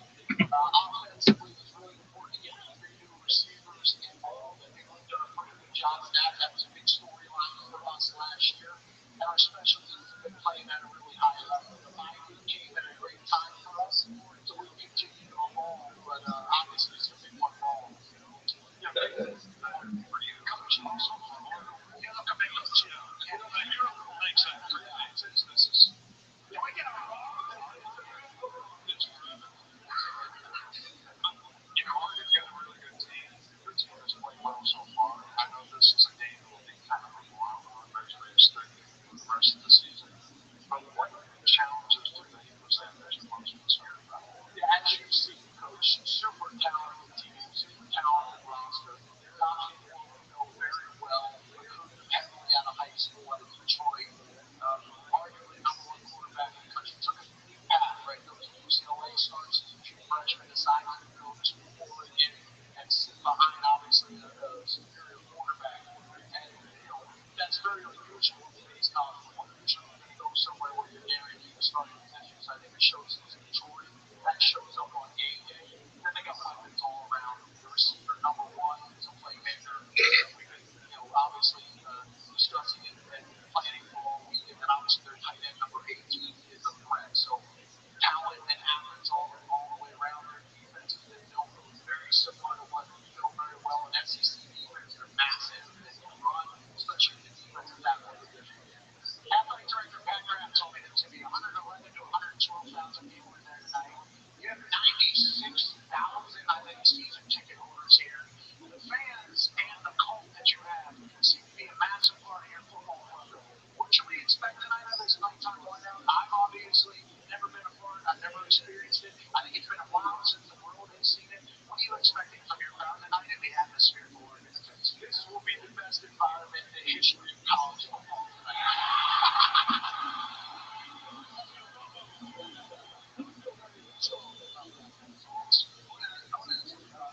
Minus 50-20 Oregon, see the field, obviously, what Will Stein likes to do. You went out and got Jim Knowles for games like this. You mentioned how the guys just kind of didn't come with this. But he put it on him. I mean, he had 8 or 9 sacks. He put on the football. What did you take away from your guys' experience against him last year and Jim Knowles and the success he had in that role? Well, I think the big thing, and Coach Saban talked about this earlier in the year, we were predominantly a man coverage team in the past under really our last 2 defensive coordinators. And with Jim, we just got a few more answers. And when you play these type of teams, you better have more answers for problems. There's going to be some personnel challenges throughout the entire season. This is voice is direct from my system on iTunes. I love it. And Crystal's obsessed. Look at this complete. Look at Jesus. It's like real and straight from Big Lots asshole right there. What's happening? Is you open to run? Yeah, every week is not a big one. And you're the regular fucking Simon's Boston. I went to the underground for the night before after Steve shows. And like, I had a podcast. I've never had my name on anything before. Like I've gone for music since it's fun. But I started getting really nervous after I dropped them all off and then before I left. And then I realized I was packing, and like my name was on it, and it was just it couldn't have been more pointed dabs. I met this great guy David, who works for like the biggest pot grower in Canada. He was telling me all about it. And the next day, we had like 20 people on the podcast seminar. It was great. The cool thing about it was there were people that didn't know me from the podcast guys. Like I got like this one guy was there, he was like 80 years old, but wanted to start a podcast. It was great. It was a great environment. That's kick ass, man. I love Toronto, man. Oh my god, it was. I've never been to Canada. Oh, really? Everyone was really nice. But it was just so much fun. And the food was great, and it was Yeah. Fuck yeah, man. You came up. I got birds in the fucking windows, man. They were shooting everything up. Yeah, that was good because you go one street and it's New York. You turn another street, it's fucking Chicago. You go in one place, it's goddamn Philadelphia. I mean, it's fucking the greatest town to shoot in. And the people are amazing, man. You know, they don't. I think the dollar got weaker against the Canadian dollar. And they were not anymore. Now it's like 130. Oh, Apparently for every dollar Canadian, so maybe it was the whole yeah, I know. Yeah. Comedy would. Yeah.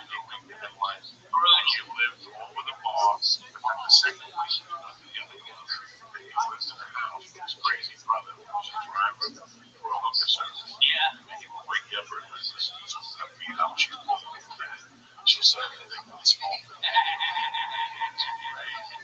Big Canadian. US.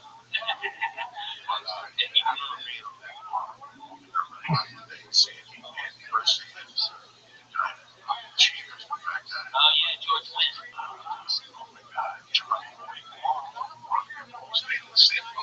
Yeah.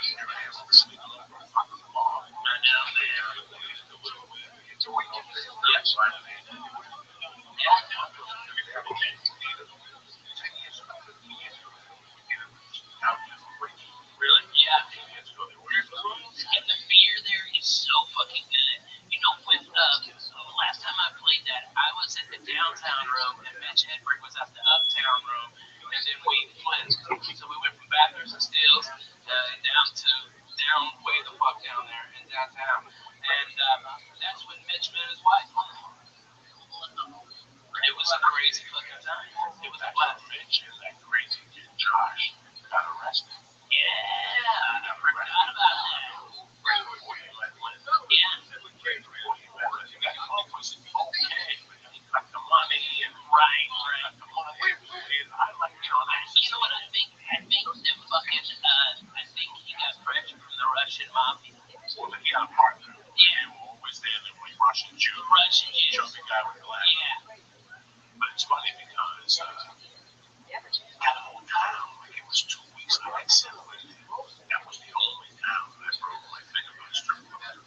Yeah.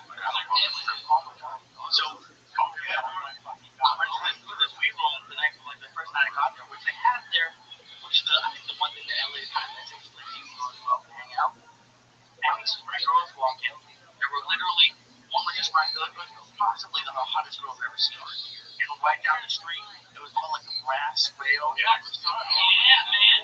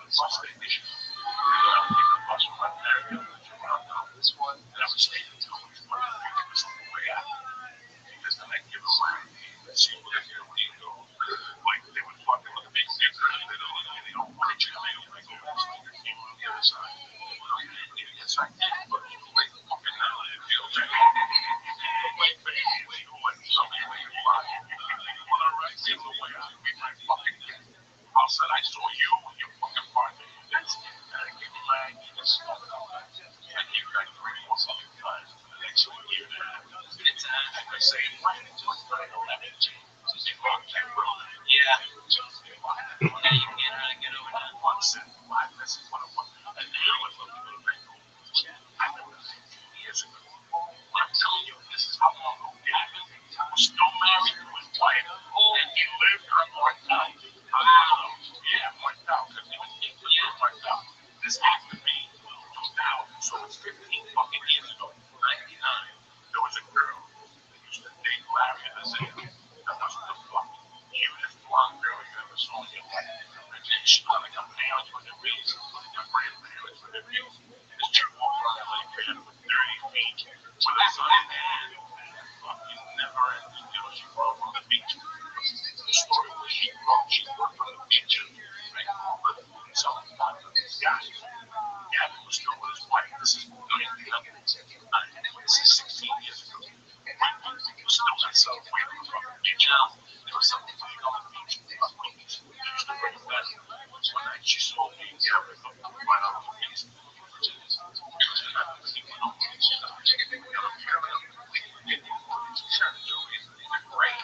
I've never had this stuff like that. Oh, it's like that? Maybe that's the never fucking place. But just the conversation at the table. Got this girl, all like that. Yeah. So we had to fight the fuck over the dad would pick me up from there, would take me to his house, let me take a shower, and him and the mother would cook before we could let me fuck yeah, man. And then they go, what do you want to do? Sit down, relax, we're gonna drive up to the snow. It's 2 o'clock bus, right? That was it. That's not place. This is what, man, this is the people I've met in the fucking town. Places that are right here, like, yeah. That's exactly what I'm doing. A little fucking road stories. One channel. I can remember right now, just like this. Yeah, man. This all we need is you drinking on my orange juice, and this is 1440. This is fucking awesome, man. This is just like we used to do. Right there, looking out the goddamn window. What was the money, man? Oh, man, it was Texas Pete's Bloody Mary mix we bring out from Houston, and it was deadly. Deadly. So good, so spicy. And then we put pickled green beans in it, and shrimp, and lots of horseradish. Fuck yeah. And sometimes I'd fry up a whole piece of bacon and shove that motherfucker in there. That's how you do it, Lee. Put the Jew in your back pocket. I'm going to bring you back to life. That's what we did. We get fucked up on that.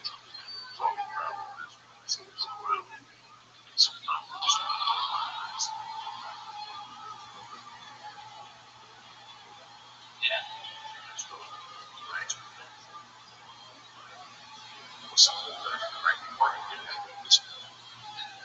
Oh my god. I burned my fucking hair. His wife was yelling at him, and his head was perfectly under the Chinese flag. And I was about to say something, you know, man, look at me, I don't let him burn his fucking sky.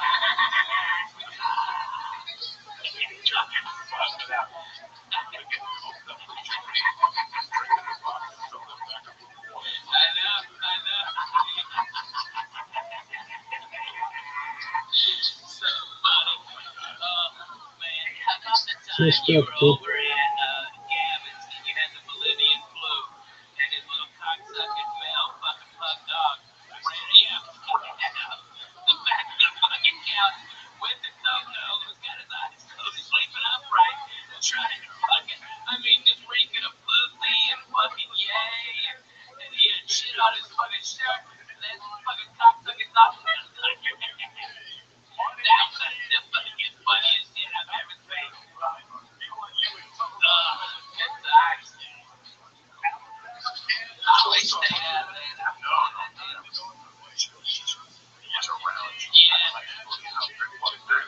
Yeah.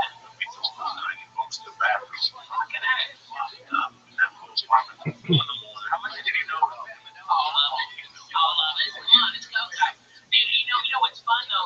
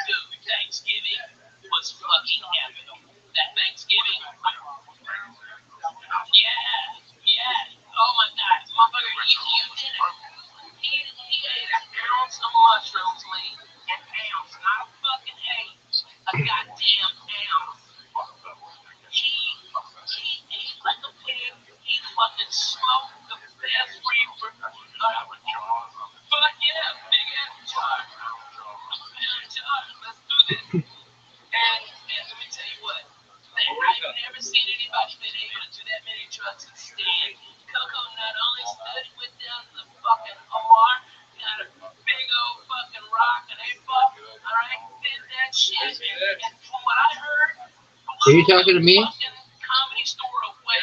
What up, big dog? He was so amazing.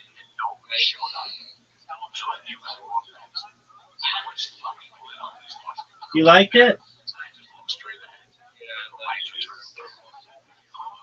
like Excellent. I have to check it out.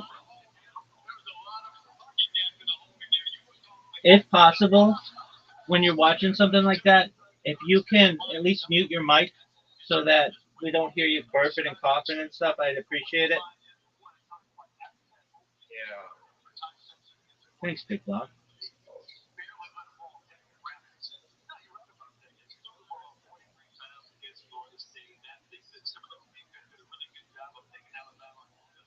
you have to see the movie. All right, I'll do my best to, big dog.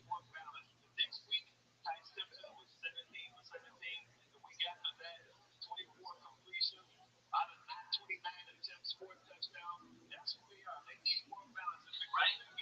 Hey, I heard you got a standing ovation. People were calling you to the store. Yeah, and you stood them. That's way more impressive than 500 people.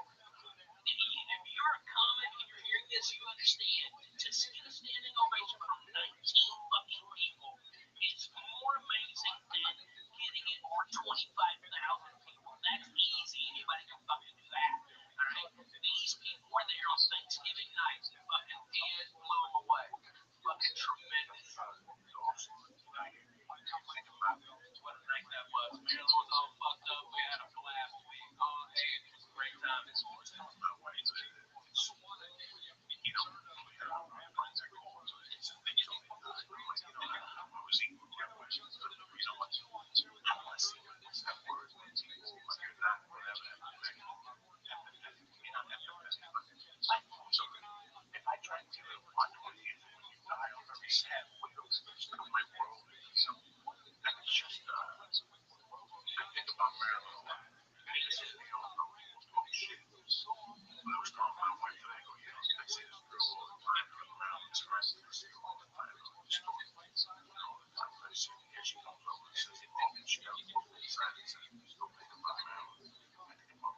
All the time, man.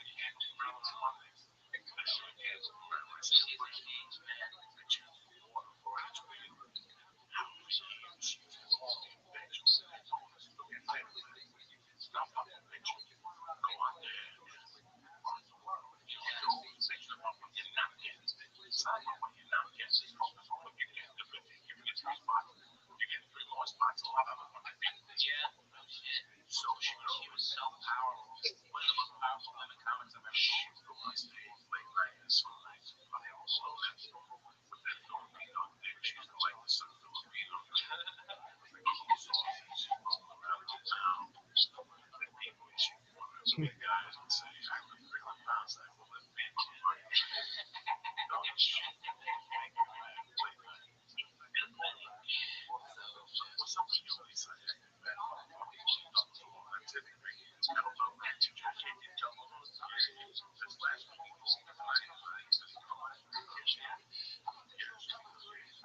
Well, you lost a lot of weight since I saw you last. Oh,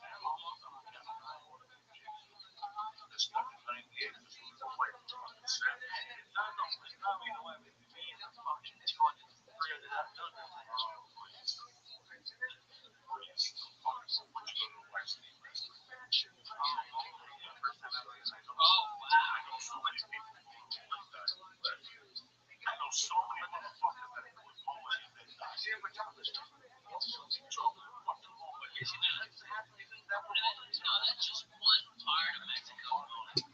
It's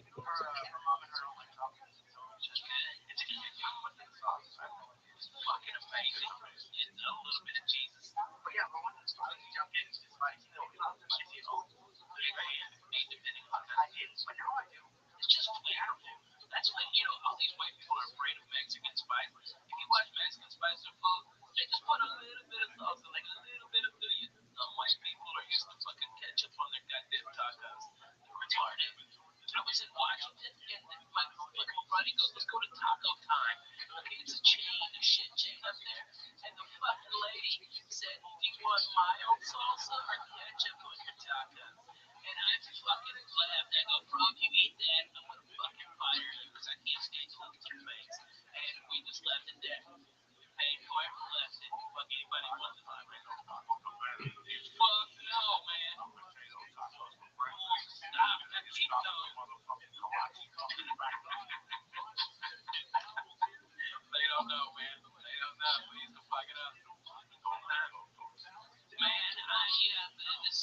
was a little crazy for me.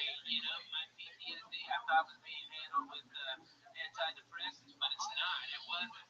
And now it is. And now it's antidepressants and mood stabilizers. And man, I feel fucking like I haven't felt in 5 years, bro.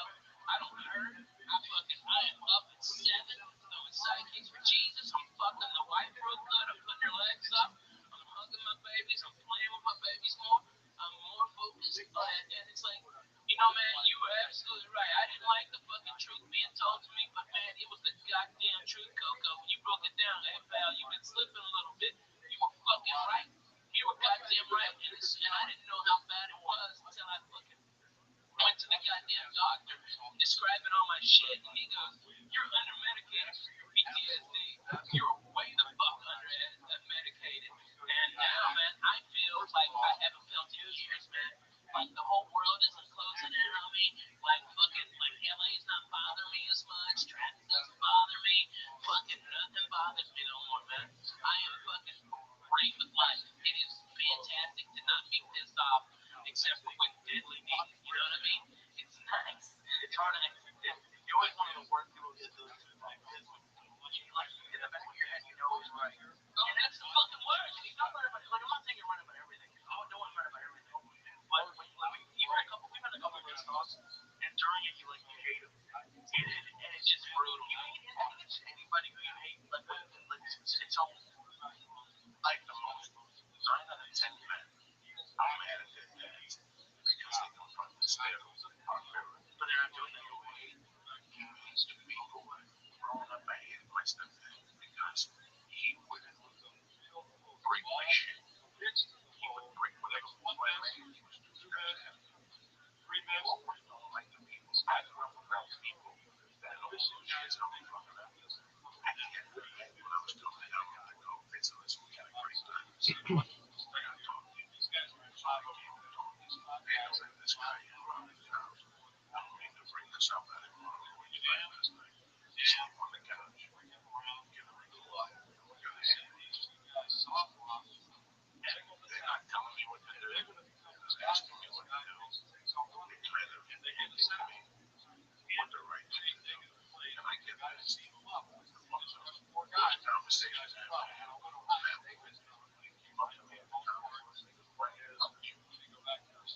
around being 95, ready to kill my ex-wife. I'm living in a basement.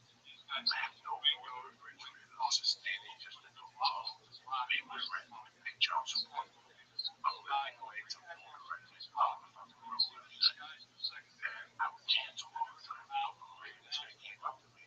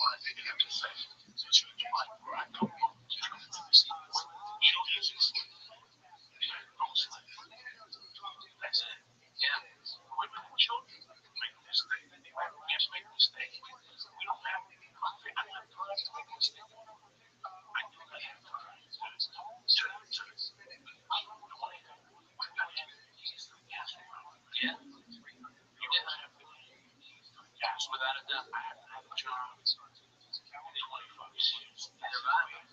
I've never had a hand to somebody. After I went to prison, I didn't like a man kicking my back and telling me to wake up. Right?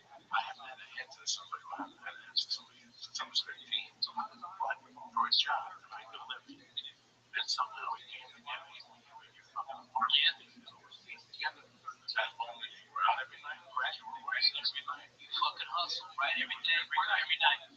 And it's scary when you see like how close it is. Like, so I just did that seminar, and now I'm trying to start doing more of them. And I wasn't even really scared before, but now that I'm like, oh, I can see, I really enjoy doing it. And now that I can see, not that it's gonna be easy, but I can see that but it's possible. Like after you guys do shows, you see that it's possible, and you know that this is not working. But like, at least for me, it got scarier. I'm like, what you're working on right now. And this guy's a genius. But I think right now, what you're doing is fucking still comedians. I think I'll start a podcast. I think I'll start a podcast. They know how to do it. Okay. I think you're people are taking yeah. People really are uncomfortable. They don't know this world. They want to learn from A to Z. How to know this world. They have friends in some of this right now. Every time they're doing this right now. Okay. It's a sleep. You're going out with $20,000. It's just a thing, you know. You strike one of those companies. You're going to hit. Oh, you go after companies. I'll pay PNPs. I'll pay PNPs. Yeah, it's crazy. Talking about that services. What's going on with phone? Yeah. Getting like these people's problems and shit. Yeah. Right now, the board people going, right? It's 20% on our computer. Yeah, savvy. Yeah. What's going on? So man, look at fucking Amazon. Amazon today's getting slammed by fucking shit work conditions for people. I mean, there are people working in fucking warehouses over 110 degrees with no breaks. They time everything. They need to fucking counter that shit. I mean, I don't want to buy Amazon now. I mean, but if they would have a podcast that could explain it and tell me, hey, the air conditioning broke. You know, maybe I don't know the full context. Maybe the full context is not being reported. You know, those fucking news agencies are always fucking by the way. I'd like to hear the other guy's fucking side of this shit. Right? And that's exactly what they need. Please. I mean, they need to fucking kill that shit, dude.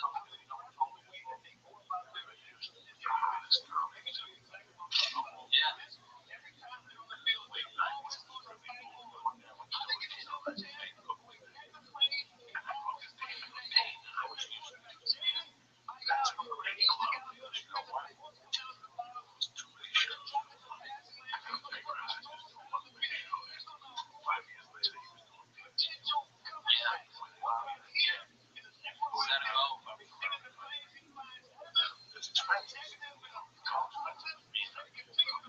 It's probably the biggest expense.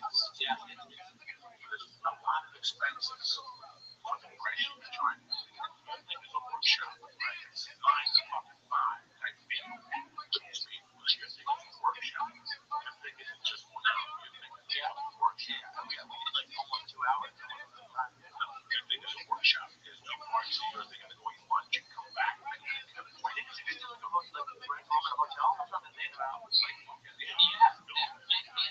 you do it off days. You can save a lot of money if you do it off days, bro. And you know, if you can look into it, that you can adjust the size of the room. All right, so if you have a big turnout, they can open it up. If not, have a small boat like banana. Yep. That's the fact. Commercial real estate, we went to Vietnam and they try to make $1 million. Yeah, but then we're scam. Those scammers don't buy it. It's the same type of thing. Like, yeah, your area is always a little bit. It was maybe do a big one. Now it's 16. Yeah. I bet Zany's in Nashville to do it, bro. There's a ton of comics there that need to be podcasting. And you have there, I mean, you can do, they put it out to all the comedy clubs in the Southeast. And all these comics are come. There's fucking 40 guys in Memphis. There's fucking shit ton in Louisville, Lexington, fucking Knoxville, Chattanooga, Atlanta, Birmingham. Man, all of those guys will come up. I looked to do everywhere, but and that was the one thing that I was surprised by. Like the crowd that came out to Toronto wasn't a lot of comics. There were a couple there, but it was mostly other people. Yeah, man. Now there's business.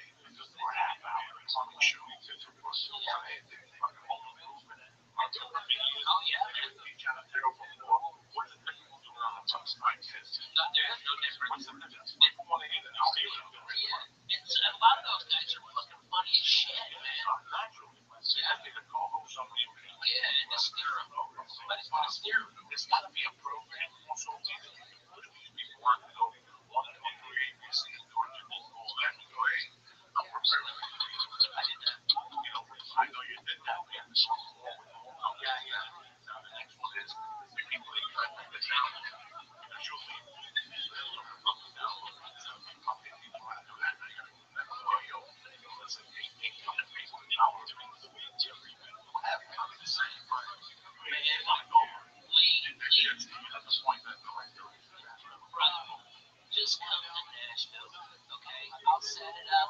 I'll set it up. I'll get you a night. Okay, I know everybody fucking run out there and support you. Nashville always supports us podcaster comics. Okay, and dude, and not only that, you don't even have to get a hotel. You can stay at my house. My house is like 8 blocks away from the club. And it's empty. It's a big fucking house. Boom. Fuck yeah, man. I got everything in there ready to go. Yeah, man. Believe me, my pleasure. And I even got my buddy Aaron to pick you up from from the airport. My God, grab my car. Yeah.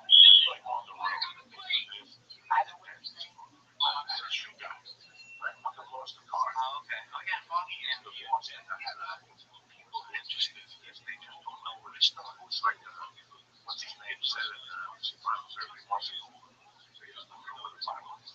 Yeah, right. Well, that's the issue I found when I was building it. It's just there's 20,000 different ways to build a podcast. So, like that's what I said at the beginning. Like, this is just the way I did it.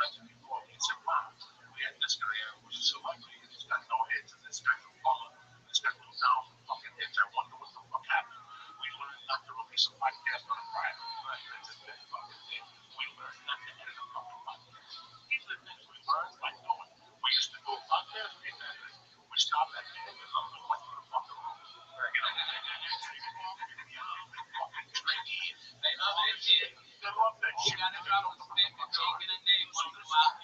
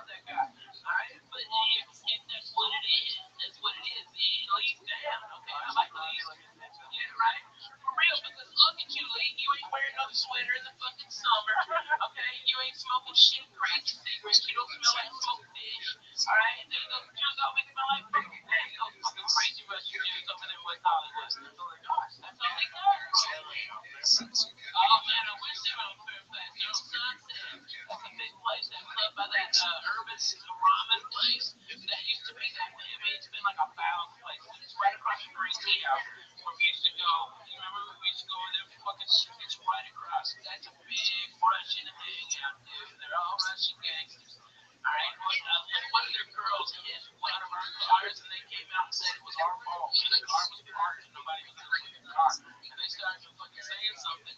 You know me, Coco. Here's a pistol. I lied. Okay, I've got it.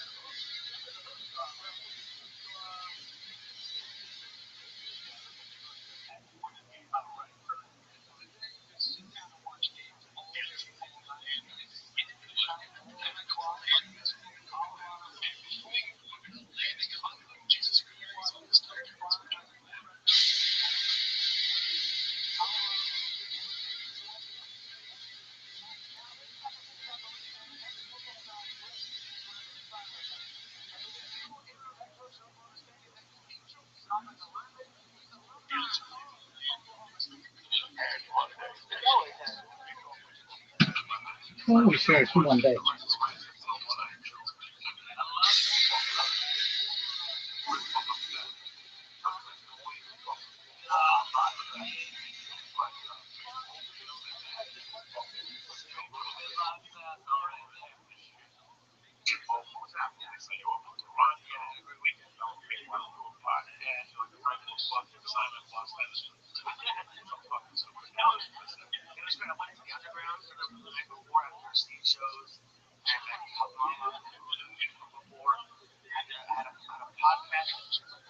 I've never had my name on anything before. Like I've gone with you and it's fun. But like I started getting really nervous after I dropped all off and before I left. Because I realized I was happy. And like my name was on it. And it was just it could have been more quick and jabs. I met this great guy David who works for like the biggest pop grower in Canada and he was telling me all about it. The next day we had like 20 people on the podcast and it was great. It was the cool thing about it was there were people that didn't know me from the podcast. And like I got this one guy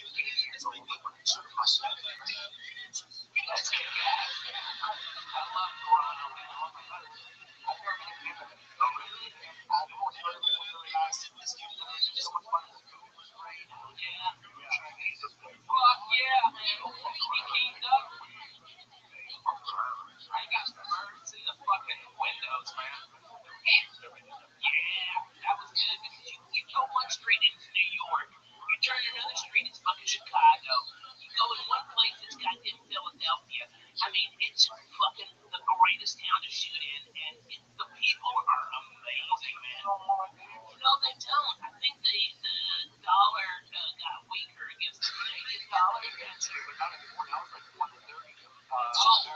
It's all insane. I remember being upstairs. I was fucking bored.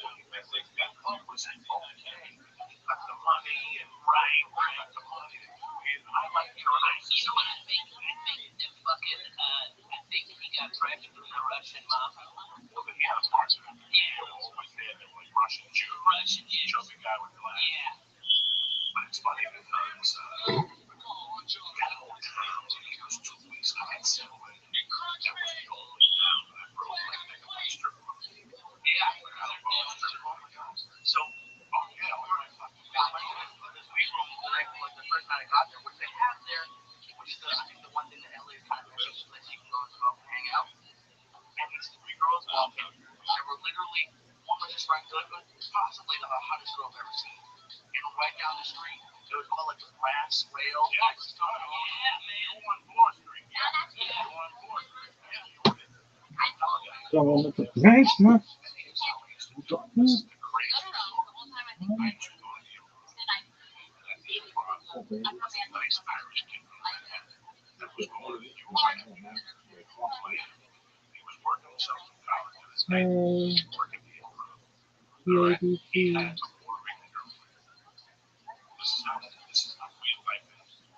one. Yeah, what's up, guys? Why not? No one will ever watch this.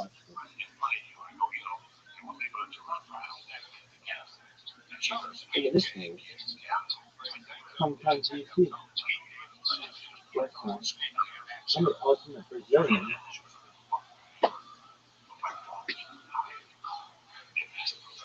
I know Portuguese. I know Chinese.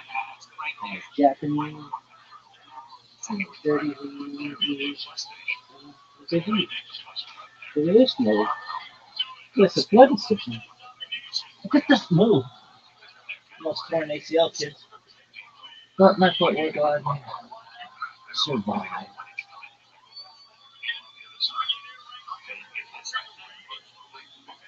Y'all know I'm a Holocaust survivor. Why? Do they even get me? Or my parents, or my grandparents. I'm here today. Isn't that not? It's true. Today, June. Holocaust, you know, or at least a descendant of one. It's I converts non-Jews that killed in the Holocaust. Anybody that's living today is a Holocaust survivor. Overrated.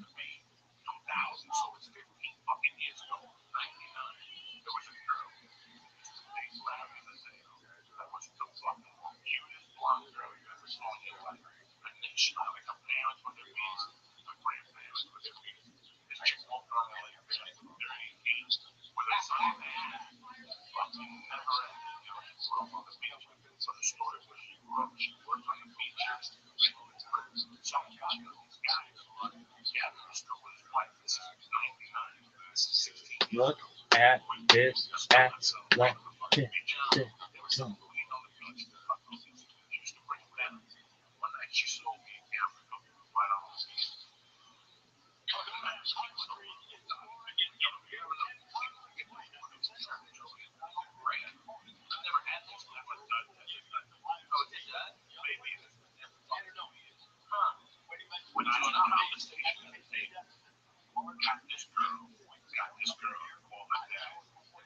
I'm high powered, baby. Ooh, fuel injected Hemi.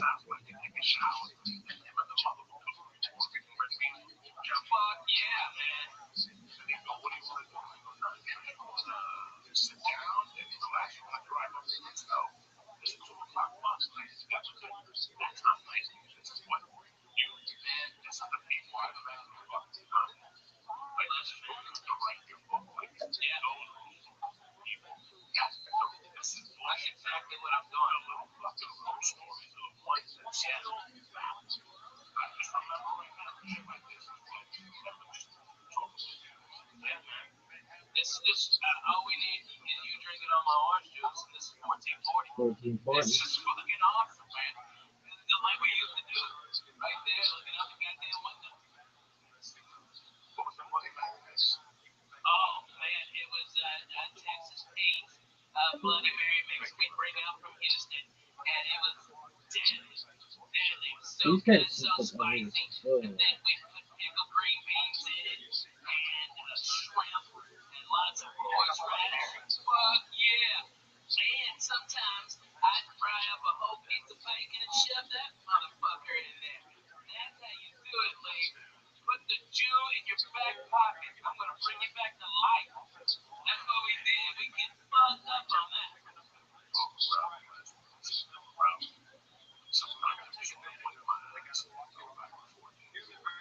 Yeah.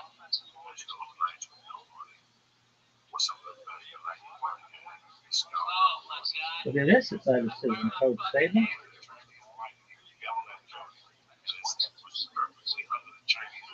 Nigga, got these. Suck.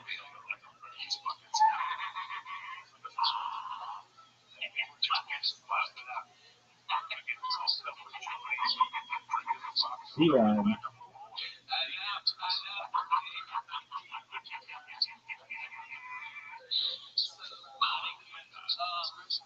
how about the time you were over at Gavin's and you had the Bolivian flu and his little cocksucking male fucking pup dog ran the back of the fucking couch with the no who's got his eyes closed, sleeping upright, trying to fucking, I mean, just reeking of pussy and fucking Yay in the West and Side. shit on his fucking The shirt. West Side's probably like pussy and yay. That was the fucking funniest shit I've ever seen. Good times. Dog, I can't wait for fucking fantasy football. I know. It's like I'm on a davening. I have Shabbat. Sick.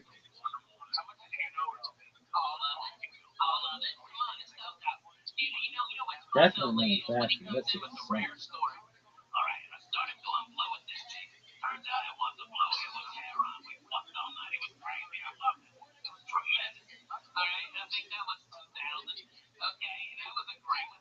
But that's the only time you ever did with the goose. Thanksgiving was fucking epic. Yeah, yawn. That was a good yawn. Big yawn. Yeah. Oh my god. Motherfucker, you did it. And then a burp. A yawn and a burp. An ounce, not a fucking eighth. A goddamn ounce. He ate like a pig. He fucking smoked the best reefer. Fuck yeah. Yak yards, baby. Yak yards. Let's do this. And let me tell you what, I've never seen anybody been able to do that many drugs and stand. Coco not only stood, he went down to the fucking OR, got a big old fucking rock and 8 ball, alright, did that shit, and from what I heard, blew the fucking comedy store away.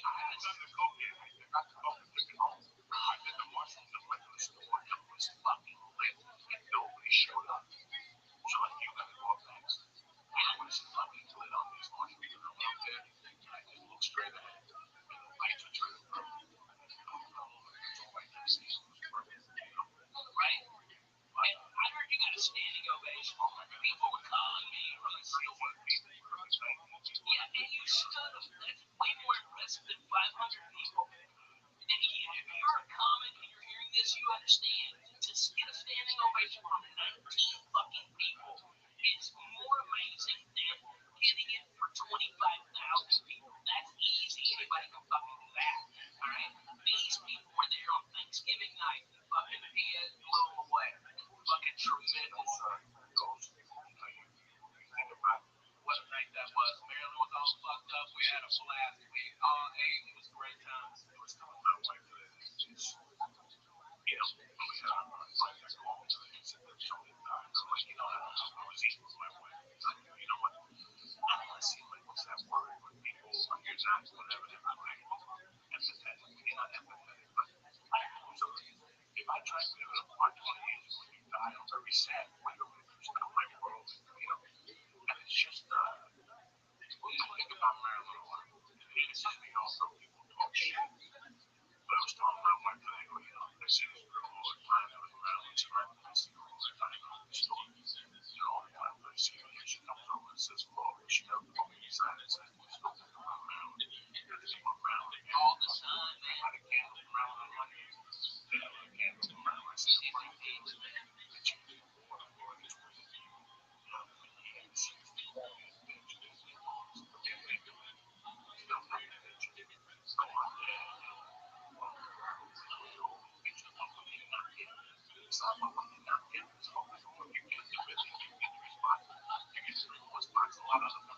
Yeah, no shit. So she was so powerful. One of the most powerful women comics I ever seen. Go on stage, play my ass so nice, fucking blow it up. With that Filipino thing, she used to like the sun Filipino thing. With the little sauce, and she rolled around the pound. And people, she was a big guy and say, "I live 300 pounds, like, you live big motherfucker." No shit, like, what's up with you? Lisa?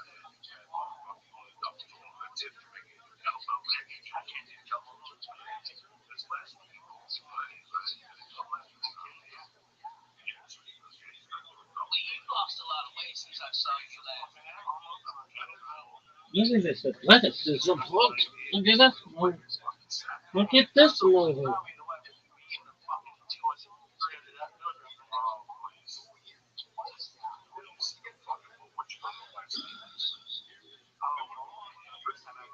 Oh wow! I know so many people who are like that. I know so many motherfuckers that include Mullen and then yeah, but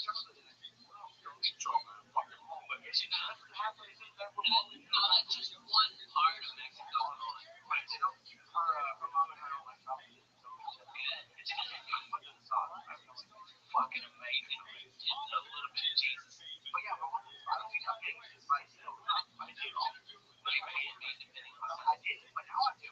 It's just flavorful. That's what all these white people are afraid of Mexican spice. If you watch Mexican spice, they just put a little bit of salsa, like a little bit of video. Some white people are used to fucking ketchup on their goddamn tacos. They're retarded. I was in Washington, and my fucking friend goes, "Let's go to Taco Times." Okay, it's a chain up there. And the fucking lady said, "Do you want mild salsa or ketchup on your tacos?" And I fucking laughed. I go, "Bro, if you eat that, I'm gonna fucking fire you because I can't stand to look at your face." And we just left it there. Paid for it and left it. Fucking, but it was fuck no, man.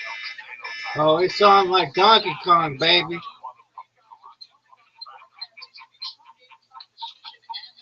don't know, man. They don't know. We have to fuck it up. Man, the summer was a little crazy for me. My PTSD I thought was being handled with antidepressants, but it's not. It wasn't. And now it is. It's antidepressants and mood stabilizers. Man, I feel fucking like I haven't felt in 5 years, bro. I don't hurt. I am up at 7. I'm a psychic. Jesus, I'm fucking the wife broke out. I'm putting her legs up. I'm hugging my babies. I'm playing with my babies more. I'm more focused. And it's like, man, you were absolutely right. I didn't like the fucking truth being told to me, but man, it was the goddamn truth, Coco. You broke it down. Hey, pal, you've been slipping a little bit. You were fucking right. You were goddamn right. And I didn't know how bad it was until I fucking went to the goddamn doctor describing all my shit, and he goes, "You're under medicated for your PTSD. You're way the fuck under medicated." And now, man, I feel like I haven't felt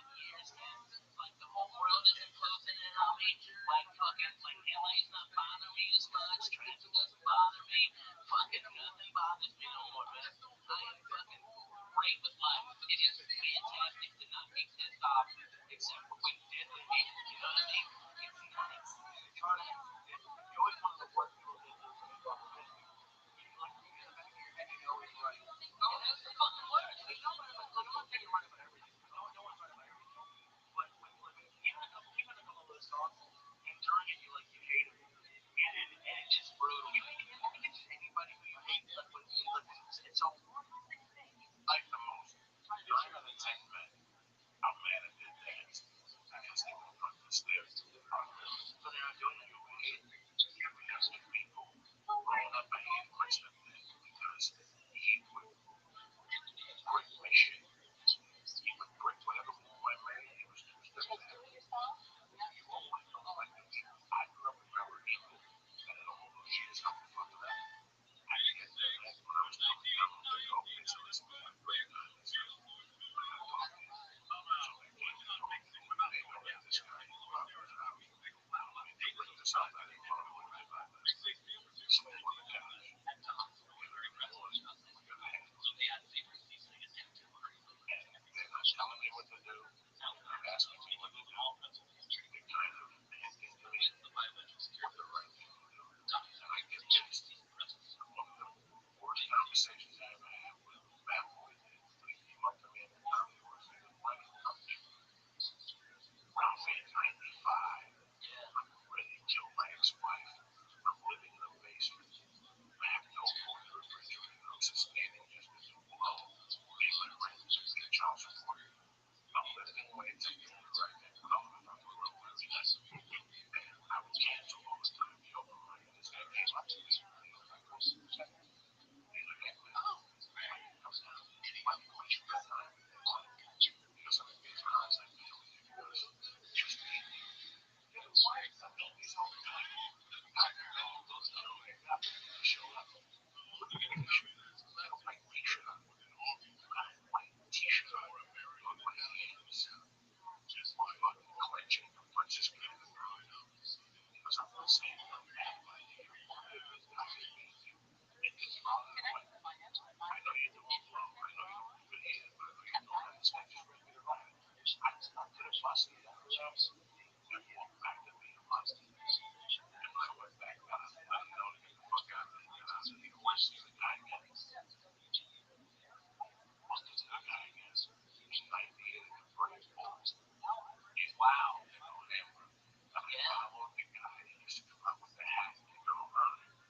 I want like my wife and my kids were around more. And I was like a detective. Yeah. White something in the 80s. Yeah, Dwight Slade? No, Dwight Slade back from yeah. White something. And I followed him and ripped him over once. He went back to Roy Dumpling. Oh.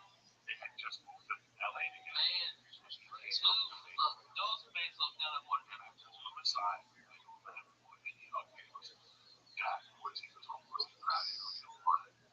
Because that talk you had with me. Yeah. He took me outside. He goes, I'm getting out of this shit. I go, what? We got out of here. What you got was going to be time to say something. I go change my life. And change who I am. But I am in LA because of the fucking word. He said, yeah, as much as I hated him that night, you know, in my eyes, but I plans of this decade, the top guys I was, they would have no time to sleep. And the Godfather is alive. Every time I hear them, I punch myself in the face. And it's the fucking worst line you can ever say. But what I come from is true. Women and children sleep. Men don't sleep. Yes. Yeah. Women and children make mistakes. They can't make mistakes. Children, I'm not going to make mistakes. But you don't have to do anything. I got to have the keys to the gas. Yeah. You don't have the keys to the gas. Without a doubt. I haven't had a job in 25 years. I've never had an answer to somebody after I went to prison. I didn't like a man kicking my face. I was going to wake up, right? I hadn't had an answer to somebody when I've had an answer to somebody since I was 15. What? For a job to make a living. And somehow it came together. You fucking market. You came together. That moment you were out every night, graduate, writing every night. You fucking hustle, right? Every day.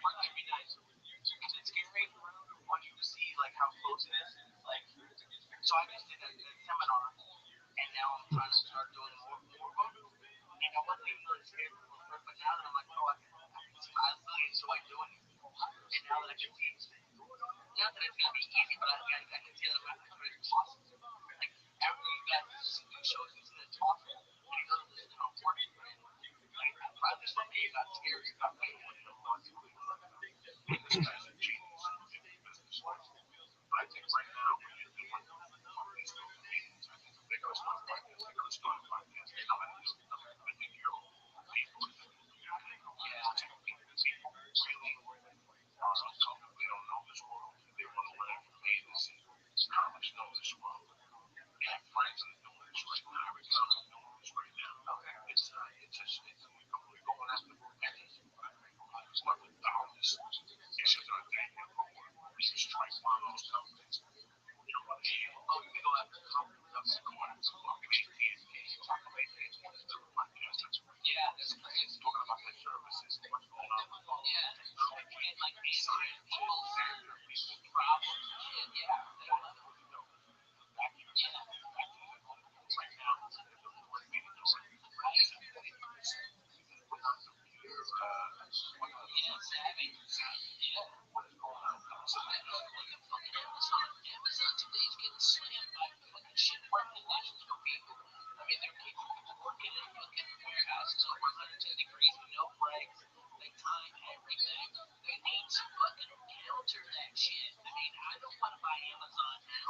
I mean, but if they would have a podcast that could explain it and tell me that, hey, the air conditioning broke, you know, maybe I don't know the full context. Maybe the full context is not being reported. You know, those fucking news agencies is always a fucking by the way. I'd like to hear the other guy's fucking side of this shit. Right? And that's exactly what they need. Please, I mean, they have to fucking kill that shit, dude.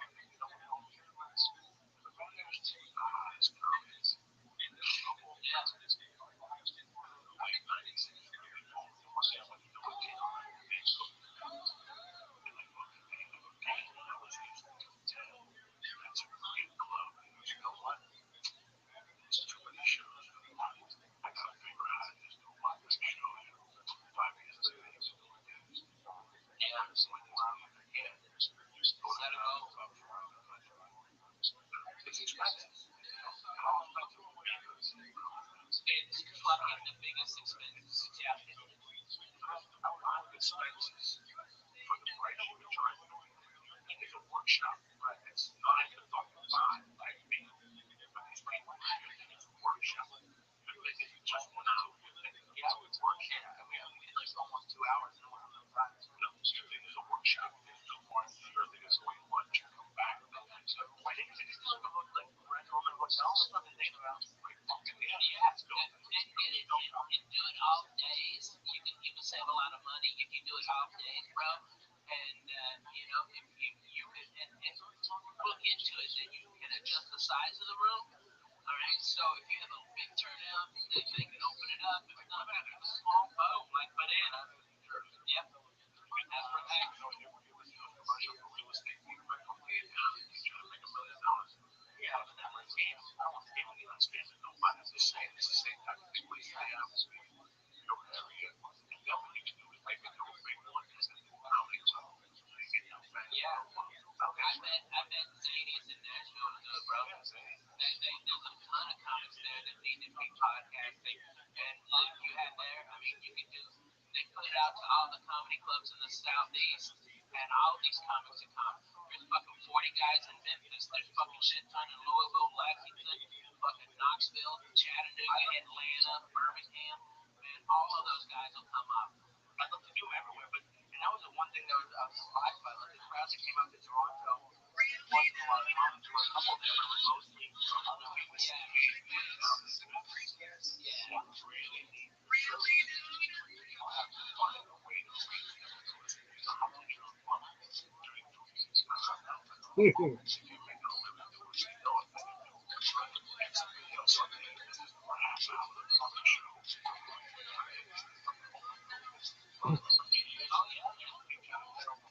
Mm.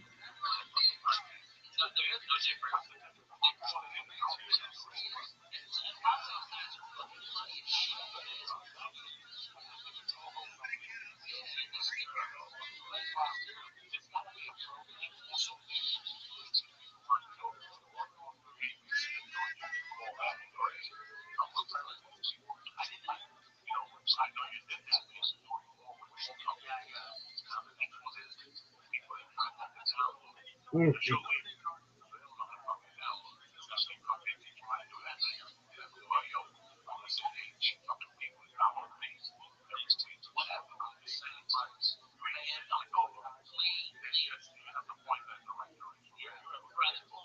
Just come to Nashville, okay? I'll set it up.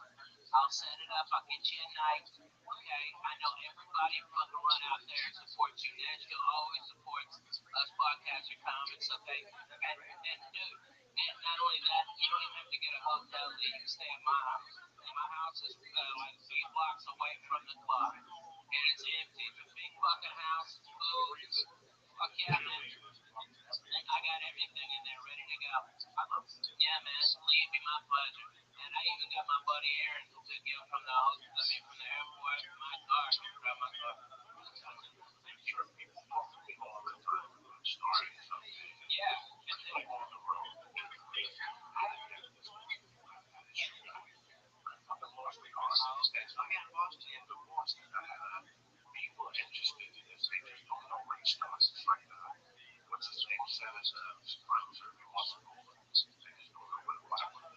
Yeah, right. Well, that's the issue I found when I was filming is just there's 8,000 people talking 20,000 different ways to build a podcast. So, like that's what I said at the beginning. Like, this is just the way I do it. This is fucking okay. Yes, I want the fucking Judy Burn world. Right. I read about her every other night. But I learned much from much Bill Burr, Rick Roth, Joe Rogan, and What up?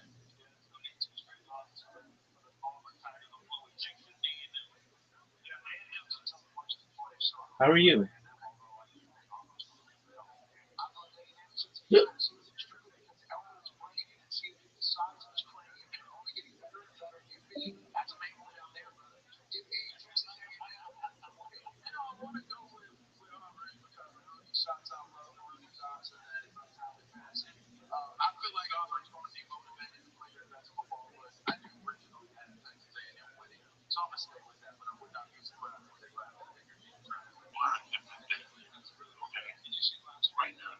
I saw that ad for the people on TV. Yo, worst stream ever.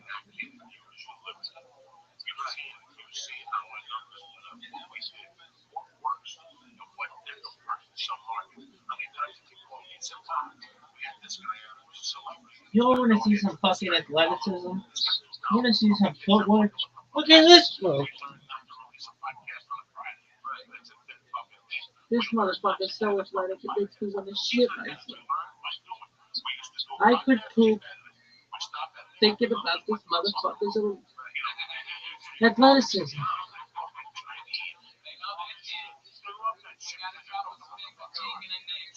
God. Look at these moves. God.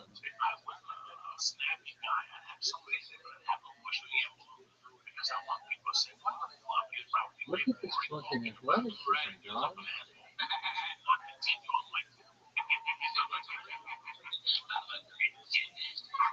Look at this move. Look at this athleticism.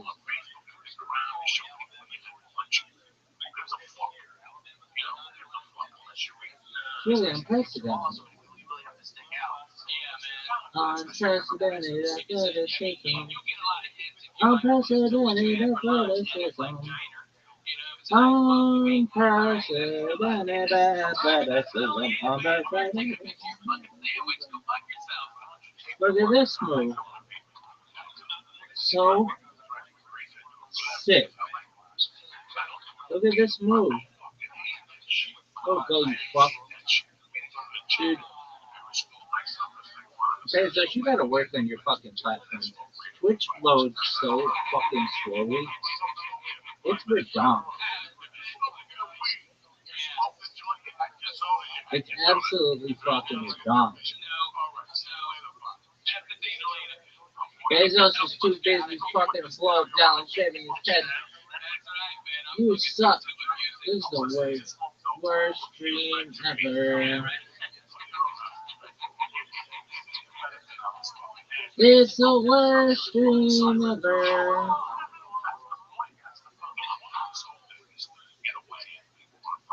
This is the worst dream ever. And everybody knows it.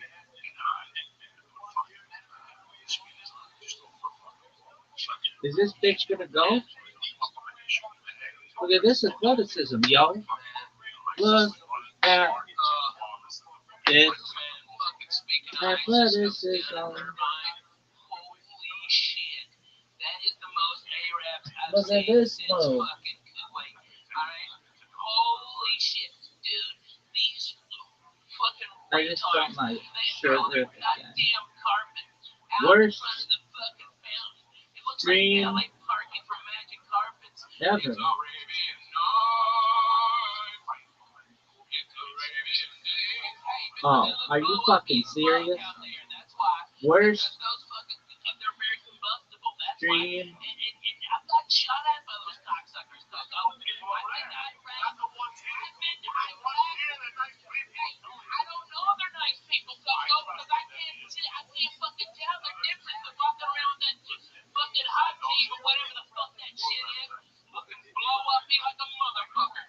Man, I'm throwing ham sandwich at him. Look, kill himself. I saw this fucking problem.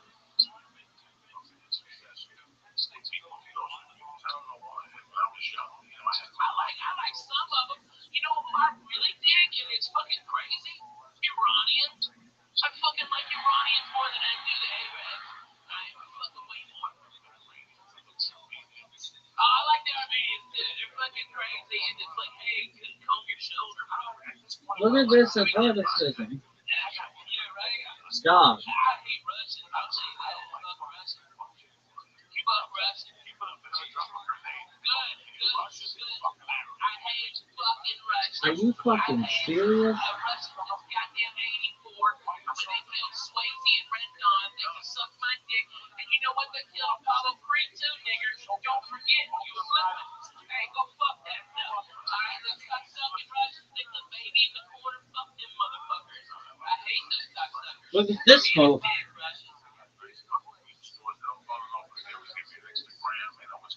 Yeah, the Russians here. They're the ones who sink in the great American dream and taking over white people, punching them in the face. I'm talking about the cocksucker Russians. Okay, that in Russia. Okay, I mean, he's probably fucking Russian too. Yeah, he's Ashkenazi like a nigga, man. I love that guy. That's because we like. If that's what it is. That's what it is. Lee, Lee's down. Okay, I like Lee. Yeah, right? For real, because look at you, Lee. You ain't wearing no sweater in the fucking summer. Okay? You ain't smoking shit crazy cigarettes. You don't smell like smoked fish. Alright? Those Jews always smell like fucking fish. Those fucking crazy Russian Jews over there in West Hollywood. That's all they got, bro. Oh, man, I wish they were on Fairfax. They're on Sunset. That's a big place, that club by that urban ramen place. That used to be that. I mean, it's been like 1,000 places. It's right across from Green Tea House where we used to go. Remember we used to go over there for fucking. It's right across. That's a big Russian hangout, dude. They're all Russian gangsters. Alright, one of their girls hit one of our cars and they came out and said it was our fault. The car was parked and nobody was in the car. Dog. And they started fucking saying something. And you know me, Coco, I carry a pistol a lot. Okay, I've got a class 3 weapons license, okay, and I'm not sneaking from the FBI.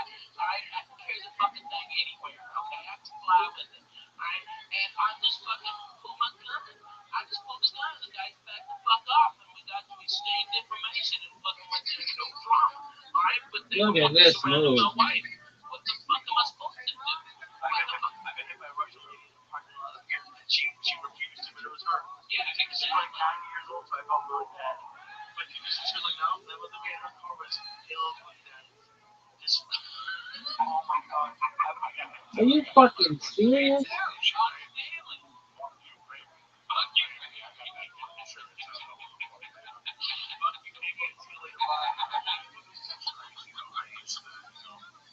I always crack jokes like I say on stage. I'm not really a racist at all. I'm not when I say racist, but for a laugh for myself. At least it keeps me to rough. That's in the back of my mind. I know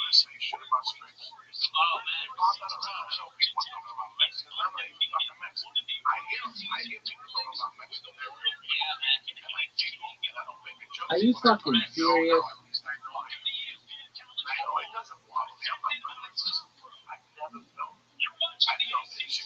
No one gives a shit. Worst conference ever. Dude, no one gives a shit about Georgia Tech. They're the worst. Worst conference ever. Look at this athleticism, though. It's really unprecedented. This is some of the most athleticism we've ever seen. See that footwork, girl? What is this bullshit? What is this bullshit?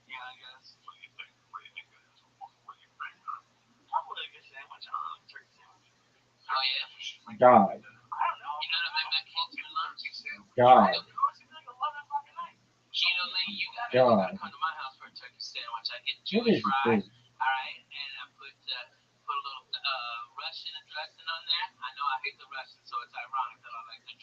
Look at this move. Yo, dog. Look at this move. New York City Marathon, baby. But look at this move. Look at this athleticism.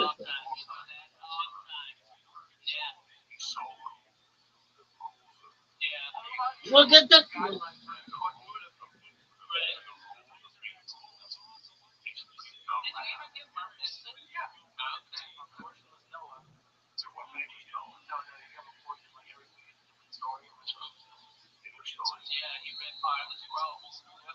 Part of the scroll.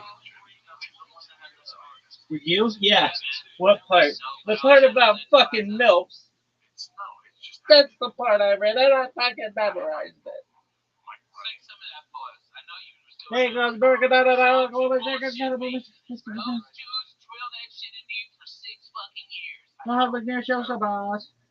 Oh yeah. What burger? Da da da. Going home to like a man hard. Burger chunk of my bed.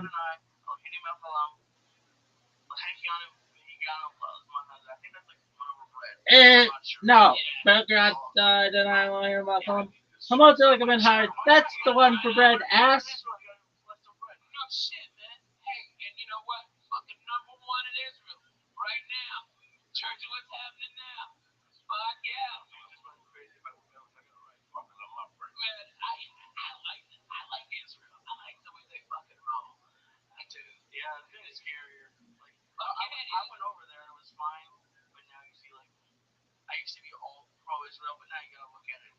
Look at this move.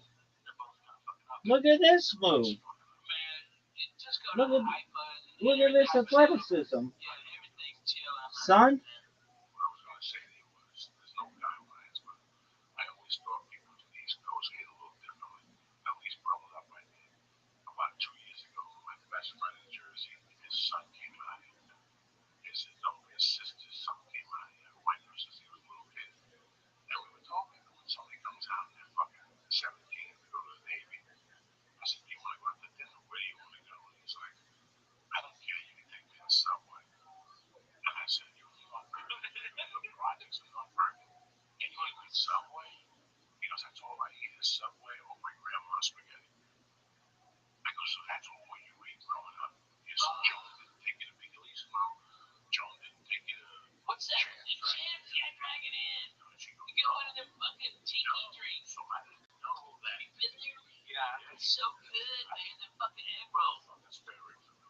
Get a strong egg roll.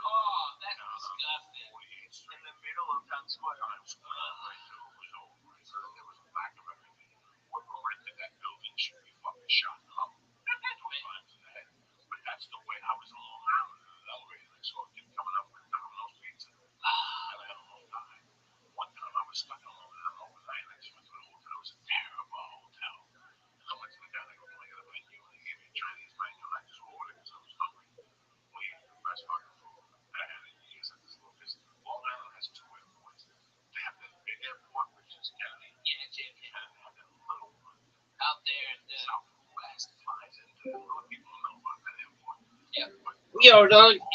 No, but I want to talk to you anyway. Worst stream ever. What are you doing? No one knows. The worst.